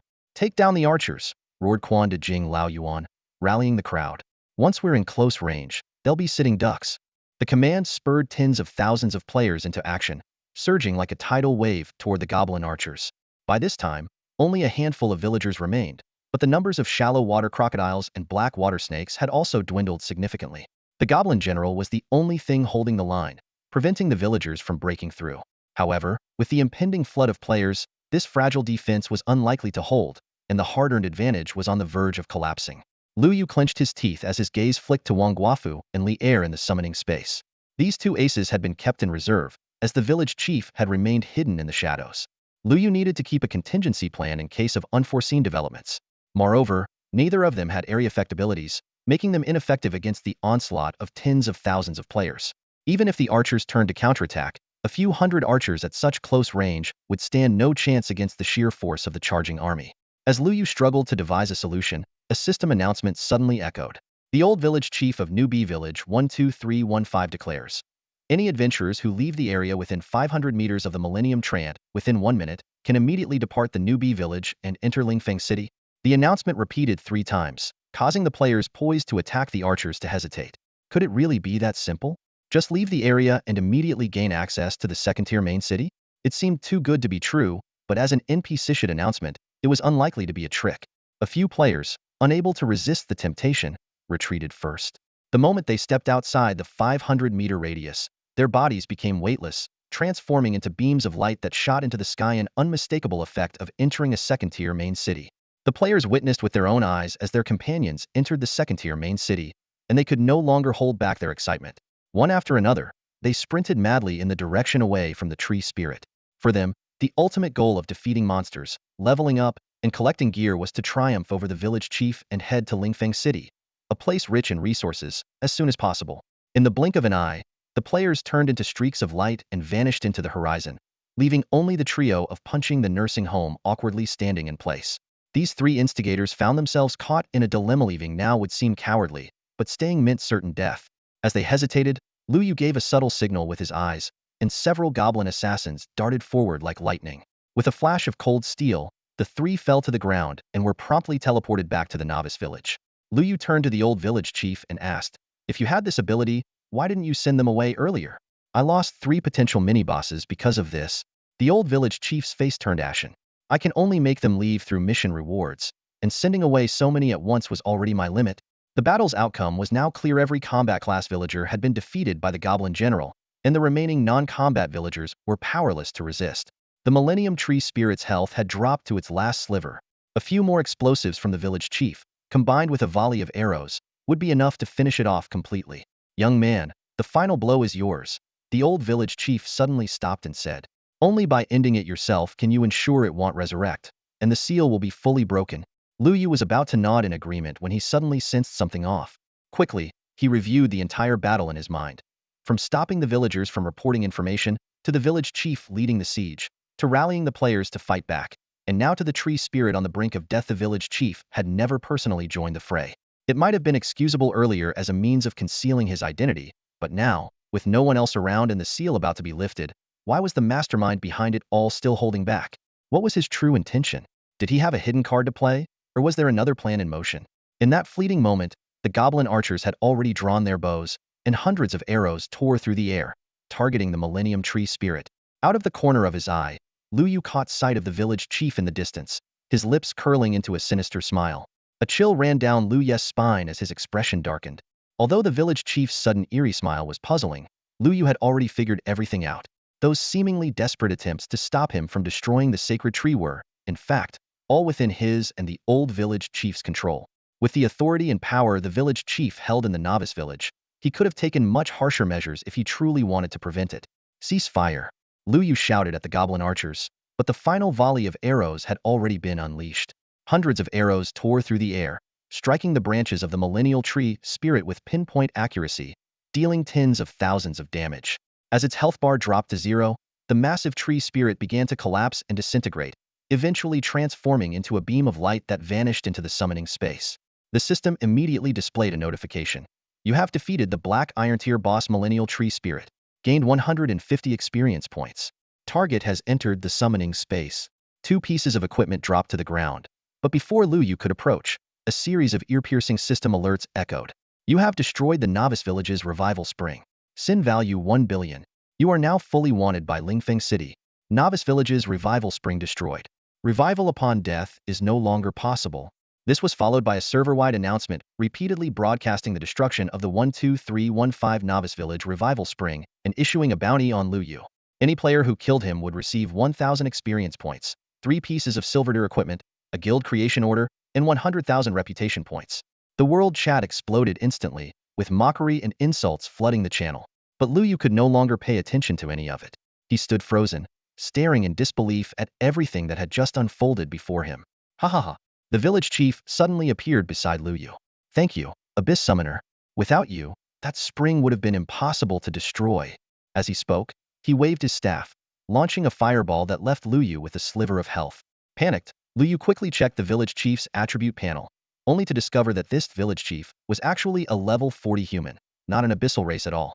At that moment, the old village chief, having regained his strength, approached swiftly with a dagger in hand, closing in on Lu Yu.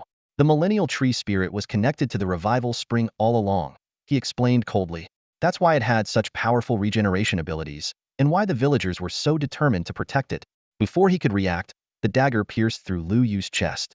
His health bar instantly dropped to 0. The moment Lu Yu fell, his body slowly disappeared, and all his summoned creatures returned to the summoning space. System notifications flashed continuously. Crocodile King's leather armor dropped, wind chanting staff dropped, guild establishing order dropped. Dozens of messages flooded the screen.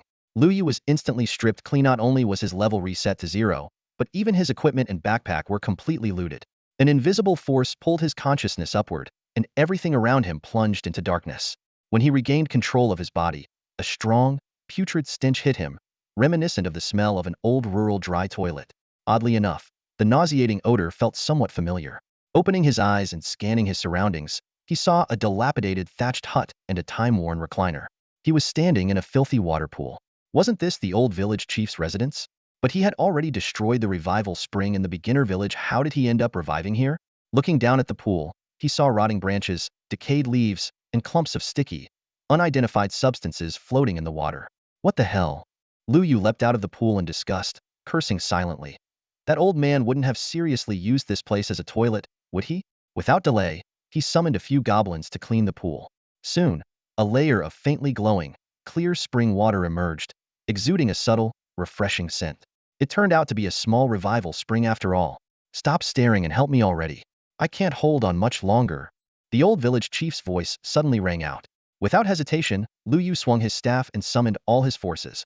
The Goblin General, Widow Wong, Li Er, the Blackwater Python, and a horde of goblins. What are you doing? Hold on. That's just my clone. Don't act recklessly, the old village chief hurriedly explained. Give me a good reason why you'd want to kill me. If I don't kill you, should I let that old guy kill you instead? This revival spring has too many restrictions. If he kills you, you're done for, the old village chief retorted while pulling out a pile of equipment. Here, your stuff. TSK, TSK. Even the guild establishing order is here. It's such a shame to give it back. Lu Yu snorted coldly, taking the equipment and putting it back on. Where's the village chief? Still fighting me. That old guy's fireballs are no joke. Fighting you? You're the only one who can use clones. The old village chief chuckled smugly. What are you standing around for? Hurry up and help me. Seeing Lu Yu hesitate, the old village chief grew anxious. What? Humans can't have traitors? With that, his clone dissolved into a flash of blood-red light. It's over. That old guy's pulling out a big move. I have to recall my clone. Listen, take care of that damned crocodile first. Lu Yu turned toward the western side of the village, where a massive fireball was forming in the sky. Without wasting time, he summoned the Blackwater Python and all his goblins, ordering them to head to the shallow bay to deal with the Crocodile King. Meanwhile, he dashed toward the western side of the village. Between the village chief and the old village chief, he chose to trust the latter, or rather, he trusted his own judgment more. The absence of the ancient tree spirit on the western edge of the village left the area feeling vast and empty. In that open space, a fierce battle was unfolding. The village chief gripped his staff tightly, continuously casting fireball spells. Meanwhile, his other hand was raised above his head, holding a massive fireball that grew larger with each passing moment. A transparent magical barrier surrounded him, shielding him securely. The old village chief, wielding a short sword, attacked the barrier relentlessly, but every strike only resulted in a glaring miss. Old man, your attacks are far weaker than they were back in the day. Being sealed away all these years must have been unpleasant. Huh? The village chief mocked. Even weak attacks are enough to deal with an old scumbag like you. The old village chief retorted through gritted teeth, continuing his frenzied assault on the unyielding yet fragile barrier. Lu Yu's eyes were fixed on the fireball above the village chief's head, now swollen to the size of a house. He knew this had to be a devastatingly powerful move. With the barrier in place, the old village chief had no way to interrupt the spell. Kid, think of something quick, or this old man's going to meet his end here today, the old village chief shouted urgently when he spotted Lu Yu. Though Lu Yu cursed inwardly, thinking, if you can't handle this, what do you expect a level 0 player like me to do? He still summoned a goblin general without hesitation and ordered it to assist the old village chief in attacking the barrier. The village chief's expression darkened with surprise and fury when he saw Lu Yu. His face twisted with murderous intent. Old man, so you really did keep a stash of resurrection spring water hidden somewhere. And you've been hiding it from me all these years. Amid the heated exchange, the fireball atop the village chief's hand finally stopped growing. Even from 100 meters away, Lu Yu could feel the suffocating heat radiating from it. You old fool.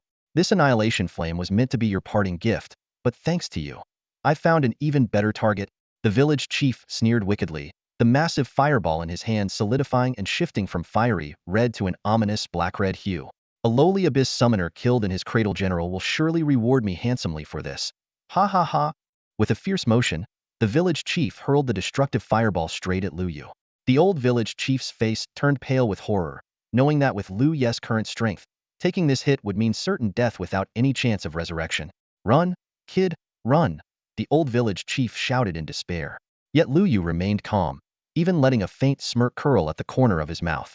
If the fireball was targeting him, that made things much simpler. With a single motion, he summoned a figure bathed in golden light to appear instantly in front of him. The fireball struck the air with a thunderous impact, yet only a large miss appeared in the air.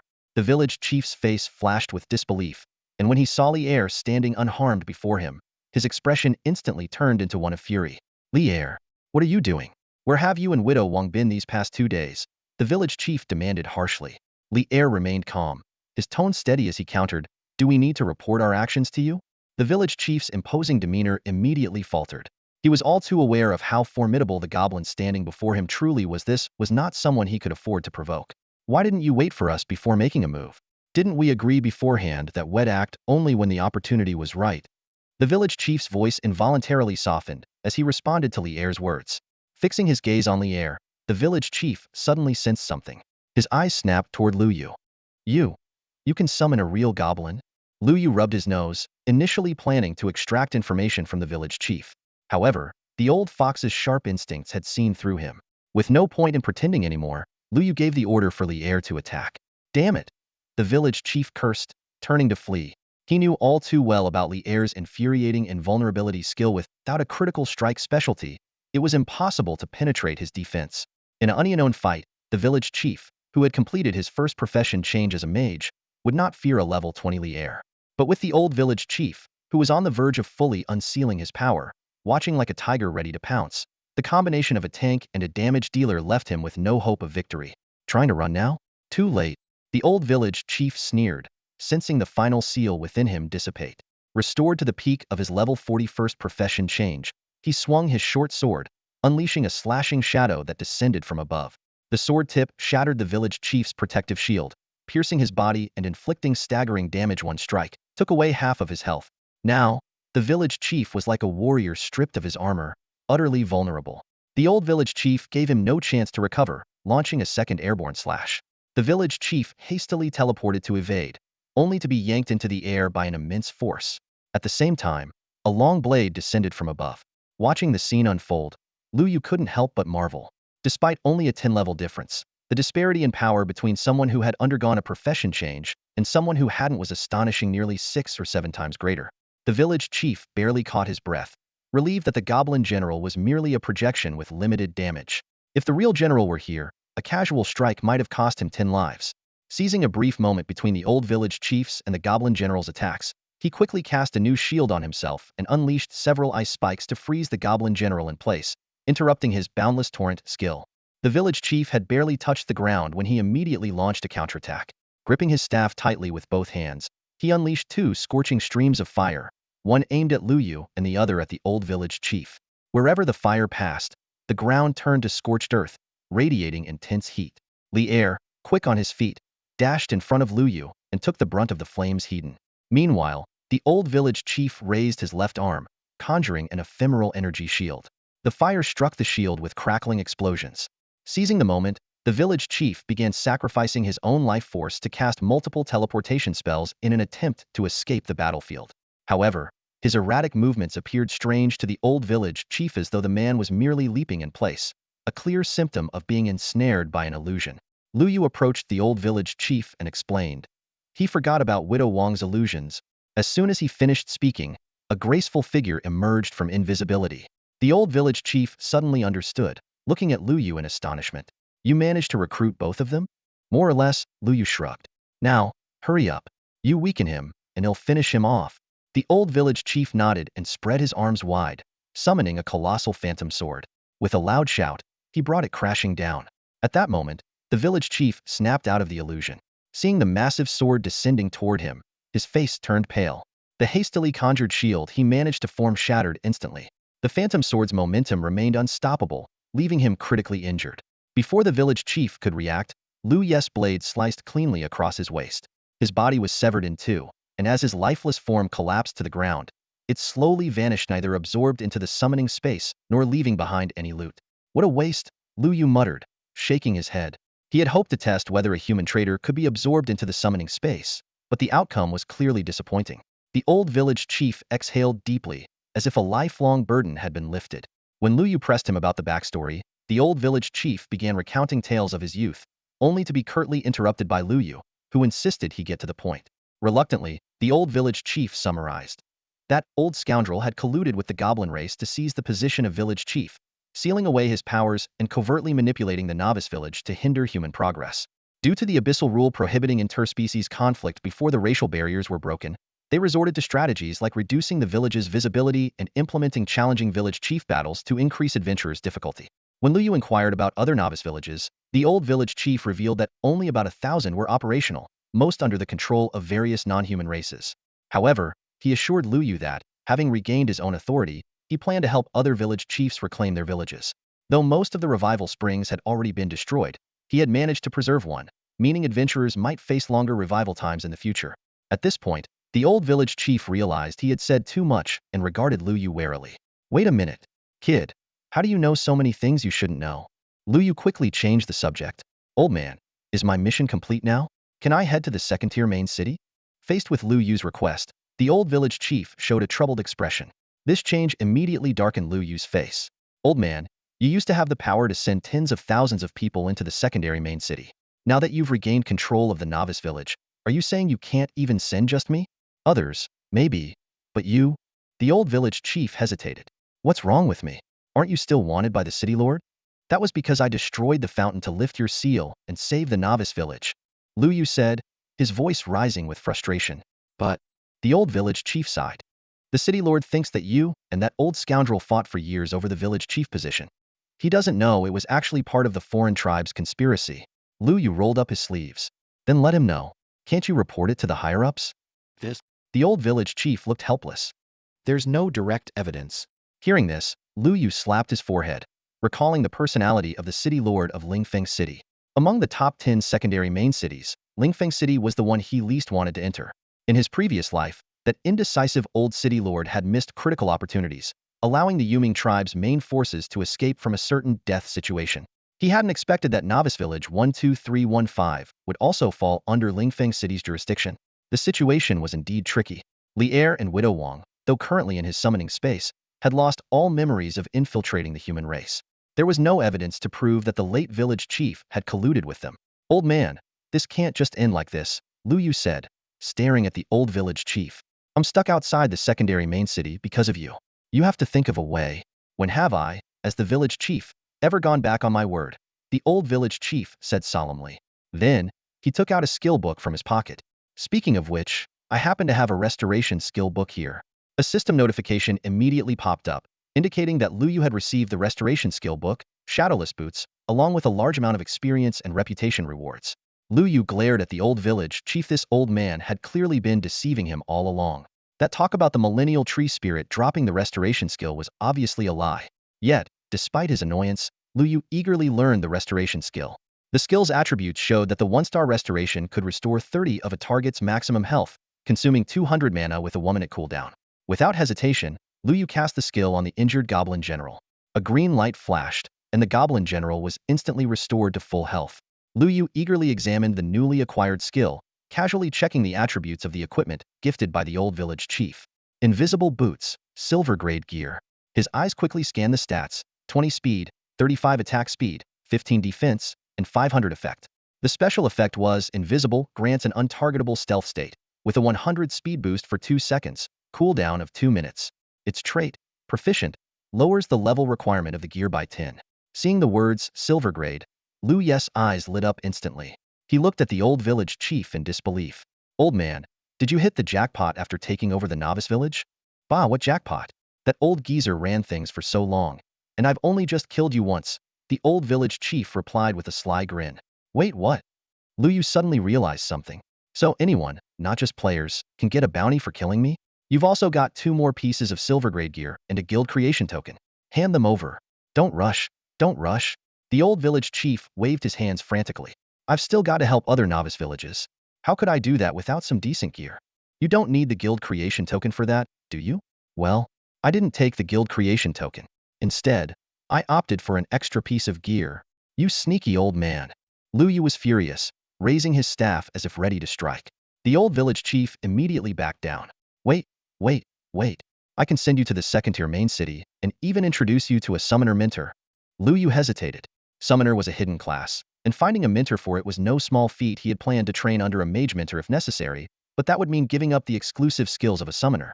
Seeing Lu Yu waver, the old village chief quickly pulled a letter from his pocket. This is a recommendation letter addressed to Sun Hanyu.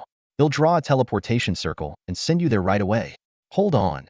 Lu Yu stopped the old village chief just as he was about to cast the spell. There's one more thing. What is it? Madame Wang's handkerchief. That old rag? I threw it away ages ago. Don't lie. I saw it in your pocket during the fight earlier. The old village chief's face turned awkward, speechless for a moment. The old village chief reluctantly pulled a handkerchief from his pocket. Once a delicate pink fabric, it was now smeared with grease and grime, making it hard to imagine its original appearance. Without hesitation, Lu Yu tossed the handkerchief to Widow Wang, who, despite her look of disgust, eventually took it. At last, Widow Wang's sealing skill could finally come into play. As the old village chief prepared to activate the teleportation array, Lu Yu wanted to confirm a few more things. But the chief, eager to avoid further delay, hastily activated the magic circle. He was determined not to give Lu Yu another chance, fearing the young man might strip him of even more. A blinding light flashed, and Lu Yu felt an invisible force push against his body. When he opened his eyes again, his surroundings had completely changed. The system notification promptly rang out. You have entered the territory of a Tier 2 main city. This is a neutral map. Killing here will not increase your crime value. Congratulations on becoming the 71,563rd player to enter a Tier 2 main city. Reward. Experience points 1. That small amount of experience was just enough to push Lu Yu past the level 10 threshold. He looked around and found himself in a dense forest, not far from a small fortress. Above its gate were the bold characters, Zhui Zhai, gathering a lion stronghold. Feels like a scene straight out of Water Margin, Lu Yu muttered to himself. He knew, however, that places like this were typically established by people unwilling to fully submit to the authority of the main cities. Though nominally under main city jurisdiction, such settlements maintained relative independence as long as they paid their taxes on time. Unfortunately, lacking resurrection springs, these camps were often the first to fall during invasions by otherworldly races. For now, though, this stronghold seemed like a decent place for Lu Yu to stay, especially since he couldn't yet enter the Tier 2 main city. At the very least, he could complete his job advancement here. As for his crime value, he'd figure out a solution later. If the old village chief had sent him here, the summoner mentor he was looking for was likely inside this camp. As he approached the gate, 2 guards fixed their eyes on the glaring red name hovering above Lu Yu.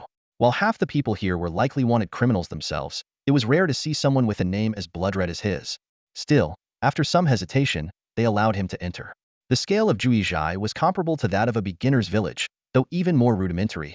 The area was filled with tents and thatched huts, their entrances adorned with greasy signs bearing crooked words like potion shop, weapon store, come play, big guy, general goods, and tavern. Only a few buildings in the center were constructed from brick and stone. Despite its shabby appearance, Lu Yu remained cautious. Anyone who made it here was at least level 10, and there might even be seasoned players who had completed their first job advancement at level 40. As soon as he entered, he felt the piercing gazes of a dozen or so individuals, predators eyeing their prey. To them, a red-named level 10 adventurer like Lu Yu was nothing more than an easy target. Hey there, kid. You're new around here, aren't you? First time in a place like this? A wiry, sharp-faced man approached Lu Yu. His right hand was hidden behind his back while his left hand gestured in an oddly gentlemanly manner. In an instant, a chilling glint flashed, and 3 daggers simultaneously plunged toward the man from behind. The goblin assassin's ambush caught him completely off guard. Letting out a muffled groan, he was gravely wounded, and the dagger in his hand slipped to the ground. Before he could react, another dagger sliced across his throat.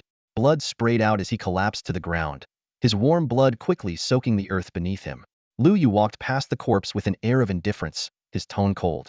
When I was building my own camp, you were still struggling with low-level mobs. The restless crowd around him instantly fell silent. Killing a level 15 individual in a single moment wasn't unheard of in Zhui Stronghold, but it wasn't enough to intimidate the seasoned veterans who were over level 30. What truly made them wary was the method Lu Yu had displayed. His attack hadn't come from an ordinary adventurer, but from a summoned creature. While being a summoner might not mean much elsewhere, in Zhui Stronghold, it carried significant weight. The onlookers couldn't help but wonder. Could this young man have some connection to the stronghold leader? Lu Yu casually grabbed a passerby and asked directly, "Do you know where Sun Hanyu is?" The man, initially brimming with anger, froze the moment he heard the name. Calling the stronghold leader by her full name, was this kid tired of living? "I'm talking to you." Lu Ye's tone sharpened as he grabbed the man's collar. In a place like this, mercy was synonymous with weakness. The man trembled and pointed toward the stronghold's only brick building. "The leader is over there." Lu Yu paused in surprise. The person recommended by the old village chief was actually the stronghold leader? To survive in a place like this, one had to be ruthless. Though he was only level 10, he realized that having a mentor with both power and influence could be a rare opportunity. He strode toward the brick building. After the guards at the entrance inspected his letter of introduction, they escorted him directly into the main hall. There, his eyes fell on a sultry woman lounging lazily on a long chair. Her alluring figure was on full display, with her chest partially exposed and her long legs draped over the armrest as her delicate hand lightly traced along them. The system displayed her information. Sun Hanyu, Summoner, Leader of Jui Stronghold, Level 80, Health Unknown.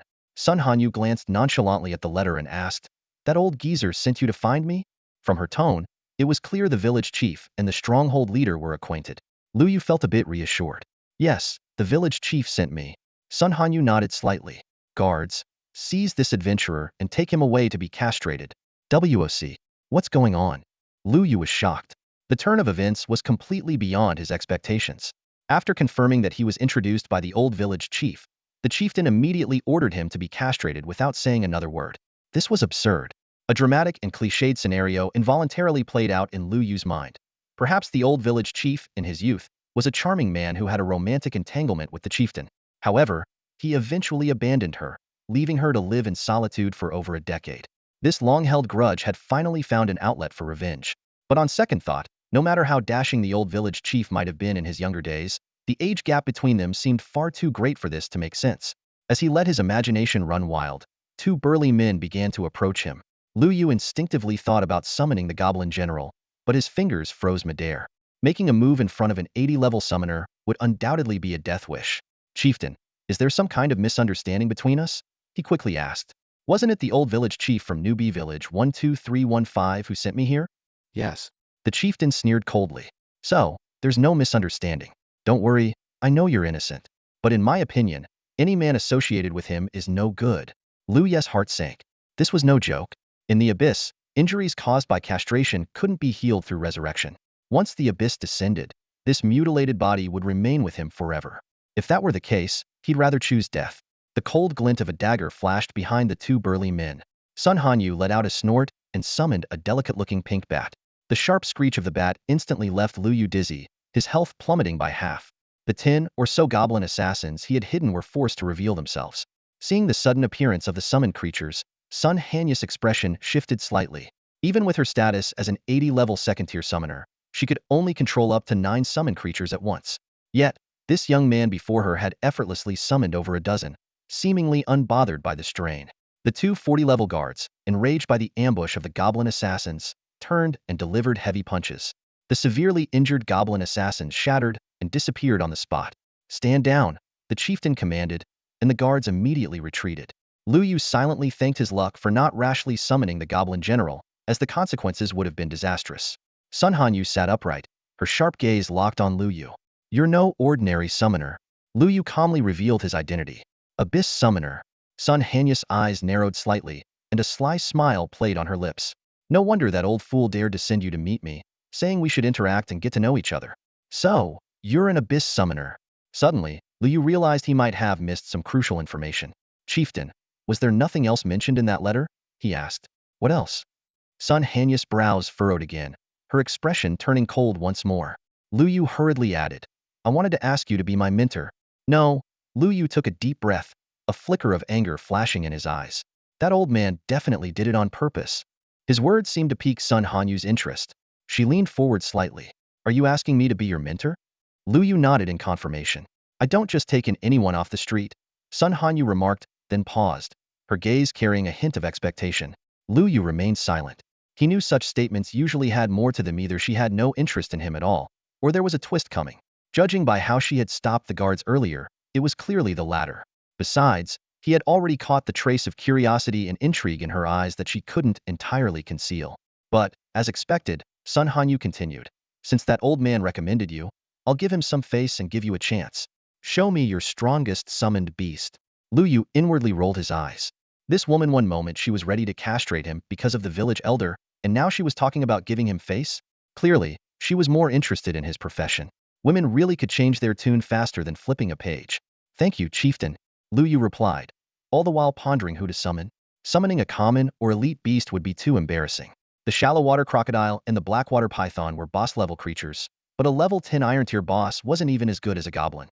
Considering it was better to keep the knowledge of his ability to summon otherworldly creatures limited, he decided to summon a level 30 bronze tier boss directly. Within the boundaries of a secondary main city, this level wouldn't stand out too much. As Lu Yu raised his staff, a massive figure appeared in the hall. Despite the hall's extra height specifically constructed to accommodate Sun Hanyu's summoned beast, the Goblin General still had to hunch slightly to avoid hitting the ceiling. Seeing this, Sun Hanyu shot to her feet, her pink staff materializing in her hand in an instant. 3 summoned beasts, glowing with the same pink light, appeared in front of her as a shield. Lightning bolts tore through the roof and struck the Goblin General, with 3 damage numbers popping up in quick succession. Are you kidding me? Lu Yu hurriedly cast a healing spell, barely managing to bring the Goblin General's health back to 10. If he hadn't been quick with his healing, the summoned beast would have already been sent back to the newbie village. As the lightning subsided and Sun Hanyu saw the change in the Goblin General's health bar, she finally regained her composure. This is the Goblin General's projection? Yes, Lu Yu replied, unable to resist a jab. What did you think it was? The real Goblin General? If I could summon the real one, why would I need you as a mentor? Sun Hanyu patted her chest to calm herself, and the summoned beasts in front of her vanished. Why didn't you say it was just a projection earlier? Now my roof is ruined. Big sister, didn't you say you wanted to see my strongest summoned beast? Lu Yu countered. And besides, wasn't it you who blew the roof apart? Fine, they'll be more careful next time. Sun Hanyu huffed, but internally, her mind was in turmoil. Even as a projection, this was beyond what a second-tier summoner like her could handle. After all, when it came to a race's pinnacle existence, even a projection exceeded the scope of ordinary life forms. She might be able to defeat it instantly, but taming it would be out of the question. She gave Lu Yu a long, hard look, finally admitting to herself that the Abyss starter class was indeed extraordinary. Adventurer, your summoned beast is passable, just barely meeting the standard. They'll give you a chance to take the job, but you'll have to do something for me in return. The leader of Jui Stronghold, Sun Hanyu, assigned a job appointment task to Lu Yu. The reward for completing the task was an official summoner position, with no penalties involved.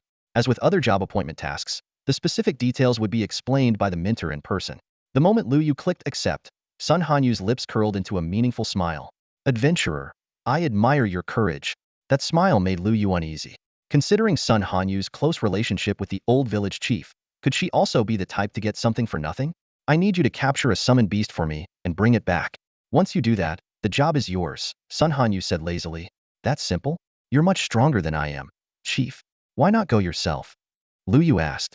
And how am I supposed to hand over the summoned beast to you after capturing it? Sun Hanyu's expression froze for a moment before quickly returning to normal. I have more important matters to attend to. Besides, this is a test of your abilities. As for the handover, you don't need to worry about that. I have my own methods. She marked a location on Lu Yu's map. There's only one wild creature there. Head there now, but it might take some time for it to reveal itself.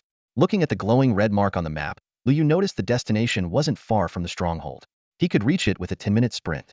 Without hesitation, he set off. After Lu Yu left, Sun Hanyu leaned back into her chair, stroking a soft pink bat she had summoned as she muttered to herself. I wonder if that adventurer can capture the uncatchable wild beast. Along the way, Lu Yu summoned a goblin general to sit on his shoulder, easily fending off level 20 jungle foxes that tried to ambush him. While these creatures could be added to his summoned beast collection, completing the current job task was his top priority. 10 minutes later, Lu Yu arrived at a serene lake. The water surface was calm, but there was no sign of any wild creatures. Since Sun Hanyu had mentioned it might be challenging to force the target to appear, it was likely hiding underwater. Lu Yu quickly summoned a blackwater python and a shallow water crocodile, instructing them to dive into the lake and search the depths. Their mission was to drive the target to the surface if they found it. However, after several minutes, neither of the summoned beasts reported anything, leaving Lu Yu frowning in frustration. The lake was neither too large nor too small. Reasonably, with 2 black iron-level bosses working together to explore, they should have scoured the lake bed by now. However, as time ticked by, the lake's surface remained eerily calm, no signs of a struggle, no ripples, and no movement from beneath. It was as if the two summoned creatures had vanished into thin air. Lu Yu understood that this body of water was far from comparable to the Blackwater pool. The Goblin General's Ocean Embrace skill couldn't possibly drain such a massive volume of water in one go. He opened the combat log to check, only to find two rather absurd notifications. Your summoned creature, Blackwater Python, has entered a sleep state. Your summoned creature, Shallow Water Crocodile King, has entered a sleep state. So, they just fell asleep, Lu Yu realized. Clearly, there was an intelligent presence in the lake that had chosen to lull the intruders into slumber rather than engage them directly. Without hesitation, Lu Yu quickly summoned all the goblin archers, ordering them to form ranks along the shore with their arrows aimed at the lake. He then commanded the goblin general to activate Ocean Embrace. With a thunderous roar, a towering waterspout surged up from the lake, but still, no creatures were revealed. Remaining calm, Lu Yu instructed the goblin general to hurl the drawn water toward a distant lowlying area, then patiently waited for the skill to cool down. Repeating this process several times, the lake's water level dropped significantly, exposing the slumbering forms of the Blackwater Python and the Shallow Water Crocodile King near the shore. Shaking his head in exasperation, Lu Yu recalled the two unreliable creatures back into their summoning space and continued to direct the goblin general to drain the lake. If the enemy insisted on hiding, then he would ensure the entire lake was laid bare under the sun. It wasn't long before the lake bed's outline became visible, and a striking patch of pink caught Lu Yu's eye. He figured this was likely the summoned creature Sun Hanyu had her sights set on. After all, women of her age often had a particular fondness for the color pink. But in the next moment, Lu Yu's pupils dilated in shock. This wasn't just some large fish. It was a mermaid, one of the rarest species in the abyss. The mermaid lay quietly at the bottom of the lake, her innocent eyes blinking softly, her tail fin gently swaying. Even as the goblin general dragged her onto the shore, she maintained her harmless and docile appearance. However, the instant she got close to Lu Yu, her gaze turned fierce. Her mouth opened wide, revealing sharp, menacing teeth as she lunged directly for his throat. Lu Yu stood still, as if oblivious to the ferocious mermaid lunging at him. Just as the grotesque face, lined with razor-sharp teeth, was less than half a meter away, the goblin general's blade intercepted in time. The mermaid sank her teeth into the hilt, leaving a row of sharp, unmistakable bite marks. Having failed in her attack, the mermaid retreated swiftly into the water, only to resurface and unleash an ear-piercing scream. The lake instantly churned with violent waves, and the goblin archers on the shore dropped their weapons, clutching their ears in agony. The sound sent shockwaves through Lu Yu's mind, dizziness washing over him in waves. It was no wonder this was considered the most savage race. This single move had already left him at a significant disadvantage. The shrill cry lasted over 10 seconds before finally ceasing. By then, all the goblin archers had collapsed on the ground. Though uninjured, they were rendered completely immobile. Lu Yu wasn't faring much better. He had to crouch down, bracing himself with one hand on the ground, gasping for air. If not for his high magical resistance from focusing on spell power, he might have ended up as incapacitated as the goblins. The only one still standing and ready to fight was the goblin general. With one hand gripping his blade and the other reaching into the void, he summoned a powerful force that yanked the mermaid out of the water. This time, the goblin general showed no mercy. His blade slashed downward, splitting the mermaid's tail. Blood gushed out as the mermaid let out a scream even more piercing than before. The goblin general himself began to pant heavily, but he didn't falter. His blade continued to swing relentlessly, leaving deep wounds across the mermaid's body, reducing her to a bloody mess in no time. Seizing the opportunity, Lu Yu immediately summoned Li Er and Wang Widow. Under the relentless assault of his three summoned creatures, the mermaid's health bar quickly dwindled to nothing. Finally, she dissolved into a beam of light and was absorbed into Lu Yu's summoning space. The system promptly sent a notification: Mermaid surely defeated. Experience 30, Reputation 2000. It also asked if he wanted to add her to his summoning space. There were 2 out of 5 slots still available. Despite his dizziness, Lu Yu immediately chose to confirm. Once he had recovered enough to focus, he checked the mermaid's attributes. Surely bronze level boss. Level 20. Race, mermaid. HP, 100,000. Attack, 800. Defense, 350. Skills. Soul Howl, active passive skill. Emits a continuous wail, inflicting negative effects on listeners that worsen over time. Cooldown, 120 seconds. Triggers a stronger effect when injured. No cooldown. Silent Song. Emits ultra-low frequency sound waves to induce sleep in targets. Cooldown, 5 minutes. Bite. Deals 150 damage and causes a bleeding effect. Cooldown, 30 seconds. Special notes. Juvenile, capable of further growth. Rare species, cannot be sealed or tamed. Mermaids are one of the rare races capable of mastering both magic and combat, yet they seldom appear within the territories of other races. When they do show up, they always travel in groups, with their kind going to great lengths to protect their young. A lone mermaid like the one before him was truly an anomaly. Lu Yu summoned the mermaid, and her previous hostility seemed to dissipate as she swam leisurely in the lake.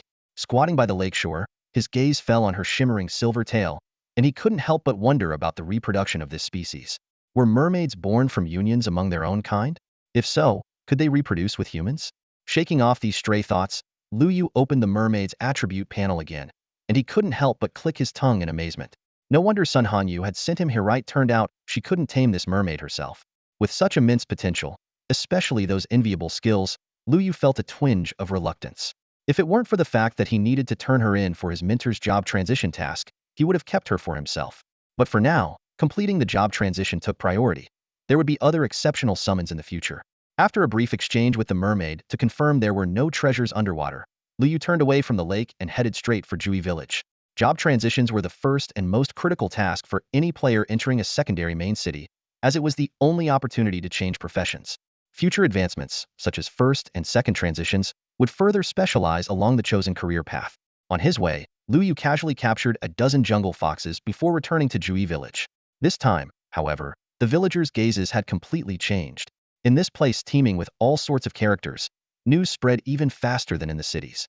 During his brief absence, word of him being favored by the village chief had already spread across the entire village. Through the grapevine, the story had morphed from highly valued by the chief to personally chosen by the chief, and eventually to the scandalous about to be claimed by the chief. By the time Lu Yu stepped back into the village, he was met with a mix of complicated expressions. Some pitied him, others were angry, and a few were tinged with envy and jealousy. Lu Yu was utterly baffled. What unspeakable thing had happened in the village during his short absence? A fair-skinned man sidled up to him. Master's consort, could you share some tips with your little brother here? Tips? What tips? Lu Yu asked, his face full of confusion. Seeing Lu Yu's bewildered expression, the man looked a bit annoyed. We're all brothers here in the village. Why would I compete with you? At worst, I'll settle for being the second. Second? Second to what? Lu Yu brushed past him and kept walking. The man's face turned red with frustration. So what if you've climbed into the chief's bed? No need to act so high and mighty. With that frail frame of yours, you'd be out cold halfway through the night. Lu Yu, walking ahead, nearly stumbled at those words. Climbing into the chief's bed? Me? Who started this rumor? Lu Yu muttered to himself as he briskly made his way to the main hall.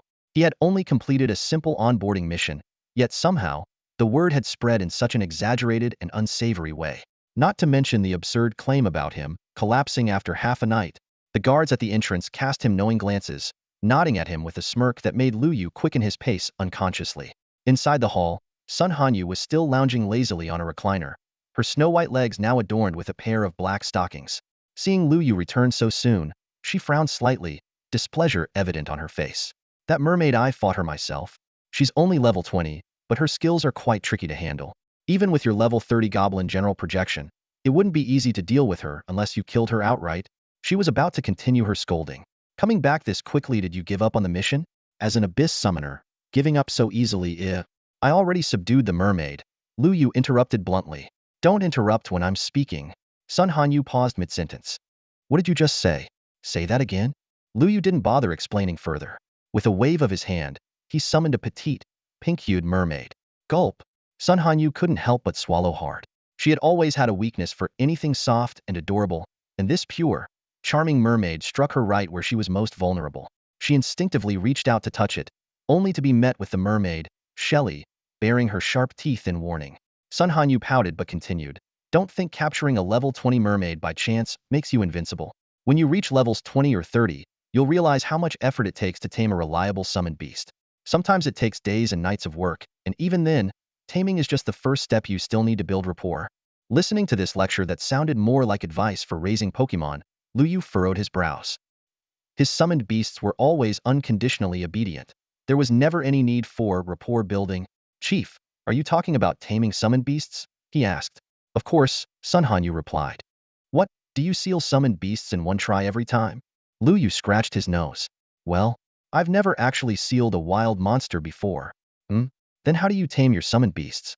I just kill them, Lu Yu replied matter-of-factly. Killed it? Sun Hanyu's eyes widened in disbelief. You mean you can just kill a wild creature and it automatically becomes one of your summons? She suddenly realized an important detail and hurriedly followed up. Wait, I've been meaning to ask how many summon slots do you actually have? Earlier, you summoned 7 or 8 goblins all at once, so it must be more than 10, right? Lu Yu raised an eyebrow at her question, looking pensive. Summon slots. He paused for a moment. I don't have summon slots. Then where do your summon creatures stay? Are they always following you around? Before Sun Hanyu could press further, Lu Yu lightly waved his staff. In an instant, the entire hall was packed with summoned creatures, goblin archers, goblin assassins, shallow water crocodiles, blackwater snakes, and jungle foxes appeared one after another, filling every corner. Sun Hanyu's expression froze. As an 80-level, second-tier summoner, she could only manage a maximum of 12 summon slots. Yet this rookie adventurer in front of her had casually summoned hundreds, if not thousands, of creatures, with no end in sight. Who's the mentor here, you or me? She muttered with a bitter smile. Forget it, just send them back. I can't stand looking at so many ugly goblins. Lu Yu waved his staff again, and the summoned creatures vanished instantly, leaving only the mermaid, Shelley. With so many summons, how do you even train them to obey your commands? She asked. No need to train them, Lu Yu replied calmly. They've never disobeyed me. Sun Hanyu fell silent. Every response hit her like a critical blow, making her reluctant to ask more. How could the gap between two summoners be so vast? Chief, Lu Yu broke the silence. When can I officially take the job? As soon as you trade me that mermaid, Sun Hanyu replied, her mood visibly improving at the mention of it. Though the young mermaid was low-level, her crowd control abilities were impressive, and her potential for growth was significant. She would be the perfect addition as Sun Hanyu's 12th summon. How do we trade? Lu Yu asked. I'll teach you a skill right now. A system notification popped up, asking if Lu Yu wanted to learn the equivalent exchange skill. After accepting, he reviewed the skill description. It allowed players with the same skill to trade any item of equal value, with no cooldown, cost, or proficiency requirements. Once the trade began, Sun Hanyu attempted to offer several items, including the Golden Eternal Staff and the Dark Gold Falling Star Ring, but each time the system indicated the items were of insufficient value. Seeing the trade repeatedly fail, Sun Hanyu suddenly began removing her clothing. Chief, stop. Lu Yu quickly intervened. We can talk this out, there's no need to sacrifice your dignity over a summon. Lu Yu's gaze involuntarily lingered on Sun Hanyu's graceful figure. He couldn't help but think to himself. People often say that girls in their 20s are as beautiful as flowers, while women in their 30s are more understanding of the human heart. This saying certainly seemed true. However, as an inexperienced young man, he only dared to think about it in his mind, never having any real experience. While he was lost in his thoughts, Sun Hanyu keenly noticed his gaze and immediately shot him a sharp look. She decisively placed the robe into the exchange slot. The system promptly issued a notification. Sun Hanyu attempted to exchange the Diamond Tier Eternal Life robe, but the value of the robe was insufficient, and the exchange failed. The notification snapped Lu Yu back to reality. He pondered to himself, even though the mermaid Shweli is rare, she's just a level 20 bronze tier boss. How could she be worth more than a diamond tier item? Could there be some hidden secret about Shweli? Sun Hanyu let out a long sigh, her expression shifting from hopeful to disappointed. The Eternal Life robe is my best diamond tier item, and even it can't secure the exchange. I really don't have anything else to offer. Seeing her dispirited expression, a fleeting thought crossed Lu Ye's mind to give Shweli to her. But he quickly dismissed the idea. He wasn't the type to do something with no benefit in return. So, about my job advancement? Lu Yu quickly changed the subject. Call me mentor. Sun Hanyu said coldly as she put the robe back on and resumed her aloof demeanor. Although the trade failed, that was due to my own limitations. Come, I'll help you officially advance your class. Lu Yu stepped forward, and Sun Hanyu raised her staff, beginning to chant an incantation in a low voice. A golden light emerged from beneath Lu Yu's feet, illuminating the entire hall. The system notification followed. Congratulations! You have officially advanced to Abyss Summoner. Your class abilities have been updated. Lu Yu immediately checked his class panel. The newly acquired abilities included the power to summon any non-player unit he had defeated to fight for him, with summoned creatures gaining experience through combat. However, once a summoned creature was killed, it could not be summoned again. In the summoning space, Lu Yu stared at the data on the panel, his eyes wide open. 1024 summoning slots for otherworldly creatures, 310? What is this? He hadn't expected such a massive boost in his occupational talent after officially taking up his role. This level of improvement was practically a game-breaking bug. As for the increase in summoning slots, it seemed almost insignificant compared to this astonishing discovery. At this moment, Lu Yu's only thought was to find a place to start leveling up as soon as possible. Just as he was immersed in excitement, a light cough interrupted his thoughts. Ahem. The voice of Sun Hanyu snapped him back to reality. Lu Yu suddenly realized that he was leaning dangerously close to a part of his mentor that he definitely shouldn't be near. He quickly stepped back, pretending as though nothing had happened. You've officially taken up your role now, haven't you? Sun Hanyu asked. Seeing Lu Yu nod, she continued. The changes in occupational talent after officially taking up a role are usually not very significant, but that's normal. There's not much difference between the internship phase and the official role. The real transformation happens after your first and second advancement. Lu Yu nodded blankly, not daring to reveal the shocking changes in his talent. After all, his earlier ability to tame summoned beasts without the need for seals had already left Sun Hanyu stunned.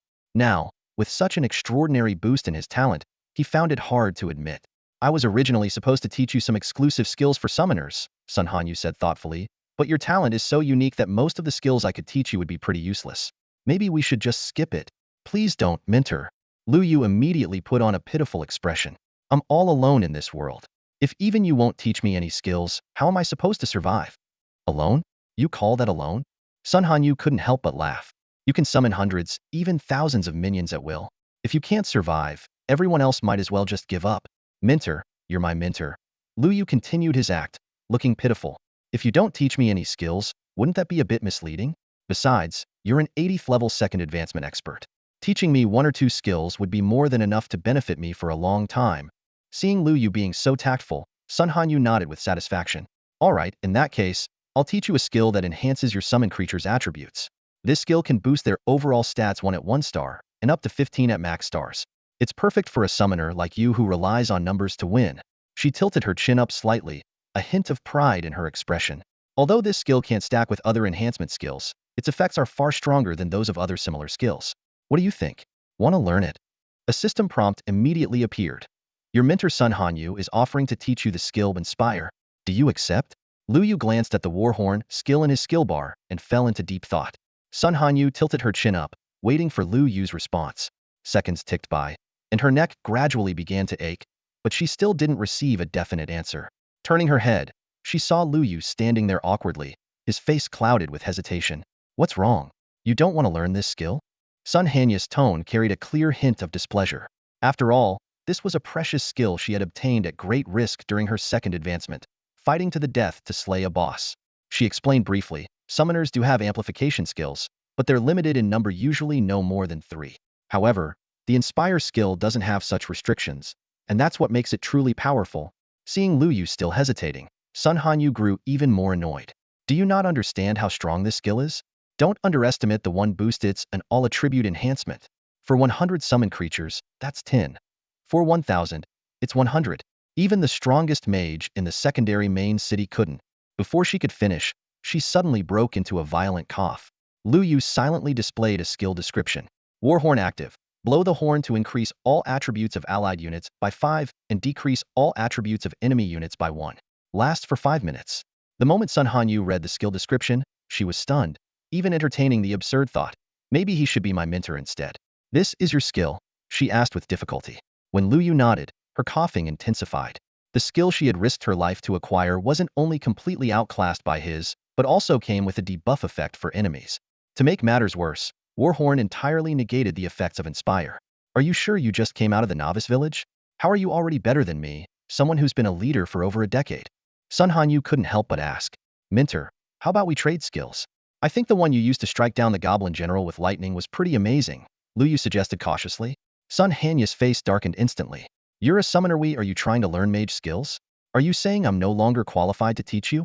Recognizing the danger, Lu Yu wisely shut his mouth and listened silently. They'll teach you a skill I created myself.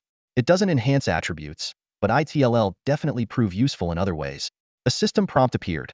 Your mentor Sun Hanyu is offering to teach you the skill Shared Mind. Do you accept? Shared Mind? What kind of skill is that? Lu Yu asked, puzzled. Sun Hanyu turned her back to him with an indifferent attitude, as if to say, take it or leave it. After thinking it over, Lu Yu decided that having an extra skill couldn't hurt, so he clicked accept. A new skill name, Shared Senses, suddenly appeared in Lu Yu's skill list. This skill allowed him to share all senses: sight, hearing, smell, taste, and touch with his summoned beasts, with no cooldown, cost, or proficiency limitations. Lu Yu clenched his fists in excitement, nearly jumping in joy. This was the ability he had always dreamed of. With this skill, he could directly share the vision of his summoned beasts, like a goblin assassin, while exploring maps, instead of relying on faint perceptions to detect danger.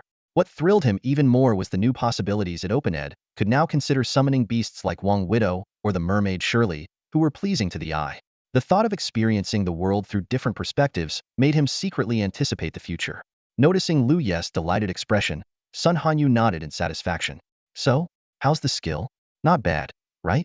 It took me over a decade of working with summoned beasts to comprehend it. Thank you, Mentor. This skill is amazing. Lu Yu expressed his gratitude sincerely. Just as Sun Hanyu was about to continue the lesson, a guard rushed in frantically. Chief, those adventurers are hunting our free-range green-hide cattle again. Sun Hanyu's face darkened. Damn it, those respawning pests are like cockroaches. Lu Yu scratched his head, feeling like he was indirectly insulted as well. Gather as many of the remaining green-hide cattle as you can. Once the number of adventurers in Lingfeng City reaches 1,000,000, he'll personally deal with them, Sun Hanyu ordered. After the guard left, Lu Yu volunteered. Mentor, why don't I go drive those people away for you? Ah, that's right, you're an adventurer too. Sun Hanyu's eyes lit up. All right, you'll handle this for me. When Lu Yu arrived at Greenhide Mountain, he saw dozens of players surrounding and hunting several greenhide cattle. Brother Xiaochuan, what's the point of collecting this cowhide? Why do we need 1,000 of them? One player asked. Zhu Xiaochuan snorted. Do you think becoming an underworld envoy is that easy? Qingyo Mountain consists of 2 peaks, east and west, and Lu Yu was speeding along the narrow winding path connecting the two. The Jui stronghold was located on the western peak, while the Qingyo herd resided on the eastern one. The wild creatures here had mostly been cleared out by the Jui stronghold, leaving only a semi-wild herd of Qingyo cattle. Lu Yu glanced at the attribute panel of the Qingyo cattle. Ordinary monster level, health 25, attack 10,000, defense 50. Skills, Ironhide, charge. Characteristics, a specialty of Qingyo Mountain. The hide is durable and ideal for crafting high-grade armor, while the meat is firm and serves as a premium mid-tier ingredient. No wonder Sun Hanyu placed so much importance on these Qingyo cattle. The Jui stronghold not only needed to be self-sufficient, but also had to pay taxes to the main city. With these high-quality resource monsters, the economic burden on the stronghold could be significantly eased. Losing these Qingyo cattle would be like cutting off the lifeblood of the Jui stronghold. Lu Yu checked the mission requirements. Protect at least 1,000 Qingyo cattle. A smirk appeared on his lips naturally. The safest way to protect them was to gather them all into his summoning space. He immediately mobilized his goblin army assassins scouting ahead, archers hunting the Qingyo cattle from behind, while he and his boss-level summoned beast advanced from the center. In the distance, flashes of skill effects caught his attention. The game had only been live for less than a week, and those who had made it to the second-tier main city were mostly guild members. Casual solo players hadn't yet arrived in large numbers. At the same time, Zhu Xiaochuan was hunting Qingyo cattle in another area. His lackeys kept flattering him. Brother Chuan, you're incredible, taking down 10 Qingyo cattle solo and staying at full health. Once you officially become a nether envoy, who could possibly rival you? That Lu Yu? He's not even worthy of polishing your shoes. Blowing up the starter village's fountain might never even make it out of the beginner's area. Listening to their praise, Zhu Xiaochuan's lips curled into a slight smirk. He thought to himself, Lu Yu? So what if you got lucky and acquired a hidden class? I've already been blessed by the strongest race in the game. When you finally crawl out of the beginner's village, we'll make sure you understand why you're destined to be pushed out of the workshop. Just as he finished collecting the loot from another Qingyo, he suddenly sensed something and turned to look toward the winding path. His shadow perception told him someone was approaching at an astonishing speed, at least a level 40 movement speed, or perhaps equipped with height-ear acceleration gear.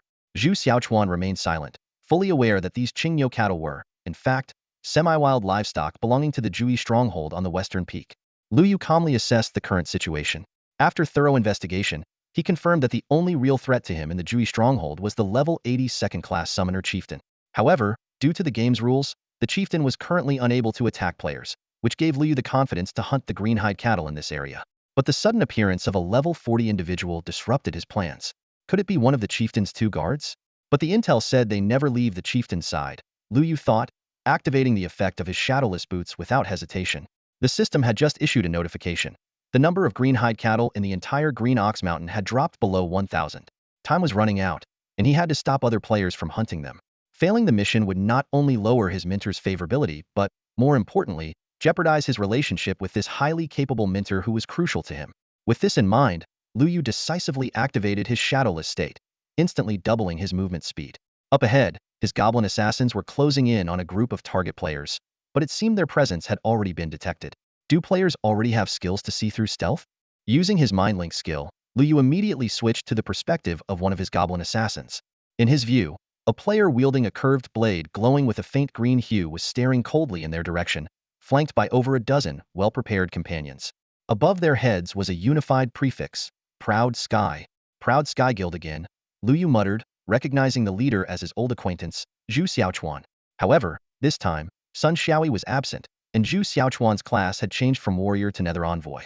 Seeing the class, Nether Envoy, made Lu Yu's eyes narrow with sharp intent.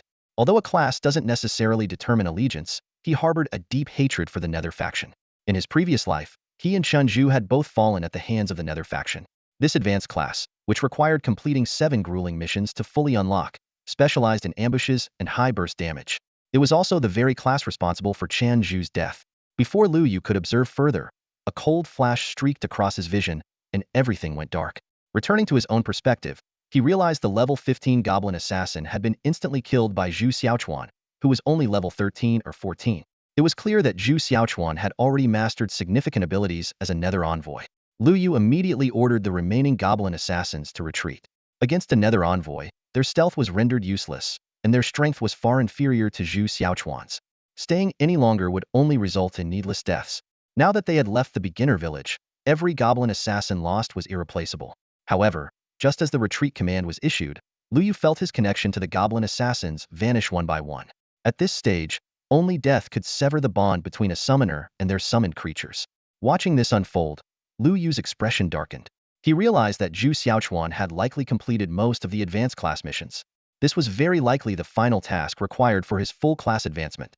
A few minutes later, Lu Yu's figure appeared before the members of the Outyin Guild. When that blackened ID came into view, disbelief was written all over the faces of the lackeys surrounding Zhu Xiaochuan. How did you get out? Weren't you trapped in the beginner's village? Someone exclaimed. Only Zhu Xiaochuan remained composed. In a cold voice he said, those goblin assassins earlier were clearly summoned creatures. Aside from the chieftain, you're the only one who could pull that off. He stared directly at Lu Yu. We meet again.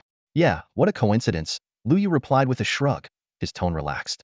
This time, I wasn't hunting you down, it's you who came to me. Humph. Such arrogance.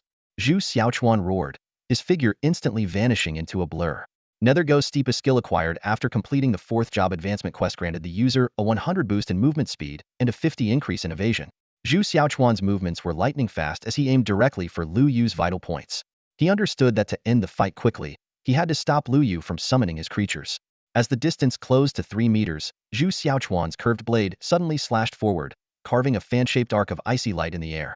Nether Slash. This move not only guaranteed a 100 hit rate, but also dealt 200 damage while increasing the critical hit rate of the next attack by 50. Just as the blade was about to strike Lu Yu, a golden light suddenly materialized in front of him. A large mist floated above the golden figure's head. Zhu Xiaochuan was stunned. How could a skill with guaranteed accuracy miss? Instinctively, he retreated, only to collide with a long blade that had appeared behind him without warning. This seemingly ordinary attack instantly slashed away half of his health. How long has Lu Yu been out of the beginner's village? How does he have 2 summons this powerful? Zhu Xiaochuan thought in shock. He immediately roared at his subordinates. What are you standing there for? Attack together. As the members of the Outyin Guild raised their weapons, a piercing wail echoed across the mountaintop. With the war horn's amplification, the soul scream of the mermaid Sherry was more devastating than ever. All the players were instantly stunned, dropping their weapons and clutching their ears. At that moment, the figure of Widow Wang appeared like a phantom behind the group. Flashes of cold light followed as her backstab skill struck each target's vital points with precision. In less than 3 seconds, all the Outyin Guild players who had come to hunt the green-skinned bulls had turned into beams of light, returning to the main city except for Zhu Xiaochuan. Zhu Xiaochuan's face darkened instantly. The scene before him left him utterly shocked. More than a dozen level 13 players had been wiped out in an instant. Before he could regain his composure, the Goblin General's longsword came slashing down from above, carried by a fierce wind. Sensing the threat of the blade above him, Zhu Xiaochuan immediately activated his skill, Nether Leap, and vanished in an instant. This skill was similar to a mage's blink, but far superior in both range and cooldown. The Goblin General's strike missed, but he swiftly adjusted his stance, sweeping his longsword in a fan-shaped arc around Lu Yu. A shadowy figure was forced to retreat. It was Zhu Xiaochuan in his specter form. In this ethereal state, he could neither take damage nor attack. Initially, he had intended to use this state to get close for a sneak attack on Lu Yu, but if he were to strike now, he would exit the specter form and undoubtedly be hit by the longsword.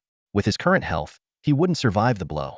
The retreating shadow split into three identical figures of Zhu Xiaochuan, all attacking Lu Yu simultaneously from different directions. However, Lu Yu remained motionless, and even Li Er and the goblin general seemed oblivious to the assault. This strange reaction filled Zhu Xiaochuan with a sense of foreboding. It was his nether perception warning him. This ability had previously alerted him to incoming enemies and revealed the presence of goblin assassins. Now, it was signaling a mortal danger, but Zhu Xiaochuan couldn't pinpoint the source of the threat. With victory seemingly within reach, Zhu Xiaochuan gritted his teeth and abandoned further sensing. The three curved blades slashed towards Lu Yu simultaneously. Three massive damage numbers appeared above Lu Yu's head, two of which were critical hits, instantly reducing his health to a sliver. Ha ha ha, Lu Yu, what abyssal profession nonsense. You're nothing special after all.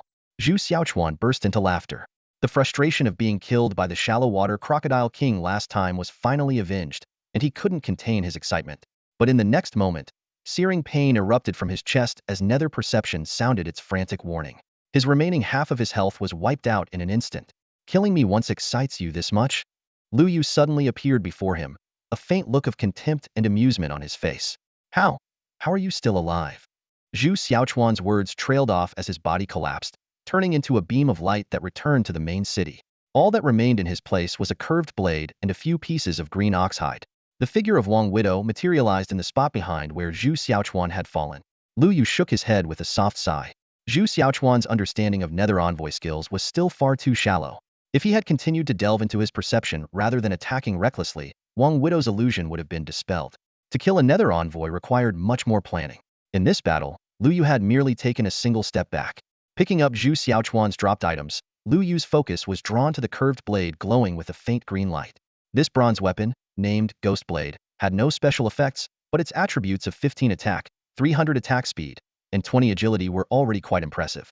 He placed it in his inventory. Such high-quality equipment was not something he planned to sell anytime soon. Alright, that's half the mission done. Next, I need to protect the remaining green oxen. Lu Yu glanced at the hundreds of green ox hides and meat in his inventory, calculating to himself. TSK, TSK, TSK. If I'm helping Sun Hanyu protect her green oxen, it's not too much to ask for a little protection fee, is it? The goblin army swarmed across the hills, rounding up the green-skinned cattle. Lu Yu leaned against a rock, idly scrolling through the forum. Discussions about the 1-2-3-1-5 novice village were still trending.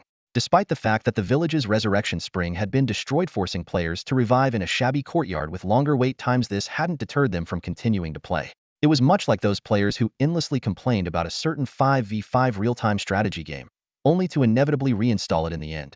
The changes to the novice village didn't stop there. After the old village chief mysteriously vanished, a new chief quietly took over the resurrection courtyard. Curiously, players in other novice villages also discovered their chiefs had been replaced. But as far as the players were concerned, as long as quests were still being issued and rewards handed out, they wouldn't care even if the chief turned out to be a dog at most. They'd just add the word dog to the title. What truly delighted the players was the new chief's generous benefits. Monsters now gave more experience points, drop rates were higher, and the previously grueling level 10 challenge quest had been scrapped. Instead, players only needed to complete a simple task to access the second-tier main city. This sudden boon energized solo players, and many small unaffiliated groups had already made their way to the main city ahead of schedule. In the previous timeline, such progress wouldn't have been seen until at least half a month after the game's launch. Seeing all this, Lu Yu let out a quiet sigh of relief. Humanity was finally starting to get back on track. After rounding up the last batch of green-skinned cattle, Lu Yu dismissed all his summoned creatures and returned to the bandit stronghold. Entering the main hall, he saw the beautiful mentor, Sun Hanyu, lounging lazily on a bench, her fingers playfully teasing a delicate pink bat. The moment she noticed him, her expression darkened. My men tell me there's not a single green-skinned cow left on the mountain, she said coldly. That's correct. I told you to protect the green-skinned cattle, not slaughter all of them. Sun Hanyu's face was like ice. Do you have any idea that those cattle respawn every 7 days? Now that you've taken them all, they're gone for good. How is the stronghold supposed to make money in the future? Lu Yu stood silently, saying nothing. After a moment, Sun Hanyu's anger seemed to subside a little. Forget it, she sighed. At least you killed them instead of leaving them for other adventurers. Hand over the cowhides and beef they dropped. Even though you're not a butcher and can't get double materials, something is better than nothing. Now I have to figure out a new way for the stronghold to make a living. Lu Yu quietly watched Sun Hanyu, thinking to himself how drastically her favorability must have dropped this time. Without a word, he summoned a green-skinned cow and ordered the goblin general to strike it down with a single slash. The moment the green-hide ox fell, it transformed into a beam of white light and vanished, leaving only a pristine piece of oxhide on the ground. This unexpected gain brought a hint of surprise to Sun Hanyu's usually stern face. Your summoned beasts can drop materials when they die? Lu Yu nodded and explained. Not only that, but when they die, they don't return to the summoning space.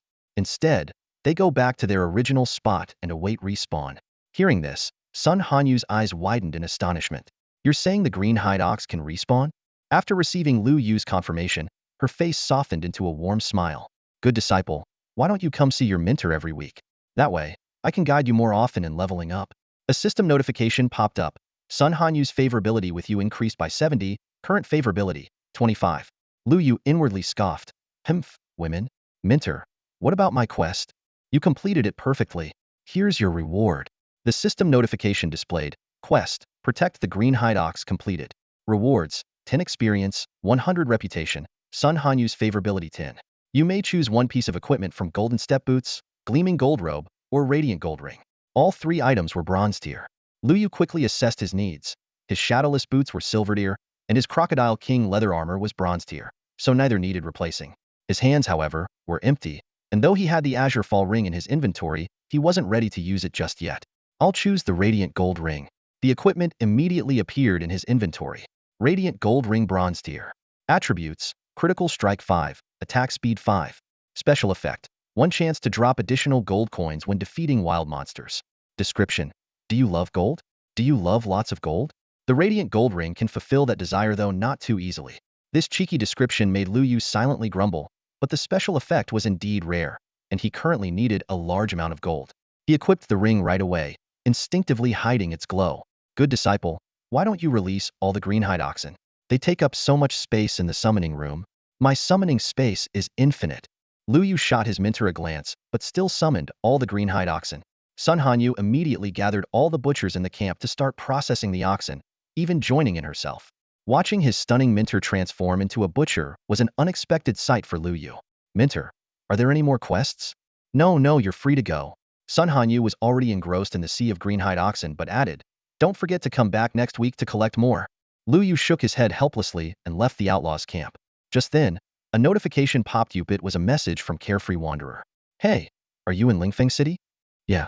I heard you took down Aotion's top player again? Ha ha ha. What's up? Hey, can you help me level up again?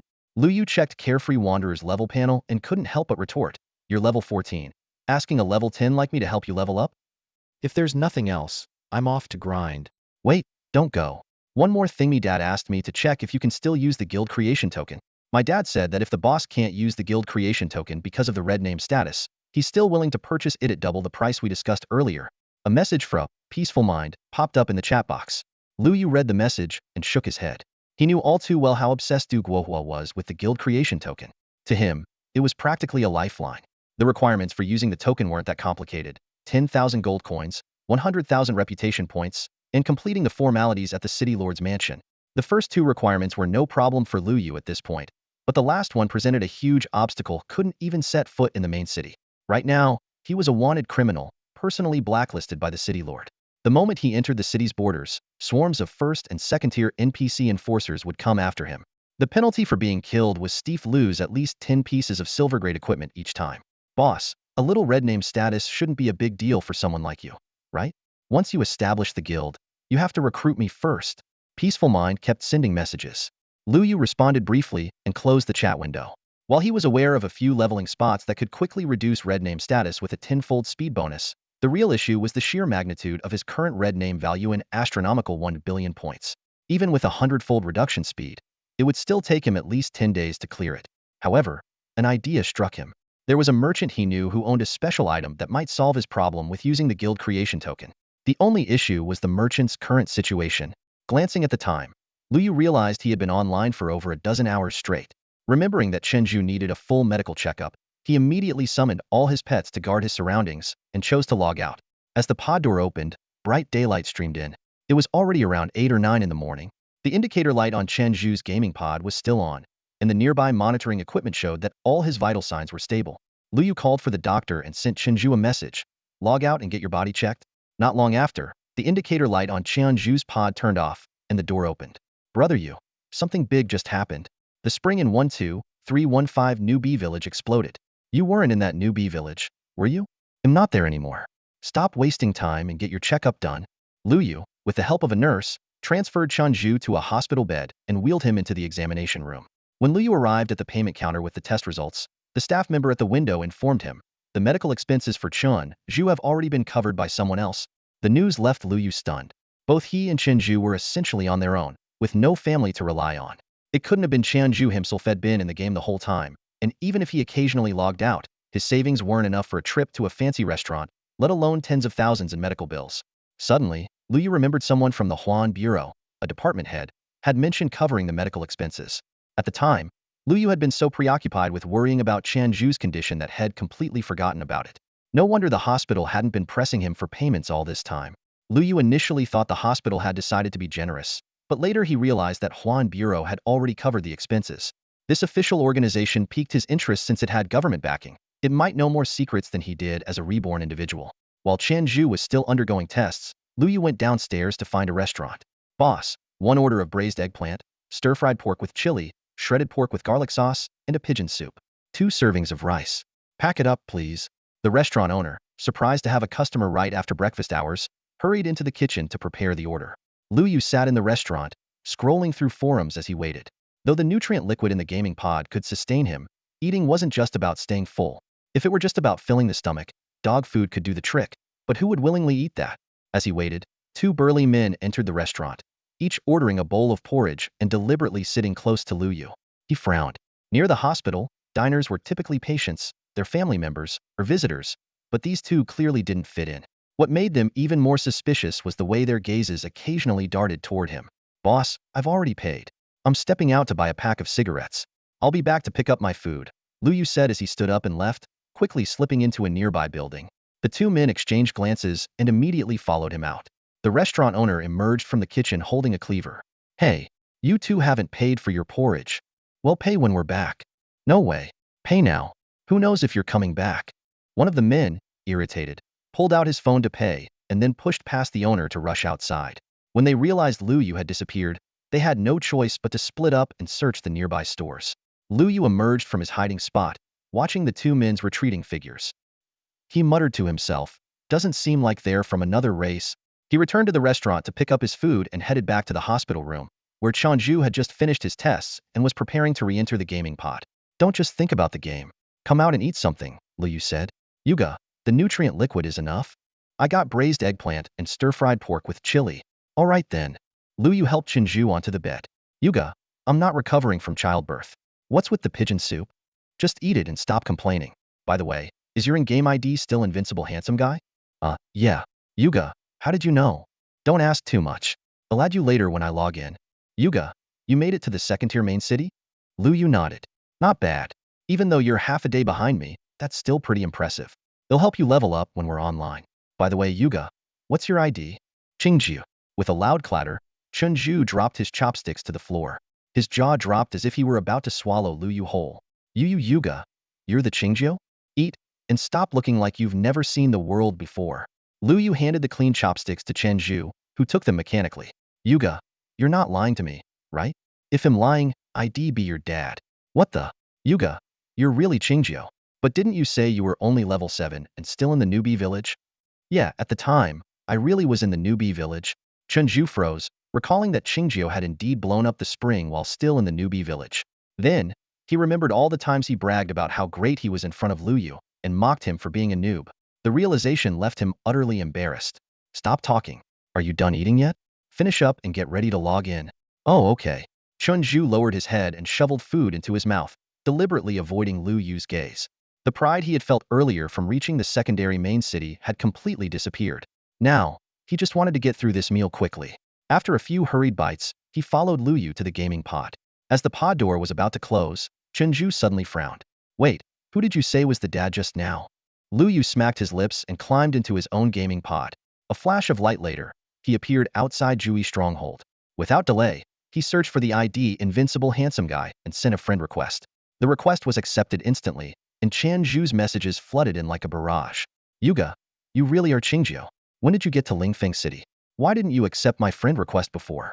Lu Yu rubbed his nose, remembering the tens of thousands of friend requests he had received before. He had been too lazy to go through them one by one, and had rejected them all. Even Du Guohua had only been added thanks to an introduction from Wushi Wuzheng. Ignoring Chen Zhu's rapid-fire messages, Lu Yu sent a remote party invitation instead. The map showed that Chen Zhu was heading over from the main city. Don't come all the way here. They'll send you some coordinates, and we'll meet there. But the monsters in that area are higher level, so be careful. If you can run, don't fight. Got it, Yuga. Lu Yu restocked his potions at the stronghold. He bought 10 stacks each of level 2 health and mana potions. The health potion instantly restored 500 HP and continued to heal over time, while the mana potion provided an immediate 400 mana plus an additional 600 over time. Though the purchase cost him 1,000 gold coins, it wasn't an issue for someone with nearly 6,000 gold in hand. The health potions were mainly for Chen Zhu, while Lu Yu needed the mana potions for skill practice. Currently, his War Horn and healing spell were close to level 2, but his clone technique was still stagnant due to its long cooldown. After getting everything ready, Lu Yu headed to the meeting point with Chen Zhu. It was a bit farther away, so he needed to hurry. Throughout the journey, Lu Yu remained cautious and refrained from recklessly summoning his creatures. This place was far more dangerous than the beginner's village. A level 30 goblin general was no longer an invincible force, and level 15 goblin archers and assassins were even less effective. He sped forward, using his shadow step skill to evade any high-level monsters he encountered. His priority was to establish a guild, so there was no need to waste time on scattered wild creatures. Half an hour later, Lu Yu arrived at the target coordinates. What lay before him was a desolate graveyard, filled with an eerie atmosphere. This was the projection site of the undead in the abyss. At the center of the graveyard stood the entrance to an underground palace's destination. All around, skeletal soldiers roamed aimlessly. They wore rusted armor, wielded broken spears, and their hollow eye sockets glowed with an unsettling green fire. Before Chen Zhu arrived, Lu Yu summoned the goblin general and lured a skeletal soldier to test its strength. The system identified it as a level 20 common monster with 30,000 health points, 550 attack, and 120 defensia type with high attack but low health, defense, and speed. The lured skeleton immediately locked onto Lu Yu with its aggro, letting out a spine-chilling creak as it charged forward with its spear. However, its speed was painfully slow. The goblin general let out a cold snort and swung its blade in a sweeping motion, decapitating the skeleton in one strike. The headless skeleton staggered a few more steps before collapsing into a beam of light, disappearing into Lu Yu's summoning space. After confirming the enemy's strength, Lu Yu held nothing back. He summoned all his goblin archers, commanding them to fire a volley of arrows at the densest cluster of skeletons. The rain of arrows fell, and damage numbers exceeding 1,000 floated up with each hit. The skeletons clattered and rattled, creating a hair-raising cacophony as they converged toward Lu Yu. However, their sluggish speed left them vulnerable to another round of arrows before they could get close. By the time a few remaining skeletons finally stumbled near, they were promptly slashed to pieces by the goblin general's blade. W! A startled exclamation suddenly came from behind. Turning around, Lu Yu saw Chen Zhu, his baby-faced expression filled with shock. When Chen Zhu had first entered the level 2 main city, he had spent an entire day grinding monsters to level up twice, only to lose a level after being ambushed by a mini-boss. Yet here, Lu Yu had gained a level effortlessly just by clearing the way. Staring at the easy-earned experience points, Chen Zhu threw himself at Lu Yu's leg. Brother Yu, I don't want to work hard anymore. Compared to Chen Zhu's excitement, Lu Yu's brows were tightly furrowed. He stared at the experience point panel, his expression dark. Despite defeating over 100 skeleton soldiers above his level, his experience points had only increased by 50. Quickly opening the combat log, a series of system notifications appeared before his eyes. You killed a skeleton soldier. The experience points are shared with the summoned beast that defeated the monster. You killed a skeleton soldier. The experience points are shared with the summoned beast that defeated the monster. The same message repeated over and over. What's going on? Lu Yu suddenly realized the issue. It turned out the career talent he gained after officially starting his profession wasn't as great as he had imagined. It wasn't that summoned beasts gained extra experience, but rather that they took half of his experience points. This realization made Lu Yu grit his teeth in frustration. Fortunately, this mechanic only applied to the summoned beasts that killed the monsters. Lu Yu quickly devised a strategy. From now on, he would either land the final blow himself, or let only his boss-level summoned beasts deliver the finishing strike. Ordinary summoned beasts were too fragile. If they died, they would no longer belong to him, and the experience points would be wasted.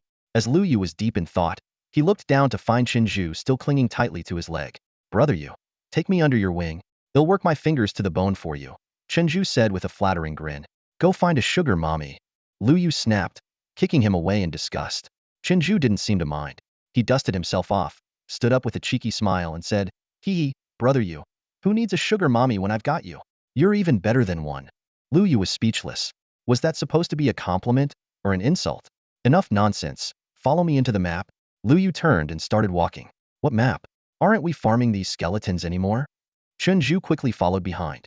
The skeletons they encountered along the way were effortlessly dealt with by the goblin general. Chun Zhu kept muttering, "Brother you. These are level 20 monsters. The experience is really good." Soon, the two arrived at the center of the desolate burial ground. Here, skeletons were sparse, and the grayish-black soil exuded a particularly eerie vibe. Suddenly, a giant, bottomless pit appeared on the ground. "Whoa, brother you, what's this pit for?" Before he could finish, Lu Yu shoved him into the pit and jumped in after him. After a brief moment of weightlessness, an invisible force gently lowered them to the bottom. A system notification immediately popped up. "You are now on the first floor of the general's tomb." Lu Yu glanced at the goblin general beside him and thought the map's name was rather ominous. It reminded him of historical places whose names foretold fate, like Pangtong's Falling Phoenix Slope, Lima's Broken Rice Ravine, or Huang Chaos Extinction Nest Mountain. But he knew that this general's tomb referred to the skeleton general deep within, not his summoned beast. "Brother you, what's the deal with this creepy map? Are there really dungeons like this in the abyss?" Chun Zhu's voice echoed in the darkness. "This isn't a duplicate, so be careful yourself," Lu Yu reminded, quickly summoning a group of goblins to form a protective circle around them. The two stepped forward and were soon stunned by the sight before them. A massive hall stretched out endlessly, filled with countless white skeletal soldiers wandering aimlessly. Their sheer numbers were enough to make anyone's heart race. "Let's go. We need to get to the 5th floor at the very bottom. The staircase is at the far end of the hall," Lu Yu said, signaling the goblin general to lead the way. The general swung its long blade, instantly shattering any skeleton soldiers that charged at them.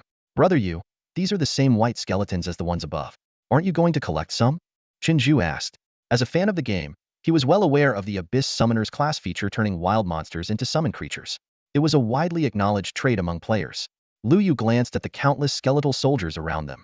Their health and defense stats were pitifully low. "What I need most right now are tanks. These pure damage-dealing creatures aren't suitable for expanding my summoning space.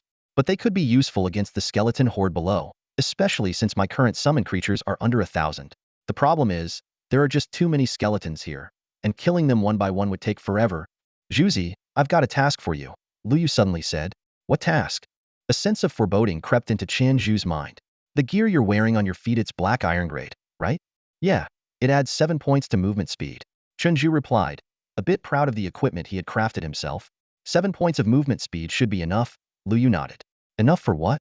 Chun Zhu's unease grew stronger. The ensuing conversation came like rapid fire. "Zhuzi, do you want to level up quickly?" "Of course I do." "Do you want to farm a large group of monsters all at once?" "Of course I do." "Then do you want to take a little stroll among the monsters and draw their aggro?" "Of course I do." "Wait, what?" "Brother you, you're asking me to pull aggro? With my tiny arms and legs, how am I supposed to withstand the high attacks of these skeletal soldiers? Your movement speed is faster than theirs. They won't catch you," Lu Yu said calmly. "What if they do catch me?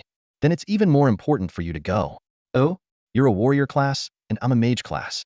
If you don't go to pull aggro, should I go instead?" Chen Zhu was stunned. For a moment, he felt that Lu Yu made a lot of sense. Mages pulling aggro was indeed unheard of. "Brother you, fine. I'll go." "All right, good luck out there." "You go." Lu Yu was about to leave when Chen Zhu called out to him. "I knew you couldn't bear to leave me," Chen Zhu said with a cheeky grin. "Not really," Lu Yu replied, tossing a pack of 8 red potions to Chen Zhu. "Take these with you and drink them on the way." Chen Zhu's eyes lit up as he caught the potions. "Mid-ear potions? You go. Are you planning to take care of me now?" "Get lost." "Got it." Chen Zhu quickly stuffed the potions into his pocket and dove headfirst into the swarm of skeletons. "Here I come, little skeletons." Lu Yu immediately sent out the goblin general and Li Er to assist with luring the mobs. With such a large area, relying solely on Chen Zhu to attract enemies was too inefficient. He swiftly cleared a patch of ground and summoned all the goblin archers, arranging them into a tight defensive formation.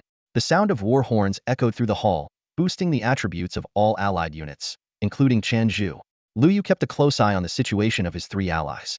While Chen Zhu wasn't a top-tier fighter, his black iron gear allowed him to handle the current challenge. Li Er, protected by a golden aura, was in no danger. The most concerning was the bulky goblin general, whose clumsy movements made it hard to avoid attacks, forcing him to tank the damage. Lu Yu kept his hand ready to cast a healing spell at any moment. However, the situation quickly shifted. After the goblin general crushed a group of skeletons, the remaining skeleton soldiers suddenly became frenzied. Ignoring the goblin general and Li Er, they surged directly toward Lu Yu, their dense, rattling bones creating a grating sound. At the same time, a startled cry came from Qian Zhu's direction. He had taken 3 or 4 hits in quick succession, dropping his health to less than half.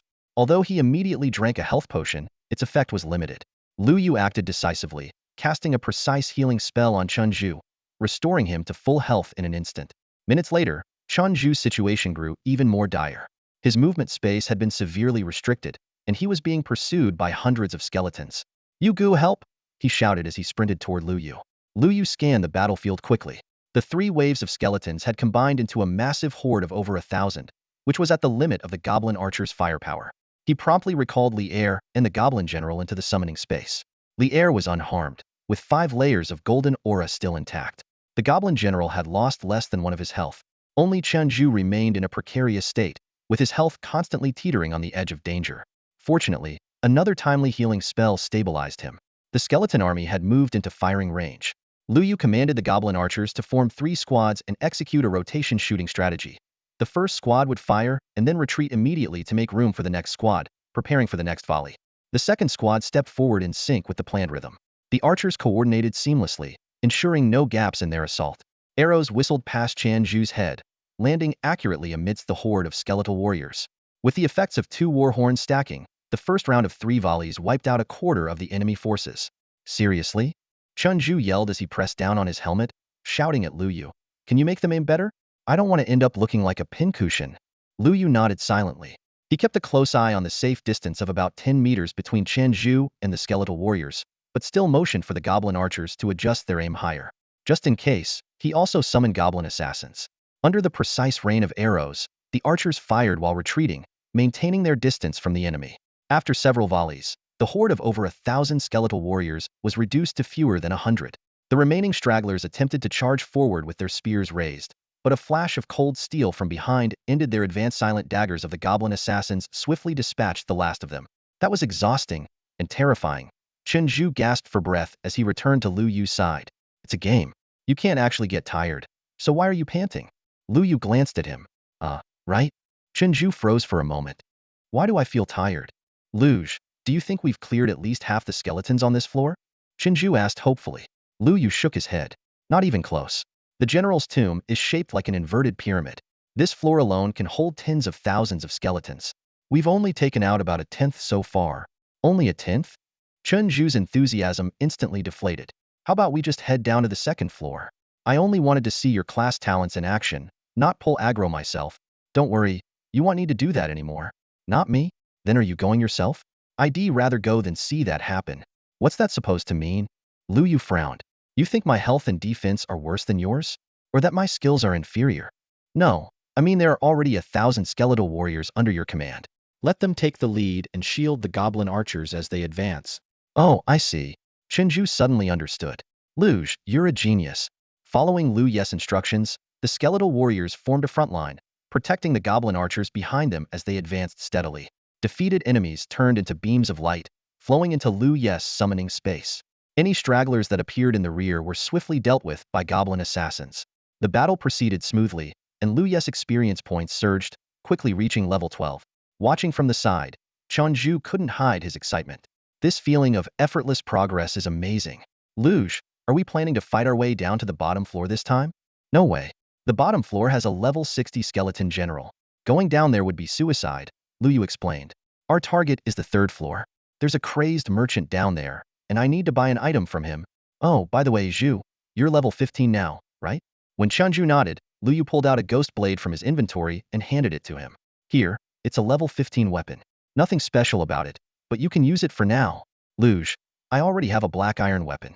You should sell this one instead. Right now, there aren't many bronze items on the trading platform. This should fetch a good price." "True, I haven't seen anyone selling bronze equipment yet." "Wait a second." Qian Zhu suddenly realized something. "Luge, what did you just say? This is a bronze weapon?" Lu Yu slowly put away his equipment, only to see Qian Zhu's quick reflexes as he snatched the ghost blade in one swift motion. Spotting the words bronze artifact, Qian Zhu's excitement was palpable, his grin stretching from ear to ear. "Yuga, I'm heading to the front to play around for a bit," he exclaimed. eagerly equipping the ghost blade. Without hesitation, he dashed to the front lines, standing shoulder to shoulder with the summoned skeletons. The battle erupted instantly. With a loud shout, Chun Zhu unleashed 2 consecutive slashes with his curved blade, activating the warrior's skill, Double Strike, and slashing a third of the skeleton's health. He then leapt into the air, using the Cleave skill to bring the skeleton down to a sliver of health. The power of the Ghost Blade astonished him. Just 2 more basic attacks would be enough to defeat a wild monster 5 levels above his own. But the situation took a sudden turn. 5 or 6 bone spears shot toward him at once, and Chun Zhu couldn't dodge in time. His health plummeted into critical range. Fortunately, Lu Yu cast a quick healing spell just in time, saving him from an untimely demise. "Thanks for saving me, Yuga," Chun Zhu stammered as he hurried back to Lu Yu's side. The skeletons hit hard, charging forward without defensive gear. "Don't you know how to dodge?" Lu Yu shook his head in exasperation. "I got too excited and forgot," Chun Zhu admitted sheepishly, taking a potion to recover his health. This time, he became more cautious. After using a skill, he would immediately retreat, relying on the summoned skeletons for cover. Yet something strange was happening. Whenever Chinju appeared, the surrounding skeletons would abandon their attacks on the summoned creatures and focus relentlessly on him. The summoned skeleton's bones could not entirely block the incoming attacks, and spears would occasionally pierce through the gaps, forcing Chunju to retreat for supplies repeatedly. Lu Yu observed everything silently. He noticed an anomaly. The skeletons displayed unusually low aggression toward the summoned creatures. Even when attacked by them, the skeletons remained unbothered, obsessively pursuing the players instead. This was entirely inconsistent with the usual behavior of low-level skeletons, which lacked intelligence and should not have been capable of prioritizing such strategic targets. Could someone be controlling them from the shadows? Lu Yu pondered. But the only entity capable of commanding these skeletons was the skeleton general, who was still in slumber. If he had truly awakened, he would never tolerate anyone wreaking havoc in his territory. The situation was riddled with inconsistencies, yet everything pointed toward an inexplicable phenomenon. Ahead, Chun Zhu, having regained his strength, charged once again into the horde of skeletons. To everyone's surprise, the skeletons that had been entangled with the summoned beasts immediately shifted their focus, swarming toward Chinju as if drawn by an irresistible force. This unusual scene caught Lu Yu's attention. He keenly observed that the skeletons showed almost no interest in the summoned beasts, but displayed an intense aggression toward himself and Chanju. A sudden thought struck him. These skeletal creatures must harbor the greatest hatred for living beings. This realization made Lu Yu furrow his brow. If this hypothesis were true, it would imply that his summoned beasts were not truly alive. While it was easier to accept that regular goblins weren't considered living beings, what puzzled him was the earlier incident when Lier had lured the monsters. Not only had Lier emerged unscathed, but his golden shield hadn't even taken a scratch. In stark contrast, Chunju now seemed barely able to withstand the skeleton's ferocious attacks even with a 5-layer golden shield. To test his theory, Lu Yu decided to take a different approach. He charged to the front lines himself, summoning Lier, Widow Wong, Shelley, and the Goblin General to join him in attacking the skeletal horde. "Brother Yu, come back.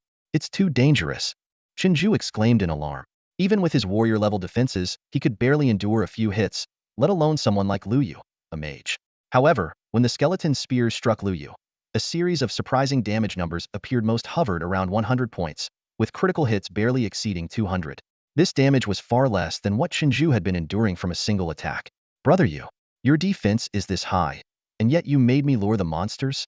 Chinju shouted in disbelief. That was to help you train," Lu Yu replied casually, though his attention remained fixed on his summoned beasts. He noticed that all the skeleton's attacks were focused solely on him, leaving the summoned beasts entirely unharmed. Even the summoned skeletons nearby were spared from attack due to his presence. Every ounce of the skeletal horde's aggression was locked onto him. This discovery sent Lu Yu deep into thought. Could it be that none of the summoned beasts were truly alive? But if that were the case, why did Lier and the others seem to possess such clear self-awareness? Lu Yu returned to the back of the team, still pondering over the issue of summoned beasts.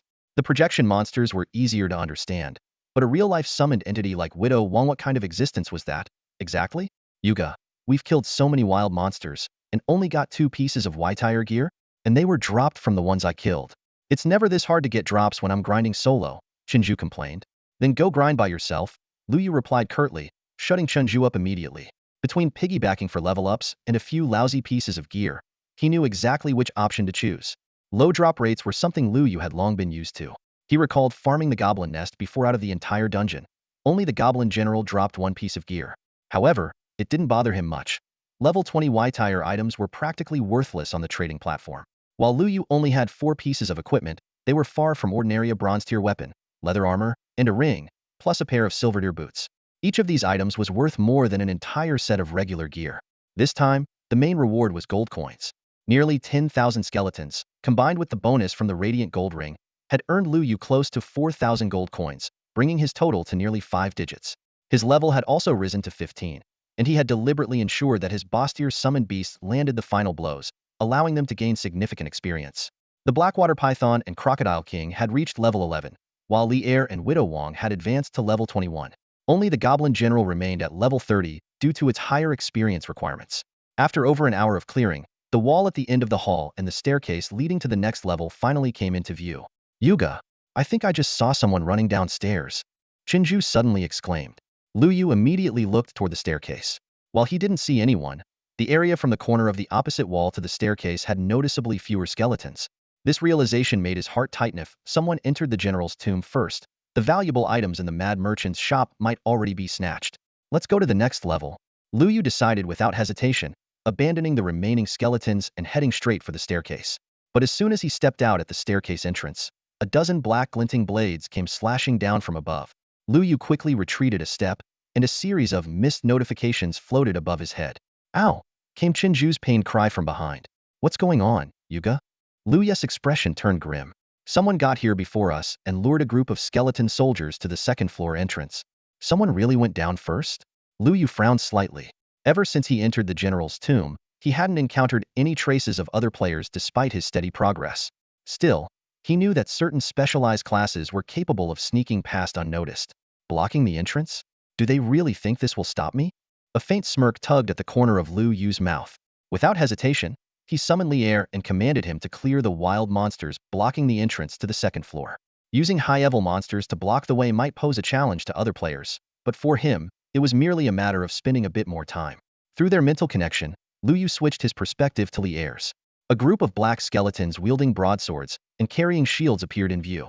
These level 25 Ironbone elite skeleton soldiers were relentlessly hacking at Li Er with their blades, but their attacks only sparked harmlessly against him, unable to penetrate his defenses. Li Er fought them barehanded, but as a level 21 facing level 25 enemies, he was clearly at a disadvantage. Through Li Er's vision, Lu Yu noticed a dark figure weaving among the skeletons in the distance, luring more monsters toward the entrance. This guy knows that a dozen skeletons can't stop me, so he's trying to bring every monster here. Lu Yu's gaze turned cold. If the other player understood him so well and still chose to provoke him, they shouldn't expect any mercy. With a swift command, Lu Yu summoned the mermaid, Shelly, to the second floor. In an instant, a soul-piercing screech echoed through the space. The ghostly flames in the eyes of all the Ironbone skeletons flickered violently, and their broadswords clattered to the ground. Even Li Er dropped to his knees in response. The shadowy figure luring the monsters was clearly affected as well, their movements becoming erratic. In a misstep, they were slashed twice by the skeletons behind them, leaving them critically injured. They quickly rolled forward and vanished into the darkness. The skeleton horde, now without a target, stood idly in confusion. Lu Yu searched carefully, but couldn't spot the figure again. With the entrance cleared of the incapacitated skeletons, he strode confidently into the second floor, summoning hundreds of white-bone skeletons to begin a massacre. The fallen Ironbone skeletons crumbled into fragments and were absorbed into his summoning space. The sudden appearance of the Whitebone army immediately enraged the nearby Ironbone skeletons. They banged on their shields and advanced steadily. Even with their overwhelming numbers, they posed no threat to Lu Yu. He prepared to summon more reinforcements. Just then, a glint of cold light flashed. A dagger materialized out of nowhere, aiming straight for his throat. Lu Yu quickly sidestepped, but the blade still grazed his skin. Without hesitation, he downed a health potion and cast a healing spell, instantly restoring his health to full. The shadowy assailant was clearly taken aback when their fatal strike missed. After hesitating for half a second, they disappeared once more. Lu Yu swung a basic attack at the air, but it missed entirely, with the system displaying miss. Shelly's abilities were still on cooldown, leaving him unable to force the hidden enemy out of stealth. I need to figure out a group attack skill, Lu Yu thought to himself. A mage without area effect damage? That's just embarrassing. Chun Zhu arrived late, and when she saw the gruesome wound on Lu Yu's neck, her pupils constricted sharply. Yuga, you're hurt? Was it that person from before? Lu Yu nodded silently, quickly flipping through the combat log. The record was unusually brief, containing only a few sparse details about the ambush. He frowned as he analyzed the information. His assailant was indeed a player, not an otherworldly creature. But the strange part was that the opponent had completely hidden their name from the combat log. This discovery sent a chill down Liu Yu's spine. In this game, generated by the Abyss rather than coded by programmers, the ability to conceal one's name in the combat log hinted at two possibilities. Either the person had exploited a loophole in the Abyss, or they had obtained special permission from it. Either way, it was a clear sign that this opponent was anything but ordinary. Judging by their combat style, the attacker was likely an assassin-type class and not just any assassin. Even the most skilled ordinary assassins couldn't achieve such an eerily silent approach. Not a single footstep or rustle of fabric had been discernible. This had to be a hidden assassin subclass. Yet Liu Yu had never heard of any class capable of manipulating stealth with such perfection. What was even more concerning was the audacity of the attacker. Despite Liu Yu's combat videos being widely known among Abyss players, this person had dared to launch an ambush even after being severely injured by the Ironbone skeleton. Clearly, they possessed an extraordinary level of confidence in their abilities. Their brief skirmish had already proved their strength was on par with his own. Yuga, what do we do now? Qinzhu asked anxiously. Keep moving forward, Liu Yu replied curtly. We need to reach the third level as soon as possible. He was certain the shadowy figure was lurking nearby, but without the nether perception skill of a nether envoy, it would be nearly impossible to root them out. Adjusting his strategy, Liu Yu summoned thousands of skeletal minions, forming 3 layers of defensive circles around himself and Qinzhu. The formation was so tight that not even a fly could get through, but the downside was that it attracted a swarm of ironbone skeletons. While these skeletons posed little threat to Liu Yu, they significantly slowed their progress. The team advanced slowly, with Liu Yu using the opportunity to grind his skill proficiency. Gradually, he replaced the outer layer of weaker skeletons with stronger ironbone skeletons, reinforcing the defensive perimeter. Yet, the mysterious shadow never appeared. Yuga, do you think that person might have already left? Qinzhu asked. Liu Yu shook his head decisively. As an experienced player, he knew one thing for sure: an opponent who had clearly targeted him wouldn't leave without a decisive outcome. If their roles were reversed, he would do the same. A line of skeleton soldiers formed a defensive barrier ahead, forcing Liu Yu to remain vigilant and wait for the right moment. Yuga, don't you think staying in this area is a bit humiliating? Qinzhu couldn't help but ask. Liu Yu frowned at his words. Why bring that up now? If I knew some large-scale skills like Blazing Inferno or Thousand Swords Return to Origin, I would have forced him out already. Why waste time here? You don't get it. This is a war of attrition. It's meant to wear him down, lower his guard, and make him careless. Oh, Qinzhu nodded in response. While he thought Liu Yu's explanation made some sense, he still felt something was off. At that moment, the system notification suddenly chimed. Congratulations. Your skill War Horn has been upgraded. Congratulations. Your skill Healing Light has been upgraded. Liu Yu immediately opened his skill panel. Both skills had advanced to 2 stars. War Horn. Effect. Sound the horn to increase all allied units' attributes by 10 and reduce all enemy units' attributes by 3 for 5 minutes. Cooldown, 5 minutes. Mana cost, 500. Proficiency, 10005000. Healing Light. Effect. Restore 40 of the target's maximum health. Cooldown, 50 seconds. Mana cost, 200. Proficiency, 10005000. The upgrades were significant. The effects of War Horn had doubled, with the allied attribute boost increasing from 5 to 10 and the enemy attribute reduction rising from 1 to 3. Although the healing effect of Healing Light only increased from 30 to 40, the cooldown reduction of 10 seconds thrilled Liu Yu. This meant that as the skill leveled up, the cooldown would continue to shorten. By the time it reached 5 stars, the cooldown could potentially drop below 10 seconds, with a healing effect of at least 50. Such a powerful healing ability would be terrifying even for players, let alone bosses with massive health pools. Take the Goblin General, for example. Current players couldn't possibly take him down within 10 seconds. With this skill, Liu Yu could easily keep the Goblin General's health above half. With the upgraded War Horn, Liu Yu's efficiency in clearing enemies increased significantly. In just an hour, the staircase to the 3rd floor appeared before him. Slowing his pace, Liu Yu realized the challenge ahead: breaking through the skeleton soldier's defensive line to create an opening. This opening would not only allow him to advance, but also give that person an opportunity to close in on him. Qinzhu keenly noticed this. Yuga, how about I go scout ahead first? He suggested eagerly. Liu Yu glanced at him with a teasing tone. With that tiny frame of yours? Your defense as a warrior isn't even half as high as mine as a mage. Qinzhu, that remark left Qinzhu speechless, feeling a pang of frustration in his heart. After clearing out the 2nd floor's iron skeleton soldiers, Liu Yu successfully leveled up to 19. Li Er and the others each gained a level as well, and even his summoned Goblin General had reached an impressive level 32. Opening the leaderboard, Liu Yu carefully examined the rankings. 1. Invincible Handsome Guy Warrior level 24, 59. 2. Level 23, 12. 3. Champion Guohua Warrior level 20, 77. 4. Mad Dragon Soul Warrior level 19, 25.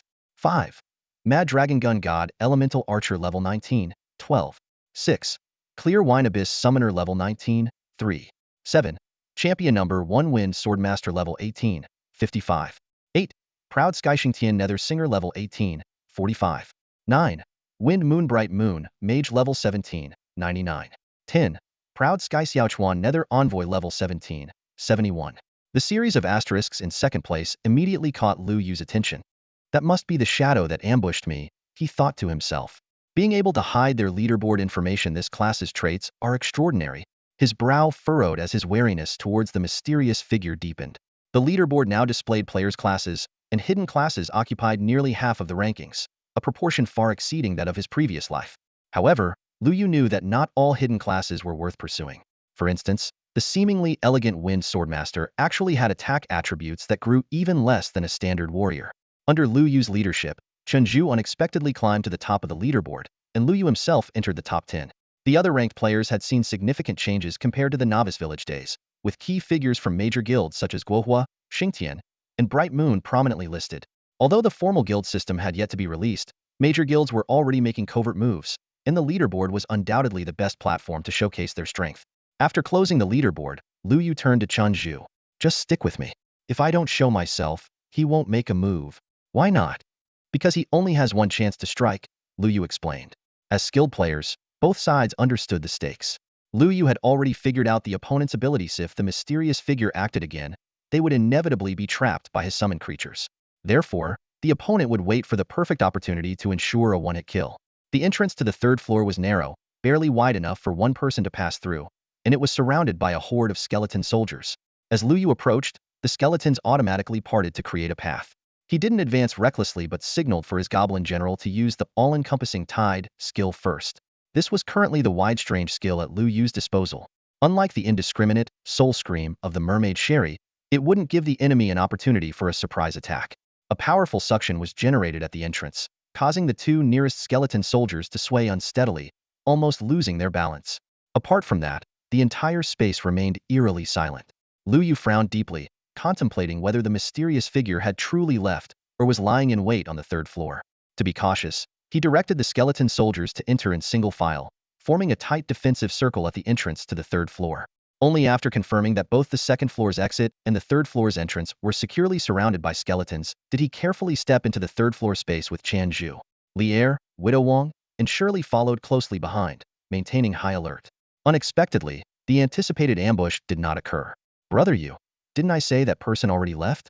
If he was still here, he wouldn't have missed such a perfect opportunity to launch a sneak attack, Chen Zhu remarked. Lu Yu didn't respond, his gaze fixed on the depths of the third floor. The space here was narrower than the lower levels, with dimmer lighting. In the distance, it was pitch black, stretching into an endless void.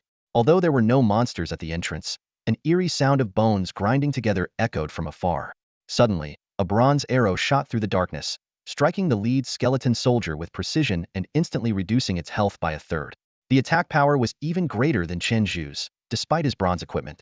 Immediately after, a barrage of arrows rained down, dozens of them targeting the frontline skeleton soldiers. Prepared for such an attack, Lu Yu quickly ordered the iron-boned skeletons to replace the white-boned ones. The iron skeletons raised their shields, forming a dense, fish scale-like shield wall. The arrows clattered against the shields with crisp metallic sounds, significantly reducing their damage. Under the cover of the shield wall, the team advanced slowly. Soon, a dozen bronze-colored skeletons emerged from the shadows. Elite bronze-bond skeleton soldiers, level 30, equipped with powerful bows and arrows. Upon noticing Lu Yu, they immediately locked onto him as their target. Another wave of dense arrow fire descended. Even with the shields, Lu Yu's health dropped dangerously low. At this moment, the goblin archers in the rear were in position and instinctively launched a counterattack without needing orders. Though each arrow only dealt 20 to 30 damage, their overwhelming numbers successfully suppressed the enemy. When the shield formation advanced within 10 steps of the bronze skeletons, Lu Yu ordered the formation to disperse. The goblin general arrived just in time, activating its vast ocean skill to draw the enemies into a trap. Surrounded by all the summoned creatures, the bronze skeleton squad was quickly subdued and absorbed into Lu Yu's summoning space. Taking a deep breath, Lu Yu glanced at his critically low health and felt a wave of lingering fear. After regrouping, the shield formation continued to advance. The monster density on the third floor was noticeably lower, and after covering half the distance, they had only encountered fewer than 100 such small squads, all of which were easily captured. Brother Yu, where is that mad merchant you mentioned? Qin Zhu inquired. Don't rush. We should be close, Lu Yu replied. Just as he finished speaking, a burst of maniacal laughter erupted from a corner of the hall. Ha ha ha ha ha ha. You all say I'm mad. I'm not the crazy one you are. In the darkness, a blood-red ID floated through the air. As it drew closer, the figure of Meng Shirong, known as the Mad Merchant, appeared. The system identified him as a gold-tier boss with 40 health points, while all other attributes were marked with question marks. He possessed skills like Scattered Wealth, Fortune from All Directions, and Stars Shift. The system description revealed that this merchant, claiming to have witnessed strange visions, had lost his sanity. The entire city had placed a bounty on his head, offering a piece of gold-tier equipment and additional rewards to anyone who killed him. Yuga, this is a wild boss, right? Can we take him down? Shinju asked excitedly after reading the description. Take him down? He's already undergone his first-class advancement. If you want to try, go ahead, Lu Yu replied with a helpless glance at him. Besides, while he is a boss, he's not a wild monster. Not a wild monster? But his name is in red. My name's in red too. Oh, Shinju suddenly realized. Then, Yuga, why are we even approaching him? Whatever happens, just stay put, Lu Yu said as he stepped forward. Staring directly at Meng Shirong, he spoke. Meng Shirong, I don't know if you've lost your mind, but the vision you saw will come true in the future. Meng Shirong burst into maniacal laughter. Ha ha, a stranger dares to speak of my vision. You don't even know what it is, yet you claim it will come true. His expression twisted suddenly. No, adventurer, you're mocking me. You must be after my treasures. Damn it, you all want to take my treasures. Every last one of you must die. As his rant continued, a golden glow with coin-like patterns began to form in his hands. Lu Yu recognized it as the precursor to the Scattered Wealth skill but remained calm. He began describing. The sky is shrouded in darkness, the earth bathed in blood-red hues, and no sanctuary remains in the world. Babies cry, women wail, and men futilely raise their weapons. A massive maw swallows all of humanity, leaving only a handful of survivors. The golden glow in Meng Shirong's hands dissipated instantly, replaced by a 7-star formation. He suddenly appeared in front of Lu Yu, grabbing his collar tightly. You've seen the vision too. No, you've seen more than I have. Yes, Lu Yu nodded calmly. This was indeed something he had witnessed and experienced firsthand, albeit with a few imagined details added. And then? What happens next? How do I survive? Meng Shirong demanded frantically. When Lu Yu remained silent, he lifted him off the ground, his blood-red eyes nearly pressing against Lu Yu's face. Tell me, quickly, how can I avoid being devoured? How can I survive? Yuga. Chunju panicked at the sight and swung his sword, using a double strike on Meng Shirong. However, it only inflicted 1 point of force damage, not even breaking through his defense. Before he could launch another attack, a golden beam of light descended from above, instantly killing him. Chunju's body collapsed, his soul drifting away, leaving only a single coin behind. Taking a deep breath, Lu Yu spoke in a calm tone. It's fine. The abyss hasn't descended yet. It's just a 5-level loss, dropping from 1st to 4th on the leaderboard. Oh wait, looks like the ghost blade got dropped too. Tough luck. Tell me now, how can I survive? Meng Shirong's face twisted with rage, his bloodshot eyes glaring hysterically as he shouted at Lu Yu. If you kill me, you'll never learn how to stay alive. Lu Yu's tone was calm, as if he were engaged in an ordinary conversation rather than facing a threat. Meng Shirong raised his left hand, a dazzling golden light emanating from his palm. You think I'm joking? You think I won't act? Take a good look, Lu Yu pointed at himself. I'm in a critical state right now. Even a slight injury will kill me. These words made Meng Shirong slowly lower his hand. His expression shifted from anger to pleading. Please, tell me how to avoid being devoured. How to stay alive. Do you really want to know the answer? Yes, of course I do. Tell me. Meng Shirong's eyes gleamed with desperation. Then open your treasure vault. Let's make a deal. No way. Meng Shirong refused immediately. No one is allowed to see my treasure vault. Then you'll never find out how to survive. Meng Shirong fell into a fierce internal struggle, muttering to himself, if I let him see the vault, I'll learn the secret to survival. But no, the more people see the items in the vault, the more they'll disappear.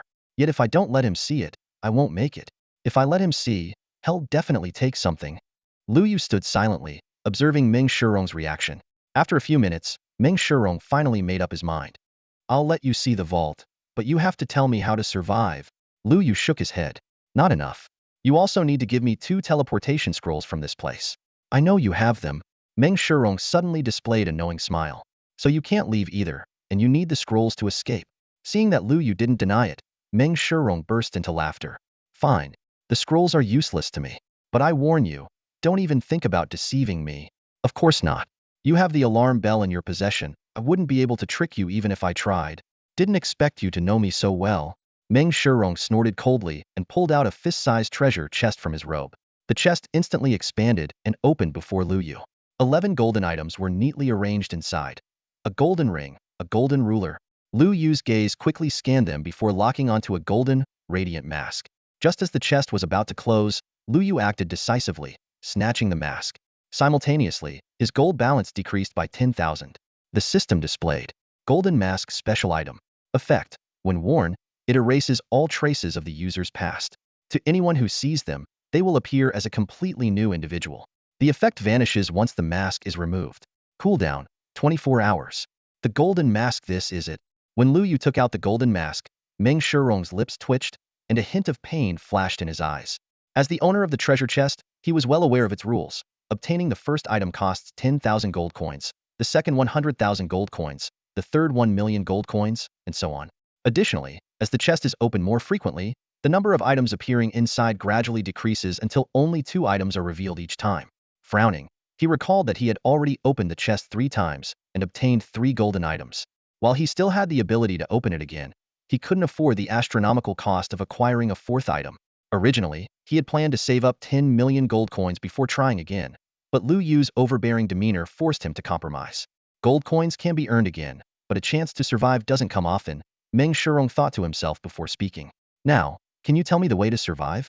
Where's the teleportation scroll? Lu Yu's expression remained cold. The teleportation scroll must be secured first. So troublesome. A flicker of killing intent appeared in Meng Shirong's eyes as he impatiently tossed out a scroll. You only gave me 1. I need 2. Lu Yu pointed out bluntly. Kid, if I give you 2, what's stopping you and your teammate from running off? Meng Shirong sneered.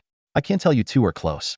If I give you 1, you can escape, but your teammate will stay here forever. No second scroll, no deal. I won't say a word, Lu Yu said firmly. Meng Shirong finally lost his patience. His face twisted with rage as he stepped menacingly toward Lu Yu. Don't think I won't kill you. Before he finished speaking, he had already gathered a burst of golden light in his hand, which shot out in a flash, piercing through Chen Zhu, who had just been revived. Damn it! Lu Yu's fury ignited. This was the second time Meng Shirong had killed Chen Zhu right in front of him. If the abyss had already descended, Chen Zhu would have been permanently dead. Even so, Lu Yu gritted his teeth and held his ground. No second scroll, no deal. I won't say a thing. Meng Shirong narrowed his eyes, his gaze as sharp as a blade aimed at Lu Yu, as though he might strike at any moment. Yet Lu Yu showed no fear. His eyes burned even more fiercely. Having fought life and death battles on the alien battlefield and witnessed the horrors of the abyss, such threats were nothing to him. Under Lu Yu's sudden and intense gaze, Meng Shirong involuntarily looked away. Realizing his moment of weakness, he forced himself to meet Lu Yu's eyes again. However, that brief hesitation had already betrayed his vulnerability. Lu Yu remained calm and unwavering as he stared directly into Meng Shirong's eyes. His voice was steady as he said, "Go ahead, kill me if you dare. But if you do, you'll never get the method to survive." Meng Shirong took a deep breath, his sharp gaze gradually softening. The threat of death clearly gave the merchant pause. After a moment of silence, a scroll flew through the air toward Lu Yu. Catching the scroll with ease, Lu Yu inspected it carefully. Satisfied with the information on the 2 spatial scrolls, he nodded. Good. Both are functional escape scrolls. Wait. Meng Shirong suddenly pulled out a small golden bell from his coat. Its design resembled those found in temples, except it lacked a clapper. His tone turned cold as he warned, "You should know what this is. If you lie, the warning bell will ring. And when it does, I'll make sure your death is far worse than that of your teammates."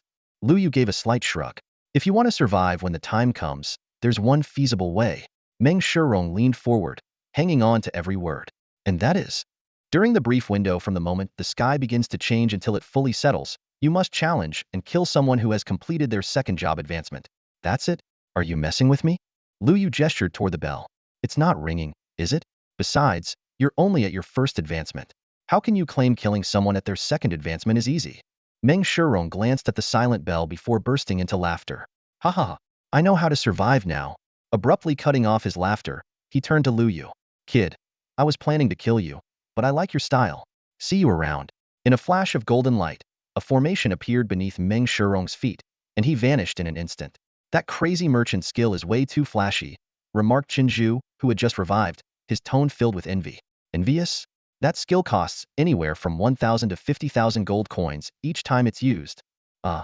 Never mind then. Lu Yu glared at Qinzhu and smacked the back of his head. Didn't I tell you earlier not to interfere no matter what happened? Ouch. Qinzhu yelped, clutching his head. I only jumped in because it looked like you were about to get killed. Besides, after I revived the first time, I didn't move at all and still ended up dying again. Still talking back? Lu Yu raised his hand again. All right, I was wrong, brother Yu. Qinzhu quickly pleaded for mercy, then changed the subject. By the way, that whole thing you mentioned about the sky darkening and people getting eaten, was that some kind of game update? Lu Yu pondered for a moment. Something like that. You'll find out soon enough. That update is called Abyssal Descent. And the part about having to kill someone with a second job advancement to survive, is that true? I just made that up. Then why didn't the bell ring? Was it malfunctioning? Golden grade items don't malfunction at this stage. Then why? When the Abyssal Descent happens, as long as you don't kill yourself, you'll survive no matter what you do, Lu Yu thought to himself, silently adding, though it may not be in the way you expect. So, everything you told him just now, I was just making stuff up? No matter what method I mentioned, the bell wouldn't have rung.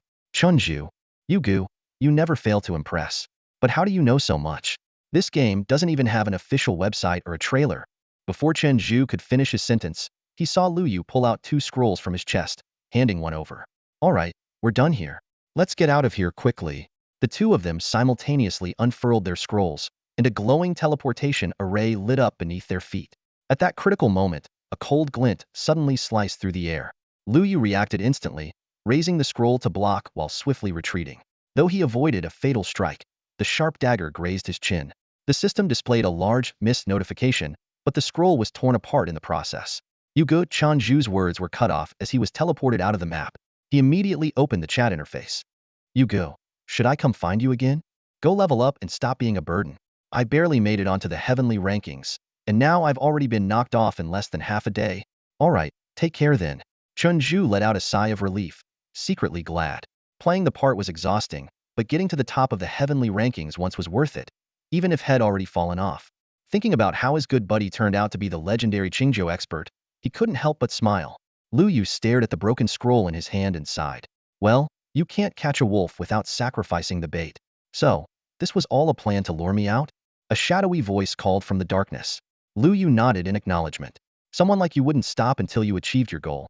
You must have infiltrated my defensive perimeter back when I entered the 3rd level. You stayed hidden through all the earlier opportunities, waiting for this moment. You thought this would be my most vulnerable point, the perfect opportunity for a decisive strike. The shadow was silent for a moment. By that logic, my attack this time was within your expectations. You've been keeping your health low on purpose, just to bait me? More or less. Lu Yu's skeletal army had already surrounded them completely, leaving no gaps. Confident, aren't you? Surrounding me like this, planning to duel me unknown? I'm a summoner. Why would I bother dueling you? Lu Yu's eyes glinted with disdain. Talking about duels with a summoner?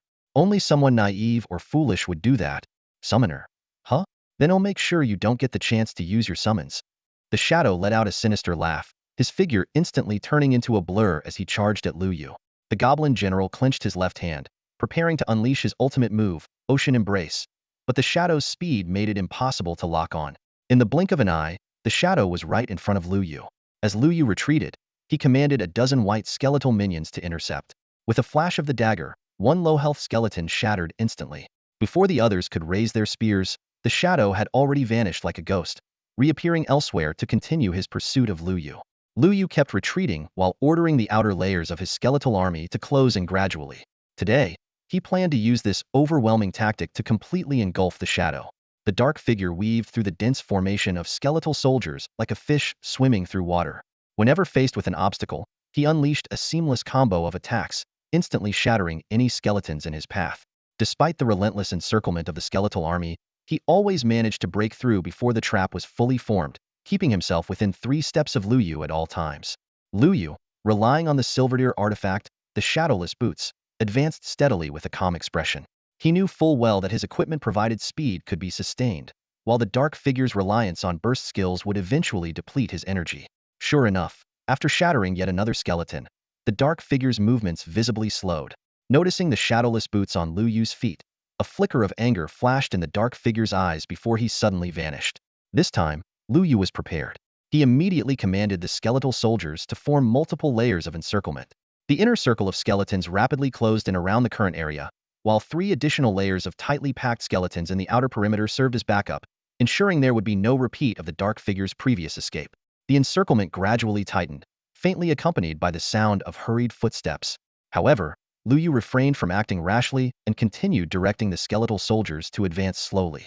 He was well aware that his opponent might be feigning panic, waiting for the right moment to counterattack. When the encirclement shrank to just 2 square meters, the dark figure finally reappeared.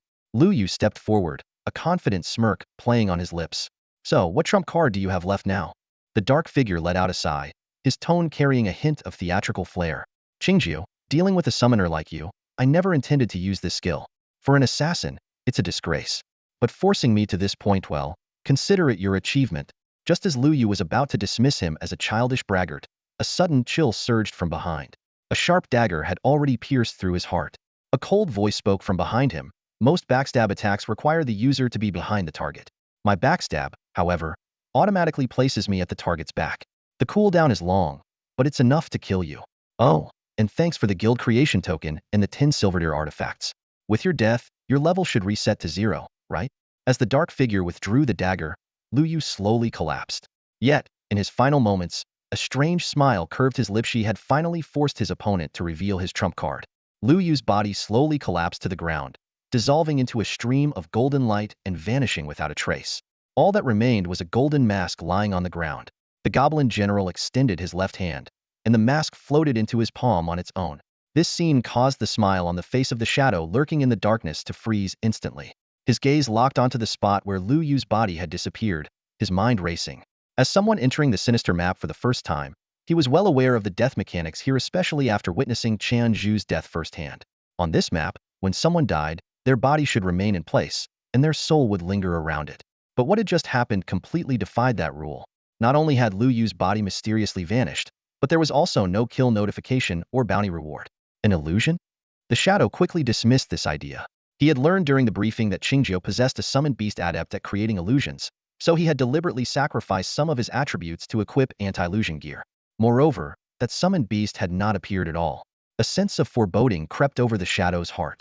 As a top-tier player, he knew this was far from a system glitch. Instead, he became increasingly convinced that everything was unfolding according to Qingjiu's calculations. Looking around, his situation was becoming more precarious.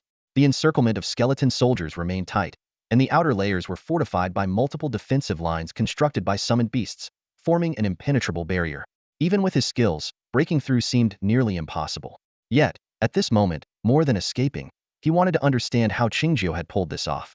He was certain that he had killed Qingjiu himself, there was no doubt about it. It was neither a decoy nor an illusion. Yet, all evidence suggested that Qingjiu was still alive.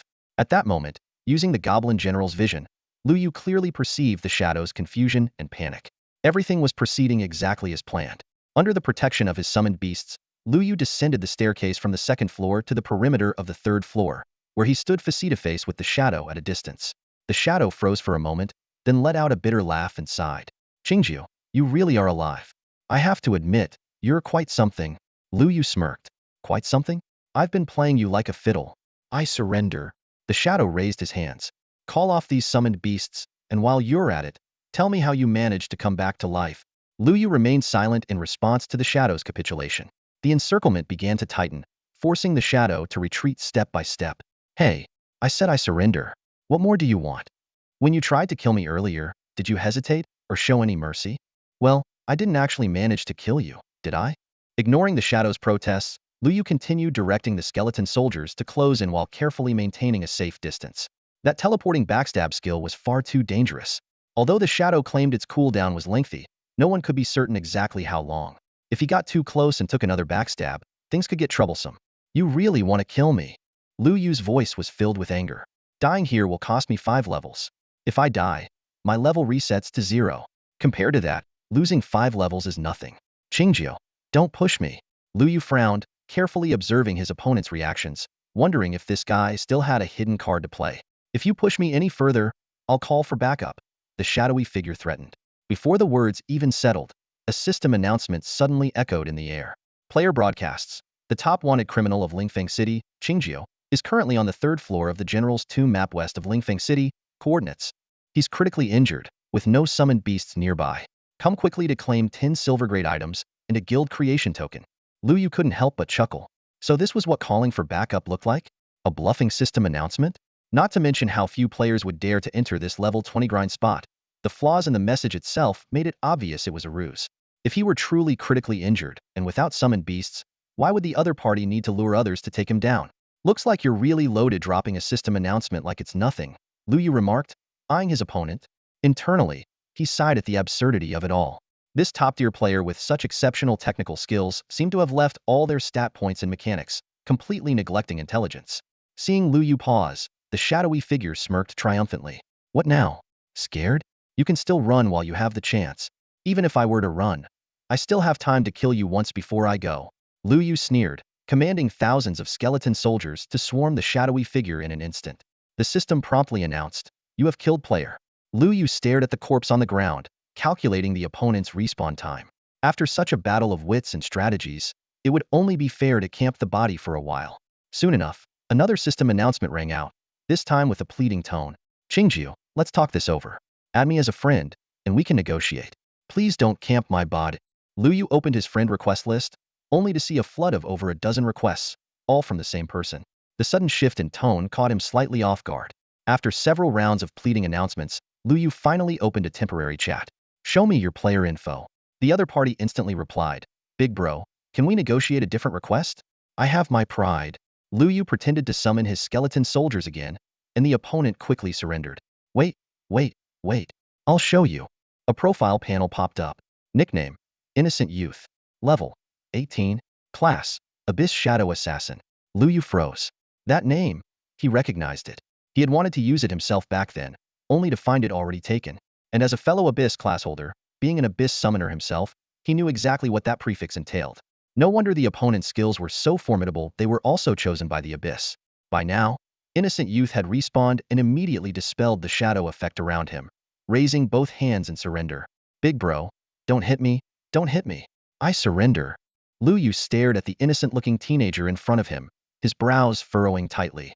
The contrast in this person was simply too stark. The voice was that of a typical middle-aged man, yet the appearance was that of a pure and delicate young girl, a living, breathing contradiction, like a gaming version of Wang Gang. "I ask, you answer," Lu Yu said coldly. "If your answers don't satisfy me, I'll grind you down to level 0. Even if I leave this map, I'll leave behind thousands of skeleton soldiers to keep you there. Ask away, big brother." The teenager immediately put on an obedient expression. "I'll answer truthfully if I know, and if I don't, I'll make something up to satisfy you." Lu Yu threw out the biggest question on his mind first. "Tell me how you found me." This was crucial because, although the entire server wanted to kill him for the bounty, very few had actually managed to locate him. It wasn't just because of his formidable strength, but also because he had never set foot in Lingfeng City. Finding him in a secondary main city that was far larger than a beginner's village was as difficult as scaling the heavens. Even Zhu Xiaochuan, who had seen him at the outlaw stronghold, couldn't pinpoint his exact location. "Someone told me that if I followed a guy called Invincible Handsome Man, I'd find you," the teenager said earnestly, repeatedly addressing him as Big Brother. "Someone told you?" Lu Yu immediately caught the key detail. The person who knew that Chen Zhu could lead someone to him had to be someone very familiar with their relationship. Was it Zhu Xiaochuan? Lu Yu probed. "It wasn't Zhu Xiaochuan," the teenager said, looking puzzled. "It was someone called Outyin, or Xiaoyi. Sun Xiaoyi." Lu Ye's face instantly darkened. The teenager flinched in fear. "Big brother, it really was her who said it. I'm not lying." "I didn't say you were lying. Keep talking." "That Outyin, Xiaoyi person found me and said that if I could take you down, she'd spend 3 nights with me." Lu Yu eyed the teenager suspiciously. "Are you a guy or a girl?" "I'm a girl," the teenager said urgently, reaching into her pants. "If you don't believe me, I'll prove it right now." Stop. Lu Yu quickly interrupted. "Sure, some taboo things could happen in the Abyss, but it's fine, big brother. Look at this," the teenager said, pulling out a data card from her pocket. "I specifically got this from the City Lord as proof. The gaming pod collects players' physical data, which can be made into a card by the City Lord." Lu Yu stared at the data card. "So, you're showing me this? Then are you LL?" No. The teenager shook her head frantically. At the time, I used a shadow cloak to cover my body, so she didn't know I was a girl.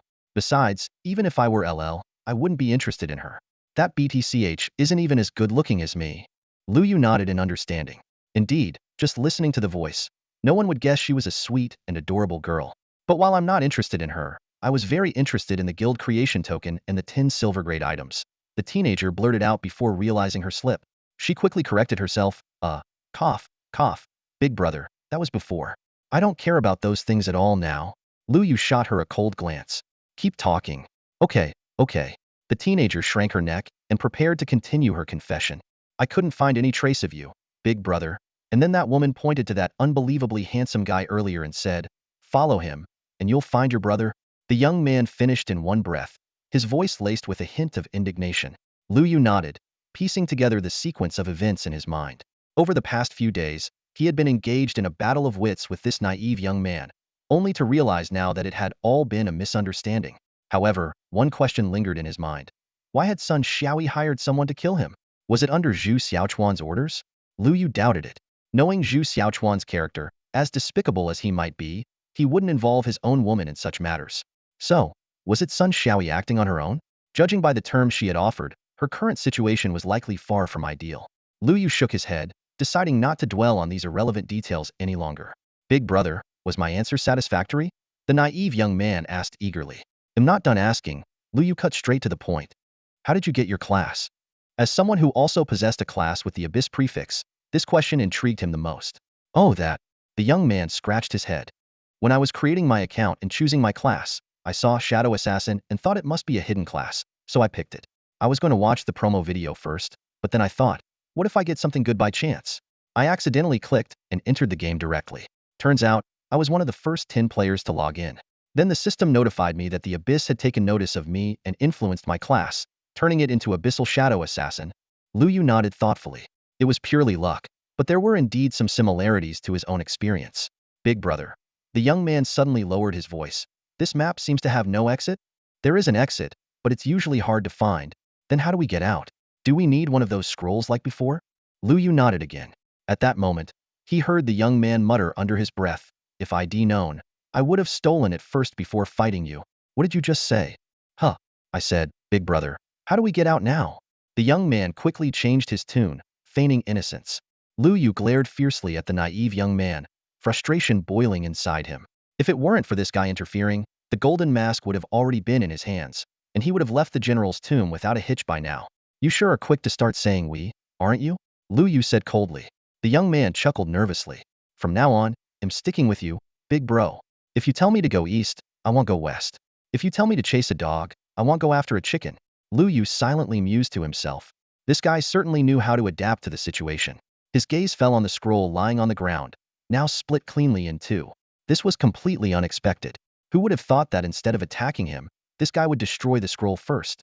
How to get out? You're asking me? Who should I ask then? Lu Yu said grimly. There are only two options. Either we take down one of the abyssal monsters and hope it drops a map, or we descend to the final level and defeat the boss.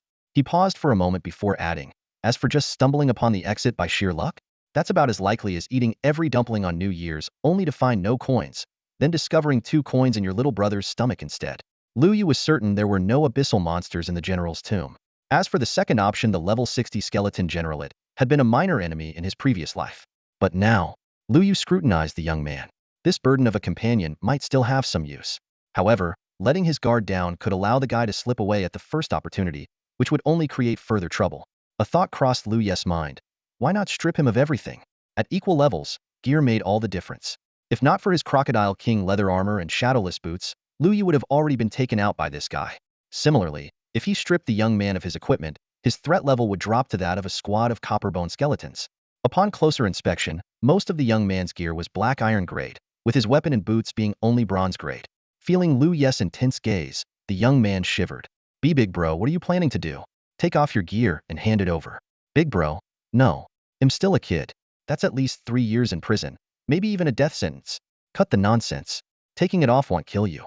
Oh, and hand over that golden item you swiped too. Golden item? What golden item? The young man looked genuinely puzzled. Don't play dumb. Treasure chests always drop an even number of items. I only counted 11. You're pretty quick with your hands, huh? The young man looked like he was about to cry. Big bro, I swear I don't have any golden items. Lu Yu sneered. This guy wasn't just sharp. His acting skills were top-notch too. You're really going to stick to that story? Fine. They'll just kill you back to level 0, and that item will drop naturally. Big bro, are you talking about this golden ring? They'll hand it over right now. The young man promptly pulled a ring from his back. Lu Yu cautiously took a half-step back and signaled the Goblin General to use its all-encompassing skill to retrieve the ring. When dealing with someone this cunning, it was always wise to stay on guard. A mage facing an assassin, especially one with ulterior motives, can never be too cautious. From Lu Yu's perspective, no one could be certain if the assassin's backstab skill had cooled down yet. The moment the opponent got within striking range, all of Lu Yu's meticulous planning would be rendered useless. At this moment, the naive-looking young girl pursed her lips, putting on an ingratiating smile. Lu Yu took a golden glowing ring from the Goblin General and carefully examined its attributes. Golden ring. Special item effect. When worn, it allows pairing with any target. If the target possesses independent consciousness, their consent is required. Once paired, the wearer can monitor all the target's details in real time for 24 hours. Cooldown time, 24 hours. This effect, Lu Yu murmured thoughtfully. Alright, you don't need to strip anymore. Come over here and pair with me. Huh, big bro, pair for what? This game has features like that? The young girl looked utterly baffled. Lu Yu sighed. I wasn't even thinking that way. What's going on in your head all day? Didn't you read the item's effect? I just grabbed it randomly.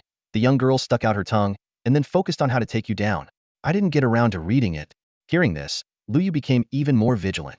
Without hesitation, he equipped the ring and sent a pairing request. The young girl froze, her expression stiffening. Big bro, is this really necessary? Seeing her hesitance, Lu Yu became even more certain that her backstab skill was ready to use. Either accept the pairing, or stay here and play games with my summon creatures. Your choice. Then you might as well kill me back to level 0. The young girl struck a defiant pose, as if she would rather die than comply. The next second, dozens of bronze blades rained down on her. Her eyes widened in disbelief, as if she couldn't fathom that Lu Yu would act so decisively, leaving no room for negotiation.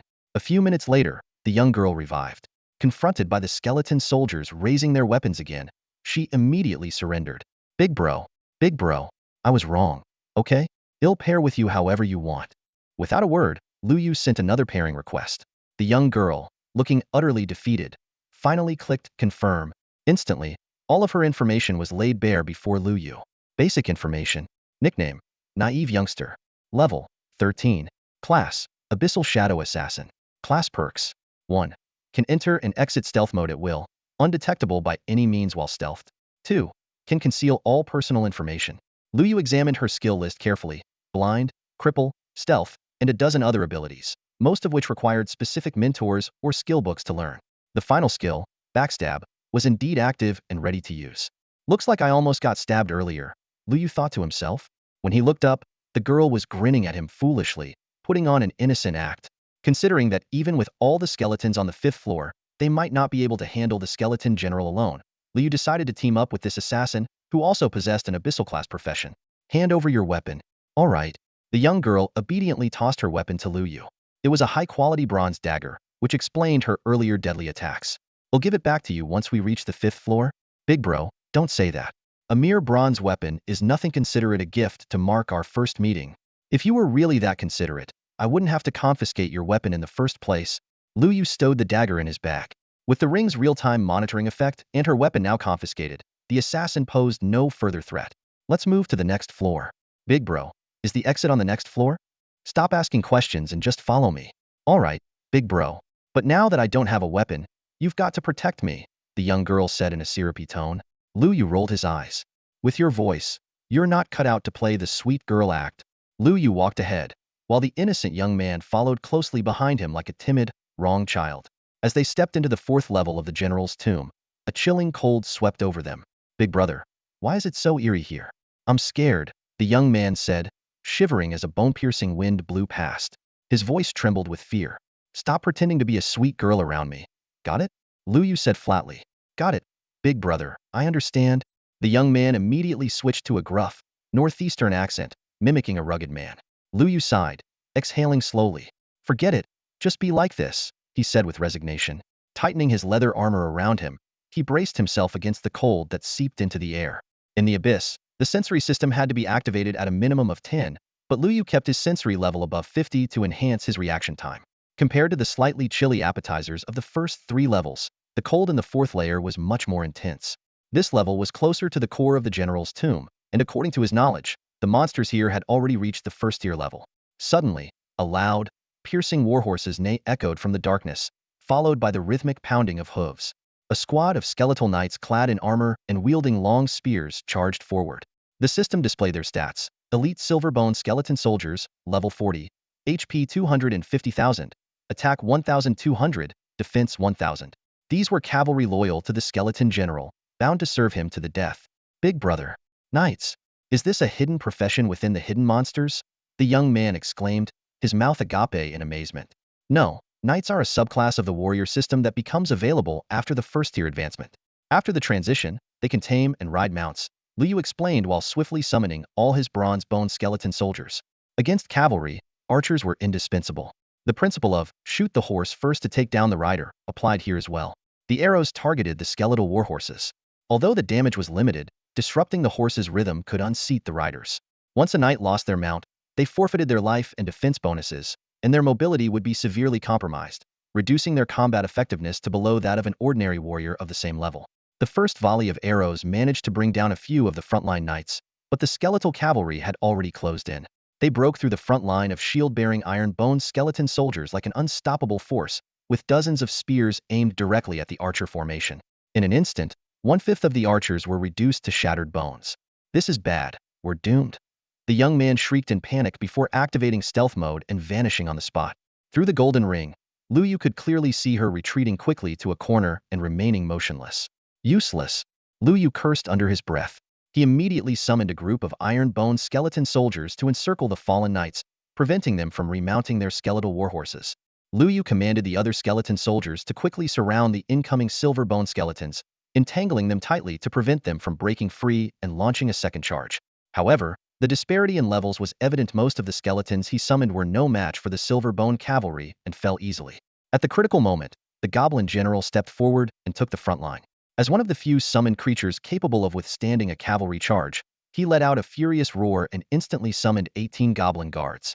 Though their levels were not high, under the boost of the double-layer warhorns, they worked in perfect coordination to block the path of 1 or 2 skeletal cavalry. What are you doing hiding in the corner?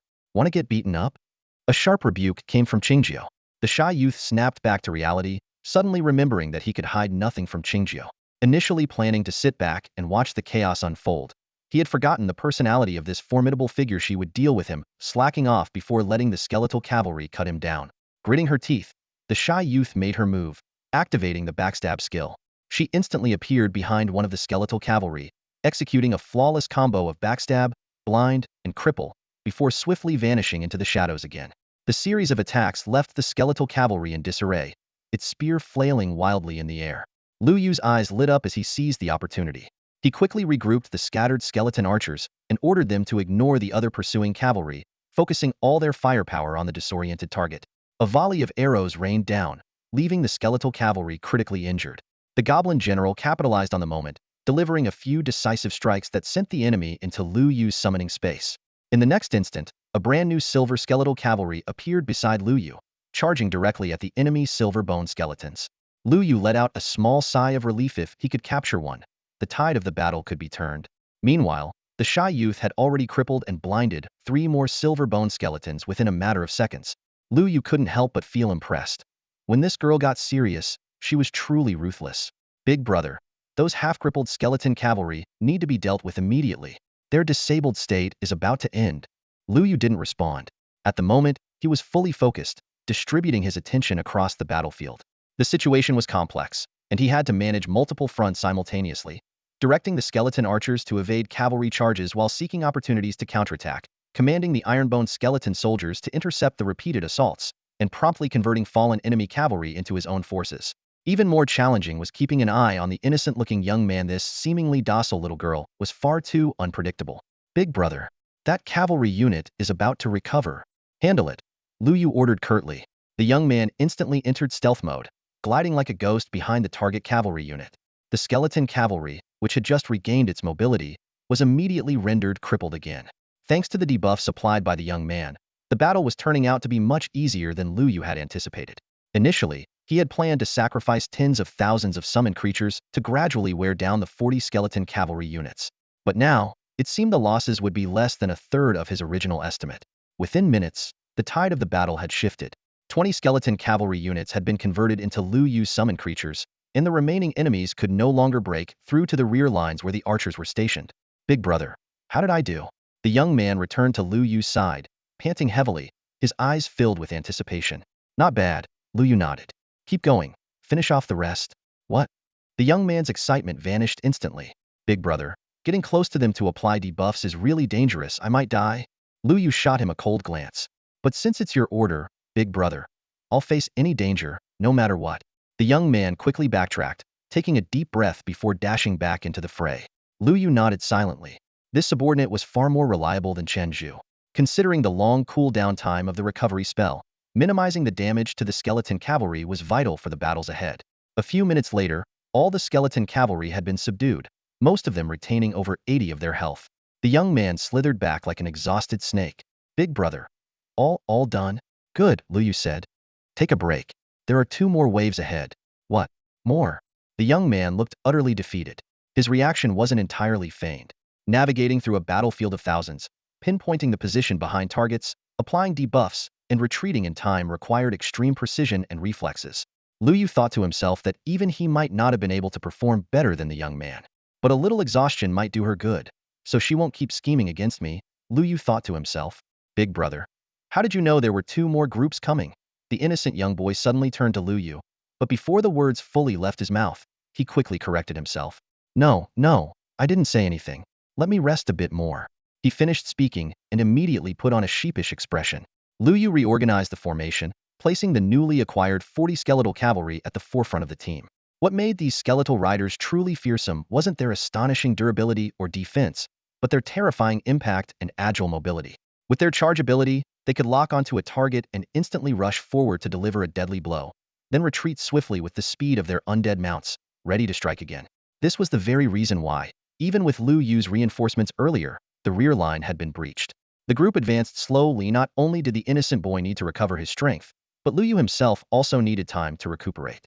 With these 40 skeletal cavalry added to the ranks, the battles ahead would become significantly easier. After about 10 minutes, the sound of neighing warhorses came from the front. Another group of skeletal cavalry was approaching. The 40 skeletal riders in the front immediately assumed combat positions. Using a cavalry charge to counter another cavalry charge was one of the most effective strategies. 40 against 40, the 2 cavalry groups charged at each other simultaneously. 80 shadowy figures clashed fiercely in the center of the battlefield, accompanied by the sounds of horses' cries, lances colliding, and bones grinding. After the initial clash, both sides quickly retreated to their starting positions, but all the riders had suffered varying degrees of damage. The innocent boy perked up, and before Lu Yu could say a word, he eagerly declared, "Big brother, I'm going in." With that, he vanished into stealth mode, reappearing a moment later behind one of the skeletal riders.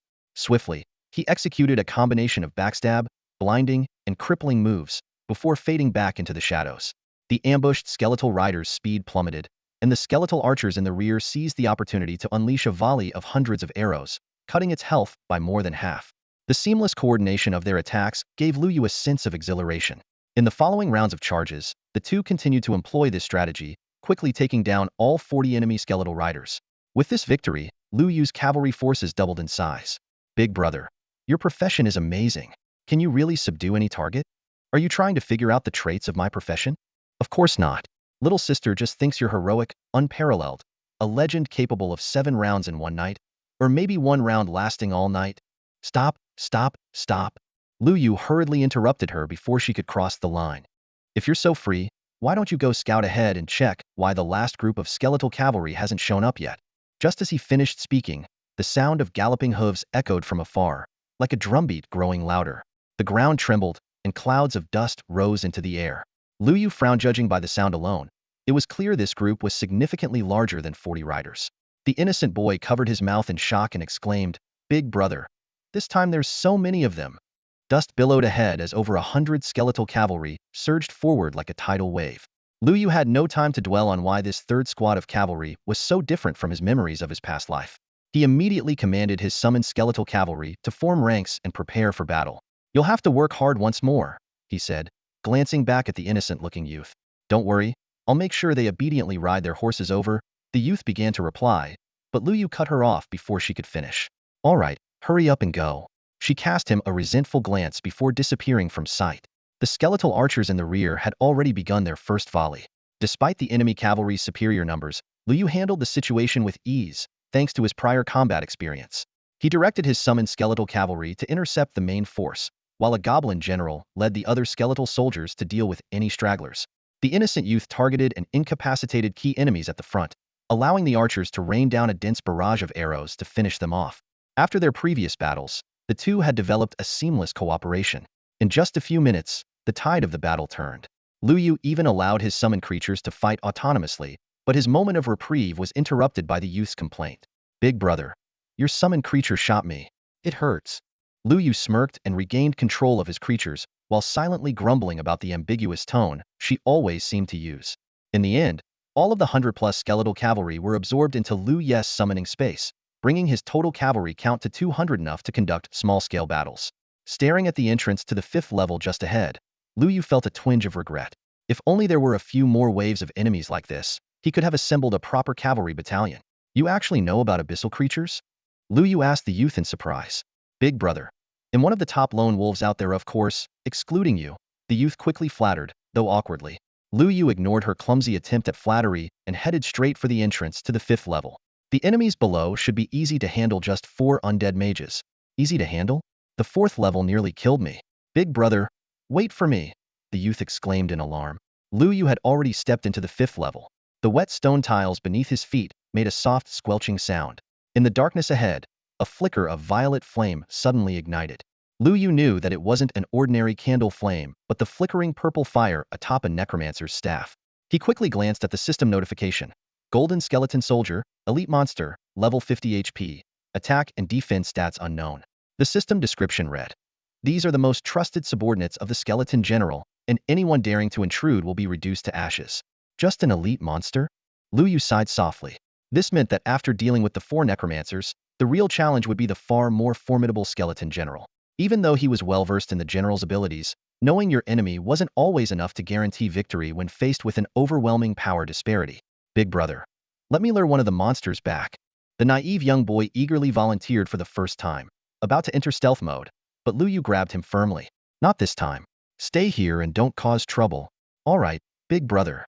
The boy's unusually obedient response left Lu Yu slightly unsettled. When he noticed the undisguised admiration on the boy's face, a faint smile tugged at the corner of his mouth.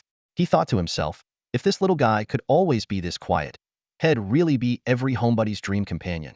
Lu Yu waved his hand, summoning 200 skeletal cavalrymen and dividing them into 40 groups of 5.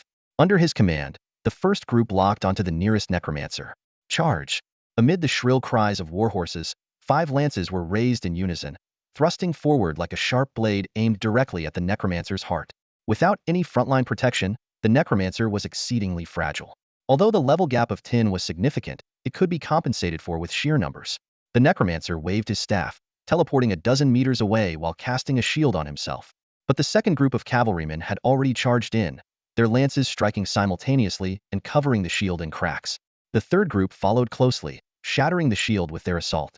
The 4th, 5th, 6th, and 7th groups pressed on relentlessly, and by the time the 7th group's lances struck, the necromancer's health was completely depleted. He dissolved into a beam of light and was absorbed into Lu Yu's summoning space. The same scene played out simultaneously in 3 other parts of the Grand Hall. In less than a minute, the 4 purple flames were extinguished, and the 4 necromancers turned into radiant light, appearing beside Lu Yu. Lu Yu silently thanked the rewards from the general's tomb. Without the skeletal cavalry he had obtained on the 4th floor, he could never have dealt with these troublesome first-tier necromancers so effortlessly. Big brother, you're amazing. The naive young boy was still brimming with admiration, but Lu Yu couldn't share his enthusiasm, as the real boss was about to make its entrance. Sure enough, the entire general's tomb suddenly began to tremble violently. A commanding voice echoed through the grand hall. Human, how dare you disturb this general's slumber? I shall turn you into a pile of bones to serve at my feet. A strange sound echoed out from the darkness. Big brother, what was that sound just now? Didn't we already deal with all the monsters on the 5th floor? The innocent young boy asked warily. The real fight is just beginning, Lu Yu replied, tossing the young boy's dagger back to her with precision. If you still want to get out of here, stop playing games with me. Let's take down this boss with everything we've got. Even Liu Yu wasn't entirely confident about facing a level 60 boss. Big brother, when have I ever played games with you? The young boy retorted, catching the dagger with nimble hands before vanishing into the shadows. Liu Yu ignored her complaints. The situation left no room for distractions. The skeleton general was awakening a ghostly blue flame, suddenly flared in the darkness, and countless thick white bones shot out from the fire. They rapidly assembled in midair, forming a massive three-turtle skeleton in the blink of an eye. This skeleton was nothing like the skeletal soldiers they had encountered on the previous floors. Its eye sockets burned with intense blue flames, far more menacing than the faint sparks in the eyes of the earlier skeletons. It reached into the blue flames at its feet and pulled out a long bone blade. Moments later, the flames coalesced into a spectral blue skeletal warhorse, and with a swift motion, the skeleton general mounted the steed. The system immediately displayed the boss's information. Skeleton General. Level. Gold Boss level 60. HP. Attack. Defense. Skills. Charge. Sea of Corpses. War Stomp. Invincible Body. Death Recovery. Description. The ruler of the general's tomb, commanding tens of thousands of skeleton soldiers. Liu Yu quickly analyzed the situation. This level 60 gold boss was identical to the one from his past life, down to every skill. Though the skeleton general and the goblin general shared the general title, their statuses were worlds apart. The goblin general was the pinnacle of its kind, but in the vast undead legion, the skeleton general was merely the equivalent of a squad leader or platoon commander in a human army. Big brother, this is a gold tier boss. If we kill it, do you think it'll drop a gold tier item? The young boy's voice called out excitedly from the shadows. Liu Yu was momentarily speechless. Her priorities were always so peculiar just moments ago. She'd been cowering in fear, and now all she could think about was loot. Still, she wasn't entirely wrong. Today was a battle of life and death. Either they would make the skeleton general drop some gear, or they would become gear themselves. Human adventurers, tremble before me. Today, this place shall be your final resting ground. The skeleton general roared, charging forward on its spectral warhorse. Facing such a formidable foe, Liu Yu dared not hold back. He summoned all his main combat summons, bracing for a life-or-death battle. The Warhorn's effect stacked to 2 layers as Liu Yu's figure flickered, and an identical clone of him appeared beside him. Without hesitation, he quickly consumed a health potion and cast a healing spell, rapidly restoring his health to a stable state. WOC. Dude, you actually have a clone skill? No wonder you came back to life after I thought I killed you earlier. Is this really the time to talk about that? Liu Yu replied while dodging. Same as on the 4th floor, you handle the debuffs. I'll handle the damage. Experienced players didn't need lengthy discussions. The two swiftly established their roles and dove into the battle. The pure-hearted youth blinked behind the skeleton general and unleashed a combination of cripple blind moves in an instant. The skeleton general's condition visibly deteriorated, but the pure-hearted youth gave it no chance to recover. She immediately activated her stealth ability and vanished. It was her most reliable skill so long as she didn't attack or take damage. She would remain undetectable. But then, disaster struck. The skeleton warhorse raised its front hooves high and slammed them down with a heavy war stomp. The ground within a 5-meter radius cracked and splintered like a spider web.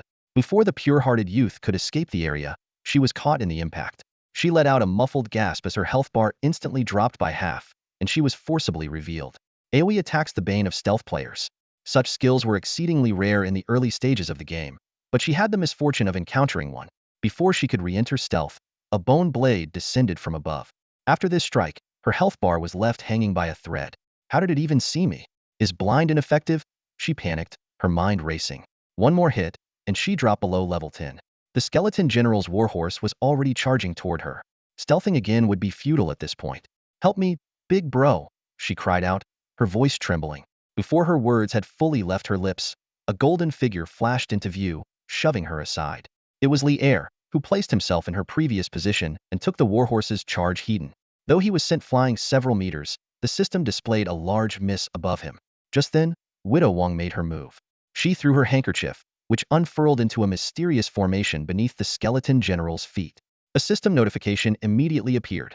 Summoned Beast Widow Wong successfully used Seal on Skeleton General. All attributes reduced by 5, duration, 3 minutes. Against such a high-level boss, the sealing effect had been significantly weakened.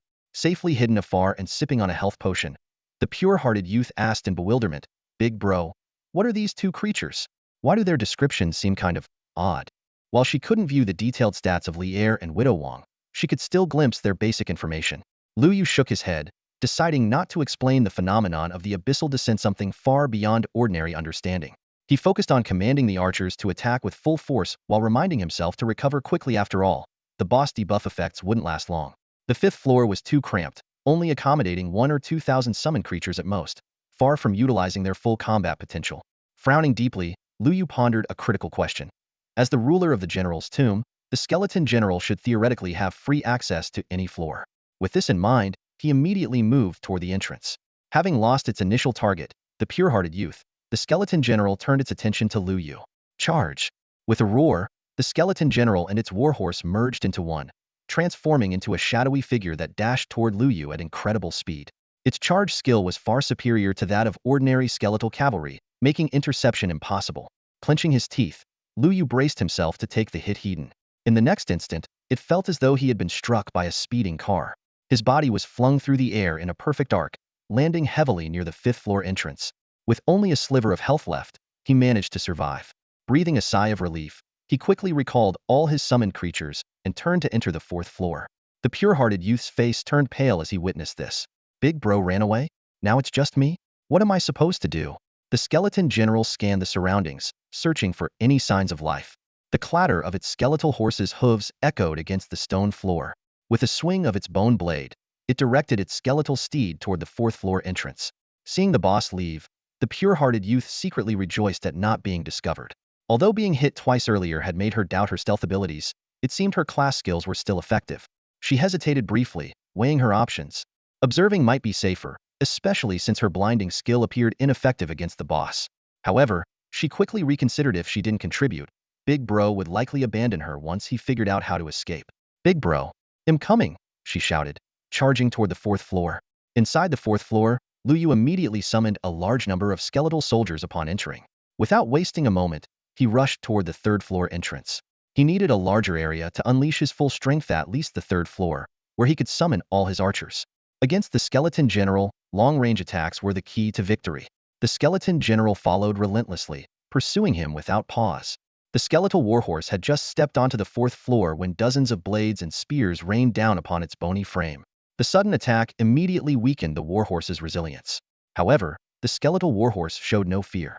It raised its bony hooves high and unleashed a war stomp, instantly crushing the skeletal remains at the entrance into powder. Despite being heavily damaged, the iron-bone skeletons mustered their strength and launched a second wave of attacks, further draining the warhorse's resilience. Taking advantage of the chaos, Lu Yu dashed toward the third floor, summoning a squad of skeletal archers along the way. Arrows flew like meteors, relentlessly targeting the warhorse beneath the skeletal general. Lu Yu knew that instead of recklessly dealing damage only to have it healed, it was wiser to focus on taking down the skeletal general, temporarily nullifying its most threatening charge and stomp abilities. Under the continuous assault, the warhorse's resilience dropped to less than half. By the time the skeletal general had finally cleared out the skeletal soldiers at the entrance, Lu Yu had already escaped beyond the maximum range of its charge skill. The skeletal general locked onto one of the skeletal archers, its figure turning into a blur as it rammed the archer away. Yet, it didn't linger among the archers, as it knew the key to victory lay in eliminating the summoner. The skeletal general resumed its chase, while Lu Yu left behind decoys and skeletal soldiers to slow it down, sprinting toward the third floor at full speed. Only upon reaching the third floor would he be able to launch a proper counterattack. Until then, all his moves were meant to buy time for himself and further weaken the warhorse's resilience. Seeing Lu Yu waiting halfway ahead, the blue flames in the skeletal general's eyes flared intensely. With a piercing whinny, the skeletal warhorse effortlessly shattered the shield wall formed by level 25 skeletal soldiers. As soon as the charge skill's cooldown ended, the skeletal general turned into a blur again, aiming straight for Lu Yu. However, it only struck a decoy. The real Lu Yu was still farther away, while the scattered skeletal archers around him continued to chip away at the warhorse's resilience. The aggro shifted instantly to Lu Yu's main body, prompting the skeletal general to drive its warhorse forward in relentless pursuit. By now, Lu Yu could already see the entrance to the third floor, but the warhorse's haunting whinnies grew louder behind him. With a powerful leap, he dashed into the third floor, the skeletal general close on his heels, less than 10 meters away. This distance was too short for the skeletal general to fully execute its charge skill, but Lu Yu's health had yet to recover. If hit by the charge, all his efforts would be in vain. Lu Yu waved his hand, and the goblin general instantly appeared behind the skeleton general. The goblin general's left hand gathered a mighty force, firmly restraining the charging skeleton general. The skeleton general let out a cold snort, abandoning its pursuit of Lu Yu. It turned its warhorse around, slashing its bone blade in a sharp arc straight at the goblin general. Despite the goblin general's more imposing figure, it could only defend awkwardly and retreat step by step under the ferocious power of the skeleton general's strikes. Seizing this moment of reprieve, Lu Yu quickly cast a healing spell to restore his health. At the same time, with a flick of his fingers, a swarm of summoned creatures appeared on the third-floor battlefield. Due to the limited space, the bone skeletons remained in the summoning dimension for now, but all the skeleton archers were called forth, becoming a key force in the battle. The remaining space was filled with ironbone skeletons, leaving only enough room for necessary movement. The skeletal cavalry stood ready to charge, while 4 undead mages began chanting their spells. These level 50 undead mages not only mastered teleportation and shields, but were also adept at area attacks like ghostly flames and single-target skills such as undead fire seeds, making them particularly effective against heavily armored foes. They became another major force in the fight. 4 green fire streaks shot toward the skeleton general from different directions. While the undead fire seeds were not fast, once they made contact, they inflicted 1,000 points of burning damage per second until the target perished. Even more terrifying, this burning effect could stack up to 10 layers. As the former master of the undead mages, the skeleton general was well aware of the fire seed's lethality. It decisively repelled the goblin general and charged at a distant ironbone skeleton, its entire figure turning into a blur as it teleported away, causing all 4 fire streaks to miss their target. Lu Yu gritted his teeth in frustration. The skeleton general's charge skill had a short cooldown and was nearly impossible to hit while in motion, making it a significant challenge. To win, he had to find a way to knock the skeleton general off its horse. The skeleton archers unleashed a volley of arrows, countless projectiles chasing after the skeleton general. However, only a few arrows managed to hit, and the damage they caused was quickly negated by its automatic regeneration. Finally freed from the skeleton general's relentless assault, the goblin general had a moment to catch its breath. To hold its ground against the skeleton general for over a minute, despite being nearly 30 levels and 2 ranks weaker, until being forced to activate its invincible golden body, was already a testament to its limits. The skeleton general dodged the attack from the undead fire seed and immediately locked its gaze onto Lu Yu. Scanning the surroundings, it couldn't spot the innocent-looking young man, which left it slightly irritated after all. That backstabbing expert should have been the best candidate to weaken the resilience of the skeletal warhorse, but he was nowhere to be found. Even the ceiling debuff from Widow Wong failed to deliver the anticipated crippling effect. Without further hesitation, the skeleton general let out a thunderous roar and spurred its warhorse into a ferocious charge toward Lu Yu. Reacting instantly, Lu Yu commanded his 200 skeleton cavalry to countercharge. Amidst the thunderous rhythm of hooves, one skeleton rider managed to block the skeleton general, while the others quickly formed an encirclement. Like a forest of spears, their lances relentlessly stabbed at the skeletal warhorse, aiming to deplete its endurance. However, the skeleton general arrogantly reared its warhorse's front hooves and unleashed a devastating war stomp. A cacophony of cracking sounds filled the air as the ground beneath shattered. The resilience of over 100 skeletal warhorses dropped to 0 in an instant, reducing the cavalry to foot soldiers in the blink of an eye. The skeleton general's bone blade swept through the dismounted skeleton soldiers, causing their health to plummet. Lu Yu was forced to urgently recall them. These skeletal soldiers, once loyal to the skeleton general, were now under Lu Yu's control as summon creatures. If they died and respawned, they would return to the skeleton general's ranks. While ordinary bone, iron bone, and bronze bone skeletons were manageable, the simultaneous betrayal of over 100 skeletal cavalry would create an extremely perilous situation. With the cavalry no longer holding it back, the skeleton general redirected its murderous intent toward Lu Yu. Without hesitation, it charged again. Lu Yu, caught off guard, hastily summoned Li'er to shield him. However, Li'er's frail frame was no match for the impact of the skeletal warhorse. With a loud bang, Li'er was sent flying, and Lu Yu was slammed against the wall behind him, losing over half of his health instantly. Sensing an opportunity, the skeleton general pressed its attack. In desperation, Lu Yu summoned Widow Wong to cast an illusion. Yet, the skeleton general merely shook its head disdainfully, and the illusion shattered like a fragile bubble. Human, such low-level illusions have no effect on me whatsoever, the skeleton general sneered. Do you think I rely on my eyes to perceive my surroundings? No, I sense the environment through your life force. As a living being, your vibrant life force is utterly repulsive to me. Lu Yu frowned deeply. Illusions had always been his most reliable trump card, playing a crucial role when he defeated the goblin general. Yet, against the skeleton general, this previously foolproof skill was rendered completely ineffective. The skeleton archer seized the opportunity to attack the skeletal warhorse, with arrows striking critical points repeatedly, reducing the warhorse's durability to less than 20. At that moment, the skeleton general closed in on Lu Yu, raising its bone blade high for a fatal strike. Human, your time is up, the skeleton general hissed coldly. Lu Yu gently stroked the golden ring on his finger, a faint smile playing at the corners of his lips. Not necessarily. Suddenly, a glint of cold light flashed, and the pure-hearted youth's dagger pierced precisely into the skeletal warhorse's leg bone. The warhorse's durability plummeted, causing the skeleton general to lose its balance. Lu Yu took advantage of the moment, nimbly dodging the bone blade's attack. You dare defy me?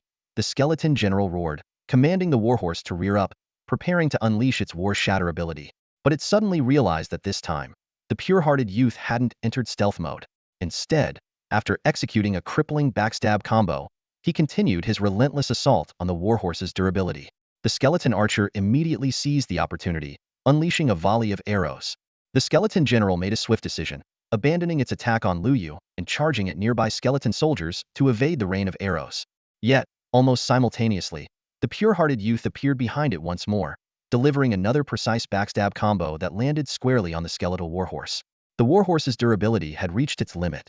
Enraged, the skeleton general brought its bone blade down in a furious strike.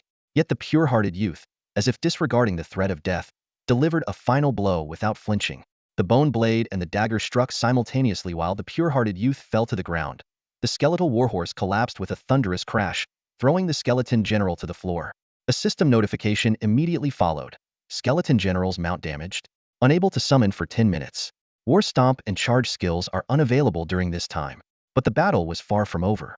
Deprived of its mount, the skeleton general's pupils flared from ghostly blue to blood red, and an eerie crimson light engulfed the entire grand hall. It drove its bone blade into the ground and spread its arms wide.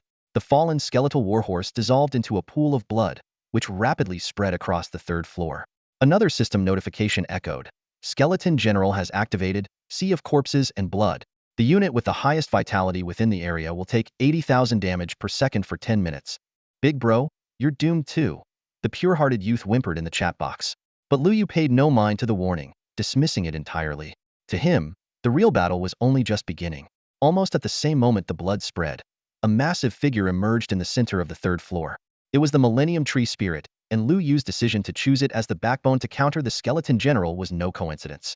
With 5 million health points, a life regeneration skill that restores one of its maximum health per second, and a healing ability capable of recovering 50 of its maximum health, it was more than enough to endure this brutal battle. Without its special skills, the Skeleton General was now nothing more than a high-stat monster. At Lu Yu's command, a rain of arrows poured down from the skeleton archers, striking the Skeleton General. Without its warhorse, it became an easy target, and a series of damage numbers continuously popped up above its head as its health bar dropped rapidly. Human, you shall die. The Skeleton General roared in fury. Yeah, I'm doomed. Lu Yu responded calmly. But the one about to die here is you. The bone skeletons and iron skeletons had already charged forward, surrounding the Skeleton General. Standing at the rear, Lu Yu observed its health bar with a composed gaze. Before long, the pure-hearted youth respawned. She walked up to Lu Yu and offered her dagger. Big bro, I don't think you'll need me to step in for the rest of this fight. Keep the dagger for yourself, Lu Yu replied curtly. Tears welled up in the pure-hearted youth's eyes. Big bro, does this mean you finally trust that I won't stab you in the back? Quit the act. You're level 8 now. You can't even equip this dagger. The battle raged on for 5 minutes. The Skeleton General activated its invincible golden body and death recovery skills. Taking advantage of its invincibility, it charged recklessly toward Lu Yu, only for the golden effect to wear off when it was just 5 meters away. 3 more minutes passed, and when the Skeleton General was down to its last sliver of health, Lu Yu motioned for all the skeletons to cease their attacks. The Goblin General stepped forward. With a phantom-like grasp of its left hand, it pulled the Skeleton General toward it. With a swing of its long blade, the Skeleton General's skull was severed cleanly. The Skeleton General's body dissolved into beams of light, which were absorbed into Lu Yu's summoning space. Simultaneously, 4 items dropped to the ground. The system promptly issued a notification and a server-wide announcement, declaring Lu Yu the recipient of the first kill reward. Big bro, wasn't the boss something we killed together? Why didn't I get any rewards? The pure-hearted youth asked, puzzled. We're not in a party, Lu Yu replied, glancing at her. Wayo crap. I forgot. I didn't forget. I just didn't want to party with you in the first place. The pure-hearted youth was left speechless. Lu Yu stepped toward the spot where the boss had fallen, while the innocent young boy sensibly stayed behind. 4 items lay scattered on the ground.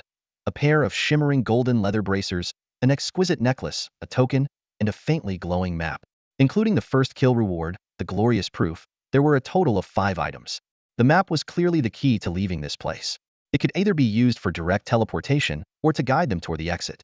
Lu Yu glanced at the obedient young boy waiting patiently and decided to take him along when they left. He began examining the remaining items one by one, starting with the seemingly ordinary leather bracers. Initially expecting them to be just black iron-grade gear, he was stunned upon checking their attributes. Sealed and unbroken. Grade: Gold. Attributes: Spell Power 30. Defense 600. Attack Speed 1200. Magic Resistance 60.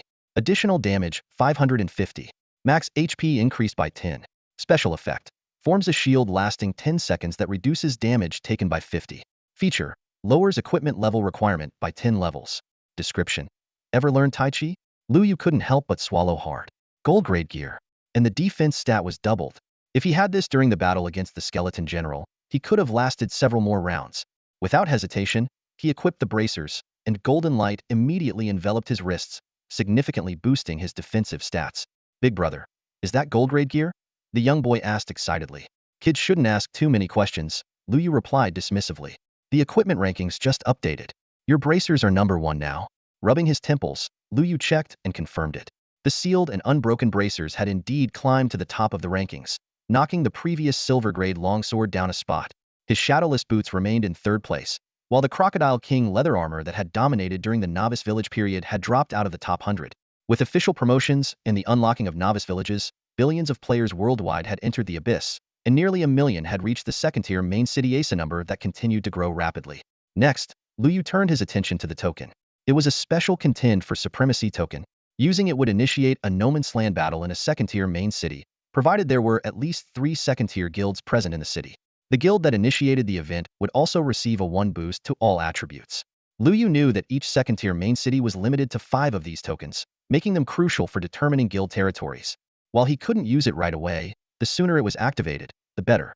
He carefully stored the token away and prepared to examine the final item, the necklace. Lu Yu was fully aware that the most pressing task at hand was to establish and develop his own guild as quickly as possible before the other 2 factions reached level 2. He began meticulously examining the remaining items, and the first thing that caught his attention was the brilliant token, a reward for the first kill of the Golden Ear boss. This guild item was all too familiar to him. It could be placed in the guild display case, granting guild members an extra 3 experience boost. The best part was that this bonus could stack infinitely. Beside him, the innocent-looking youth was staring intently as Lu Yu inspected the attributes of each item and stored them in his inventory, his eyes brimming with barely concealed envy. Ignoring him, Lu Yu continued to examine the last Itima necklace he had intentionally saved for last. The attribute details of Luo Shui's seal immediately appeared. Golden tier item. Base attributes: 30 critical hit, 20 attack, 200 speed. Additional attributes: 10 accuracy, 5 critical hit. Special effect: Desperation allows an extra use of backstab within 3 seconds if not in stealth, ignoring cooldown. Trait: Proficient Mastery lowers level requirement by 10 levels. This necklace ranked 2nd on the equipment leaderboard, only surpassed by Sealed Silence. Its attributes were a perfect match for the assassin class, as if it were tailor-made for them. Just as Lu Yu was quietly celebrating his luck, he noticed the innocent youth staring straight at him. Big brother, is that another golden ear item? The youth asked cautiously. Yeah, Lu Yu replied nonchalantly. Can I take a look? Why do you want to see it? I feel like this piece of equipment might suit me pretty well. Lu Yu hesitated for a moment, slightly puzzled. How could she know the equipment's attributes without being in a party? Was it just a lucky guess? Such a coincidence? Under the youth's expectant gaze, Lu Yu reluctantly displayed the equipment's information. Her eyes lit up at once, and she eagerly began her pitch. Big brother, how could I possibly accept such a valuable piece of equipment from you? I didn't say I was giving it to you. Big brother, if you give me this equipment, it'll be yours from now on. Stop right there. Lu Yu quickly interrupted her. I haven't said anything yet, and you're already trying to sweet-talk your way into taking the 2nd-ranked golden tier item? All right, I just thought if you were willing to give me the necklace, it would be the first one I've ever received, the youth said, feigning shyness. Xiao Chun. Lu Yu sighed. With your voice, let's not attempt these coquettish lines, all right? Also, in this lifetime of mine, I only have brothers, not women. The youth's expression dimmed instantly. If I'd known, I wouldn't have tried to assassinate Qingju in the first place. But, Lu Ye's tone shifted. It's not impossible for you to get this equipment. The youth brightened. Big brother, just name your terms whatever you ask. We'll do it, even if it means I have to. All right, stop talking and listen to me. Liu quickly cut her off before she could say anything inappropriate. My request is simple. I'm about to create a guild, and I need you to join it and stay for at least 3 months. You'll also need to participate in all major guild events on time. If Big Brother is building a faction, he'll definitely follow your lead. The youth declared solemnly. Liu nodded and handed her the Luo Shui seal. You're only level 8 right now, so you can't equip it yet. It'll help you level up and farm some gold along the way. Big Brother, I know a good spot, she replied eagerly. Liu pulled out a map and followed the directions toward the exit. His recent cooperation with the pure-hearted youth further confirmed that the young girl's abilities were not to be underestimated. While it had taken him 3 years of rigorous training to reach his current level, this girl, also an abyss profession, displayed astonishing talent. The general's tomb had already been cleared, and the respawn timer for the monsters meant that this area would remain undisturbed for a while. Liu began to strategize how to recruit the pure-hearted youth into his ranks. Initially worried about lacking the right bargaining chip, he was pleasantly surprised when an assassin-specific golden item appeared at just the right moment. As for her previous 2 assassination attempts, Liu had long since decided to let bygones be bygones after they had taken down the skeleton general together. Besides, she hadn't succeeded either time and had even been counter-killed by him twice. Her golden ring was still in his possession. Big bro, we'll take you to a leveling spot, the pure-hearted youth said eagerly, thrilled to return to level 20 after obtaining the seal of Luo Shui. Having witnessed Liu Ye's jaw-dropping efficiency at clearing monsters, she immediately suggested a leveling map she had discovered. As the first player to reach the second-tier main city, she had access to numerous high-quality leveling areas but had always been held back by her lower level, making her hesitant to explore them. What map? Tell me about it first, Liu asked. The pure-hearted youth tilted her head in thought for a moment. It's a dwarven mine, but it seems the dwarves there have mutated and become highly aggressive. This description made Liu frown. In his understanding, dwarves were renowned for their craftsmanship and business acumen, maintaining neutrality even after the abyss descended. While they charged humans exorbitant prices, they had never shown hostility. The current monsters were projections of their respective races. Why would the dwarves suddenly become unusually combative? Liu decided to investigate this unfamiliar map himself. After all, his memories were primarily focused on the first-tier main city and the myriad races battlefield, so he had indeed overlooked some details about the second-tier main city. If the rewards here didn't measure up to other known maps, he could always adjust his plans. For now, his top priority was to gather enough gold to establish a guild.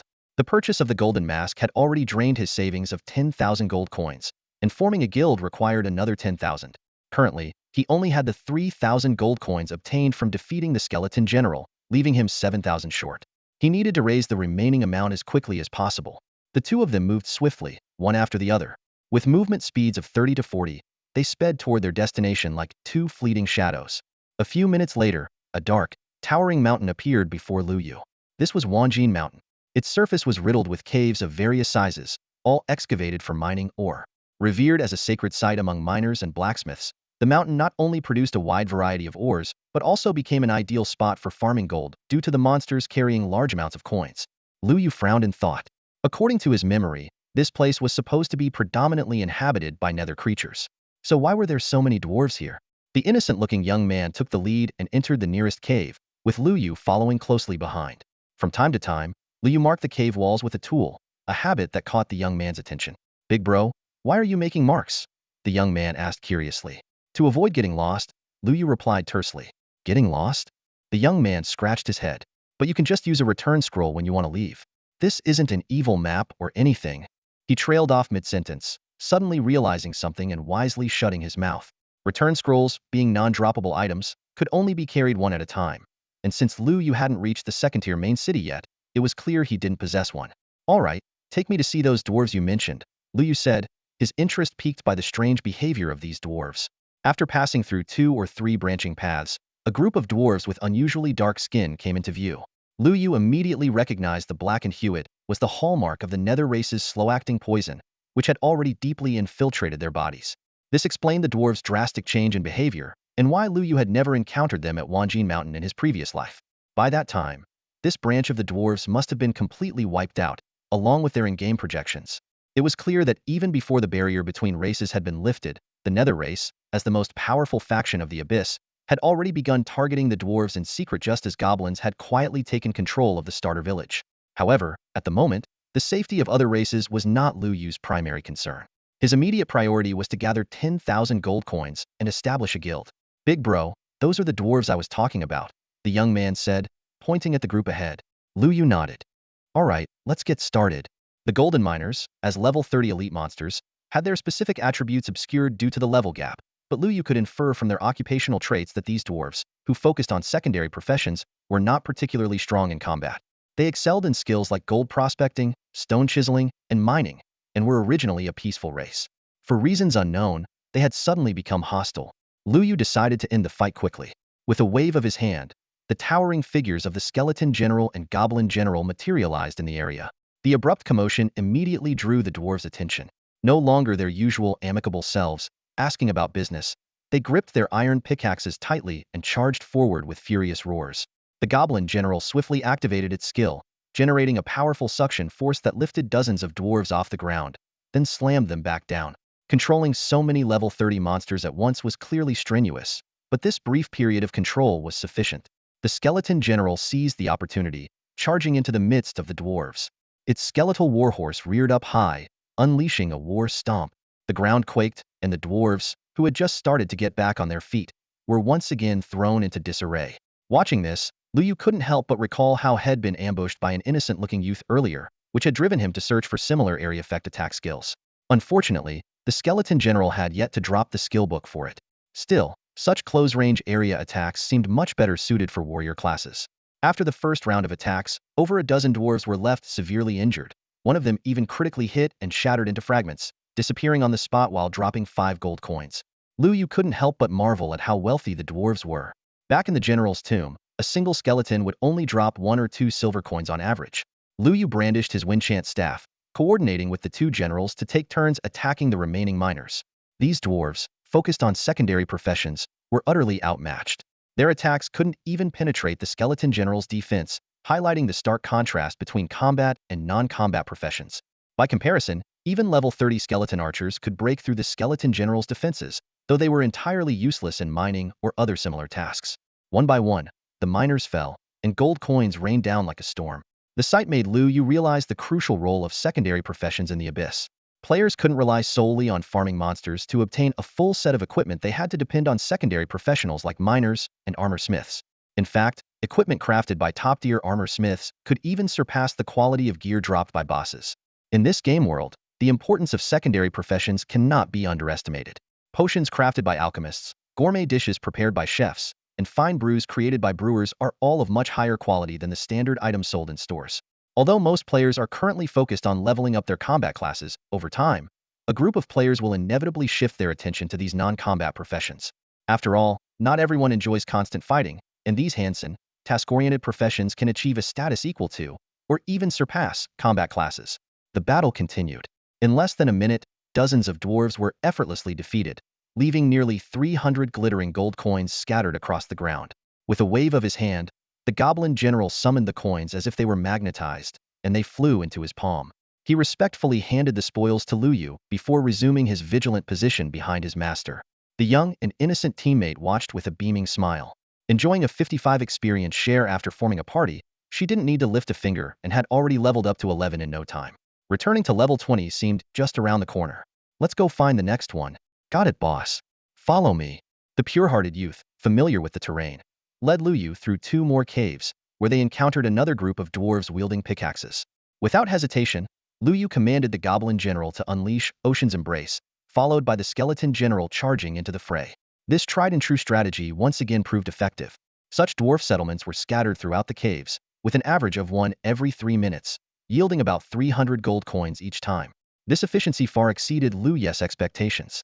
At this rate, he could gather enough funds for the guild establishment order within half an hour. The young teammate was overjoyed.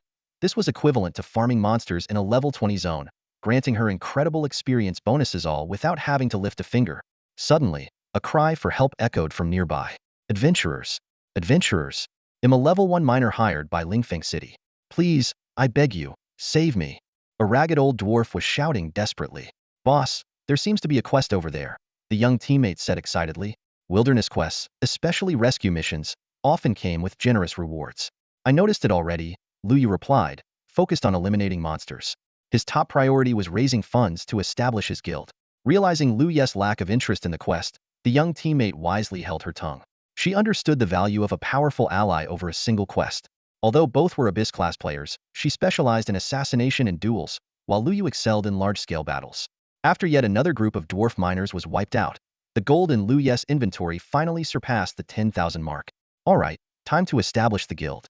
Stay here and keep leveling up. They'll head back to the main city. Got it, boss. The young teammate understood Lu Yu's purpose and secretly looked forward to being part of a new organization. Lu Yu didn't have a teleportation scroll to return to the city, so he had no choice but to rely on the speed boost from his shadowless boots and walk back on foot. After several minutes, Lingfeng City, a place that had witnessed both prosperity and decline, came into view. The towering city walls reminded him of the tragedy caused by the stubborn city lord. Outside the gates, people bustled about, but the dark crimson name above Lu Yu's head stood out starkly, almost black in color. Even though he had hidden his ID, to other players, that glaring red was impossible to ignore. Who's that? A high-level red-named player, daring to wander near the main city?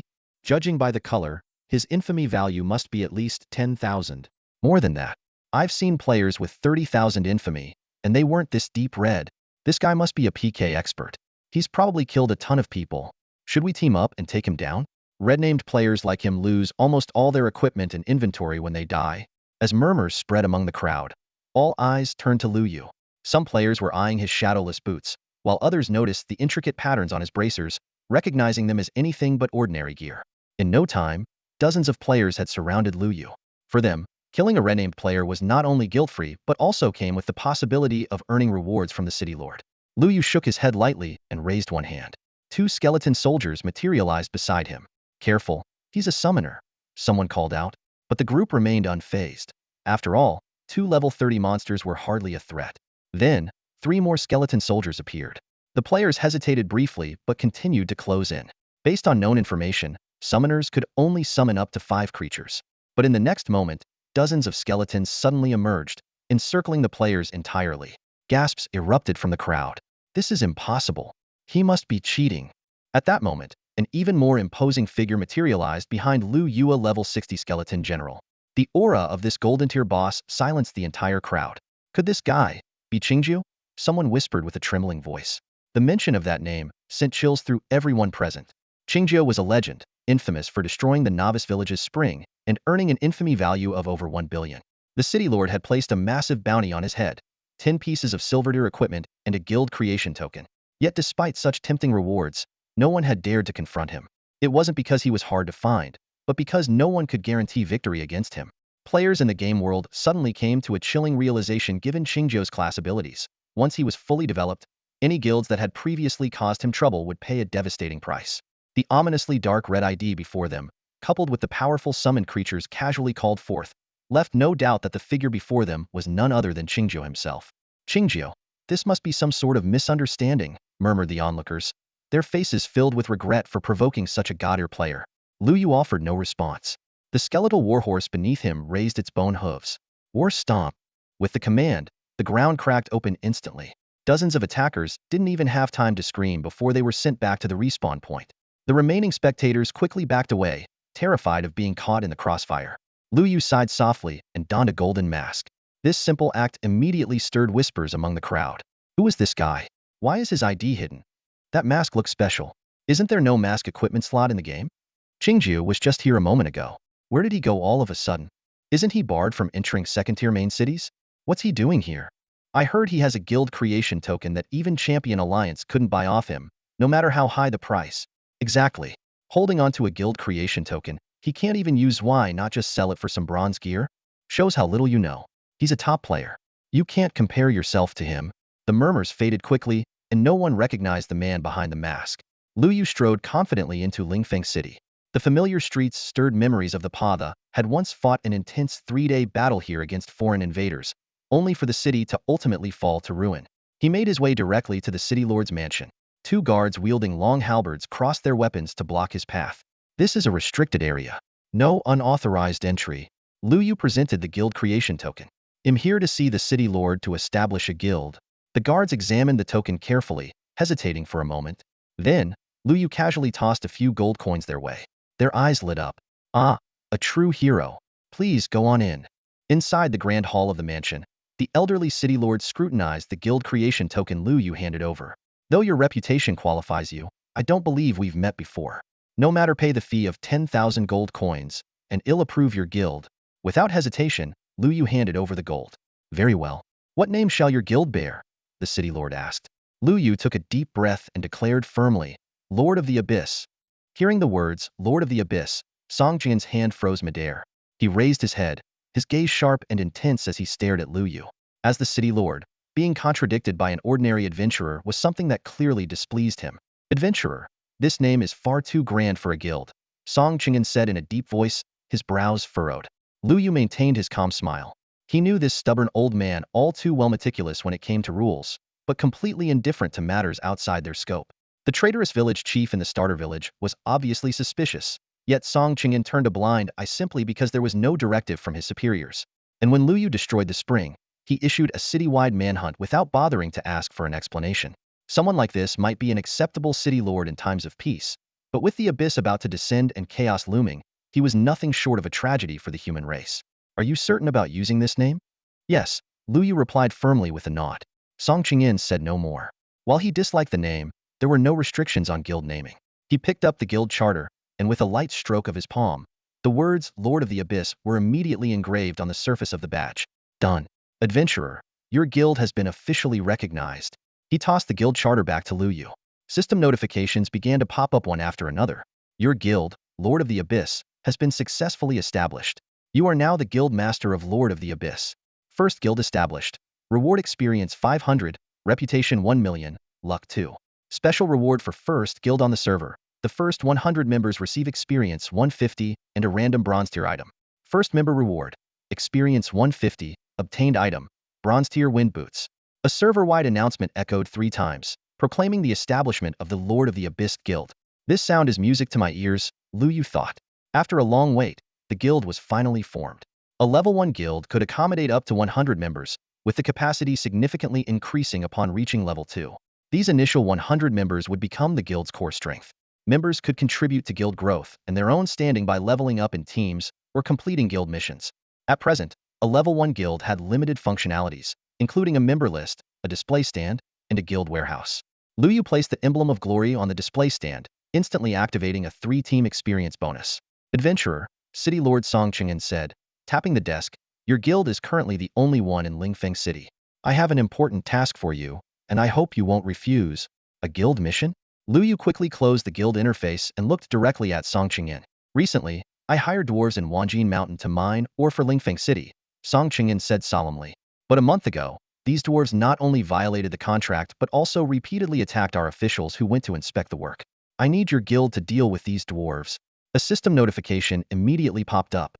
The city lord of Lingfeng City, Song Jian, has issued a guild mission.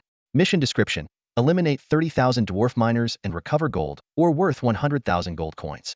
Mission requirements: guild level must be at least level 1. Time limit: 24 hours. Rewards: guild EXP 30, participating members EXP 20, chance to obtain equipment items. Do you accept? Without hesitation, Lu Yu clicked confirm. A guild mission directly issued by the city lord was a rare opportunity. How could he possibly refuse? The system promptly notified. You have accepted the mission, punish the dwarf miners. This mission requires at least 3 guild members to complete.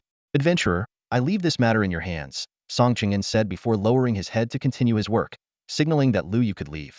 As Lu Yu walked out of the city lord's mansion, he removed his golden mask and exhaled deeply. Before he could think further, a flood of messages came pouring in. Yuga, I saw someone create a guild, turns out it's you. Add me in. I want bronze gear. Big bro, you started a guild. I have to be the first to join. Boss, are you in the main city? I'm coming over right now. At the same time, numerous guild join requests kept popping up. Looking at the mask in his hand, Lu Yu finally understood why it had been so quiet. Earlier, the mask's effect was far beyond his expectations. Lu Yu immediately muted all join requests. With only 100 slots available, the guild's future depended on careful selection. He directly added Chen Zhu and pure-hearted youth to the guild and instructed them to meet at the northern gate of Lingfeng City. As for with no strife, Lu Yu hesitated. This player, whose ID prominently displayed the title champion, had indeed expressed interest in joining before. But with someone of his stature joining a newly formed guild, would it be appropriate? Not to mention his father Lu Yu's own elder brother, what would his reaction be? After a moment of contemplation, Lu Yu decided to send him the gathering notice anyway. What's the first step in building a guild? Recruitment. Lu Yu had just sent a message when Wu Shiwuzing rushed to the north gate in a hurry. His conspicuously large head made him stand out in the crowd. Lu Yu spotted him immediately and gave a small wave to signal him. Wu Shiwuzing noticed right away and ran over, gasping for breath. "Boss, quickly add me to the guild," Wu Shiwuzing said urgently, his eyes full of anticipation. Lu Yu looked at the young deputy leader of the Champion Alliance standing before him, feeling a bit hesitant. Wu Shiwuzing's strength was undeniable. In his previous life, he had been the leader of one of the top 10 strongest human alliances. But the issue was clear: no matter how much Du Guohua neglected his son, Wu Shiwuzheng's identity as the Champion Alliance's deputy leader remained unchanged. Could this be Du Guohua's way of toughening up his son? Or perhaps a scheme by the Champion Alliance to recruit Abyss Lord as a sub-alliance? Sensing Lu Yu's concern, Wu Shiwuzing quickly clarified, "Boss, don't worry. My dad approved of me joining. Besides, my dad is my dad, and I am you are not on the same page. If you think my ID is a problem, I can use an item to change it. You're sure you want to join?" Lu Yu stared into his eyes. "In future guild wars, your dad's Champion Alliance will likely be our enemy. Don't worry, I'll take down that old guy first," Wu Shiwuzing replied firmly. Lu Yu nodded and added him to the guild. Not long after, Pure-Hearted Youth arrived, while Chen Zhu was the last to show up. It turned out that earlier, Chen Zhu had recognized Pure-Hearted Youth at the main city's teleportation array and had wanted to draw his sword, but the city's ban on fighting stopped him. He ended up tailing Pure-Hearted Youth discreetly, only to lose him at a corner. After searching for quite some time, he finally made it to the north gate. "What the heck?" Chen Zhu exclaimed, his eyes widening in shock when he saw Pure-Hearted Youth's ID, now carrying the Abyss Lord Guild tag. Pure-Hearted Youth looked at Chen Zhu in confusion, then glanced at Lu Yu. "Boss, does he not know about my deal?" Wu Shiwuzing and Chen Zhu both wore puzzled expressions. Lu Yu sighed and explained, "Don't phrase it like that. All I did was trade a golden tier necklace for 3 months of your labor. During these 3 months, you just need to join Abyss Lord and participate in guild activities." Lu Yu looked at the two people in front of him and realized that if he didn't explain things clearly soon, this matter would spread throughout the Abyss in no time. "Isn't this basically selling yourself?" The naive young man mumbled under his breath. Lu Yu shot her a glare, and she quickly diverted her gaze, pretending nothing had happened. "Let's get to the point," Lu Yu said seriously. "There are still 96 slots left in the guild. I need reliable people. Do you have any recommendations?" The naive young man looked at Carefree, who then turned to Chen Zhu. Finally, Chen Zhu's gaze landed on Lu Yu. For a moment, silence fell among the four of them. "Wonderful," Lu Yu said with resignation. "It seems we're all lone wolves. Not a single reliable person among us. Boss, I do know some people, but they're all from my dad's side. Should I try to poach them?" "Forget it," Lu Yu decisively refused.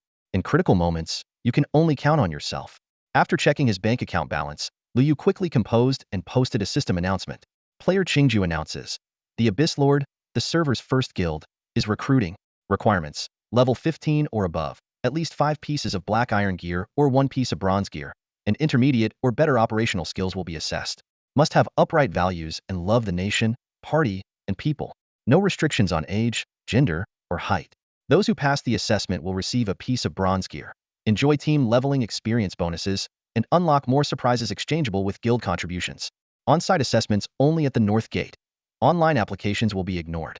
Outstanding talents are welcome to join." The system announcement echoed 3 times, and Lu Yu's bank account balance instantly dropped by 150,000. At this point, the average player level in the secondary main city was around level 12, so reaching level 15 meant being at least near top tier. To prevent anyone from paying others to power level them, Lu Yu deliberately set up an on-site assessment. As for selecting the assessment officer, Lu Yu's gaze shifted to Chen Zhu. Noticing Lu Yu's meaningful smile, Chen Zhu felt a chill down his spine. "Yuga, is there something you need?" "Nothing. Nothing. Just rest up for now. Don't run out of energy later." Chen Zhu looked utterly confused. Less than 3 minutes after the announcement, the North Gate was packed with players eager to watch the spectacle. Most were level 12 or 13, and they surrounded Lu Yu and the others so tightly that they couldn't move. "Why do I feel like we're gorillas in a zoo?" Carefree muttered.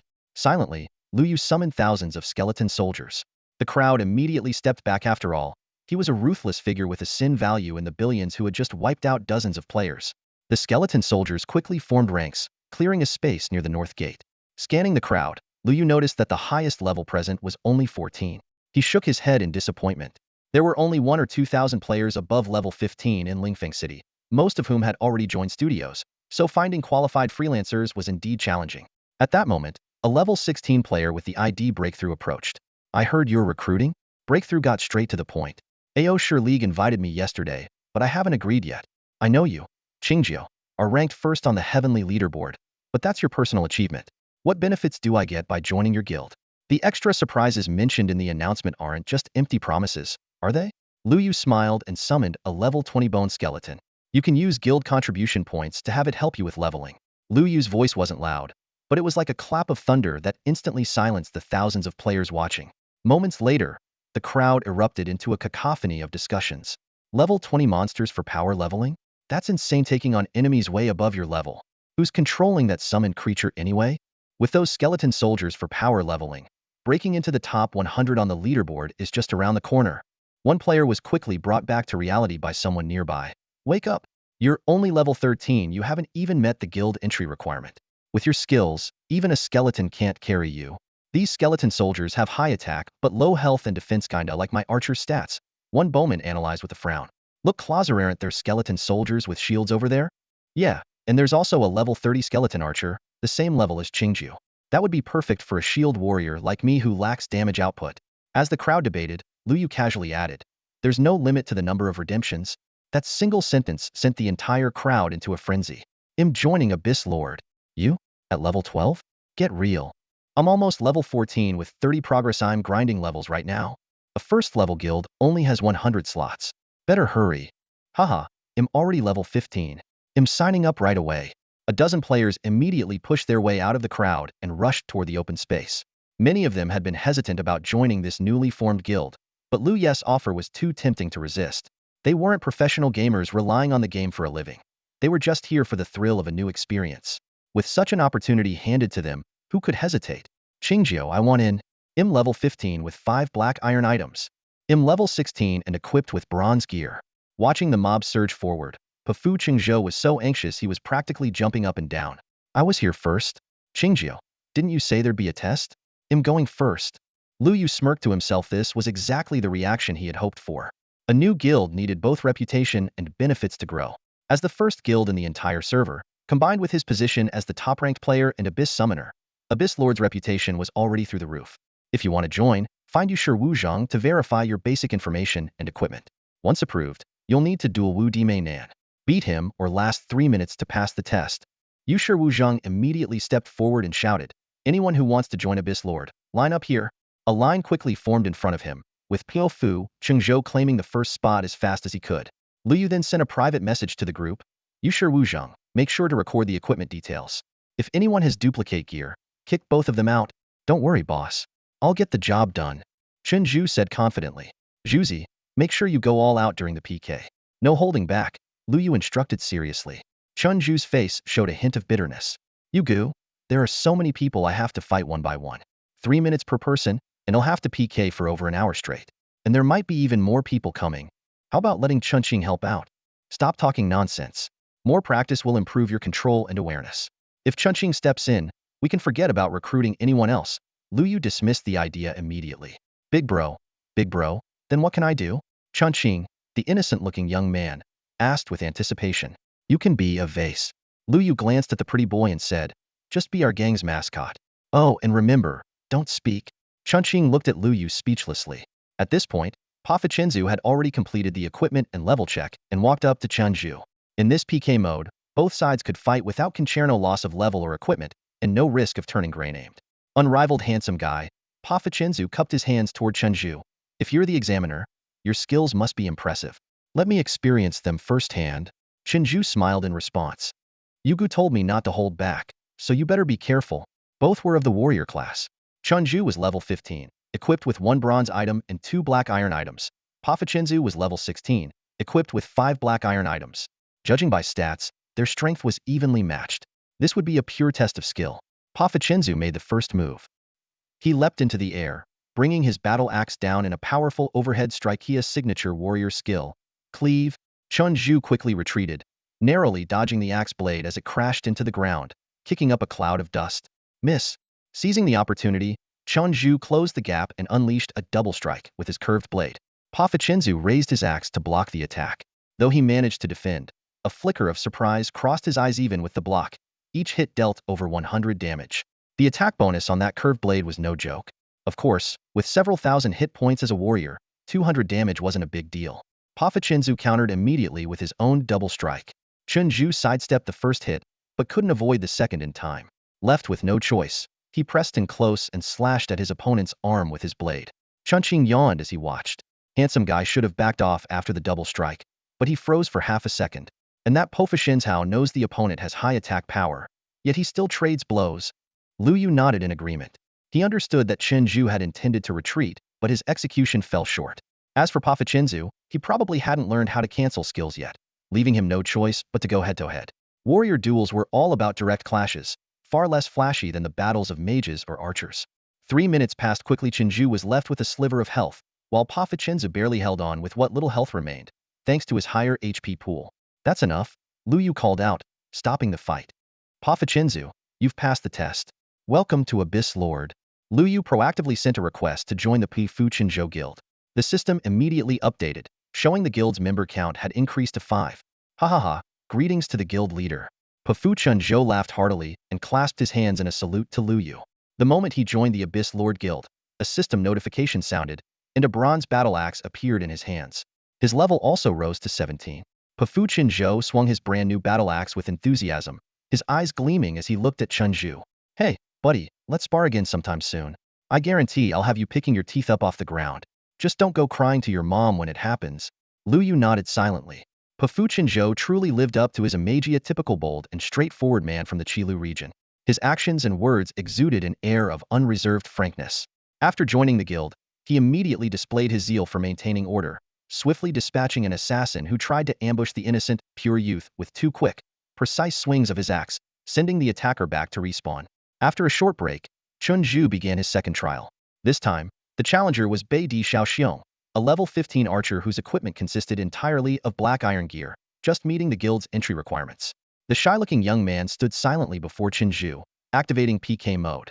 As the fight began, Bai Di Xiaoxiong demonstrated exceptional tactical skills. He fired an arrow, then turned and sprinted, keeping the distance at the edge of his attack range. Every time Chunju closed in, he would turn back, fire 2 more arrows, and increase the gap again.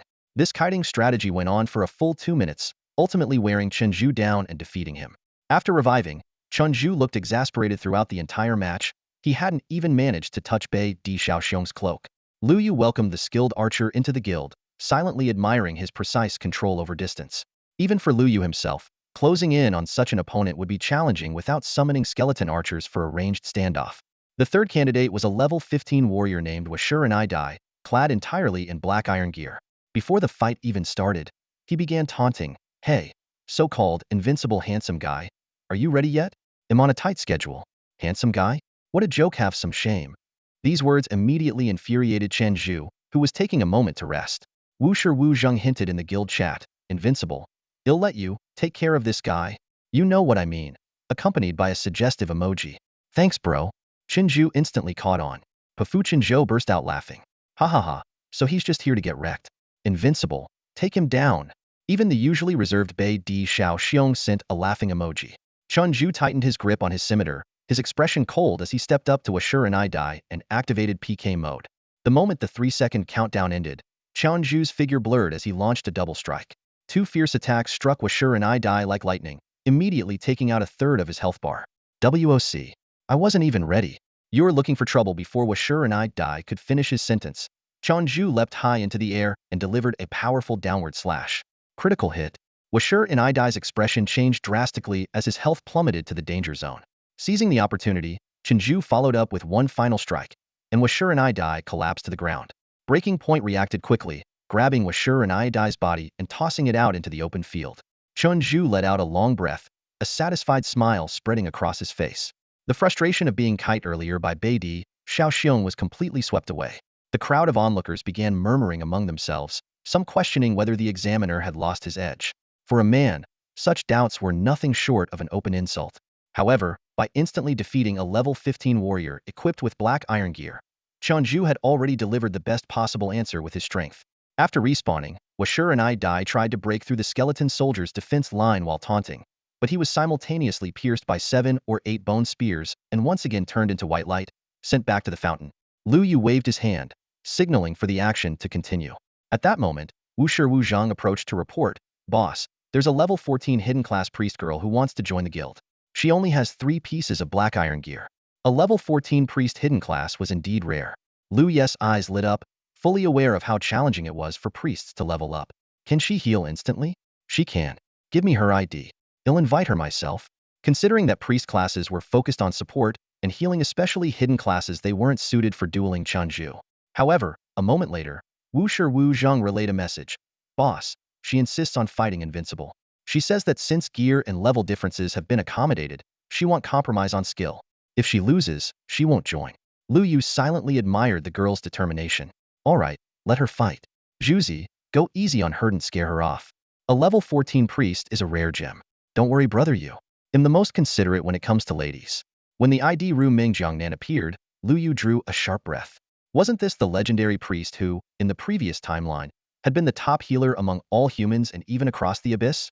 She had once led 300 people to hold off tens of thousands of undead, creating the miracle of zero casualties. Tragically, she was repeatedly targeted by assassinations from other races and eventually died at the hands of the son of the Netherworld, at the tender age of 18. Who would have thought he'd encounter this legendary girl so early?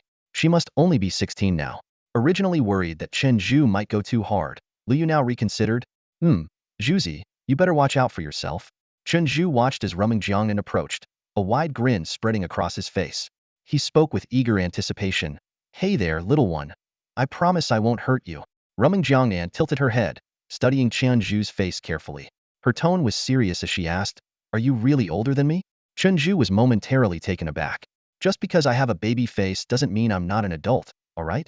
I'm fully grown. Ruming Jiangnan seemed oblivious to his discomfort and continued.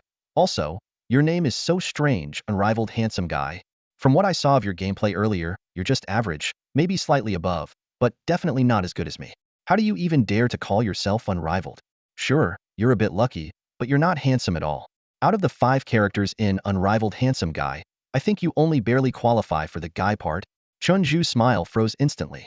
This seemingly sweet and delicate girl had such a sharp tongue. In the game chat, the group buzzed with lively discussion. Lu Yu chuckled to himself. Turns out Rumming has been this sharp-tongued since she was little. Pafu Chenzhou commented. Honestly, I think Rumming Jiangnan makes a good point. Unrivaled hasn't even beaten me before. Pure-hearted youth chimed in. I've been wanting to say that for ages. I even doubt if he really qualifies as a guy. Northern Bear sent a nodding emoji in agreement. Peaceful Soul voiced concern. Do you think he'll be upset if he sees us saying all this in the group? Pafu Chenzhou replied. Can't take it back now. Pure-hearted youth reassured. Don't worry, he's busy in a PvP match. By the time he sees this, we can flood the chat with emojis to push these messages up. I've already seen it. Chenzhou suddenly interjected. When you guys were joking about my name earlier, you weren't this bold. The moment a pretty girl shows up, you all reveal your true colors. The other players, who had been spectating, began discussing as they noticed a petite priestess stepping forward. A priest class character challenging a warrior unknown? Isn't that just asking for trouble? Looks like a hidden class. Maybe she has some unique skills. No matter how unique, she's still a priest. What's she going to turn her healing into reverse poison?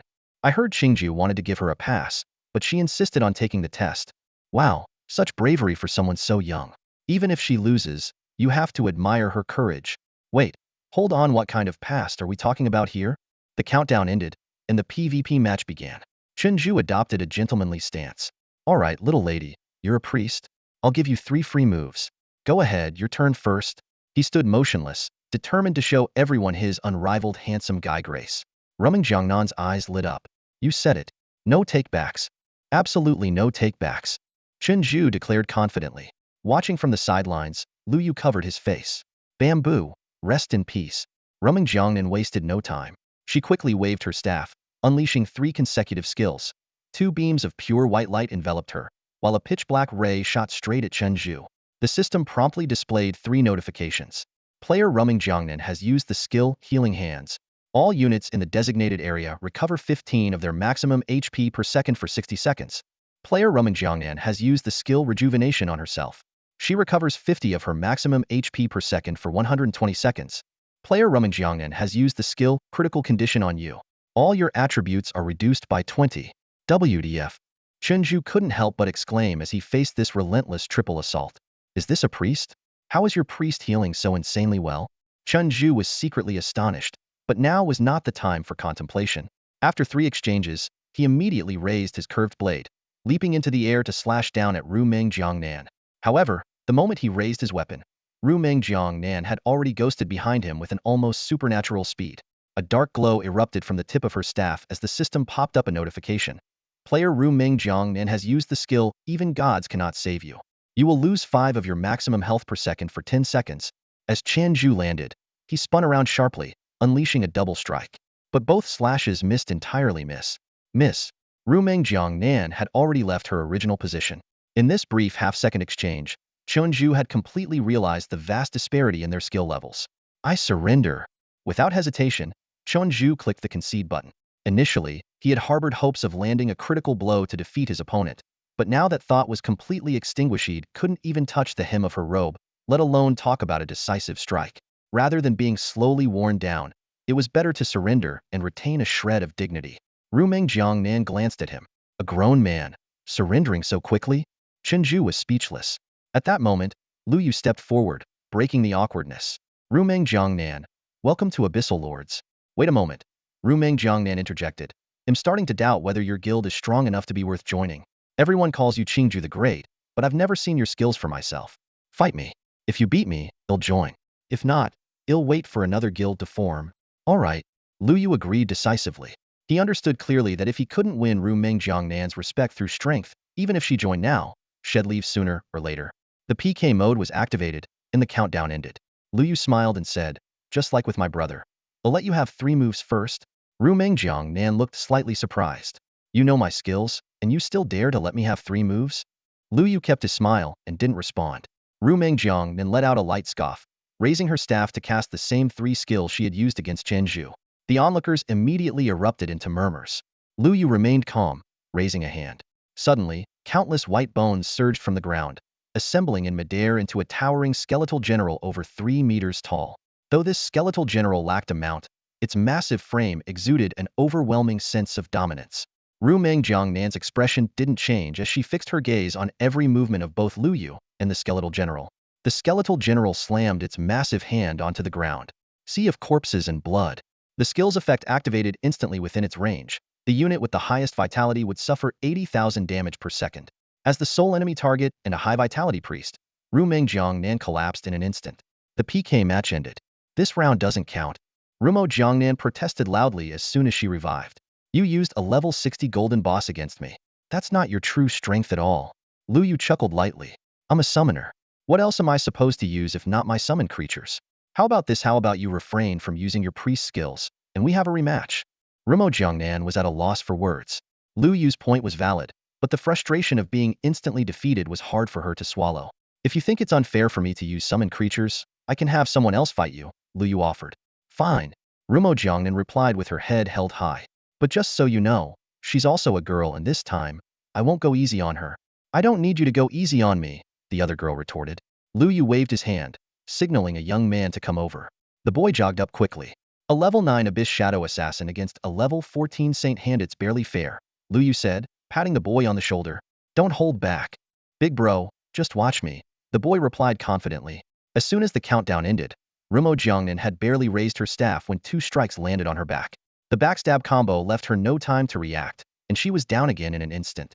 You're not the once unstoppable Rumo Jiangnan anymore. How long will it take for me to beat that pride out of you? Lu Yu teased as he watched her struggle to her feet. What do you think of our guild's strength now? He asked. Not bad, Rumo Jiangnan muttered, turning her face away to avoid his gaze.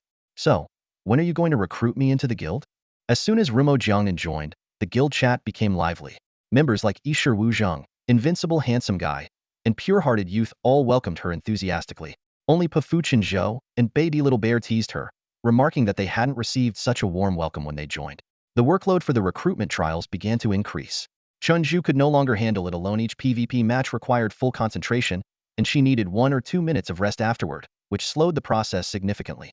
Lu Yu had no choice but to bring Pafu Zhou and Beidi Little Bear into the evaluation process. Beidi Little Bear, in particular, despite being quiet and reserved most of the time, was ruthless in combat and especially skilled at taking down warrior classes with no mobility skills. After more than an hour, over 40 more people had passed the trials. However, none were at Rumo Jiangnan's level, and not even one could match Chen Zhu's skills. Most candidates barely scraped through by surviving until the timer ran out, while many others, despite having the required level and gear, lacked the operational skills and had only reached the criteria through sheer time investment. Yu Wujing had once suggested that Lu Yu slightly relax the recruitment standards. Based on the current selection criteria, even those who were rejected could easily serve as a centurion in the Champion Alliance. However, Lu Yu firmly adhered to the principle of quality over quantity. These 100 recruits had to be the best of the best. Even if it took a few extra days to fill the roster, he was determined to maintain the standards and avoid compromising. As time went on, the number of applicants dwindled, and the onlookers gradually dispersed. In the end, 46 players successfully passed the rigorous assessment and joined Abyss Dominator, bringing the total number of members, including Lu Yu and his team, to an even 50. The new recruits gazed at Lu Yu with bright, eager eyes, filled with anticipation. For most of them, joining Abyss Dominator was primarily motivated by Lu Yu himself. His reputation and the allure of training with his summoned creatures were irresistible. Standing before the group, Lu Yu's voice rang out with authority. Brothers, by joining Abyss Dominator, you are now my brothers. From today onward, we fight side by side, and together, we will build Abyss Dominator into the strongest guild. We will trample those so-called veteran guilds and top studios beneath our feet. Abyss Dominator. Abyss Dominator. Crush the veteran guilds. Crush the Champion Alliance. Boss Qingjiu is amazing. Cheers erupted from the crowd. Boss Qingjiu, take us leveling. Yeah, leader. We saw how Invincible made it to the top of the rankings before. We want to experience that rapid level up too. Lu Yu glanced at the remaining time for the City Lord's quest. Over 20 hours left. Perfect timing. Alright, I've got a guild quest here. Let's level up while completing the task. The group of 50 marched mightily to Wanjin Mountain. Someone voiced a concern. I'm only level 15. Won't I get one shot? What's there to fear with Boss Qingjiu around? Fighting monsters 15 levels higher means our experience will skyrocket. Lu Yu quickly added the City Lord Song Qing'an's quest to the guild task list, setting the following conditions. Killing a dwarf miner would earn 1 guild contribution point with no cap, and submitting 100 gold coins would earn 1 guild contribution point, capped at 20 points per day. Additionally, he placed 3 types of skeleton training qualifications into the guild warehouse. 500 points for white bone skeleton training, 600 points for iron bone skeleton training, and 800 points for bronze bone skeleton training. As for the more advanced skeleton knights and undead mages, Lu Yu held off on releasing those due to their rarity and immense power. Raising a hand to signal the group to wait, Lu Yu summoned 49 white bone skeletons. Brothers, 1 for each of you. Leader, we don't have any contribution points to exchange yet. This is a welcome gift, no points needed. Lu Yu grinned. But remember, you have to land the final blow on wild monsters yourself to gain experience. Whoa, I knew I made the right choice joining this guild. Proud Alliance, Champion Alliance, Crazy Dragon Guild Fear, nothing compared to us. Long live the leader. With their white bone skeletons in hand, the group immediately launched an assault on the dwarf miners. Satisfied, Lu Yu nodded and followed a marked path toward a cave he had scouted earlier. He recalled hearing an old man calling for help there. If the man was still conscious, he might have some valuable information to share. Why would the Nether clan secretly poison the dwarves? This question lingered in Lu Yu's mind as he passed through one dim cave after another, his thoughts churning. While conflicts among the Abyss clans were commonplace, the dwarves of Wanjin Mountain were merely a branch of the entire dwarven race. If this matter were to come to light, it would undoubtedly spark a deadly feud between the dwarves and the Nether clan. Provoking the Abyss's foremost craftsman was a risk even the Nether clan could not afford. What puzzled Lu Yu even more was that in his past life's memories, the dwarves and the Nether clan were not enemies but close allies. The weapons forged by the dwarves for the Nether clan had shone brilliantly on the battlefield of all races. Without immense profit as motivation, the Nether clan would never take such a risk. But what exactly was the gain here? Could it truly be just for Wanjin Mountain? After traversing several caves, Lu Yu finally found the elderly dwarf. In just a short time, the old man, who had been shouting for help moments ago, was now so weak he was barely clinging to life. When the elders saw Lu Yu approaching, a faint glimmer of hope flashed in his cloudy eyes. Adventurer, please save me, save us. Lu Yu raised his hand and cast a healing spell, slightly improving the old dwarf's condition. Time was of the essence, so Lu Yu got straight to the point. Do you know how your people were poisoned by the Nether clan? The Nether clan's poison? The old dwarf's muddled gaze suddenly sharpened. Indeed, this poison does resemble Nether poison. But why would the Nether clan harm us? Could it be? Seeing the elder's mind faltering and his words becoming unclear, Lu Yu realized he needed to detoxify him immediately.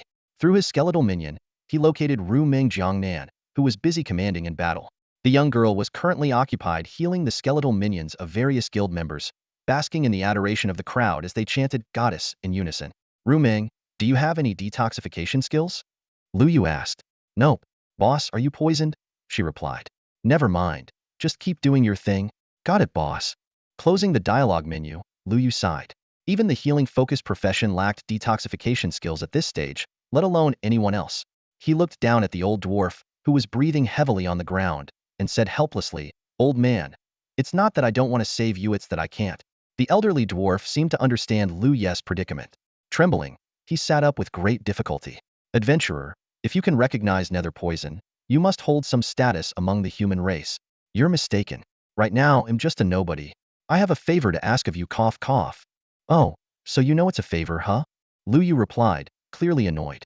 He had never harbored much sympathy for other races. This old dwarf didn't seem to have much time left. Lu Yu hesitated. Could he complete a mission given by someone so close to death before their time ran out? "Adventurer, I can see what's troubling you," the old dwarf said, blinking his cloudy eyes. "I will give you the reward for the mission in advance." This proposal piqued Lu Yu's interest. "All right, tell me. What do you need me to do?" "After the upheaval in the Wanjin Mountain Dwarf clan, I've tried contacting our kin in other places many times, but I've heard nothing from them," the old dwarf said in a somber tone. "I need you to inform the king of the dwarves on Artisan Mountain about what has happened here." Artisan Mountain? Lu Yu was taken aback. As a mere projection, this old dwarf seemed to know far too much. He immediately pulled up the dwarf status panel. Wang Dazui, Gold Tier Boss. Level, 40. Race, Dwarf. HP. Attack? Defense? This wasn't just a projection, this was a real dwarf. "Human, the reward I'm offering you is a method to access the territories of other races within the Abyss," Wang Dazui continued. "Your human race is the weakest and the last to enter the Abyss, so your knowledge of it is extremely limited. In truth, most races already know how to bypass the racial barriers, but the requirements and restrictions are so high that only a few can achieve it. Moreover, many races have already infiltrated the human realm. Hey race, a secret for you. Your so-called beginner villages have long been under the covert control of other races." Lu Yu smirked inwardly. He had already uncovered this fact and was on the verge of resolving it. Seeing that Lu Yu's expression remained unchanged, the old dwarf looked slightly surprised but quickly returned to the matter at hand. "Human, will you accept my mission?" A system notification popped up. "Wang Dazui of the Dwarf Clan has offered you a mission. Objective: inform the Dwarf King of Artisan Mountain about the situation in Wanjin Mountain. Time limit: 30 days. Reward: the method to bypass racial barriers. Do you accept?" Lu Yu weighed the pros and cons. The consequences of failing the mission were Severi would lose all favorability with the dwarf race, meaning any dwarf he encountered in the future would try to kill him. However, the method to bypass racial barriers was invaluable to humanity. It was a critical technology that humans had yet to master. "Adventurer, I don't have much time left. Please make your decision quickly." Clenching his teeth, Lu Yu made up his mind. "I accept." System notification: "You have accepted the mission from Wang Dazui of the Dwarf Clan." Wang Dazui smiled in relief. "Human, you've made a wise choice. Now, let me teach you the method to bypass the barriers." Wang Dazui took out a pitch-black stone from his pocket and handed it to Lu Yu. Lu Yu carefully examined it after taking it. The deep black hue seemed to swallow all light, sending a chill down his spine. "This is the Eye of the Abyss?" Lu Yu recognized the rare mineral. As one of the most sought-after materials for armor smiths, it could significantly enhance equipment attributes and had long been the focus of contention among various races. Wang Dachui raised an eyebrow in slight surprise. "You know about the Eye of the Abyss?" Lu Yu didn't answer directly and instead asked, "What's the connection between crossing the barrier and the Eye of the Abyss?" "The Eye of the Abyss can protect you from being obliterated while crossing the barrier," Wang Dachui explained. "As for the location of the barrier, you've been to those corrupted maps, haven't you?" Lu Yu nodded. Wang Dachui continued, "Each corrupted map has at least one gate leading to its corresponding race, but they're all sealed now." This revelation suddenly made things clear for Lu Yu. After the Abyss descended, the corrupted maps would transform into actual alien strongholds, so the existence of gates leading to their respective races wasn't surprising. Yet, neither in his past life nor his current one had he ever discovered such a gate. "Do I have to search inch by inch?" Lu Yu frowned in thought. These maps are massive, it would take ages just to traverse them, let alone conduct a thorough search. There must be a shortcut. "Human, I know you're wondering about a faster way to find that gate." Wang Dachui interrupted his train of thought. "Unfortunately, there isn't one. And even if you find it, fewer than 1 in 10,000 can pass through. Then why do you think I'm that 1 in 10,000? Wang Dachui laughed heartily. "Look at your own profession, Abyss Summoner. If even you can't pass through the Abyss-constructed racial gate, who else could?" Lu Yu nodded in agreement and then asked, "Which gate did you enter the human realm through?" Wang Dachui pointed toward the depths of Mount Wanjin. "There's a corrupted map of the dwarves in there?" "There still is." Those 4 words caught Lu Ye's attention. He quickly understood. The dwarves of Mount Wanjin were being ravaged by the ghostly poison. Once all the dwarves perished, the corrupted map there would vanish as well. In his previous life, by the time players arrived, the area had already been barren. To preserve this map, at least one dwarf from Mount Wanjin had to survive. Looking at Wang Dachui, Lu Yu fell into deep thought. The other dwarf miners are abyss projections. For some reason, this one ended up in the human realm. As long as he's alive, the corrupted map of Mount Wanjin's dwarves won't disappear. Adventurer, I've already told you how to cross the barrier. My time is running out. I hope you can complete the task I've entrusted to you. No, you can't die, Lu Yu said urgently. If you die, the corrupted map of Mount Wanjin's dwarves will vanish. Although there are other dwarven caves near Lingfeng City, I'd have to find those myself. Wang Dachui shook his head. Since you know about the ghostly poison, you should understand that ordinary skills can't cure it. I'm not planning to cure you. Then how will you? Before Wang Dachui could finish his sentence, a cold flash swept through the air.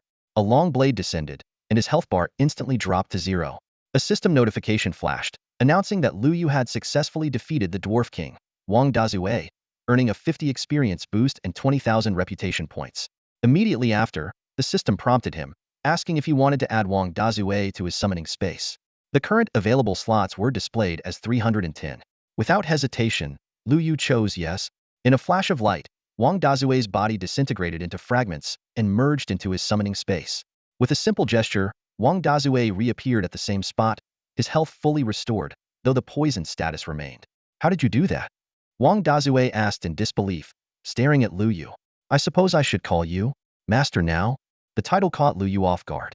His previous summons, Li Er, Wang Guafu, and even Shueli, had lost all their past memories after entering the summoning space, retaining only absolute loyalty to him. While Shueli's case was yet to be confirmed, both Li Er and Wang Guafu had clearly forgotten their previous lives. You still have your full memory? Lu Yu asked quickly. Not entirely, Wang Dazue replied, shaking his head. Most of it is intact, but some parts have become blurry. Considering Wang Dazue's extensive knowledge of the Abyss and other races, Lu Yu immediately pressed for details about the memory gaps. After a moment of thought, Wang Dazue gave an unexpectedly amusing example.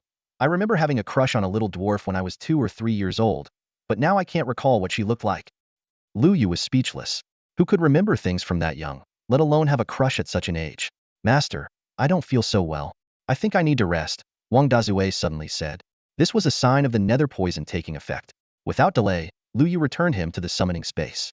With Wang Dazue present, at least the evil maps inside the space wouldn't reset. As for the plan to visit the dwarf clan, Lu Yu wasn't in a rush. The 1-month deadline gave him plenty of time, and considering the potential hostility the dwarves might have towards humans, he needed to ensure he had sufficient self-defense capabilities first. For now, the guild mission for the city lord took precedence. Upon returning to the cave, Lu Yu saw that his teammates had cleared nearly 100 tunnels. Some of the earliest cleared tunnels had even respawned new dwarf miners. The mission progress had reached 5,62130,000, with Ru Mengjiang standing out the most. The female player had single-handedly held a tunnel, using precise healing spells to keep her skeletal warrior above 80 health despite being surrounded by dozens of dwarf miners. At this pace, the mission could be completed in another 2 to 3 hours.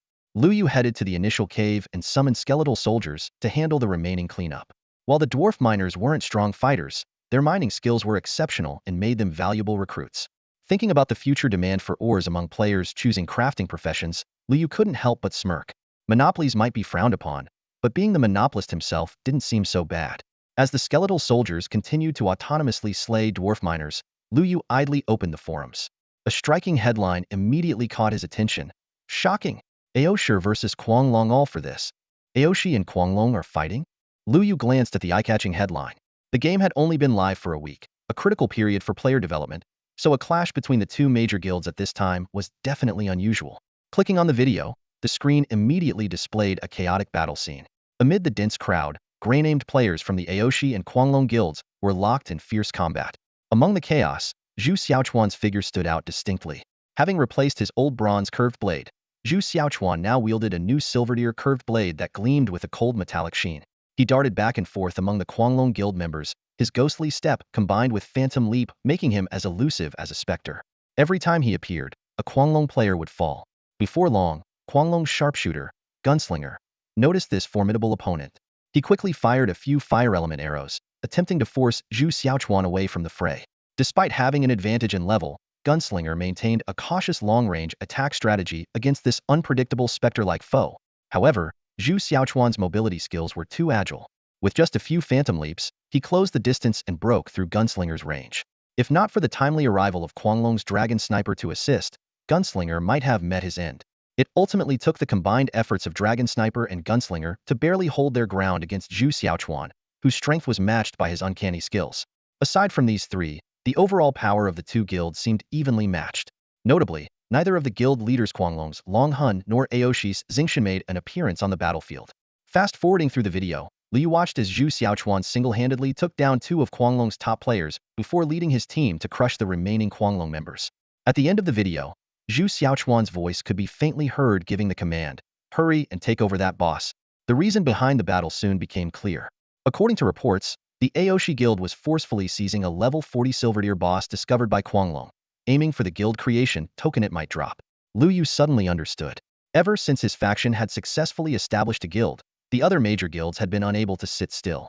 Originally, the power of the major guilds was evenly matched, and they were all vying to be the first to form a guild in order to attract top-tier solo players. No one expected Qingjiu to disrupt the balance, holding on to a guild creation token but refusing to sell it, not even budging under the persuasion of Guohua's influential elder. However, to the other guilds, a lone player without any backing even with a guild creation token would struggle to truly establish a guild without sufficient time to accumulate resources. It would take at least 10 days to half a month for major factions to obtain a guild creation token. Yet Liu managed to establish a guild in less than 3 days, completely disrupting everyone's plans. What's even more surprising is that the Abyss Lord's generous terms have attracted elite players from the solo player community. Although the guild currently has only 50 members, this is entirely due to the high entry requirements set by Liu Yu. Once mainstream players log in after work in the evening, Qingjiu is bound to expand its roster rapidly.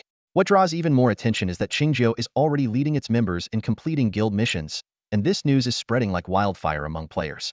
If Liu Yu can upgrade the guild to level 2 within 3 days, the member capacity will significantly increase. By then, the Abyss Lord may well surpass the existing major guilds to become the #1 guild in the Abyss region. This prospect has left the current leading guilds restless. They are scrambling to organize teams to challenge level 40 bosses, hoping to obtain a guild creation token. However, these players, most of whom are under level 15, stand no chance against a level 40 boss.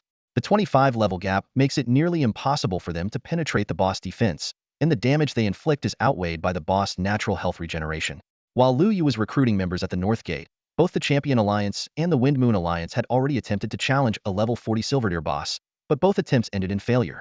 Not only did they fail to gain anything, but their guild members also each lost an average of 1 level. Currently, the Proud World Guild is attempting to take down a level 40 silver silkworm cocoon, which was initially discovered by the Frenzied Dragon Guild. This particular boss is in its metamorphosis phase and has almost no offensive capabilities, meaning it can be taken down with sustained damage over time. The Frenzied Dragon Guild had planned to quietly handle it themselves, but the information leaked and reached Proud World.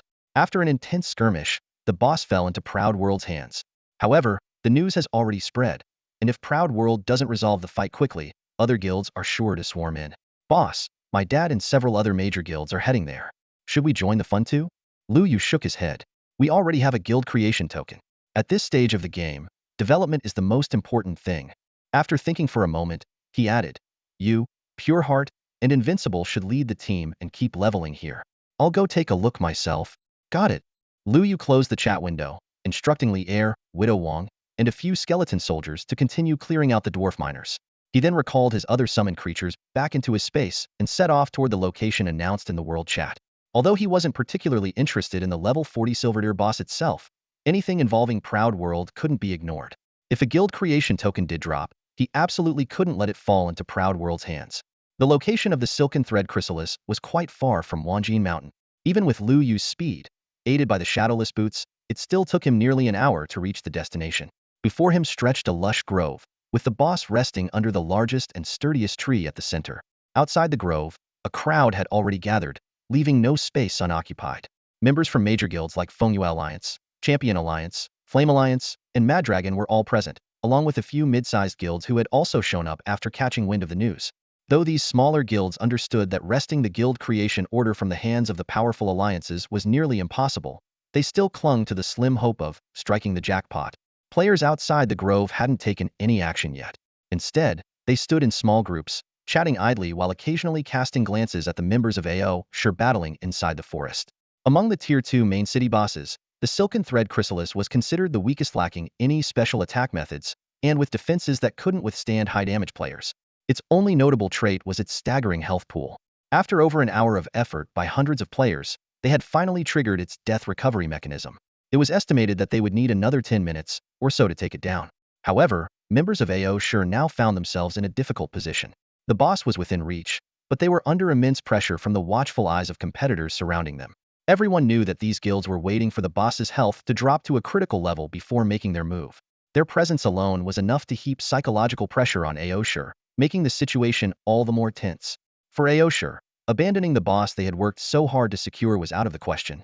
Having waited for this opportunity and maintaining control over the boss, this was their best chance at claiming the loot. Xingtian had no choice but to allocate part of his team to closely monitor the movements of other guilds. If they could buy even a few critical moments at the right time, they might safely retreat to the main city with their spoils. By the time Lu Yu arrived, weary and covered in dust, the boss's health had already dropped to 20. The guilds immediately stopped their idle chatter and focused entirely on the boss's status. When they noticed Lu Yu's arrival, their brows furrowed slightly. Another player meant an additional variable, especially since this particular player, Qingju, had already established his own guild. Why is Qingju here? Doesn't he already have a guild? Maybe he's just here to watch the excitement. Not necessarily. I heard that Yushir Wuzheng, the Champion Alliance leader's son, has joined his Abyss Lord Guild. Are you saying he's here to help Champion Alliance grab the guild creation order? All eyes immediately turned to Du Guohua, the leader of Champion Alliance. Outwardly calm, he stood with both hands resting on his sword, but inwardly his thoughts were in turmoil. He had no idea Qingju would show up. In fact, he was supposed to attend a board meeting today but had changed his plans at the last minute for the boss. This decision had even drawn criticism from his wife, who had scolded him for being obsessed with gaming and neglecting his responsibilities, suggesting he might as well marry the game instead. It had taken Du Guohua quite some effort to calm his wife down before he could finally log back into the game. His plan was to take advantage of the absence of the Champion Alliance's top player, Edie, to fish in troubled waters. However, things had spiraled far beyond his expectations. Surveying the unfolding chaos, he sighed in Wardlethaw. The waters were indeed murky. Any chance of scoring a lucky break was now out of the question. That brat, Du Xiaoqian, he muttered through gritted teeth. Why didn't he give me a heads up before Qingju showed up? When he logs out, I'll make sure to treat him to a dish of stir-fried pork as payback. Lu Yu walked slowly toward the edge of the forest, causing nearby players to instinctively back away and clear a path for him. Although many were itching to challenge this infamous red-named player, the video of Qingju's summoned beast slaughtering over a dozen players outside the city had already gone viral on the forums. No one was eager to become the next victim. Within the forest, the Silver Silk Cocoon's health had dropped to just 15, but the expressions on the members of the Aoshi Guild grew increasingly grim. Among them, Zhu Xiaochuan and Xingtian were particularly tense. They knew Lu Yu wasn't here just to spectate. One had betrayed him, and the other had driven him out of the studio. Sooner or later, the score would be settled. Xingtian glared fiercely at Zhu Xiaochuan. If it weren't for him, Lu Yu wouldn't have left Aoshi, nor would they now be facing a former gold farming team leader who had risen to become a top-tier player. The Aoshi members had begun to hold back their attacks, clearly saving their ultimate moves for the final blow. However, their intentions were too obvious, and other guilds had already prepared to make their move. Yinming, Quanglong, and Fengyue were all biding their time, waiting for the right moment to strike. Only the Champion Alliance seemed oblivious to the brewing tension. Du Guohua sent a private message. Hey Qingju, can you lend me a hand? Brother Hua, a level 40 boss rarely drops a guild establishment token, especially one like this, Lu Yu replied, a faint smile playing at the corners of his lips. You never know.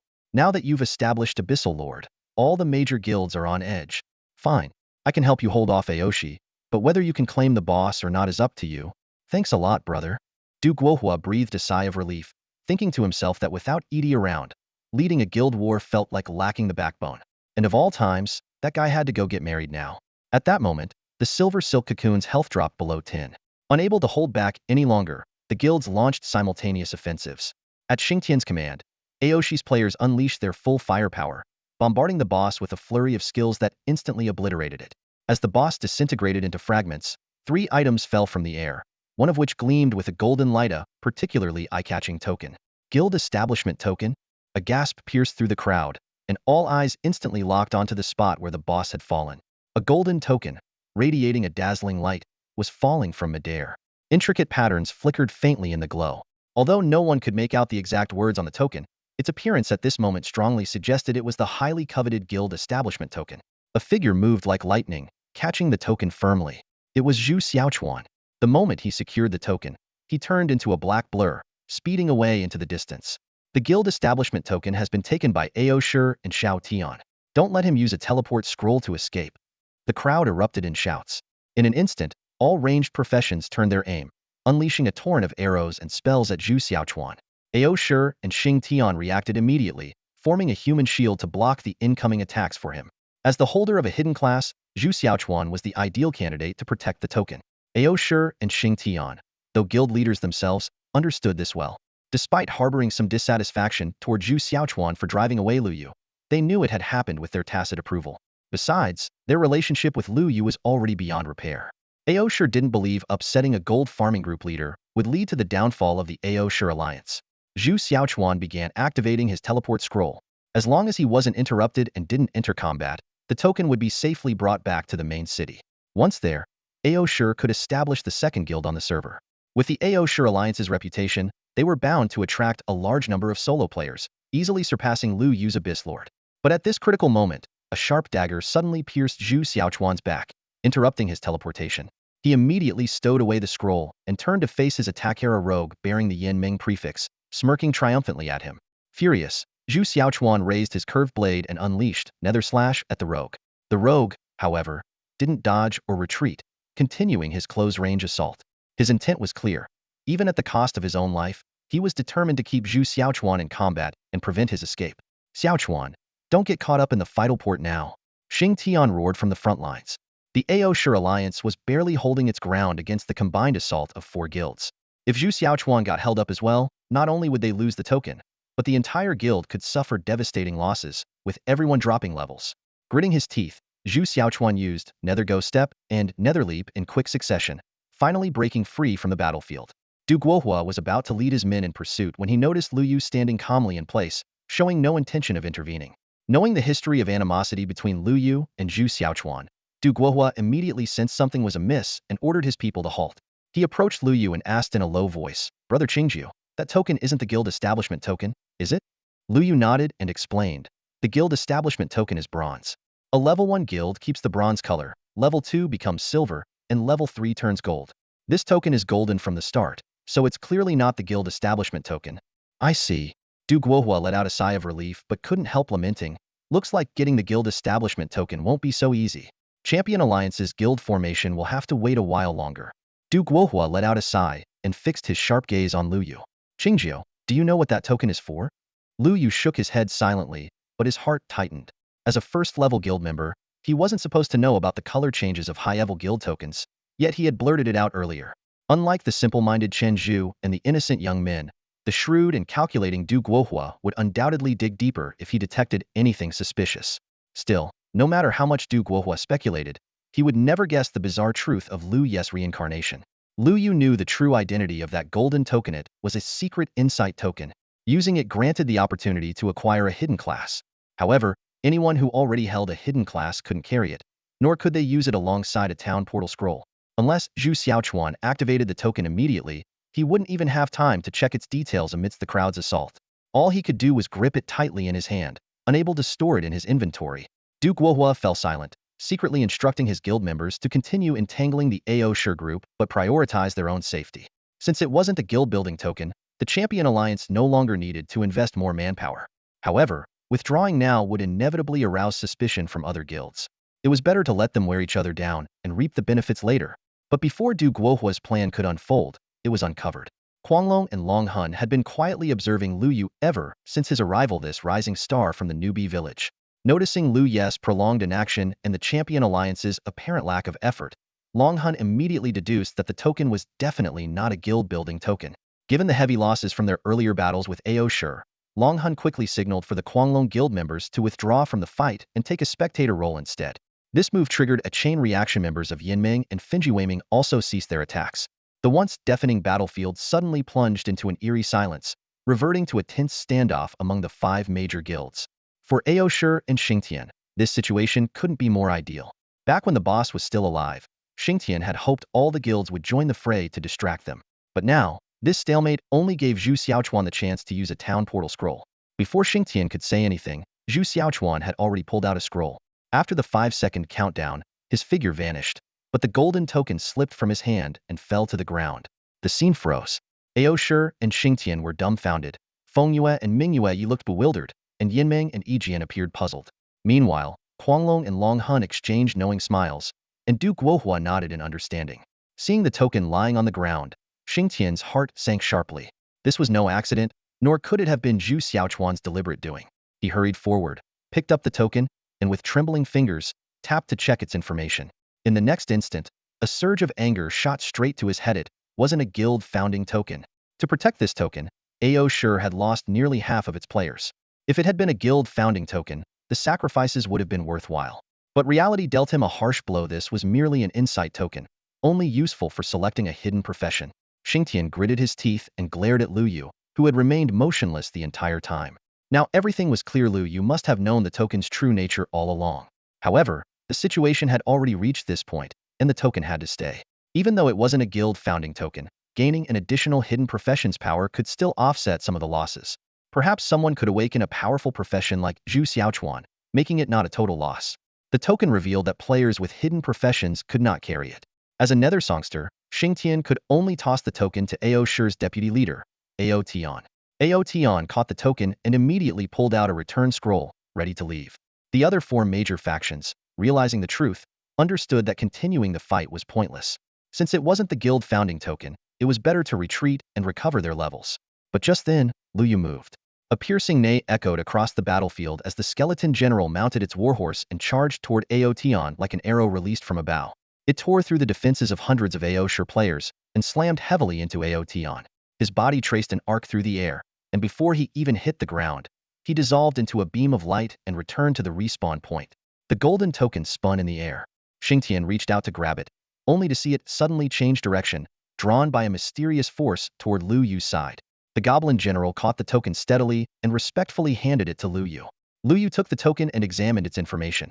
It was an insight token for secondary professions, allowing the choice of alchemist, beast tamer, golden hoe farmer, or armorsmith. Each profession required completing a different advancement quest. Clenching the token tightly, Lu Yu understood the immense value of these 4 secondary professions. In the future of the game, a powerful secondary profession could prove as impactful as an entire army.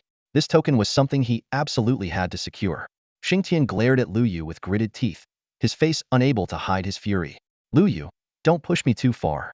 The boss was taken down by us, and we were the ones who got the loot first. Aren't you afraid of people talking behind your back for such blatant robbery? Lu Yu shrugged nonchalantly. Why should I be afraid of people who only dare to talk behind my back?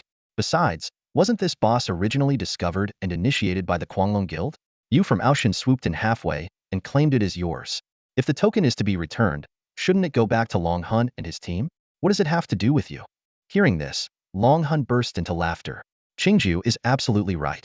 But we in Huanglong can afford to win or lose. In this game, the strong rule. Since Qingju has the token now, it belongs to him. We're not like some people who are too afraid to make a move yet bark incessantly like stray dogs. This was no less than a direct insult aimed at Xingtian, and his face turned crimson with anger. If he didn't find a way to save face now, Aoshan's reputation among other guilds would be utterly tarnished. Xingtian glared at Lu Yu and barked, "If you have the guts, duel me unknown. If you win, the secret token is yours. If I win, you'll hand it over without a fuss." As soon as he said this, murmurs erupted among the surrounding guilds. Some questioned if Xingtian had lost his mind, daring to challenge the renowned Qingjiu, who commanded a horde of summoned beasts. Even without considering the others, his level 60 golden boss skeleton general alone could easily crush dozens of Xingtian. However, others speculated that as the leader of Aoshan, Xingtian wouldn't make such a rash move without a plan. Perhaps his hidden class, Netherbard, had a skill that countered Qingjiu. Lu Yu sneered disdainfully. A hidden class of the Nether race? A duel? With you? Or are you confident you can finish me off in under 30 seconds? Xingshan's face instantly fell, panic flashing across his eyes. How does he know about the 30 seconds? Lu Yu chuckled, ignoring Xingshan's shock. As a Netherbard, Xingtian had the all-encompassing lament skill, which dragged both him and his opponent into an isolated space for 30 seconds. In this space, no one could interfere, and the target would suffer a 10 reduction in all attributes. This was Xingshan's confidence in challenging Lu Yu, but Lu Ye's precise mention of the time had shaken him to his core. Watching Xingshan's changing expression, Lu Yu continued, "They'll give you 2 choices. Either you take your Ocean members and leave with your tails between your legs, and from now on, guild tokens have nothing to do with you. Or I'll personally send you all back to the respawn point. Lu Yu, you're asking for it. Xingtian finally snapped, slamming his staff into the ground with a heavy thud. A shockwave rippled through the forest, reducing the attributes of all enemy targets within range by 5. Unfazed, Lu Yu calmly waved his staff. The sound of a resounding war horn echoed through the air. The war horn not only increased allied units' attributes by 10, but also further weakened enemies by an additional 3. Xingtian clenched his teeth and shouted, "Everyone, attack together! No matter how many summoned beasts he has, he can't possibly kill us all at once." The proud players exchanged glances. Seeing their own leader being insulted, none of them could swallow their pride. Attack! The warriors at the front roared and charged toward Lu Yu. However, just as they surged forward, the mages and archers in the back lines suddenly froze. Without a sound, gleaming daggers plunged into their chests from behind. Backstab. Clearly, they had forgotten that Lu Yu had more than just skeleton soldiers, she also had goblin assassins. At level 15, the goblin assassins not only outleveled most of the players present, but also benefited from the dual warhorn buffs. In an instant, the backline players of the AO Sure Alliance were reduced to critical health, with those having lower HP directly sent back to their respawn point. For squishy classes like mages and archers, being caught by assassins in close range without shields or escape skills meant only one outcome. The goblin assassins didn't hesitate after the initial backstab. They followed up with 2 basic attacks. Hundreds of mages and archers fell to the ground in mere moments, leaving only a few barely alive, clinging to life. Xingtian, being one of the backline players, narrowly escaped death. Thanks to his nether perception, he sensed danger at the last moment and dove forward just as the dagger was about to pierce him, barely avoiding a fatal blow. When he turned back, the AO Sure Alliance's backline had already been wiped out. The warriors at the front, oblivious to the disaster behind them, continued shouting and charging forward. Xingtian's expression turned bitter. Without backline support, the warriors were nothing more than moving targets. But it was too late. Arrows rained down from the skeleton archers, and hundreds of AO Sure warriors turned into beams of light, returning to their respawn point. On the battlefield, the only player left with the AO Sure prefix was Xingtian. He glared at Lu Yu with fury in his eyes. "Lu Yu, I won't forget this grudge." Lu Yu nodded. "Then you'd better stock up on paper because you'll have a lot more grudges to remember in the future." "You, Xingtian, they'll give you a chance," Lu Yu said. "Let's duel. If you have the skills to kill me, you can take the 10 pieces of silver equipment and the guild creation token." "Are you serious?" "Don't rush. Let me finish. If you lose, you'll have to tell me where you and Zhu Xiaochuan got your nether class jobs." Xingtian frowned. "You want to know how to unlock a hidden class? Just tell me the location where you got your jobs," Lu Yu replied. "Do you dare?" "Why wouldn't I dare?" "Then let's begin." Without another word, Xingtian waved his staff, and the 2 of them vanished from sight. The surrounding players from various guilds exchanged confused looks. Someone asked, "What were they just talking about? Seems like they're going to duel. Is Qingjiu out of his mind? He has summons but insists on dueling? What's he thinking?" Du Guohua cleared his throat. "Qingjiu is trying to show Xingtian that even without his summons, he can easily defeat him." "Idiot," scoffed Yinming's Yijian disdainfully. "A summoner relying on summons for survival, yet he wants to duel a powerful hidden mage class player? That's just asking to die. If someone like that wanted to join our Yinming, I wouldn't even consider it." Du Guohua shook his head and said no more. "Trying to reason with someone who doesn't understand is pointless." Yijian continued mocking. "A summoner dueling a hidden mage class player without using their strengths? What a fool. Even if Qingjiu wanted to join us, I wouldn't accept him. You can't have the grapes, so you call them sour." Feng Yu and Ming Yu Yi sneered. "A few days ago, you were offering a high price in the public channel to recruit Qingjiu, and now you're saying things like this. If Yinming doesn't want him, Feng Yu will." Kuang Long and Long Hun stepped forward, reminding everyone sternly, the only officially established guild right now is Qingjiu's Abyss Lord. The atmosphere grew tense. Yijian from Yinming spoke coldly. "A summoner without a summon beast going unknown with a mage? That's suicide. If Qingjiu manages to come out alive, I'll stand on my head." Before the words even settled, a flash of white light appeared, and Lu Yu had already returned to the spring revival point. He quickly drank a potion and cast a recovery spell on himself, restoring his health to full. "Yinming, let's go," Lu Yu thought to himself, making a mental note to find time to visit Falling Eagle Peak. It was one of Lingfeng City's highest peaks, and the appearance of 2 hidden nether races professions in quick succession, there was a mystery worth investigating. The players from AO Shiming had already retreated back to the main city. Though the token wasn't a guild creation token, since it was in Qingjiu's possession, no one dared to show disloyalty. Long Hun respectfully bowed to Lu Yu before leading Kuang Long's people away. Du Guohua smiled and said to Lu Yu, "Brother Qingjiao, my foolish son is with you now. Please take care of him. If he misbehaves, don't hesitate to discipline him however you see fit. Don't worry, Brother Hua. I won't hold back," Lu Yu promised solemnly. The Champion Alliance suffered the least losses this time, and Duke Guohua left with his people, satisfied. Just then, Ming Yuyi approached Lu Yu, swaying her slender waist. Her long, fair legs and her alluring figure, partially concealed yet tantalizingly visible, made Lu Yu swallow involuntarily. In the abyss, appearances and physiques couldn't be altered, so it was clear that this leader of Feng Yuming was a stunning beauty in real life as well. "Brother Qingjia," Ming Yuyi said in a sweet voice, "I didn't expect you to be so skilled. You took down the Ao Shi Ming leader in under 30 seconds. We invited you to join our guild before, but you didn't even respond." Lu Yu steadied himself and replied, "If the Feng Yu leader has something to say, please get straight to the point." "Ah," Ming Yuyi sighed as a few female players from Feng Yuming behind her teared up. "I wanted to express my feelings, but also to ask for a little favor. If you happen to come across a guild creation token in the future, I hope you can help us Feng Yuming.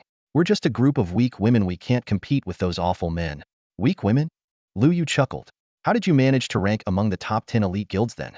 Earlier, when fighting over the guild creation token, you were the fiercest ones. Even after Yan Meng backed off, you killed 2 Ao Shi Ming members." "Fine then," Ming Yuyi said, looking disappointed. "I just hope that in the next guild war, Brother Qingjiao can show us some mercy." With that, she turned and left with her people. If you want to open a skylight in the roof, asking directly might get rejected. But if you first threaten to tear off the entire roof, they might actually agree to the skylight. Lu Yu smacked his lips, a glimmer of understanding flashing in his eyes.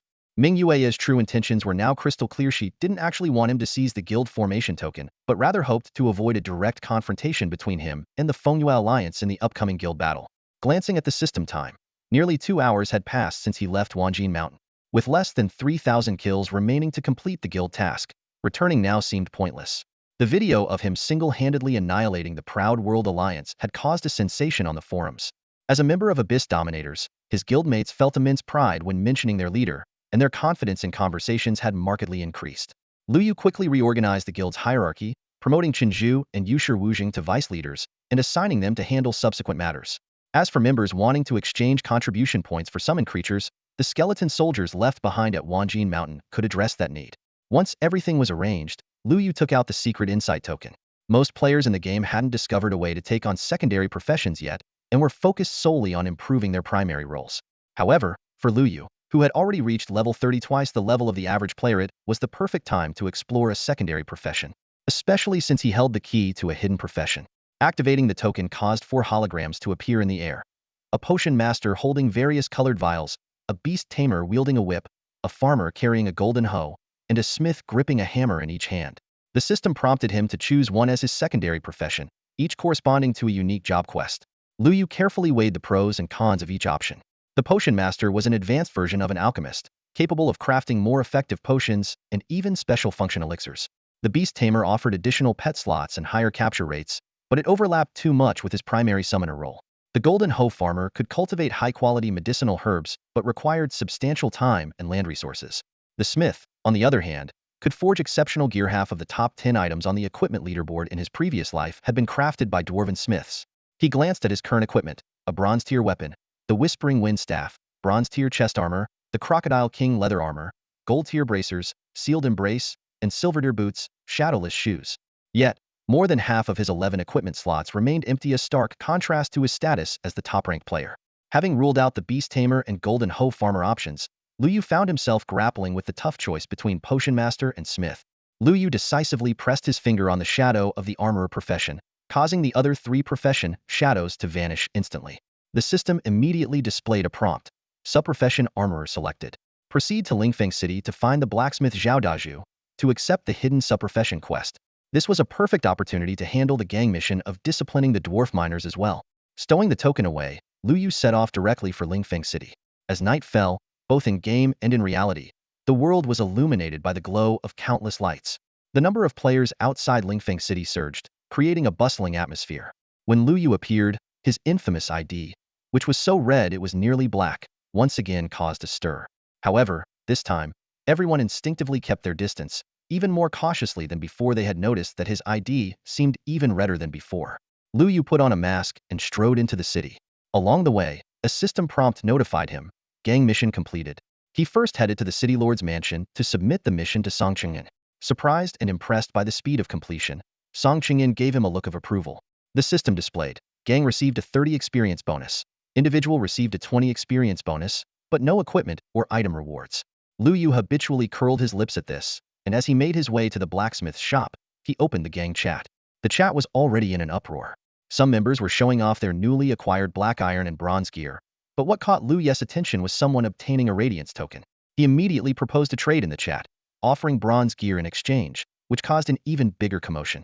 Before long, the deal was made, and the second radiance token was placed on display, granting the gang members an additional 6 experience bonus. The blacksmith shop was sparsely populated, and the few customers who inquired about prices left shaking their heads. Everything was either black iron or bronze equipment, with prices steep enough to deter most. Lu Yu headed straight to the inner room, where he found Zhao Dazhu, a towering blacksmith wielding a hammer. I want to take up the armorer profession. There's no such thing as an armorer here. Only an armor crafter, Zhao Dazhu replied without even looking up. Lu Yu placed the secret token in front of him. The moment Zhao Dazhu saw the token, the 2-meter tall giant suddenly teared up, his eyes reddening as tears streamed uncontrollably down his face. Master, you can finally be saved. Zhao Dazhu wiped away his tears and looked directly into Lu Yu's eyes. Adventurer, I'm just an ordinary armor craftsman. I don't have the qualifications to appoint you as an armorsmith. But my master, he is a grandmaster in armorsmithing. If you wish to become an armorsmith, you'll have to seek him out. Lu Yu listened quietly as the system timely displayed the next task prompt. Where can I find your master? Zhao Dazhu sighed deeply, hesitation written all over his face. At that moment, Lu Yu recalled memories from his past life. The blacksmith in Lingfeng City had an irreconcilable enmity with the city lord, Song Qingjin. Song Qingjin had tried multiple times to eliminate this blacksmith, but restrained himself because Zhao Daz's forging skills were the only ones reliable enough to support the city. Without hesitation, Lu Yu removed his mask, revealing the prominent Qingji ID above his head. Master Zhao, I have a blood feud with Song Qingjin. I saved the elder of the novice village, yet he issued a bounty on me. Such a tyrant is unworthy of being a city lord. My goal in becoming an armorsmith is to assemble a righteous army, overthrow him, and let a virtuous leader govern this city. Zhao Dazhu suddenly stood up, gripping Lu Yu's hand tightly. So you're Qingjiu. My master has spoken of you before, saying you are a man of honor who has made great contributions to the novice village and the human race. Lu Yu was puzzled. Who was Zhao Daz's master, and how did he know him? If it's you who wants to become an armorsmith, then he'll tell you where my master is, Zhao Dazhu said, pulling out a piece of charcoal. He quickly drew a map on the ground, pointing to a specific location. My master is here. Before he could finish speaking, he blacked out the entire map with the charcoal. Lu Yu silently rejoiced that he had taken a picture just in time. Recalling the map's location, he realized it was on the border of Lingfeng City, near the boundary with the Netherling tribe Falling Eagle Peak. My master was exiled to that desolate place because he refused to forge weapons for that wretched city lord, Zhao Dazhu said, his eyes brimming with tears. Qingjiu, when you go to find him, make sure to bring plenty of wine and meat. And if you can escort him to a safe place, that would be even better. The system immediately displayed a prompt. Will you accept Zhao Daz's task to bring sufficient wine and meat, travel to Falling Eagle Peak to find armorsmith Wu Tianju, and escort him to safety? This task, with no explicit rewards or penalties, was clearly a crucial step toward becoming an armorsmith. Moreover, Falling Eagle Peak was already part of Lu Yu's plans. Without hesitation, he selected yes. Qingjiu, my master is in your hands, Zhao Dazhu said, his voice filled with hope and trust. As Lu Yu nodded, a sudden commotion erupted outside the blacksmith shop. The city lord has sensed it. A wanted fugitive is nearby. Amid the sound of synchronized footsteps, the guards swiftly surrounded the area. Seal off this place. Don't let the fugitive escape. Damn it, they came so fast, Lu Yu cursed under his breath, his hands moving swiftly as he put the golden mask back on. Turning to Zhao Dazhu, he spoke earnestly. Master Zhao, leave the matter of your master to me. Zhao Dazhu frowned, scrutinizing the mysterious figure before him wearing the golden mask. Who are you? And why are you asking about my master? Lu Yu sighed helplessly. The golden mask, while effective, now seemed to be a hindrance. The guards began searching every house one by one. When they reached Lu Yu, they gave him a brief glance before moving on. The fugitive isn't here. They must have fled outside the city. Let's pursue them immediately. With that order, the guards quickly withdrew from the vicinity of the blacksmith shop. Lu Yu let out a sigh of relief. In the main city, the city lord, Song Qingyin, wielded immense power and could directly sense his presence. Thankfully, the golden mask's effect remained reliable. Without further words to Zhao Dazhu, Lu Yu left the blacksmith's shop. After wandering around the city for a while, he arrived at the largest tavern in Lingfeng City. Since Zhao Dazhu mentioned that meeting his master required ample food and drink, Lu Yu purchased 2 jars of every fine wine the tavern had to offer and bought every dish on the menu, spending thousands of gold coins. The journey to Falling Eagle Peak from Lingfeng City was long. Even at full speed, it would take half a day to reach, meaning a round trip would require at least 2 to 3 days. Lu Yu had no choice but to temporarily leave the gang's affairs in the hands of Qin Zhu and Wuxi Wuxing. Fortunately, both were capable and trustworthy. Night had fallen, and the area outside the northern gate was bustling with activity. Wuxi Wuxing had already started a new round of recruitment, with players flocking to sign up. Earlier in the day, many had seen the recruitment video of the Abyss Lord on the forums, and the terms were highly enticing. Joining the group granted bronze equipment, and members could exchange for high-level summon beasts to assist in leveling up. The benefits were second only to a monthly salary of 10,000, with a 4-day workweek and 3-day weekends. Many qualifying players were eager to log in immediately, some even considering taking leave to do so. Lu Yu arrived at the northern gate to check on the recruitment scene. With Piao Fichenzu, Beatty Xiaoxiong, and others maintaining order alongside their skeleton soldiers, the area was well organized, and no one dared to cause trouble. After briefly encouraging the guild members, Lu Yu recalled Wang Guofu and Li Er into his summoning space, leaving behind a few skeleton soldiers before setting off for Falling Eagle Peak. The long journey made Lu Yu envy the knight class. The first batch of knights would only be able to transfer jobs after reaching level 40, which, in his previous life, had taken 3 months. However, given the current pace of progress, mainstream players could likely reach level 40 in a month, or even half that time. At that point, with everyone's strength significantly increased, guild wars would inevitably begin. Lu Yu sighed. He had hoped to avoid seeing guilds engage in conflict, as it would slow down the overall development of humanity. Yet, guild disputes were an unavoidable part of the process. It seemed he had no choice but to step up and take on the role of the Grand Alliance leader. Lu Yu, while contemplating his next move, steadily made his way toward Falling Eagle Peak. After traveling for most of the day, he finally arrived at the foot of the mountain. Gazing upward, he saw the peak shrouded in mist, its summit obscured. The entire mountain stood solitary and imposing in the area, like a massive pillar piercing the clouds. Although he hadn't visited this place often in his previous life, he still remembered the basic layout of the mountain paths. He took out a photo and reconfirmed the location marked by Zhao Dazwit was near the top of the mountain. Lu Yu muttered to himself in frustration. Why did that old man have to climb so high? Wouldn't hiding at the base of the mountain be just as effective in staying out of Song Qingyin's reach? Now I have to go all the way up there too. To prepare for any potential dangers, Lu Yu summoned all his combat forces, a boss-level summoned beast, necromancers, and skeleton archers. Falling Eagle Peak was divided into 3 sections from bottom to top. In the first section, where Lu Yu currently stood, the area was dense with trees and tangled vines. He followed a narrow path, surrounded by the sweet scent of flowers. However, he was well prepared, covering his mouth and nose with dampened cloth. These seemingly pleasant fragrances were actually laced with deadly toxins, potent enough to cause a poisoning effect far more lethal than the venom of the blackwater python when accumulated. Suddenly, a vine lashed out like a serpent, followed by countless others springing into action as if receiving a command. They whipped toward Lu Yu from all directions. Remaining composed, Lu Yu directed his 4 necromancers to cast the group's skill, Ghostly Flames.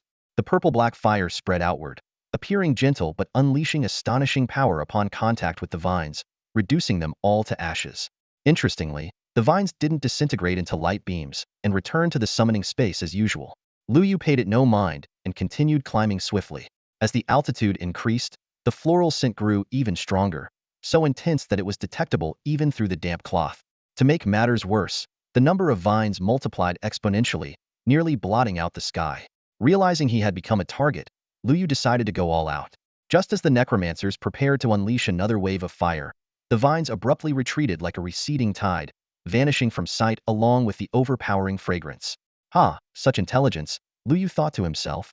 If he weren't in a rush to take on his secondary profession, he might have considered capturing this entity for his own use. However, his priority was finding the armorsmith for now. The prey wouldn't escape. He could always return later to claim it. With the danger gone, Lu Yu removed the damp cloth and pressed onward toward the mountain summit with large strides. The second stretch of the mountain path was home to rare medicinal herbs, destined to become an ideal spot for herbalists in the future. However, these herbs were not easy to harvest. Lu Yu carefully avoided the areas where the herbs grew, deliberately choosing barren paths to tread. He was well aware of a principle. Where herbs were scarce, wild creatures were also less likely to appear. The journey was mostly uneventful, except for a few venomous snakes that were swiftly dealt with by the two generals. Lu Yu silently felt relieved. Perhaps the presence of his numerous summoned beasts had made these two segments of the journey far smoother than expected. As he stepped onto the third stretch of the path, Lu Yu looked around. All he could see were blue skies and white clouds, with no sign of even a single eagle in flight. This was highly unusual. Falling Eagle Peak was not only named for its towering heights, but also for the abundance of eagle-like wild creatures that had always inhabited the area. Could it be that the blacksmith, driven by hunger, had hunted all the eagles here? Lu Yu shook his head, dismissing the idea. Even if that were the case, the system's respawn function would have brought the eagles back. There had to be another explanation. Still, the absence of wild creatures was a welcome convenience. The location marked by Zhao Daju was just ahead. Focusing his thoughts, Lu Yu quickened his pace. Climbing over a large boulder and gazing into the distance, he spotted a figure leaning against a pine tree. Though the person's face was indistinct from afar, their robust, muscular frame unmistakably marked them as someone accustomed to forging iron. Lu Yu hurried forward, but the winding mountain path made the seemingly short distance take a full half-hour to traverse. Upon closer inspection, the man appeared to be around 50 years old, with a rugged face, exceptionally developed arm muscles, and a rounded belly, a classic blacksmith's physique. Yet at this moment, his face looked haggard, and his eyes were filled with weariness. The system displayed: Wu Tianju, Earth Tier Boss, Level 80, HP 80, Attack, Defense. Lu Yu's eyes widened in astonishment. An Earth Tier Level 80 boss. That was 3 tiers higher than the Gold Tier. Clearly, Wu Tianju's Earth Tier status wasn't due to combat prowess, but rather an extraordinary mastery of a secondary profession, much like a dwarven miner. Compared to Wu Tianju, a dwarven miner seemed insignificant. As Lu Yu approached, Wu Tianju looked surprised. "Adventurer, how did you make it here?" he asked. Without hesitation, Lu Yu took out some wine and meat, offering them up. "Master Wu, you've been through a lot here. Please, have something to eat first." Wu Tianju seemed about to ask more questions, but his attention was immediately captured by the food and drink. Without another word, he began devouring the meal ravenously. Watching him, Lu Yu nodded to himself, thinking that with this hearty meal, negotiating the smithing apprenticeship later would likely go smoothly. After all, being personally guided by an Earth-tier blacksmith was a rare opportunity. It wasn't until dusk that Wu Tianju finally licked his lips contentedly. Having polished off all the food and drink, he was now using a twig to pick his teeth. "So, adventurer, what brings you to me?" he asked. Lu Yu recounted what Zhao Daju had told him and expressed his desire to become a blacksmith apprentice. To his surprise, Wu Tianju frowned and said, "So you're Qingjiu, huh? Not as impressive as the old man made you out to be. And you clearly have better wine on you but didn't bring it out. If you don't hand over that wine, I won't let you apprentice under me." Lu Yu looked puzzled. "I have better wine on me?" Lu Yu carefully examined the items inside the package.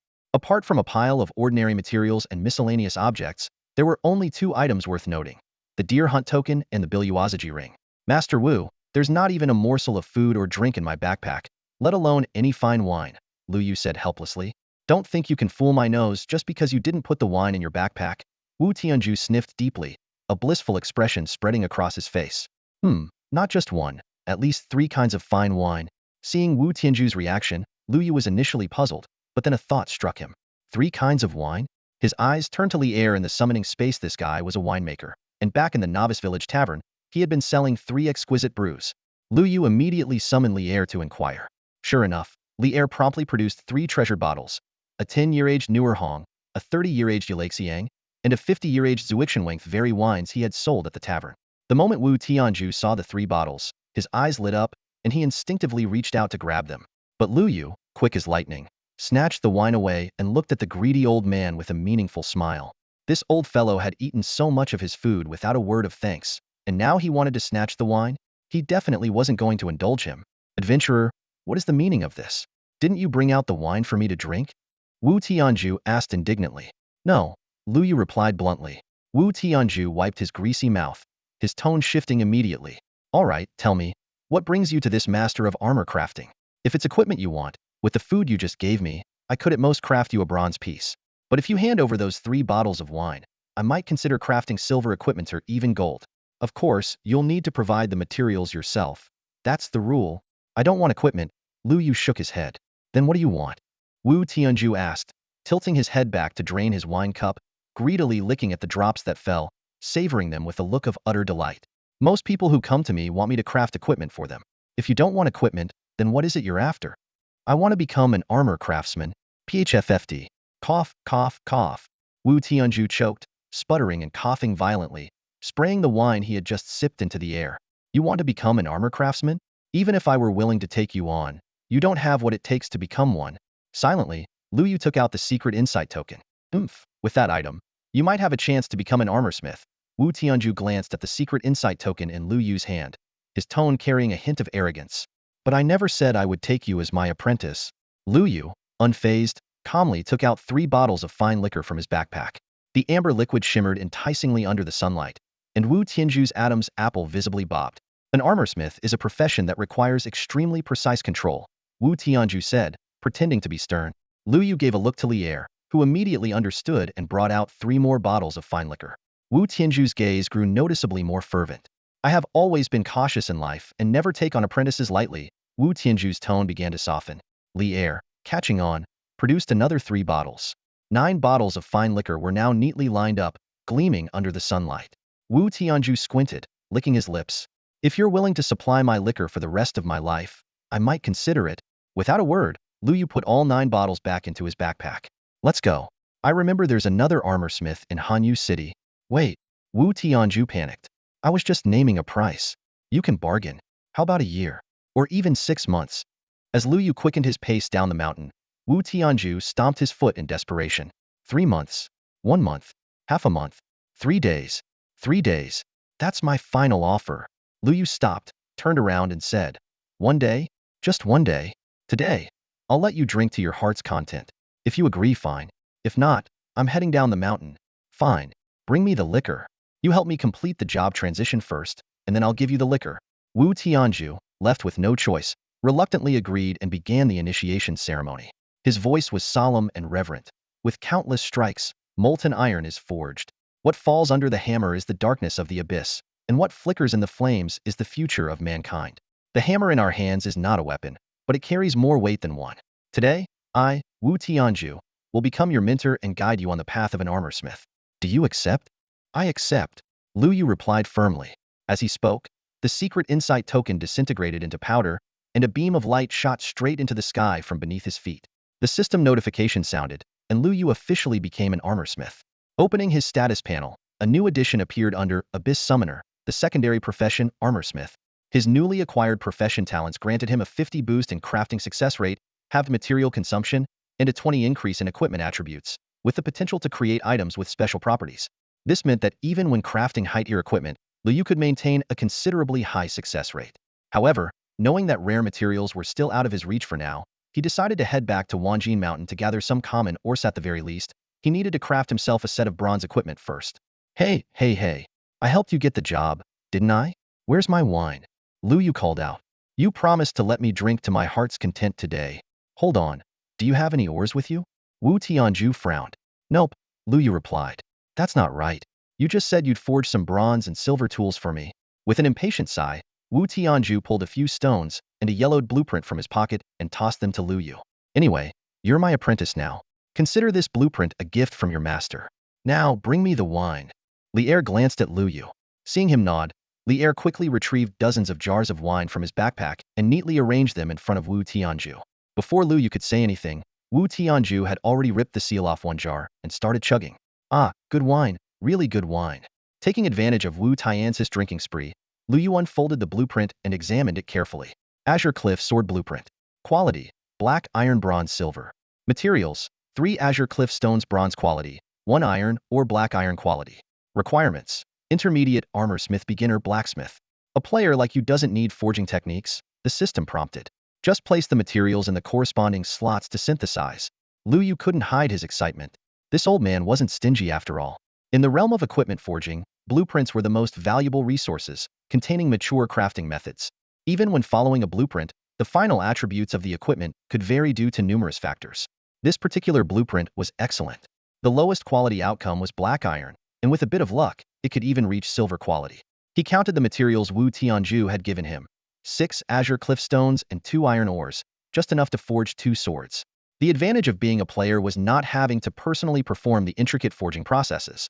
Lu Yu opened the forging interface, placing 3 azure cliff stones and 1 iron ore into the slots in sequence. Do you wish to forge the azure cliff sword? Current success rate: 100. Yes. With a series of clanging sounds, a long sword emitting a black glow appeared before him. Congratulations! You have successfully forged an Azure Cliff Sword Black Iron quality. Azure Cliff Sword Forging Experience 20, Weapon Forging Experience 20. Lu Yu quickly inserted the second set of materials. Soon, another sword, this one gleaming with bronze light, was completed. Congratulations! You have successfully forged an Azure Cliff Sword Bronze quality. Azure Cliff Sword Forging Experience 50, Weapon Forging Experience 50. He admired the bronze quality sword with satisfaction. It was decent for its level. Thinking about Wu Tianju, who was still using a black iron weapon, Liu Yu decided to gift him the bronze sword. As for the black iron one, he placed it in the guild's warehouse for members to exchange with contribution points. By this time, Wu Tianju had already downed 3 jars of wine. His face was flushed, and he was visibly tipsy. He swayed as he opened the 4th jar, took a couple of gulps, and then looked at Lu Yu with bleary eyes. Kid, do you know why I agreed to take you as my apprentice? It wasn't just for these jars of wine. As soon as Lu Yu revealed his ID, the old man before him gave a meaningful smile. I see. You must have been sent here by that good-for-nothing apprentice of mine. His forging skills are mediocre, but he does have an eye for people, Wu Tianju said, squinting as he scrutinized Lu Yu. It takes guts to apprentice yourself to a wanted man like me. As if you're the only wanted man around, Lu Yu retorted, curling his lips in disdain. Wu Tianju sized him up carefully, and suddenly realization dawned on him. No wonder. So, you're Qingjiu. I heard the old village chief of Newbie village number 12315 mention you once. He said you're a spirited young man with great ambition and a mind full of strategy. He was sure you'd accomplish great things someday. Well, that old guy actually praised me like that. Lu Yu's interest was piqued. What else did he say? The old village chief said that once you meet me, you'll probably end up supplying me with all the liquor I'll ever need for the rest of my life. Who's this old village chief? Never heard of him. Lu Yu immediately denied any connection, feigning ignorance. Wu Tianju was left speechless for a moment. By the way, old man, Lu Yu changed the subject. You've holed up here on this mountain. Even if Song Qingjin is after you, he can't do much to you up here. Why insist on staying? Kid, it's not that I want to stay here, I had no choice, Wu Tianju said, his expression growing serious. Speaking of which, didn't you face any trouble coming up the mountain? There were obstacles, sure, but nothing out of the ordinary, Lu Yu recalled. Why? Did something force you up here? Wu Tianju nodded. I was down at the foot of the mountain, but those things drove me up here. You know, my level may be high, but I'm not exactly skilled in combat. Lu Yu frowned. Had heard of monsters blocking paths to prevent people from ascending mountains, but never of anything driving someone up the mountain. Old man, who forced you up here? Was it monsters? Lu Yu asked. Not the monsters themselves, but the one controlling them, Wu Tianju replied, shaking his head. Right now, many of the monsters on this mountain are under someone's control. That person wants me to forge equipment for them. When I refused, they threatened to trap me here and starve me to death. Kid, how exactly did you make it up here? Wu Tianju pressed. Lu Yu's expression shifted as he thought back to his journey. The first section of the mountain trail had some minor resistance, but after that, it was smooth sailing. Especially on the 3rd peak, where he hadn't even seen a single blackhead eaglite was unusually quiet. We can't stay here any longer, Lu Yu decided on the spot. Old man, I'll take you down the mountain. I know a safe place. No way. I'm not leaving until I've had my fill of drink today. Without another word, Lu Yu swiftly stowed all the wine jars into his backpack. Are you coming or not? I'm coming. I've been wanting to get out of here anyway. Then let's move. Lu Yu's sentence was cut short as he suddenly noticed a dense swarm of black dots rapidly approaching in the distant sky. It was blackhead eagles. Lu Yu looked up to see a dense swarm of blackhead eagles blotting out the sky, easily over 100 of them. These level 60 wild creatures had inexplicably formed a flock, and the sight sent chills down his spine. Master Wu, find somewhere to hide for now. Lu Yu turned to warn him, only to realize that the space beside him was already empty. In the distance, under a massive boulder, Wu Tianju was crouched down clutching 2 jars of wine. His disheveled state making Lu Yu silently scoff. No wonder he and the old village chief were cut from the same cloth. Time was critical, and Lu Yu quickly analyzed the situation. To deal with aerial targets, only archers and mages would be effective. However, the level 40 skeleton archers stood no chance against level 60 blackhead eagles. The 20-level gap, combined with the overwhelming numbers, made victory nearly impossible. If all the eagles targeted him at once, death was inevitable. Without hesitation, Lu Yu recalled all his summoned creatures and dashed to hide under the same boulder where Wu Tianju was. Hey, don't push me out. Wu Tianju shrank further inside, still trying to shield his wine jars. Without a word, Lu Yu grabbed one of the jars and hurled it outside. My wine. Wu Tianju cried out in despair. You either stay put quietly, or I'll send you out to fetch your wine, Lu Yu said coldly. Wu Tianju immediately fell silent and retreated further back. This old man, who could stand up to the city lord, was now utterly spineless in the face of wild creatures. The blackhead eagles, with their exceptional vision, had already locked onto their position even from a distance. In no time, the entire swarm had closed in. Unable to attack the two hiding under the boulder directly, the eagles began circling overhead, waiting patiently for their prey to emerge. What do we do? Looks like they're not planning to leave, Wu Tianju whispered nervously. Didn't you seem pretty capable just now? Why don't you go out and lure them away? They'll attack while they're distracted, Lu Yu retorted sarcastically. Wu Tianju shook his head vigorously. Not going, not going. If anyone's going, it's you. I can't take it. Then keep your mouth shut. Okay. Lu Yu cautiously peeked out. The blackhead eagles maintained perfect tactical positions, staying out of the archer's range while ready to attack the moment their targets made a move. This level of coordination confirmed Wu Tianz's earlier claim. Someone had to be controlling them from behind the scenes. The Abyssal Summoner was a unique class, and ordinary summoners couldn't possibly control so many wild creatures at once. The key was to locate the controller. Rubbing his temples, Lu Yu quietly sent out a group of goblin assassins in stealth mode to spread out and search the area.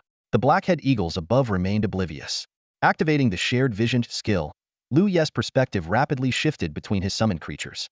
As the goblin assassins expanded their search radius, the influx of information grew overwhelming, but he couldn't afford to let his guard down. The larger the search range, the closer he might get to the target. Suddenly, as Lu Yu's vision jumped to another summoned creature, a shadowy figure entered his line of sight. That's the one.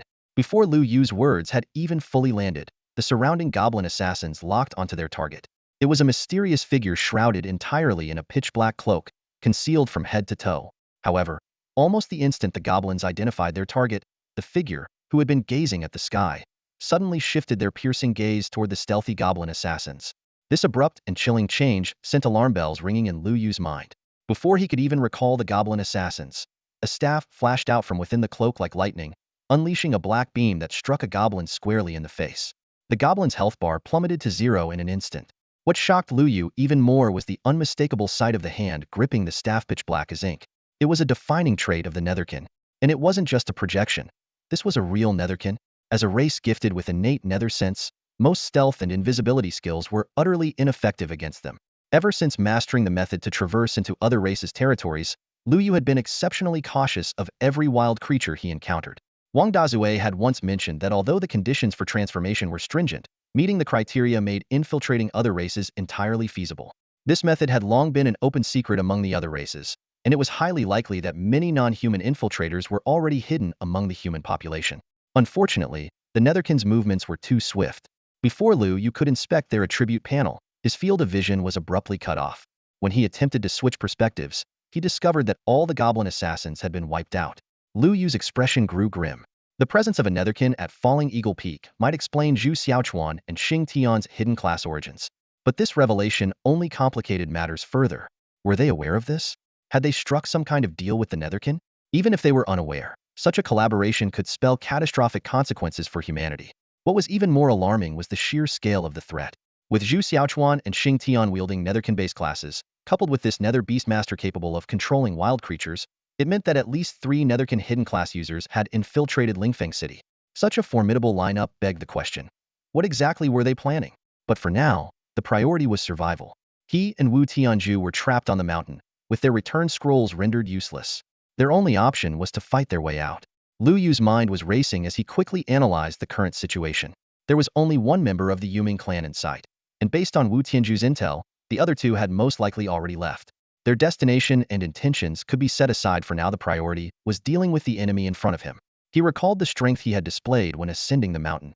The beast tamer, choosing to hide and only manipulate the blackhead eagle to engage him from a distance, clearly lacked confidence in defeating him in direct combat. This only strengthened Lu Yu's resolve to face the opponent head-on. The only challenge was how to deal with the blackhead eagle circling in the air. While a beast tamer's control over wild creatures was limited by time, waiting for that time to run out wasn't an option. The enemy would likely have fled long before then. With 2 members of the Yuming clan already infiltrating the human territory, letting this one escape was not an option. Having made up his mind, Lu Yu turned to Wu Tianju and said, "Stay here and don't move. I'm going to deal with that Yuming clansman." Just as he was about to move out from behind the boulder, Wu Tianju grabbed his arm. You said that person is from the Yuming clan? How can you be sure? Dark skin and the profession of a Yuming beast tamer. There's no mistake, Lu Yu replied curtly. Wu Tianju's expression immediately turned serious. I'll go with you. If an alien race dares to invade our human territory, they must be eradicated no matter how far they run. Lu Yu gave the old man an incredulous look and asked, Old man, do you have any attack skills? Can you perform displacement maneuvers? Wu Tianju shook his head repeatedly, prompting Lu Yu to sigh in exasperation. You're just going to get yourself killed. Without skills or combat experience, your high level is meaningless, especially since you only reached Earth grade through a side profession. As Lu Yu was about to leave, Wu Tianju stopped him again. Wait, he said, pulling out two pieces of equipment, the Sage's Crown and the Wind-Binding Belt. Both were golden tier items. One increased maximum mana and enhanced magic power, while the other boosted defense and resistance. I forged these when I was younger, Wu Tianju said. They're not as good as the one Song Cheng'an stole, but you can make do with them for now. Looking at the two golden tier items, Lu Yu couldn't help but marvel inwardly. The best equipment he had was only a single golden tier item, yet this old man called these Makito. Then again, considering Wu Tianju was an Earth-grade blacksmith capable of crafting even better gear, his attitude made sense. Although the two golden artifacts were incredibly valuable to Lu Yu, they seemed rather unimpressive in Wu Tianju's eyes. Lu Yu quickly equipped himself with the items, feeling the surge in attributes that bolstered his confidence against the Nether clan. Old man, stay here and be careful not to get your eyes pecked out by the eagles, Lu Yu warned. Wu Tianju smirked. You should be worried about yourself. Once you're out there, every black eagle will have its eyes on you. Lu Yu nodded. He had initially planned to leave a summoned creature behind to protect the old man, but it seemed unnecessary now. Taking a deep breath, he stepped out from behind the massive rock and dashed toward the direction of the Nether clan. In the distance, a goblin assassin was already lurking in the shadows, tracking his every move. Lu Yu focused solely on advancing. Almost the moment he left the cover of the rock, the black eagles in the sky locked onto him. Despite the speed boost provided by his shadowless boots, the gap between him and the diving eagles was rapidly closing. Soon, the nearest black eagle was within 3 meters. At such close range, the sheer size of the black eagles was terrifying. Their wings spanned 7 to 8 meters, and their massive talons could easily grip an adult. The lead eagle swooped directly over Lu Yu, its talons poised to seize his shoulder, with dozens of others following closely behind. The time had come. Although he hadn't managed to lure all the black eagles, he couldn't afford to wait any longer. Lu Yu abruptly ducked and summoned the mermaid Shirley. As soon as she appeared, she opened her mouth and unleashed a piercing, soul-shattering scream that echoed across the mountains. Lu Yu, being the closest, was hit first and collapsed to the ground in pain. Though the black eagles, with their superior levels, managed to stay airborne, they were momentarily thrown into disarray. At that moment, the goblin general activated his all-encompassing pull, a powerful suction force that dragged the eagles down to the ground. The skeleton cavalry immediately charged, their iron hooves trampling the eagles' wings to prevent them from taking flight again. Meanwhile, the skeleton general unleashed his sea of corpses and blood, killing one black eagle every few seconds. The mountain peak was soon filled with the anguished cries of the eagles. Lu Yu struggled to his feet. Though his health and mana were intact, the shock to his soul would take time to recover from, leaving him vulnerable even against ordinary players at the moment. Just then, the remaining black eagles in the sky, under the command of the Nether clan, launched a coordinated dive attack, clearly intent on giving him no room to breathe. With Shirley's soul-shattering scream still on cooldown, and knowing the risk of fainting if she used it again too soon, Lu Yu couldn't rely on her a second time. The goblin general's all-encompassing pull alone was no longer enough to drag the eagles from the sky. Desperate, Lu Yu summoned 4 necromancers. Spectral flames filled the air, weaving into a fiery net to intercept the diving eagles. However, the black eagles easily dispersed the flames with a few powerful flaps of their massive wings. Damn it! Lu Yu cursed, scanning his summoning space for any remaining trump cards he could use. Lu Yu quickly assessed the resources of his summoned beasts. Lear could at most hold off 1 or 2 Blackhawks. Widow Wang's single-target illusions were of little use, and Wang Dazhui was too preoccupied with the effects of the Netherworld poison. As for the Crocodile King, the Blackwater Python, and the Thousand-Year Tree Spirit, it was better to let them stay in the summoning space rather than sending them to their deaths in vain. A real hero relies on himself, not the heavens or his ancestors, Lu Yu murmured to himself. With a flick of his wrist, skeletal archers and goblin archers appeared. While these archers couldn't completely neutralize the Black Hawks in the short term, the skeletal archers could at least inflict some damage, and the goblin archers, though weak, were better than nothing. Arrows rained down, but most were easily deflected by the Black Hawks, leaving only shallow scratches on their wings. These level 60 Black Hawks maintained their ferocious dive, just as Lu Yu had anticipated. He quickly swung his staff and cast a duplication spell, creating an identical clone beside him. Without hesitation, he downed a red potion and used a healing spell to restore his health. The leading Black Hawk lunged at him, its sharp talons aiming straight for Lu Yu's face. At the critical moment, Lu Yu raised his arm to block, activating the damage reduction effect of his bracers. Even so, the impact of the talons left his arms numb, and his health plummeted by nearly 1,000 points. This was with a 50 damage reduction. Had it been the full force, 3 or 4 Black Hawks would have ended his life. The first Black Hawk used the momentum to spin back into the air, while the second one followed closely. Lu Yu rolled to the ground, narrowly dodging the attack, and commanded the skeletal general to strike. The bone blade pierced through the wing of the Black Hawk, pinning it to the ground. As the skeletal soldiers swarmed in, 5 more Black Hawks dove in from the flanks. The Netherworld clansman had clearly adjusted his strategy. Lu Yu's lips curled into a faint smirk as he feigned panic, standing motionless. When the talons of 10 Black Hawks were less than half a meter away, he suddenly activated his vanish ability, his body becoming intangible as he phased through the oncoming talons. The 5 Black Hawks, unable to stop their momentum, collided heavily with one another. Their talons pierced into each other's bodies, and amidst piercing screeches and a flurry of feathers, they flailed desperately but could no longer take flight. The skeletal soldiers quickly encircled them, pinning the incapacitated Black Hawks in place. But this was only the beginning. More Black Hawks were diving down from the horizon. However, Lu Yu let out a sigh of relief. His clone had already located and pinned down the Nether clan member, which meant the opponent could no longer focus on controlling the Blackhead Eagles.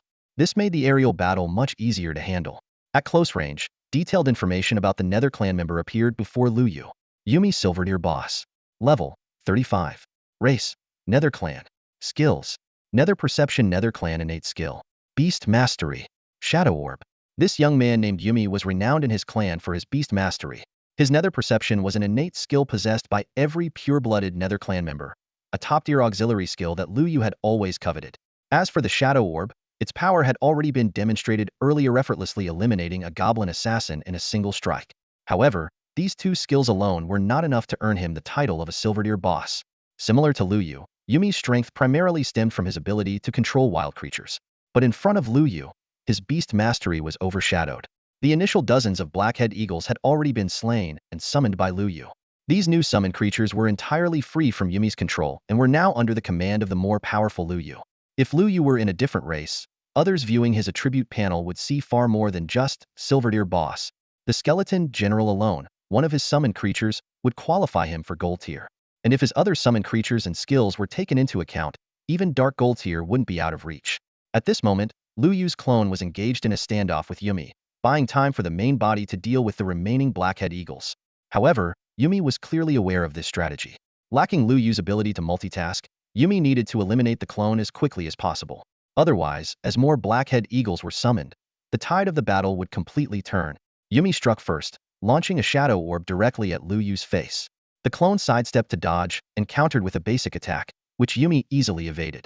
This fight was far from a traditional mage duel. There were no dazzling spell exchanges, only the occasional Shadow Orb from Yumi and Lu Yu's repetitive basic attacks. This made Lu Yu even more eager to acquire offensive skills. Basic attacks were not only slow but also easy for skilled opponents to avoid, making them far less practical than spells. After several exchanges, Lu Yu's clone was hit by multiple Shadow Orbs, reducing its health to a dangerous level. Meanwhile, the Blackhead Eagles under Yumi's control still held a numerical advantage. "Human, you're finished," Yumi declared, firing another Shadow Orb directly at the clone's escape path. At this range and speed, evasion was no longer an option. But Lu Yu smiled, no longer attempting to dodge. "Did you forget? My summoned creatures far outnumber your beasts. What kind of summoner fights without using their summons?" From the very first exchange, Lu Yu discerned that Yumi's strength was far inferior to Zhu Xiaochuan's, barely reaching a Quasa first-class level. While Yumi was fully focused on dealing with Lu Yu's doppelganger, he completely overlooked the changes happening around him. Under Wang Widow's guidance, a group of goblin assassins silently surrounded Yumi. To ensure the ambush succeeded without a hitch, Lu Yu was willing to sacrifice his doppelganger rather than risk Wang Widow using illusions that might expose their presence. When the moment was right, Wang Widow suddenly appeared behind Yumi, seamlessly executing a sealing skill followed by a backstab. Taking advantage of the opening, the goblin assassins launched their own backstabs one after another. Due to the effects of the sealing skill, Yumi's defenses were rendered useless, and his health plummeted below 30 in an instant. Panic set in for Yumi. Among the younger generation of the Nether clan, he was far from remarkable. The only reason he had obtained the hidden class of Beast Tamer was sheer luck. happened to meet the conditions to cross the barrier. Tasked with a special mission, he had initially planned to capture the human race's master blacksmith as a bonus achievement. However, not only was his mission on the verge of failure, but even his life was now in grave danger. The fear of death made Yumi think of his family back home. If he failed the mission and died, his family would inevitably face repercussions. "No, I absolutely can't die," he roared internally. Taking advantage of Qingjiu being preoccupied with the Black Eagles, he decisively abandoned control of his mount and ordered all the Black Eagles to attack Liu while he turned and fled. Yumi planned to disguise himself as an ordinary foreign NPC and continue his mission. After all, the humans hadn't officially entered the abyss yet. However, he had barely taken 2 steps when a golden figure charged at him with a furious roar. Behind this figure was an ironclad army of skeleton warriors, perfectly positioned to seal off the entire mountaintop. This was precisely Liu Yu's plan. From the moment he gauged Yumi's strength, he anticipated that the latter would attempt to flee. Thus, he had summoned the skeleton soldiers in advance to block all escape routes. With 2 Nether clan members already infiltrating the human race, he was determined not to let a third one escape. By this time, Liu Yu had already dealt with most of the Black Eagles. Without their master's control, the remaining Black Eagles, though still ferocious, lacked coordination and were easier to handle. He let his own Black Eagle engage the remaining wild ones, while he calmly made his way toward Yumi. Li Er and Wang Widow were relentlessly pursuing Yumi. Although Yumi's level was nearly 10 higher than theirs, he was utterly helpless against Li Er's golden body defense and Wang Widow's assassin techniques. This impromptu pair worked together seamlessly. One focused on defense, while the other moved between shadows, executing seals and backstabs. They left Yumi barely able to fend them off. In the blink of an eye, Yumi's health dropped to 10.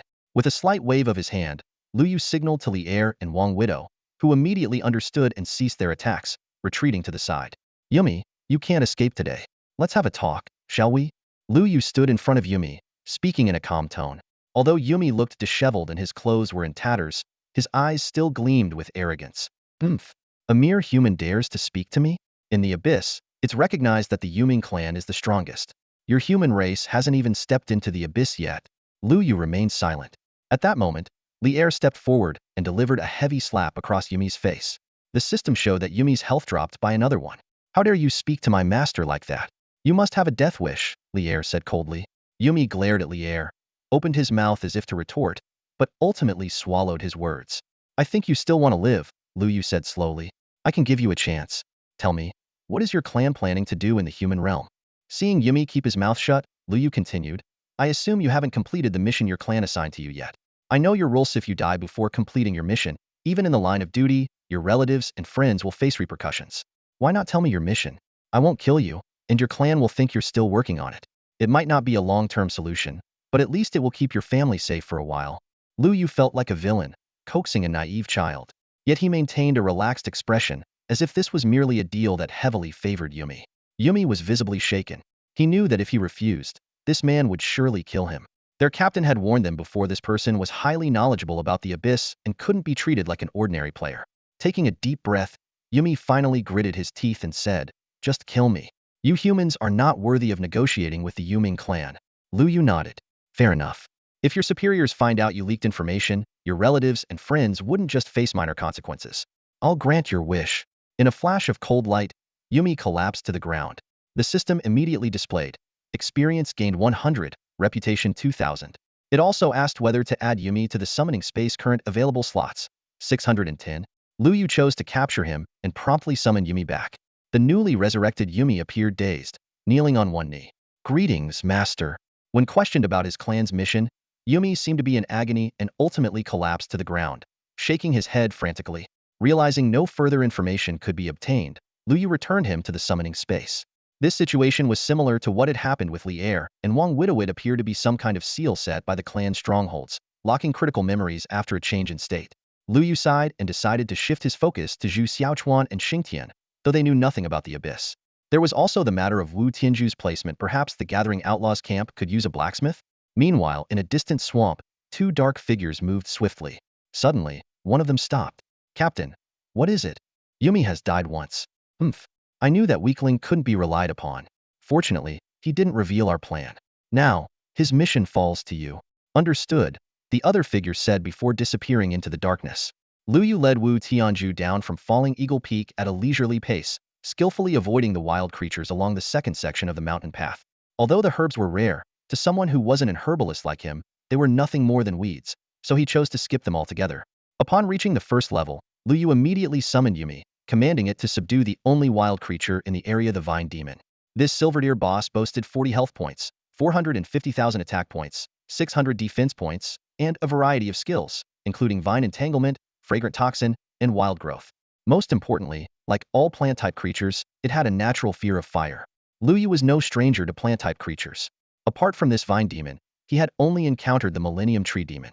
This massive race in the abyss was typically gentle, merely guarding their territories. However, after the racial barriers were broken in his previous life, their fatal weakness to fire led to near extinction, with only a few survivors who had learned fire-resistant skills managing to escape annihilation. It was precisely because of this race's unique potential that Lu Yu decided to capture the Vine Demon. Under Yumi's control, 4 undead mages simultaneously unleashed ghostly firestorm. The Vine Demon writhed in agony within the sea of flames, but was unable to break free from the beast-taming spell's grip. Eventually, it transformed into a beam of light and entered Lu Yu's summoning space. On the ground, it left behind 2 pieces of equipment, a silver-grade helmet and a pair of bronze-grade leather boots. Although they were of little use to Lu Yu, he could distribute them to Chen Zhu and the pure-hearted youth. Remembering that he had previously given the Tranquil Sword to withdrawing from the world, Lu Yu suddenly realized he hadn't prepared any gifts for the core members of the faction, especially Ru Meng Jiangnan. Later, he'll visit the mentor and ask for some priest-appropriate gear for her. Lu Yu planned silently. After all, I did introduce her to a master-level forger. She ought to show some gratitude. He glanced at Wu Tianzhu, thinking that since he had found a safe haven for the old man, it was only fair to ask him to forge more gold-tier and dark gold-tier equipment. Stop calling me an old man. I'm a grandmaster blacksmith and your mentor. No less, Wu Tianzhu said, feigning indignation. Fine, then you can just stay here, Lu Yu replied with a smirk. Wait, no. Actually, I don't mind you calling me old man. It shows we have a close relationship. Wu Tianzhu quickly backtracked. Lu Yu chuckled to himself and, with his stubborn yet endearing mentor in tow, headed straight for the gathering stronghold. After nearly a day of traveling, the two finally arrived outside the gates of Jui Stronghold. 2 familiar guards, upon seeing Lu Yu, immediately put on obsequious expressions and greeted him warmly. Young master, you've arrived. Lu Yu nodded indifferently. Ever since the last incident where he was mistaken for the bride of the stronghold, he had grown used to these odd titles. Is Sun Hanyu here? He asked directly. Yes, she's here. The guards nodded repeatedly. The chief just sold all the green ox hides today and is currently inside counting the earnings. I heard this time the profits are better than ever. Lu Yu led Wu Tianzhu into the stronghold. Along the way, the residents of the stronghold stopped to bow and greet them, their enthusiasm even greater than when Lu Yu had left previously. Lu Yu walked ahead with a stoic expression, while Wu Tianzhu followed behind, looking smug and self-satisfied. Pushing open the hall doors, they saw Sun Hanyu reclining lazily on a chair, her snow-white legs gleaming delicately under the sunlight. She was toying with a small pink summoned beast in her hands. As soon as she saw Lu Yu enter, she quickly got up and walked over, grasping both of his hands. My dear disciple, what brings you here? Her hands were as smooth and warm as the finest jade. Lu Yu hesitated for a moment before pulling his hands back. Unbothered, Sun Hanyu continued. The green oxen you left last time have all been slaughtered. They were very cooperative, and the hides turned out perfectly intact, fetching prices 50% higher than usual. Finally, the stronghold can improve its meals for a while. Lu Yu now understood why the people outside were so enthusiastic. It wasn't to curry favor with him, but because of this. My dear disciple, didn't we agree you'd visit once a week? It's only been 3 or 4 days, and you're already back? I brought you a gift, mentor. Oh? What gift? Sun Hanyu's face lit up with anticipation. Lu Yu stepped aside, revealing Wu Tianzhu, who stood behind him looking uneasy. The old man forced an awkward smile. Long time no see, Mississippi. Miss? Lu Yu was bewildered, not understanding where this title came from. Sun Hanyu's expression darkened the moment she saw Wu Tianzhu. It's you, old man Wu. It seemed the two knew each other, and there was some history between them. Considering both of them were acquainted with the village chief, it wasn't surprising they knew each other, but the tension in their tone hinted at something deeper. You've got some nerve showing your face here, Sun Hanyu said coldly. Wu Tianzhu hung his head in silence, looking like a child caught doing something wrong. Sun Hanyu turned to Lu Yu. This is the gift you brought me? Mentor. He insisted on coming. I couldn't stop him. Sun Hanyu's gaze returned to Wu Tianzhu. Oh, so back then none of you wanted me, but now that you're in trouble, you think you can come running to me? Wu Tianzhu looked at Lu Yu with a face full of confusion. The hall fell into a dead silence. Lu Yu casually glanced around, as if he were merely an observer. Wu Tianju hunched over, staring at the floor like a child caught doing something wrong. Meanwhile, Sun Hanyu returned to her seat, ignoring the other two entirely. The silence lingered for a long while until Lu Yu finally frowned. Sitting there doing nothing was a waste of time. He had plenty of tasks waiting for him back home. Besides, these two were his mentors, and someone needed to break the stalemate. Ahem. Lu Yu cleared his throat softly. Mentors. Wu Tianju wisely remained silent, but Sun Hanyu raised her gaze. What is it? Speak. Lu Yu swallowed nervously, choosing his words carefully. Wu Tianju is, after all, a master-level armor craftsman. If he stays here and crafts equipment daily, it could help increase the income for the village. As soon as he finished speaking, Wu Tianju nodded eagerly in agreement. Sun Hanyu's expression softened slightly as she turned toward Wu Tianju. Fine. You can stay, but you must craft one piece of dark gold quality equipment or hire for the village every day. The materials will come out of your own stock. Huh. I have to provide the materials myself? Wu Tianju looked aggrieved. Crafting dark gold equipment wasn't difficult for him, but sourcing the rare materials was another matter entirely. His inventory was already running low. This would cost him dearly. Or you can leave. Sun Hanyu's face darkened when she saw his hesitation. They'll do it. They'll do it. Wu Tianju quickly agreed. Staying in the village was worth it, even if it meant exhausting his resources. Seeing the two of them reach an agreement, Lu Yu secretly sighed in relief. At least his secondary mentor now had a place to stay. Though the village wasn't wealthy, having a second-tier summoner overseeing it made it relatively strong for the current stage. And judging by Sun Hanyu's willingness to let Wu Tianju stay, their relationship might not be as strained as it appeared on the surface. Anything else? Sun Hanyu turned her attention to Lu Yu. Lu Yu hesitated, slightly embarrassed. He had initially planned to ask for priest equipment in exchange for Wu Tianzu's stay, but now didn't seem like the right time. No, nothing else. Then leave. Lu Yu was about to turn and leave when Sun Hanyu called out again. Wait, remember to come by in a couple of days. The green hide ox will be respawning soon. Understood. They'll come immediately when it happens. Wait a moment. Sun Hanyu called out again. Last time, when we sold the green ox hides, you contributed as well. What do you want as a reward? Lu Yu replied respectfully, it's my duty to assist my mentor. I don't seek any reward. Sun Hanyu nodded in satisfaction. If the mentor refuses, others might think he's stingy. I wouldn't want you to carry such a reputation, Lu Yu said sincerely. But if you're willing to provide gear that a priest can use, that would be even better. Priest gear? Sun Hanyu raised an eyebrow. What do you need that for? To gift to someone. Oh, found yourself a girl you fancy? Lu Yu briefly explained his plans to establish a guild. Realization dawned on Sun Hanyu's face. So you're the one setting up that guild. If you need priest gear. She turned to Wu Tianju. Get him something. Me. Wu Tianju looked confused. Weren't you the one who said you'd compensate him? What, unwilling to give him something? No, I'll do it. Wu Tianju quickly nodded and rummaged around before pulling out a bronze robe. Something better, Sun Hanyu said coldly. A dignified earth-tier armorsmith, and you're trying to pass off bronze gear? Wu Tianju awkwardly withdrew his hand and muttered under his breath. I already gave away 2 pieces of gold gear earlier. Hearing this, Sun Hanyu asked for an explanation. Lu Yu clarified that it was a token of apprenticeship, as he was learning armorsmithing as a secondary profession under Wu Tianju. Learning armorsmithing from this old fellow isn't a bad choice, Sun Hanyu remarked. His personality might be lacking, but his skills are solid. She shot a glare at Wu Tianju. Now hand over some gold-tier gear. Reluctantly, Wu Tianju put away the silver-tier item he had just taken out and produced a gold-tier cloak, handing it to Lu Yu. The cloak was exceptional, offering high magic power and healing bonuses, as well as a shield skill, a top-tier piece of priest gear. As Lu Yu took the cloak, he couldn't help but think that this old man, who pretended to be poor on the mountain, clearly had a stash of impressive treasures. He planned to gift the cloak to Ruming Jiangnan, as she had been diligently healing the guild's summoned beasts. After bidding farewell to his mentor, Lu Yu headed straight to Lingfeng City. The matter with the Yuming clan was just beginning, and he needed to confirm whether Zhu Xiaochuan and Xingtian had dealings with them. Given his current relationship with Aoshi, directly asking was out of the question.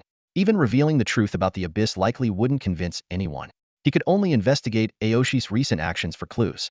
After nearly 2 days of traveling, Lu Yu had even missed Chen Zhu's follow-up checkup. At the time, he had been confronting Yumi on the mountain, and Zhu had gone for the checkup alone. Thinking of this filled Lu Yu with guilt, so he decided to log off and rest. Just as he summoned his beast to prepare for logout, he received an urgent message from Yushi Wuzheng. Big boss, Aoshi is making new moves again. Lu Yu was contemplating how to gather information about the Nether Clan's plans from Aoshi when a timely message from Yushi Wuzheng arrived. He immediately paused his action of logging out of the game and quickly checked the message's content. It turned out that Aoshi and his group had set their sights on a special Targeta task issued by the city lord. Completing it would reward the participants with a guild establishment order. Ever since Liu Yu founded Abyss Dominator, the guild establishment order had become a highly coveted item among all major guilds. Once a guild reached level 2, the number of members it could recruit would increase significantly, allowing them to quickly absorb elite solo players. The City Lord's task? Liu Yu frowned slightly. Although Song Qingyan was known for his stubborn personality, he had always maintained a firm stance on issues involving otherworldly races, which was why he was entrusted as the City Lord of a level 2 main city. Logically, this matter shouldn't have any connection to the Nether clan. In his previous life in the game, there had never been a precedent of obtaining a guild establishment order through completing a City Lord task. After a brief silence, Wu Shi Wu Zheng elaborated in detail. Shortly after Liu Yu left Lingfeng City, news of the task spread among the major guilds. Since Qingjiu had temporarily left, guilds that were either allied with or antagonistic toward Qingjiu wouldn't be affected, making this the perfect opportunity for guilds to compete for the boss and secure the guild establishment order. Aoshire Alliance was the first to discover a relatively easy boss to tackle and began secretly mobilizing their members. However, large-scale operations like this were inevitably hard to conceal. The Quanglong Guild, which had their boss stolen by Aoshire Alliance last time, was the first to notice something unusual. Being slightly weaker than Aoshire Alliance, Quanglong chose to expose the information directly in the public channel. As the news spread, all major guilds flocked to the scene to witness Aoshire Alliance's boss battle. Having learned from their previous failure, Aoshire and Xing Tian quickly changed their strategy. Instead of monopolizing the boss, they proposed cooperating with other guilds to encircle it together. This sudden shift took the other guild leaders by surprise, creating an awkward situation. Eventually, several guild leaders reached an agreement. Each guild would send 300 members to jointly attack the boss, and the guild with the highest damage output would have priority in selecting the loot. This proposal was accepted by all parties, and the boss raid began immediately. At first, all guilds gave their maximum effort, trying to maintain a lead. However, because their overall strength was fairly evenly matched, no clear frontrunner emerged. It wasn't until the boss entered its death recovery and invincibility phases that the Yin Alliance's members suddenly began to noticeably hold back. The members of the Aoshi faction adopted the same strategy, saving their ultimate abilities on cooldown without using them. Although both sides tried to conceal their intentions, the top-tier guild members present quickly noticed something unusual and joined this tacit accumulation of power. When the boss's health was about to run out, chaos erupted. All the major factions simultaneously launched surprise attacks on the others around them, and the battlefield descended into utter mayhem. The champion alliance leader, Du Guohua, was the most anxious at this moment since granting their top combatant an extended, first-rank marital leave had weakened their guild strength. Amid the most intense part of the skirmish, Aoshi and Xingtian seized the opportunity to pull the boss into an isolated space. In less than 30 seconds, the system announced the boss had been defeated. The chaotic battlefield suddenly fell silent, and all factions immediately turned their focus toward the Aoshi alliance. However, when Xingtian emerged from the isolated space and emptied his inventory in front of everyone, the result was unexpected. There was no guild creation order. While the factions were disappointed, they also felt a sense of relief. After a brief discussion among the leaders, they decided to distribute the loot according to their original gentleman's agreement, as though the earlier battle had never occurred. The system showed that Aoshi had achieved the highest damage output and could choose their reward first. Without hesitation, Xingtian selected a silver token engraved with the words recruitment order. Although this token had already been identified as not being the guild creation order, Xingtian's complete disregard for other items raised suspicions among the others. In reality, the seemingly ordinary token was a recruitment quest item issued by Song Qingyan, the Lord of Lingfeng City. Upon activating the token, Xingtian received an exclusive quest, with the reward being none other than the guild creation order. Though the other factions deeply regretted it, the exclusive nature of the quest meant only Xingtian could complete it, leaving them helpless to intervene. To prevent Xingtian from obtaining the guild creation order, the major factions deployed members to guard the 4 city gates of Lingfeng City, ready to kill him on sight. They hoped that by delaying him until the quest expired, Xingtian would fail to secure the guild creation order. Liu Yu read the message sent by Wu Shi Wu Zheng and appeared deep in thought. When he saw the recruitment order, he had already guessed part of the situation. Recruitment orders are typically issued when the main city faces a significant problem, offering challenging tasks but with generous rewards, sometimes even negotiable with the issuer. It seemed likely that Xingtian had negotiated the guild creation order as his reward. Do you know what Xingtian's quest is? Liu Yu asked. Wu Shi Wu Zheng replied with a helpless emoji. Apparently, only Xingtian knows. Even Xiao Chuan is in the dark. Liu Yu began to quickly recall the challenges Lingfeng City faced during this point in his previous life. Considering this was still the early stage of the game, where players were significantly weaker than NPCs, the quest had to be urgent yet within the player's capabilities. Suddenly, a thought flashed through his mind. Could it be that incident? Lu Yu quickly assessed the timing and the current situation in his mind. With a slight furrow of his brow, he was almost certain this was that matter. No wonder Xingtian had been holed up in Lingfeng City. Delaying any action on the mission, rushing things before the right time would be futile. His gaze shifted to Wushi Wujing's avatar, and he couldn't help but silently admire him. This individual truly warranted a second look. The intelligence about the Silver Silk Cocoon boss had been widely known and wasn't impressive. But now, even the highly confidential internal information of the AO Sure Alliance had been obtained. This was genuinely remarkable. The Abyss Lord was not like the other well-established guilds with deep foundations. Those guilds had intricate, interwoven relationships, and planting spies among one another was commonplace. However, the Abyss Lord was so new that it couldn't even be certain whether it had internal spies, let alone the capability to plant them elsewhere. It was clear that Wushi Wujing had leveraged personal connections to acquire this information. To ordinary players, all they saw was a skirmish between a few top guilds, with some additional guards inexplicably stationed at the city gates. As for what happened during the fight, or why people were guarding the gates, they were entirely in the dark about such details. Lu Yu absent-mindedly ran his fingers over the Qingya sword in his backpack, deep in thought. This bronze-grade item was indeed somewhat underwhelming. It seemed he needed to think of a way to compensate Wushi Wujing more generously. A capable ally like this must not be allowed to waver in loyalty. He firmly believed that sincerity would always yield returns. This principle extended to how he treated other guild members as well. Although the Abyss Lord currently only had 100 or so members, and there were bound to be spies from other guilds among them, he was confident that sincerity could win over most of them. As for the ungrateful ones, they would naturally face consequences once exposed. He displayed the attributes of the Qingya sword to Wushi Wujing, and as expected, the other party instantly lit up with excitement. Although Lu Yu himself was already equipped with several silver and gold-grade items, for most players, a bronze-grade item was still highly coveted and out of reach. After exchanging a few more words, Lu Yu closed the chat interface and sent a message to Chen Zhu, instructing him to log off and review their findings. The game pod opened slowly, and as Lu Yu stepped out, he felt his consciousness still lingering in the game. He stretched and moved his body deliberately, trying to reorient himself to the real world. In another room, Chen Zhu's pod also opened gradually. His baby-faced expression was filled with confusion, and it took him a while to snap back to reality. Yuga, if it weren't for this real world, I'd almost believe the game is the true reality. Lu Yu frowned slightly, wanting to say something, but in the end, he silently carried Chen Zhu to the bed. What Chen Zhu had just described was precisely the state that most people experienced on the eve of the Abyss descent. Lu Yu fell into deep thought. By all accounts, there was still nearly a year before the Abyss would descend. So why was Chen Zhu already sensing something?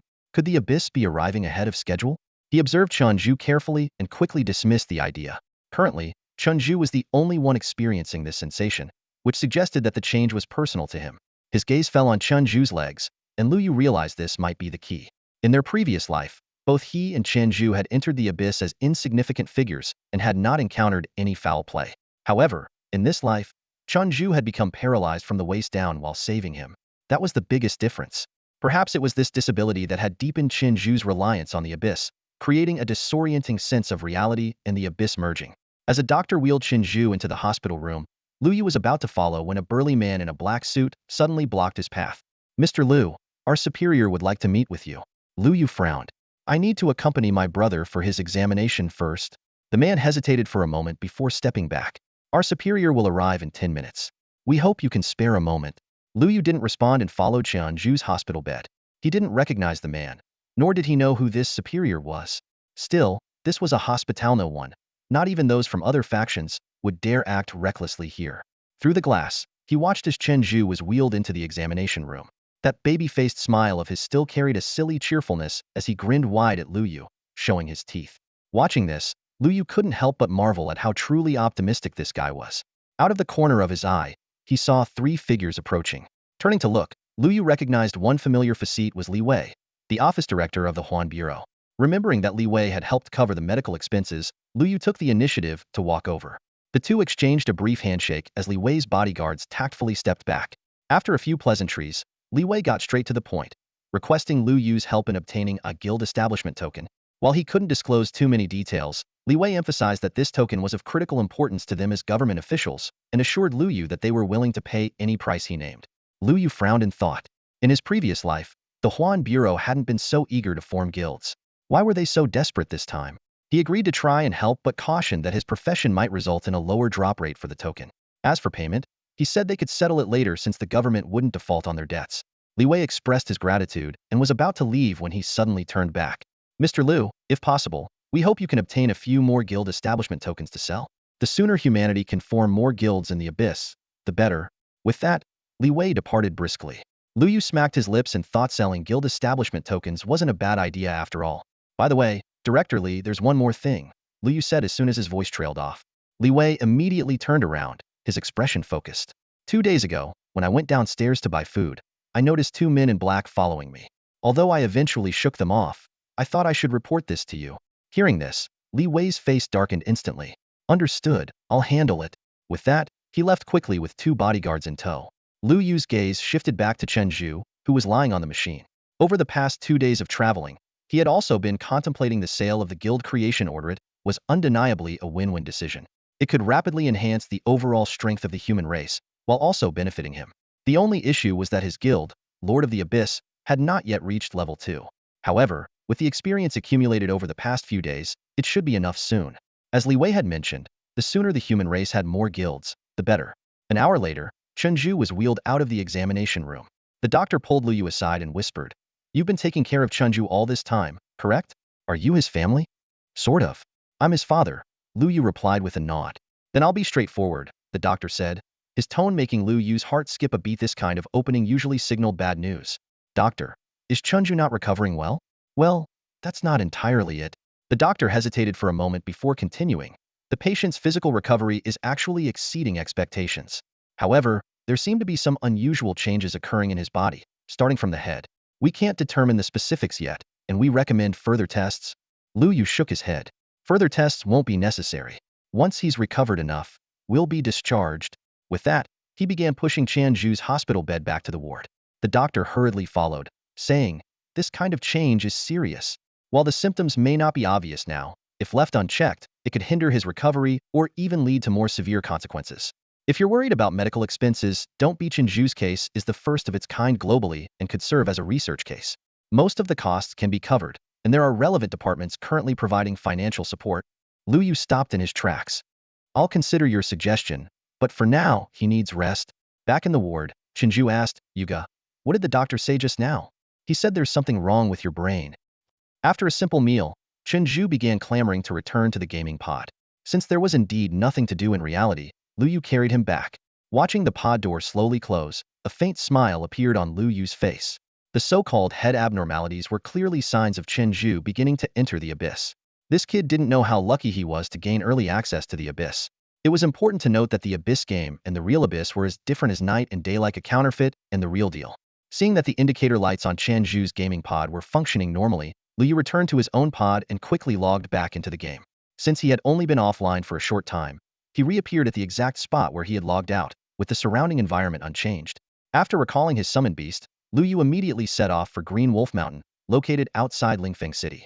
Although the bosses in this area were mostly level 40 or 50 silver deer, and the chance of dropping a guild establishment token was relatively low, with the help of the skeleton general, taking them down would be a breeze.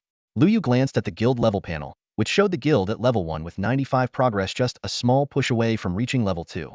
He clearly remembered the relationship between guild levels and member capacity. A level 2 guild could hold 1,000 members, level 3 could accommodate 10,000, level 4 could host 100,000, and level 5, the highest level, could house up to 200,000 members. This massive fighting force would undoubtedly play a crucial role once the abyss descended and the racial barriers disappeared in the future. After several hours of trekking, Lu Yu arrived at the foot of Green Wolf Mountain. In the distance, a few level 25 green wolves lurked behind the trees, watching him warily. These low-level wild creatures posed no threat to him.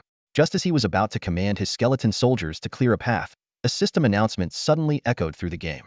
"Attention, all players. The Golden Stone's secret realm has appeared on the eastern side of Lingfeng City. The realm will open in 1 hour. Rich resources lie within. Best of luck to all players." Lu Yu frowned. Not only had this secret realm appeared 2 full days earlier than in his previous life, but its type had also changed from Herbworm to Golden Stone. Secret realms, as special dungeons in the game, were extra resources provided by the Abyss to all races. The Golden Stone's secret realm contained a wealth of ores essential for forging equipment, while the Herbworm's secret realm produced various medicinal materials. Although only players could enter these realms, the materials obtained could also be used by NPCs, leading to a flood of NPC-issued quests related to them. Lu Yu was almost certain that the mission Xingtian would soon receive was tied to this secret realm. The importance of that item even surpassed the first guild establishment token. Unfortunately for Xingtian, Lu Yu was determined to claim it for himself. Just then, a private message popped up from No Strife. Hey boss, what's this Golden Stone secret realm? Should we go in? Don't rush. They'll handle it, Lu Yu quickly replied. He then issued a command in the guild channel. All online members, gather at the east gate of Lingfeng City immediately.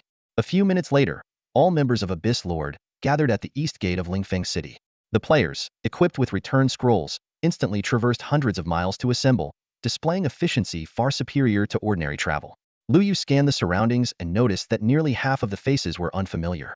These were the new recruits brought in by Chun Zhu and Wushi Wujing over the past 2 days. Even more exciting was the fact that Wushi Wujing had a reserve of several hundred additional members waiting on standby, ready to join once the guild upgraded to level 2.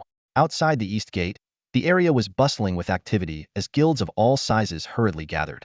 Although no one knew exactly what treasures the Golden Stone Mystic Realm held, no one wanted to miss out on the potential fortune this event might bring. Yet, all the guilds deliberately kept their distance from Abyss Lord. Despite being the smallest in number, every member of Abyss Lord was accompanied by at least one level 30 skeletal warrior, with some commanding 2 or 3. The intimidating presence of this skeletal army deterred other guilds from making any rash moves, fearing that a single misstep could lead to their guild's destruction.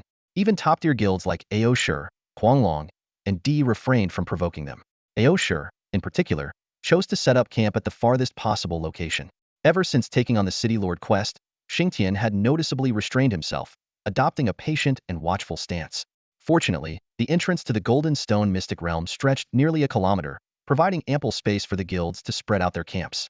Without hesitation, Lu Yu claimed the central position and immediately gathered his members to share detailed information about the Mystic Realm.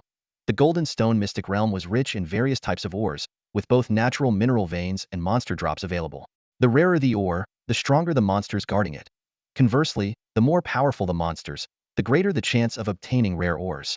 Although many of you have received NPC quests to collect ores, I recommend holding off on turning them in for now, Lu Yu said with a serious tone.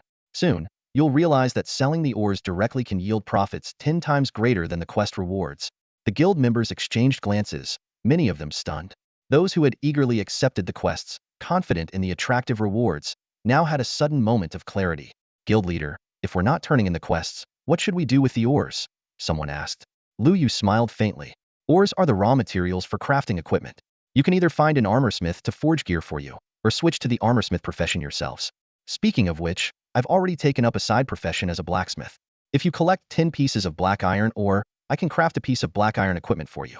Of course, black iron ore is just the most basic type of ore in the Mystic Realm. There are many rarer varieties waiting to be discovered. If you can bring better ores, I can forge better equipment for you. Lu Yu's words had barely fallen when everyone's eyes lit up. They all knew that an ordinary blacksmith shop required 15 pieces of black iron ore and a large sum of gold coins to craft a black iron weapon, while their leader only needed 10 pieces.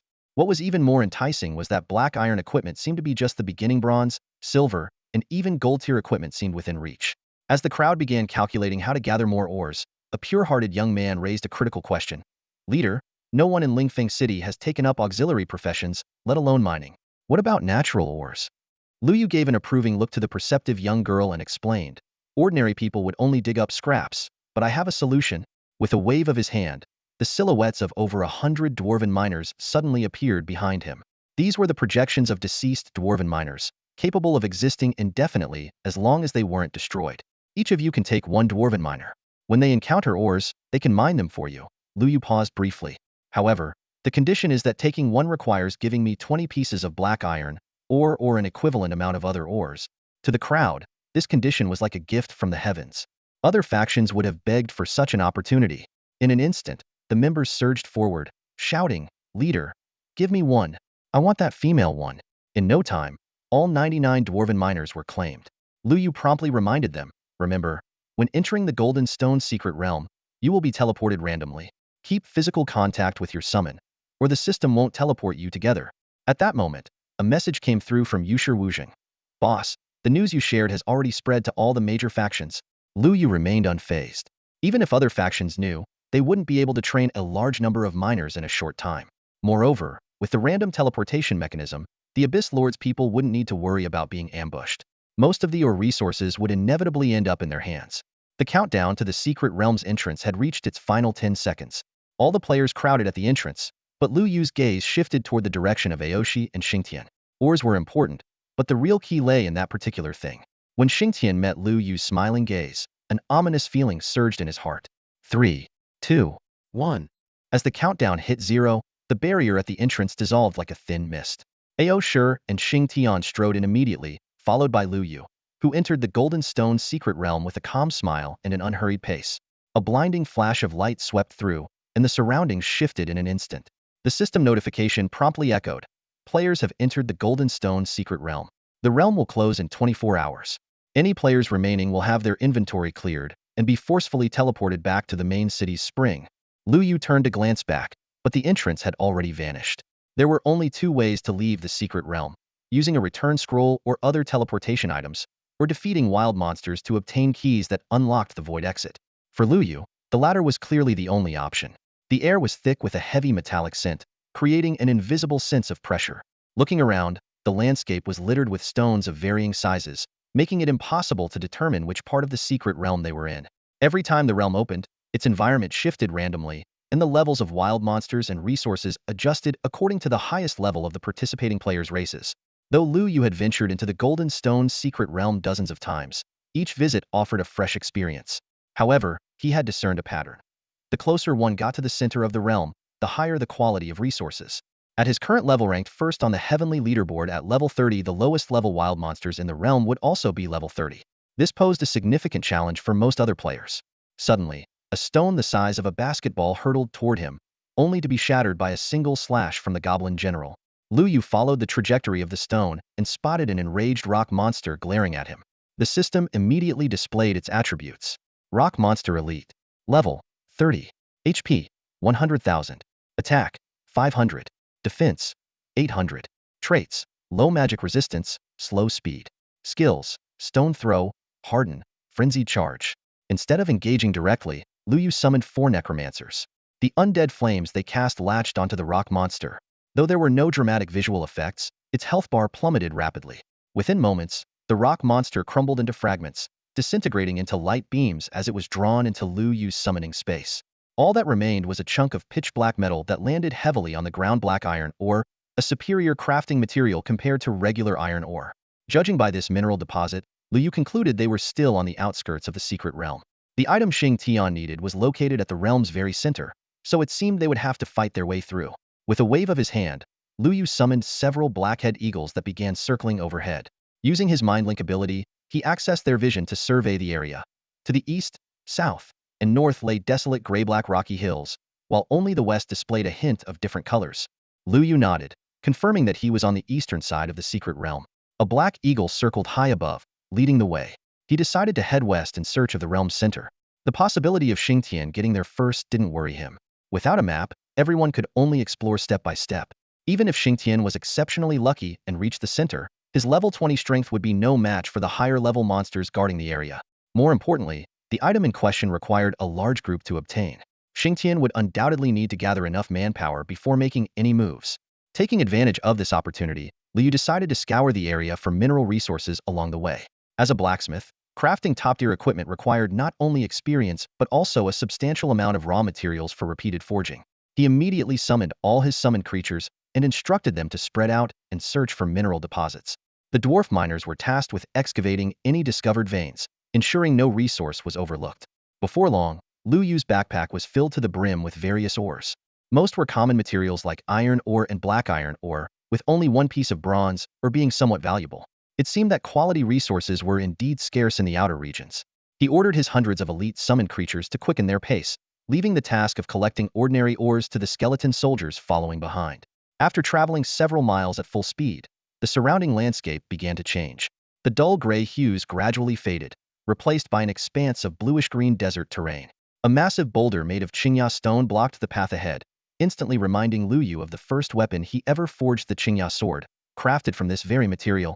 This area was scattered with Qingya stones, and larger boulders were guarded by Qing stone golems, whose colors blended seamlessly with the environment. These level 32 elite monsters were slightly stronger than ordinary stone golems, but were still no match for the skeleton cavalry. A single charge from his troops was enough to annihilate them. Lu Yu personally inspected the giant boulders the golems had been guarding. The system notification revealed that the boulder contained not only bronze-grade Qingya stone, but also silver-grade Qing steel. Finding silver-grade minerals in the outer region of the secret realm filled Lu Yu with anticipation for the resources deeper within. The mid-level areas might hold gold-grade minerals, and the innermost depths could even contain dark gold or diamond-grade treasures. If his speculation was correct, the quality of the mysterious item at the heart of the realm was likely extraordinary. An hour later, the nearby greenstone vein had been completely mined by Lu Yu. His backpack now contained over 100 pieces of Qingya stone and more than a dozen pieces of Qingyang stone. The sheer quantity of Qingya stone alone was enough to forge around 10 Qingya swords. Looking around and finding no more worthwhile mining spots, Lu Yu decided to continue heading west. Along the way, he mostly encountered ordinary rock creatures that only dropped small amounts of black iron ore. Though the rewards were modest, they were better than nothing. By now, his backpack had accumulated over 1,000 pieces of black iron ore, enough to forge approximately 100 pieces of black iron equipment based on the success rate of a blacksmith. As he walked, Lu Yu began considering how to distribute this batch of equipment.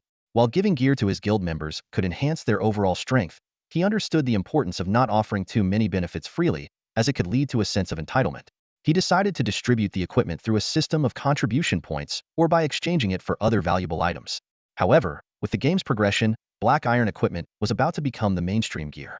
Especially with the opening of the Golden Stone Secret Realm, ordinary players would be able to gather a few pieces of black iron gear within 3 to 5 days. This realization made Lu Yu understand the need to shift his focus toward higher-end development. With this in mind, he quickened his pace while opening the forging interface and placed 10 pieces of black iron ore inside. Thanks to his blacksmithing profession's innate skill, the usual consumption of 20 ores was halved. As the sound of hammering echoed, a brand new pair of black iron boots appeared on the interface. The system immediately prompted, "Congratulations! You have successfully forged black iron boots. Forging experience for black iron boots 20, forging experience for footwear 20. The boots had average stats, so Lu Yu directly stored them in the guild warehouse, setting the required contribution points for exchange. He then took out another 10 pieces of black iron ore and continued forging. This type of single material forging would randomly produce various equipment, mainly helmets, chest armor, and other large pieces, with only a slim chance of creating accessories like rings or necklaces. Lu Yu had 2 goals for this round of forging. First, to fill the equipment gaps for his guild members, as even he still had a few unequipped slots, and second, to accumulate forging experience in preparation for crafting higher quality gear in the future. Before long, the 1,000 pieces of black iron ore had been transformed into 100 pieces of equipment, including a few accessories. Lu Yu selected a black iron ring for himself to fill one of his empty slots. As for necklaces and cloak specialized equipment that required unique materials, they remained unforgeable for the time being. He also crafted equipment from the crocodile hide and blackwater python skin he had been storing in his backpack, resulting in a bronze chest plate and a black iron bracer. These items were also added to the guild warehouse. Finally, with a few hundred pieces of iron ore and black iron ore still left in his backpack, Lu Yu decided to hold on to them for now and refrain from further crafting. Lu Yu busied himself organizing the freshly collected ores while pondering how to allocate these resources efficiently. These basic minerals were not only crucial for crafting equipment, but also needed to be reserved for emergencies. Fortunately, thousands of skeleton soldiers at the rear were tirelessly gathering more of these essential ores. As he pressed forward, the surrounding terrain underwent a dramatic transformation. The endless expanse of rocky wasteland vanished, replaced by a towering, majestic mountain. It seemed he had reached the midpoint of the secret realm. Just as Lu Yu prepared to climb the mountain, he overheard a conversation between 3 individuals nearby. "Finally, we're out of that cursed wasteland. Big bro, why wouldn't you let us mine all that black iron ore? You don't get it. Black iron ore is just the most basic material. It's only good for crafting a few black iron items at best. Black iron gear is still decent. I only have 4 pieces of black iron equipment on me anyway. Trust me, I know what I'm doing. My prospector instincts tell me this mountain holds higher quality minerals. At least silver grade. Maybe even veins of gold grade or..." Seriously? That means we could craft silver gear. Maybe even gold gear. I used to think choosing the prospector subclass was a waste of time, but now I see how wrong I was. Alright, let me pinpoint the exact location. Over there. There's a dense concentration of bronze and silver grade minerals. But that's strange. Why are they all clustered in such a small area? What the? That pile of minerals is moving toward us.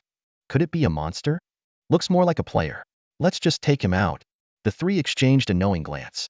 Night Widow Kicker immediately activated stealth mode, while the other 2 hid behind a massive boulder. Lu Yu chuckled to himself. Through the vision of his goblin assassin, he had spotted the 3 familiar faces long ago. Ever since they parted ways at the novice village, This was their first reunion. Earlier, their voices had sounded vaguely familiar, but seeing their IDs confirmed it. Judging by their conversation, Punch Elderly Holmes had taken up a hidden subclass called Prospector, which allowed him to locate valuable minerals. This was an unexpected bonus. Liu had been wondering how to efficiently clear out this mountain's resources. The moment Night Widow Kicker entered stealth mode, a dagger struck him, forcing him out of hiding instantly. Punch Elderly Homes and Kick Orphanages had barely reacted before they felt the cold edge of a blade pressed against their throats. They froze in place, unable to move. Liu approached them slowly, wearing a gentle smile. Long time no see. The trio's expressions immediately darkened, as if they had swallowed bitter herbs. Of all the places in this massive secret realm, why did we have to run into this jinx? What's wrong? Not happy to see me? Liu asked, his tone light. Happy. Very happy. The three replied hastily, though their bitter expressions betrayed their true feelings. You don't look very happy, Liu said, shaking his head. The three quickly forced smiles, though they looked more pained than joyful. Seeing their pitiful attempts, Liu finally nodded in satisfaction and smiled. So, I hear you've become a prospector? His gaze settled on Punch Elderly Homes. Punching Nursing Home spoke nervously. Master Qingjio, back in the newbie village, it was the three of us being immature and disrespecting you. Now that we've reached the second-tier main city, for the sake of being from the same village, could you just let us go like a puff of air? Kicking Kindergarten and Night Kicking Widow's door nodded repeatedly by his side. After the incident in the newbie village, they had fully realized that Qingjio was not someone they could afford to provoke. Even a top-tier guild like Proud World had to tread carefully around Liu, let alone small fry like them. Liu smirked coldly and shook his head. Back in the newbie village, you guys targeted me multiple times with other players, and I never held you accountable. Now that I've finally run into you, why would I let you off so easily? Didn't you say we're from the same village? When villagers meet, shouldn't there be tears of joy? The three of them were on the verge of tears. Master Qingjio, Grandmaster Qingjio, please show us the way, and we'll follow your lead without question. You still haven't answered my earlier question. Liu stared directly at Punching Nursing Home. Did you take the Prospector class? Yes. Punching Nursing Home quickly nodded. I was lucky enough to become a prospector. I can detect rare minerals within a 10-mile radius and also mine and collect them. Whatever you need, we'll find it for you right away. Liu nodded in satisfaction, thinking that Punching Nursing Home was at least sensible. Start by telling me about the mineral resources nearby. Under Liu's gaze, Punching Nursing Home broke out in a cold sweat. Master, to the east, south, and north, there are mainly iron and black iron deposits. In the mountain to the west, there are some silver quality minerals. Only silver quality? Liu squinted his eyes. No, there are gold quality ones too. Gold quality minerals as well. Punching Nursing Home had planned to withhold some information, but didn't dare to under Liu's piercing gaze. How much gold quality mineral is there? A lot. Exactly how much? More than all the minerals in your backpack combined. That number pleased Liu. It was worth noting that he already had hundreds of mineral blocks in his backpack. With that much gold quality, or there must be a small vein in that mountain. However, he kept his composure. Lead the way. Let's start with the silver quality ones. The best things are always saved for last. Liu's summon creature released the three of them. Punching Nursing Home immediately ran to the front to lead the way, while the other two followed nervously behind. As full-time gamers, their income depended entirely on selling equipment and items in the game. The time wasted back in the newbie village had already put them in a financial bind. They had hoped to make a fortune in this Golden Stone secret realm, only to run into Liu again. Although they were tempted to fight back, knowing they'd only lose a level at worst, they couldn't afford the cost. So, they had no choice but to swallow their pride. Night Kicking Widow's door, in particular, had defiance written all over his face, itching to backstab Liu. Liu, however, was entirely unbothered. In fact, he seemed to enjoy the situation. Liu shook his head abruptly, clearing the distracting thoughts from his mind. No, this won't do. I've strayed too far. Am a man destined to save the world? I can't entertain such petty ideas. Under the guidance of Quan De Jing Lao Yuan, the two continued along the rugged mountain path, climbing over several jagged boulders. Before long, they stopped in front of an unremarkable stone. Qinggang stone, silver grade, extractable 44. Liu noted silently. Suddenly, a thought crossed his mind, and he turned to ask, are all nearby silver-grade ores of this type? Quan De Jing Lao Yuan nodded in confirmation. That's right. All silver-grade ores in this area are Qinggang stones. This answer made Liu's eyes light up.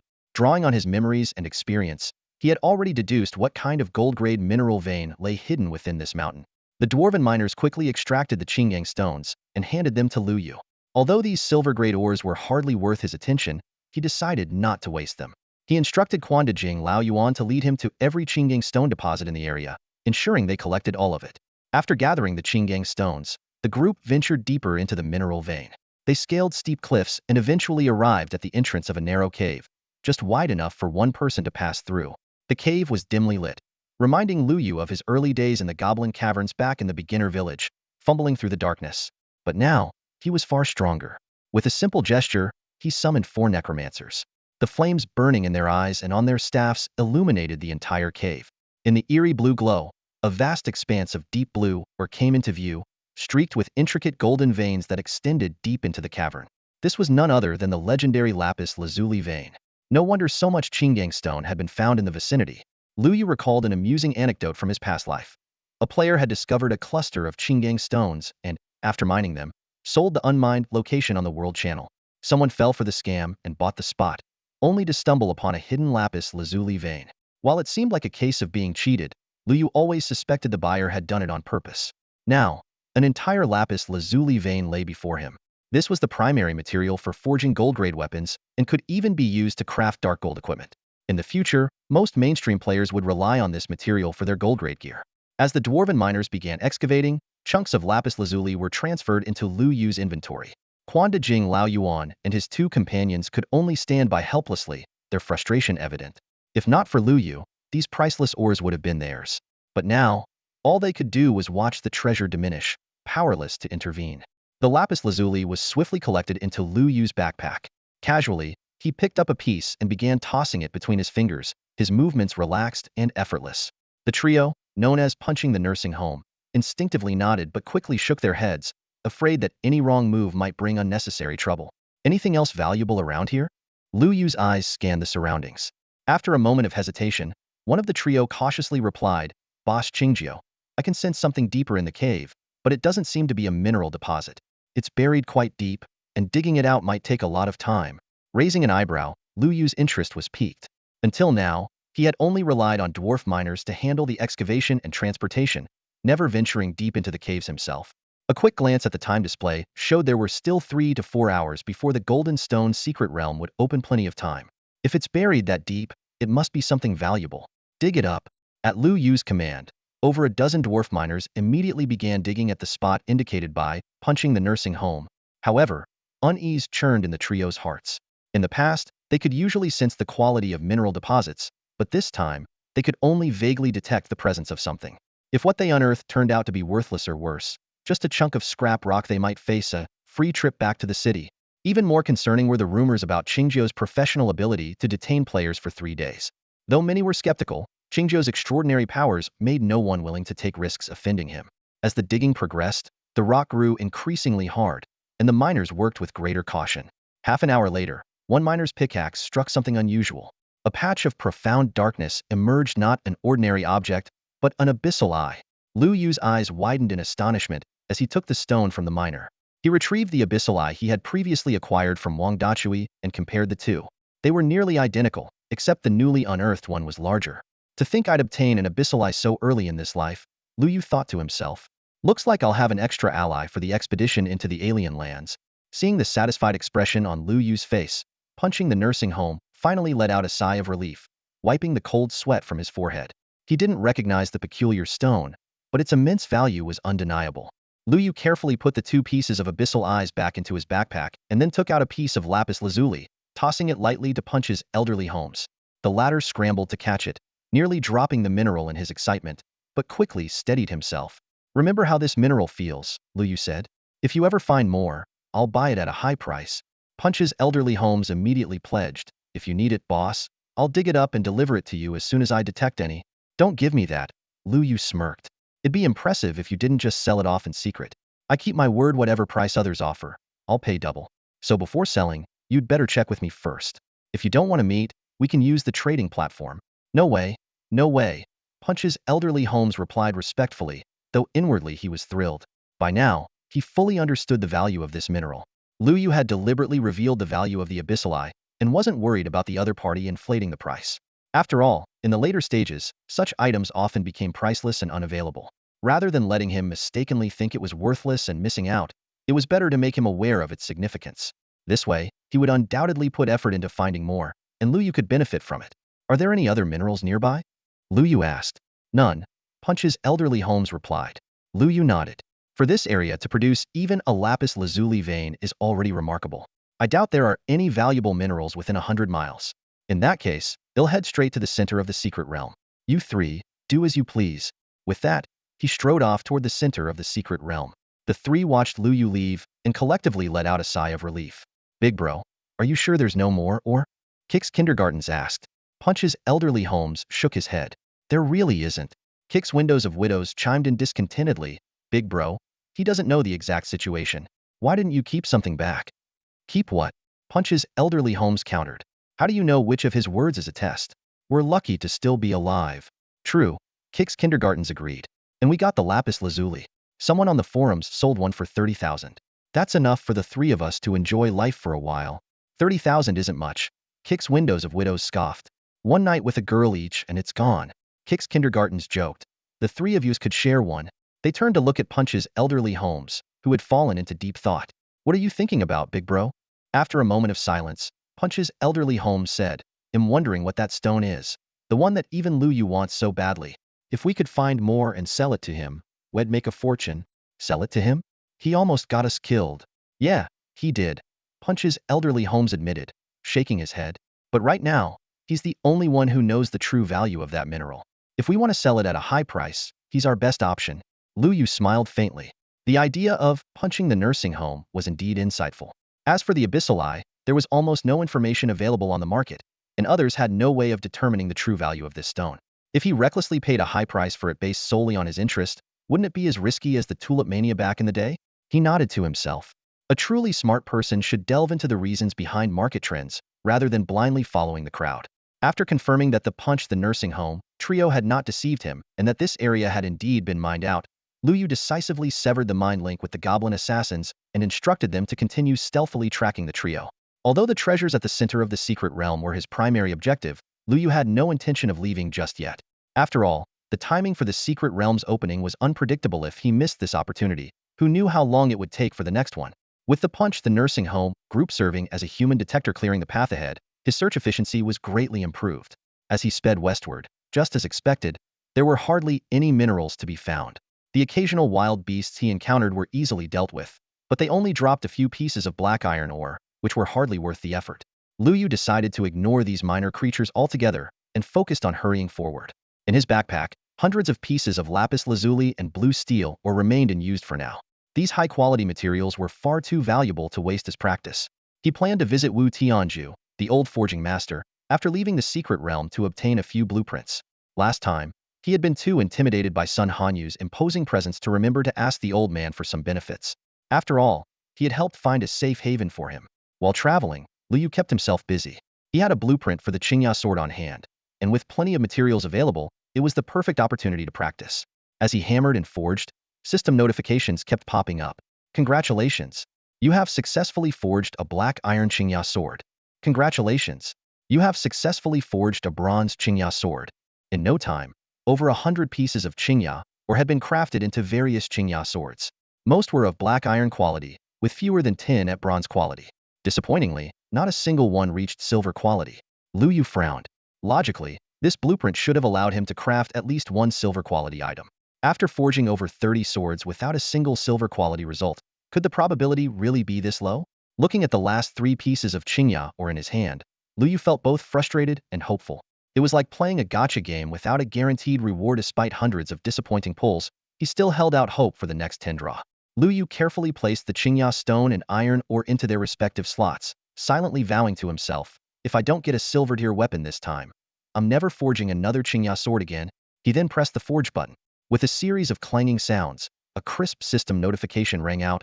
Congratulations! You have successfully forged a silver tier Qingya sword. Qingya sword forging experience 100, weapon forging experience 100.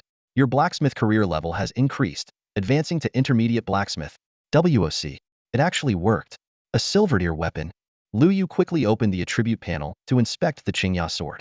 Qingya sword silver tier. Attack, 25. Attack speed, 200. Effect, Fury. Every third attack guarantees a critical hit on the next strike. Description. A fine blade is honed through grinding. This sword embodies the pent-up frustration of its forger. Not bad stats, but this description? Lu Yu rubbed his chin thoughtfully. It really feels like it's throwing shade at me. Oh well, this sword's meant for someone who values peace anyway. He remembered the bronze-tier Qingya sword he had promised to give someone still sitting in his inventory, had completely forgotten about it, outside the secret realm. Now that he had this silver-tier version, it seemed like a more appropriate gift. In his inventory, there was also a golden-tier cloak meant for Ruming Jiangnan. Glancing at the elegant cloak, Lu Yu felt an itch to try it on, but ultimately resisted the urge. It was a women's item and not quite suitable for him. As for the remaining ores, Lu Yu decided not to use them for now. Although he had just advanced to intermediate blacksmith, he still had a long way to go before reaching advanced. There was no rush to grind for experience at the moment. On his journey westward, the black iron ore deposits had been completely mined, and his summoned creatures were all recalled. Along the way, he encountered several players without secondary professions, struggling with the ore. Some attempted to forcibly mine with their weapons, only to receive a system notification. The internal structure of the ore has been damaged, leaving them with nothing but fragments. This secret realm expedition was bound to spark a wave of players picking up secondary professions, though most would likely prioritize their primary careers, as those had a greater impact on their status in the game. Just then, a dialogue box popped up. Innocent youth. Big bro, we've spotted Aoshir and Xingtian. They've gathered around 50 members, and are heading toward the center of the secret realm. A set of coordinates followed. Lu Yu checked the map and saw that Xingtian was still 100 miles away from the center of the secret realm. Even at full speed, it would take them a day to get there. With his own speed, he could reach the location in just over half a day. Plenty of time. Got it. I'm on my way, Lu Yu replied. Innocent youth. Big bro, should I take out Xingtian? Lu Yu. No rush. Xingtian's skills are decent, and his class is well suited for duels. If you slip up, it'll only backfire. Just keep tracking them for now. Innocent youth.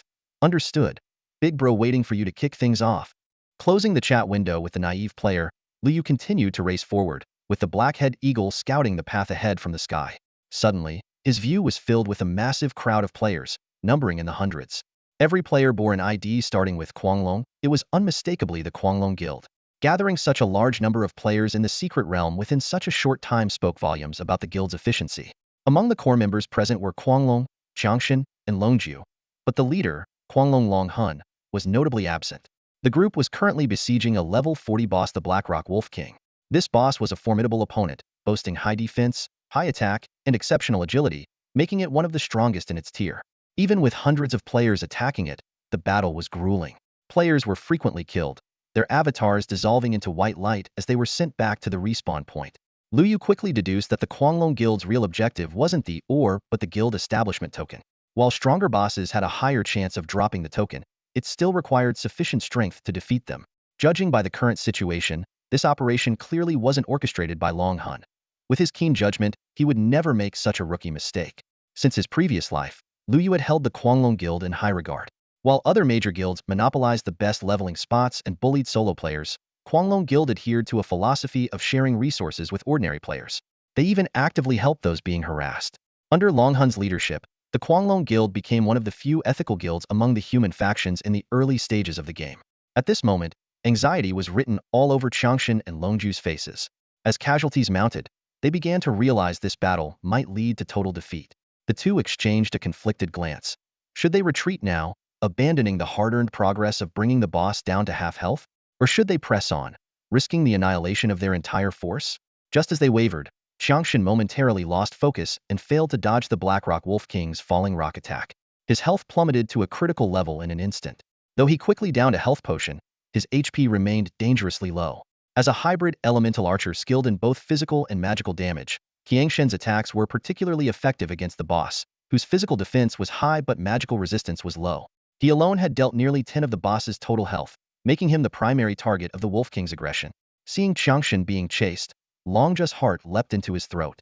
Qiangshen's damage output was the key to their slim hope of victory. If he fell, the boss fight would be lost entirely. They had already sacrificed hundreds of players if they failed to take down the boss. How could they face Longhun? But at this moment, Changshan had no time to think about such things. His sole focus was on staying alive, while the healers struggled to keep up with the boss's relentless damage. One more hit, and he would be finished. He focused all his attention on escaping now. Facing the Blackrock Wolf King's far superior speed, he was well aware of the dire consequences of dying in this boss fight. Without a tank to hold the front lines, facing the Wolf King's relentless pursuit alone put him in an incredibly precarious position. In the face of such an overwhelming power gap, Any fancy maneuvers seemed utterly futile. The Blackrock Wolf King unleashed its falling rock skill again, raining down a barrage of stones with no place to hide. Letting out a helpless sigh, Gunslinger found himself recalling the figure of the Dragon Soul Guild leader. Before undergoing surgery, the leader had entrusted the guild to him and Longju, hoping they could bring a surprise by obtaining the guild creation order. But now, not only was the surprise ruined, the entire guild was about to lose a level each. As Gunslinger closed his eyes, resigned to death and preparing to regroup for leveling after reviving at the spring, a mysterious force suddenly pulled him out of danger. Opening his eyes, he saw rocks crashing down in front of him, kicking up a cloud of dust. Turning around, he found himself staring at a burly goblin who was intently watching him. Lu Yu emerged from behind the goblin general. Qingjiu, thanks for the save. Gunslinger quickly expressed his gratitude. Lu Yu spoke coldly, rushing into a boss fight without assessing your strength properly, and now you're stuck, aren't you? Gunslinger mumbled an explanation. We did calculate. For 100 people, 2 hours, it should have been doable. Lu Yu interrupted. Did you think the boss was a wooden dummy? Just standing there for you to hit? The boss kills one of your frontliners every 30 seconds. The more you fight, the fewer people you have. Where's your 400 now? Gunslinger suddenly realized why the fight had become increasingly difficult. Lu Yu continued to reprimand him. And you call yourselves the core of Kuanglong? Would Dragon Soul ever make such a rookie mistake? Ahead, the Skeleton General and Goblin General had already taken over the battle, and the members of the Kuanglong Guild had all retreated. Longju approached to express his gratitude, but a single glare from Lu Yu silenced him immediately. Knowing you can't win and still dragging this out, are you trying to wipe out your whole guild? Lu Yu scolded. I still think we had a chance. Longju muttered under his breath. Oh, then why don't you keep fighting? Lu Yu pretended to withdraw the two generals. Gunslinger quickly stepped in to mediate. Please, Qingjiu, don't be angry. Our leader was right. Destroying the novice village spring might have been a good thing. Players are improving much faster now.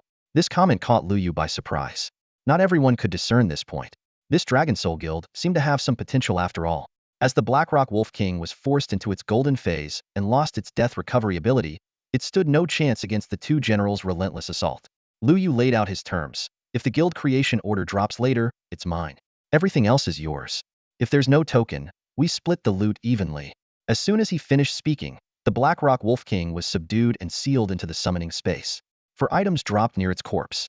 Although there was no guild creation order, a dark brown skill book appeared among the loot.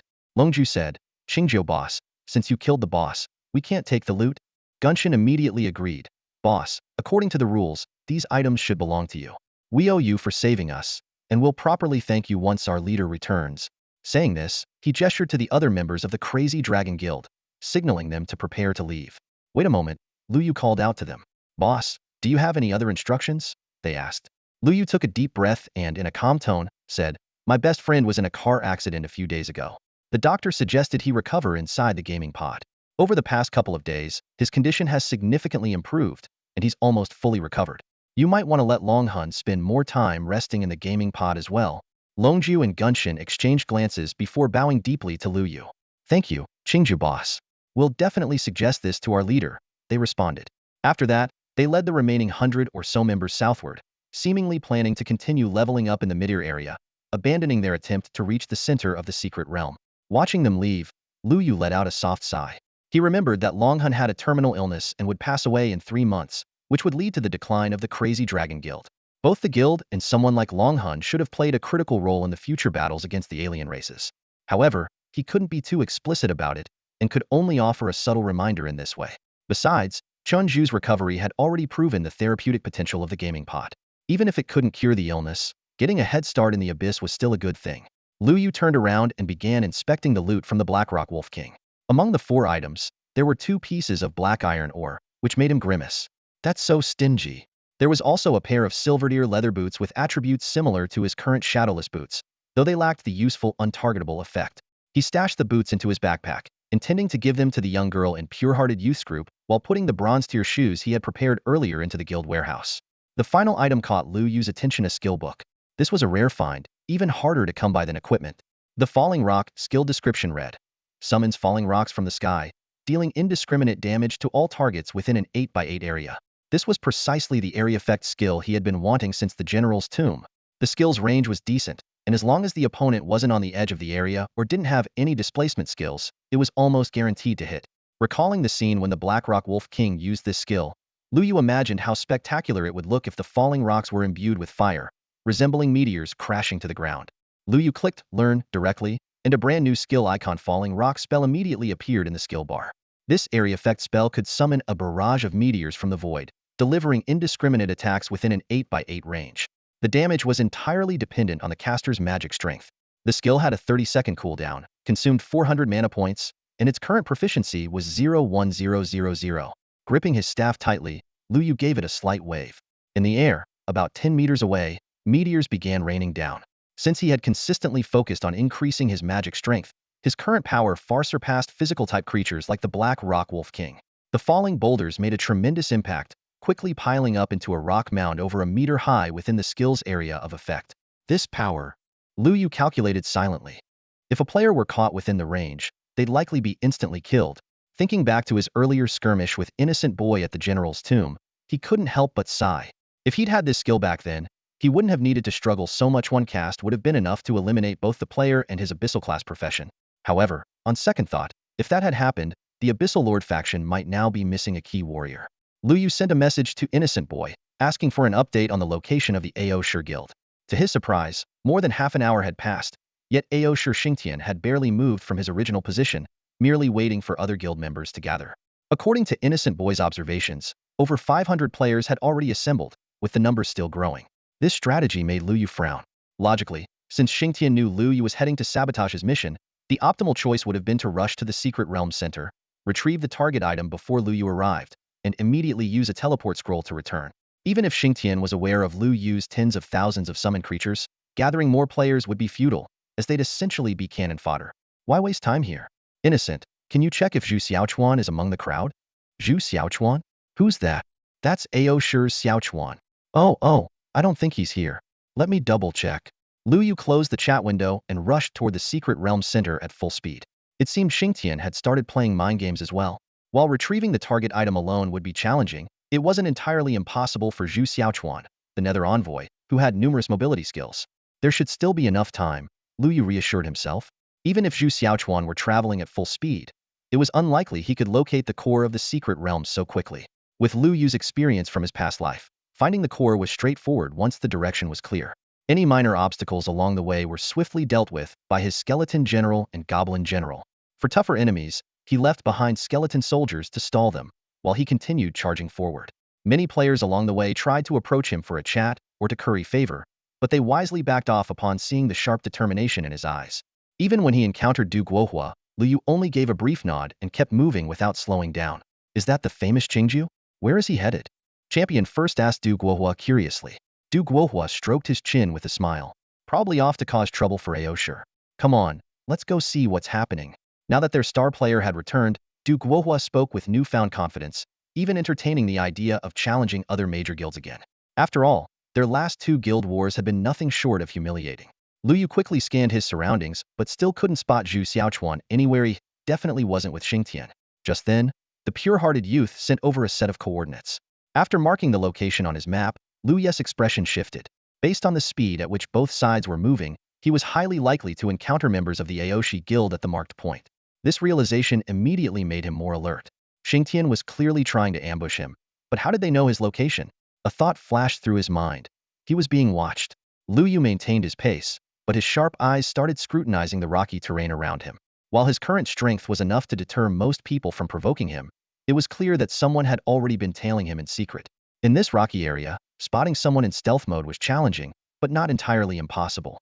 Before long, Lu Yu caught faint, almost imperceptible footsteps about 10 meters to his left. Aside from someone like the pure-hearted youth, who had a unique class, no stealth user could completely eliminate the subtle noises of their movements. Having pinpointed the general location of his target, Lu Yu didn't hesitate and cast the Falling Rock spell. Massive boulders materialized out of thin air and came crashing down on the left side. The sound of footsteps suddenly grew louder, could even deduce the target's evasion path based on the noise. The person was moving extremely quickly, likely equipped with a pair of golden quality boots. It seemed that someone in the Aoshi Guild possessed height ear gear. Was it Zhu Xiaochuan? If it was, Lu Yu wouldn't need to rush toward the heart of the secret realm. But then again, the Netherworld Messenger class could only learn stealth skills after its first advancement. Though the target's speed was impressive, the sheer coverage of the Falling Rock spell was overwhelming. Eventually, one of the boulders struck its mark. For a brief moment, a figure became visible before quickly vanishing under the sweep of a cloak. However, that fleeting instant was enough for Lu Yu to get a good look. It was a netherworlder with jet black skin. The discovery was shocking. Xingtian was indeed colluding with the netherworlders. That netherworlder clearly didn't want Lu Yu to recognize him and was merely tracking Lu Yu's movements on Xingtian's behalf. What he hadn't anticipated was that Lu Yu possessed an area effect skill capable of countering stealth effectively. The presence of a netherworlder in the Golden Stone's secret realm was terribly bad news. If that critical item fell into netherworlder hands, humanity might lose access to a vital resource from the secret realm. Similarly, it would be dangerous for the Aoshi Guild to obtain it. After all, there was no guarantee that Xingtian would turn the item over to City Lord Song Qinjian. He might very well trade it with the netherworlders instead. To Xingtian, this netherworlder might just be another NPC in the game. After the shadow of the Yuming clan disappeared, Lu Yu quickly assessed the current situation. He was well aware that besides the Yuming clan member who had been tracking him, there was another one unaccounted for. If he got entangled with one of them here, the other might seize the opportunity to snatch the secret realm crystal, a crucial object that could directly acquire 1/10 of the special resources upon each refresh of the secret realm and control its activation. The immediate priority was to head to the core of the secret realm to ensure the crystal's safety. The threat of the Yuming clan could be temporarily set aside. Lu Yu glanced down at the map, his brows furrowing slightly. In less than half an hour, he would encounter the Ao Shur faction's forces. While their 1,000-strong group didn't pose a genuine threat, they would inevitably delay him. After all, even slaughtering 1,000 pigs would take time, let alone dealing with the irritating Yuming songstress, Xingtian. Chunqing, where are guild members right now? Lu Yu asked swiftly. They're scattered all over the map, Chunqing replied. Everyone's busy using the dwarf miners you provided to dig for natural ores. As Lu Yu calculated how to resolve the situation within 5 minutes, a sudden notification popped up in the chat window. It was a message from Du Guohua. Brother Qingjiu, are you clashing with Ao Shur again? Lu Yu quickly explained the situation, and Du Guohua immediately offered, you carry on to the core. Leave Xingtian and their group to me. I've been wanting to deal with them for a while now. They'll lead my team to intercept them. Thanks. No need for thanks. Just don't forget our deal. Sell me the second guild creation token first. Of course, I remember. With his concerns resolved, Lu Yu sped toward the center of the secret realm. This was precisely why he needed to establish a guild. No matter how powerful an individual might be, their energy was limited, and they couldn't handle everything alone. In the abyss, lone wolves rarely made it to the end. He sent Chunqing coordinates near the core of the secret realm. Come meet me here. Got it, boss. What about Xingtian's group? Someone's taking care of it. Don't worry about them. Understood, boss. An assassin was the best counter to another assassin, and Lu Yu had already arranged a suitable opponent for the Yuming clan member who had been tailing him. At that moment, a system notification rang out. Player Ao Shur Xiaochuan has become the first to enter the core of the Jinshi secret realm. Awarded 5 purple crystal diamonds. Congratulations. Keep up the great work, everyone. Lu Yu's expression darkened. Zhu Xiaochuan had indeed already reached the core of the secret realm and successfully entered it. That's all for today. Thank you so much for watching. I hope you guys enjoyed. If you wish to have another part of this recap, please give us at least 1,000 likes. Please don't forget to comment and subscribe to our channel for more content like this. Until next time.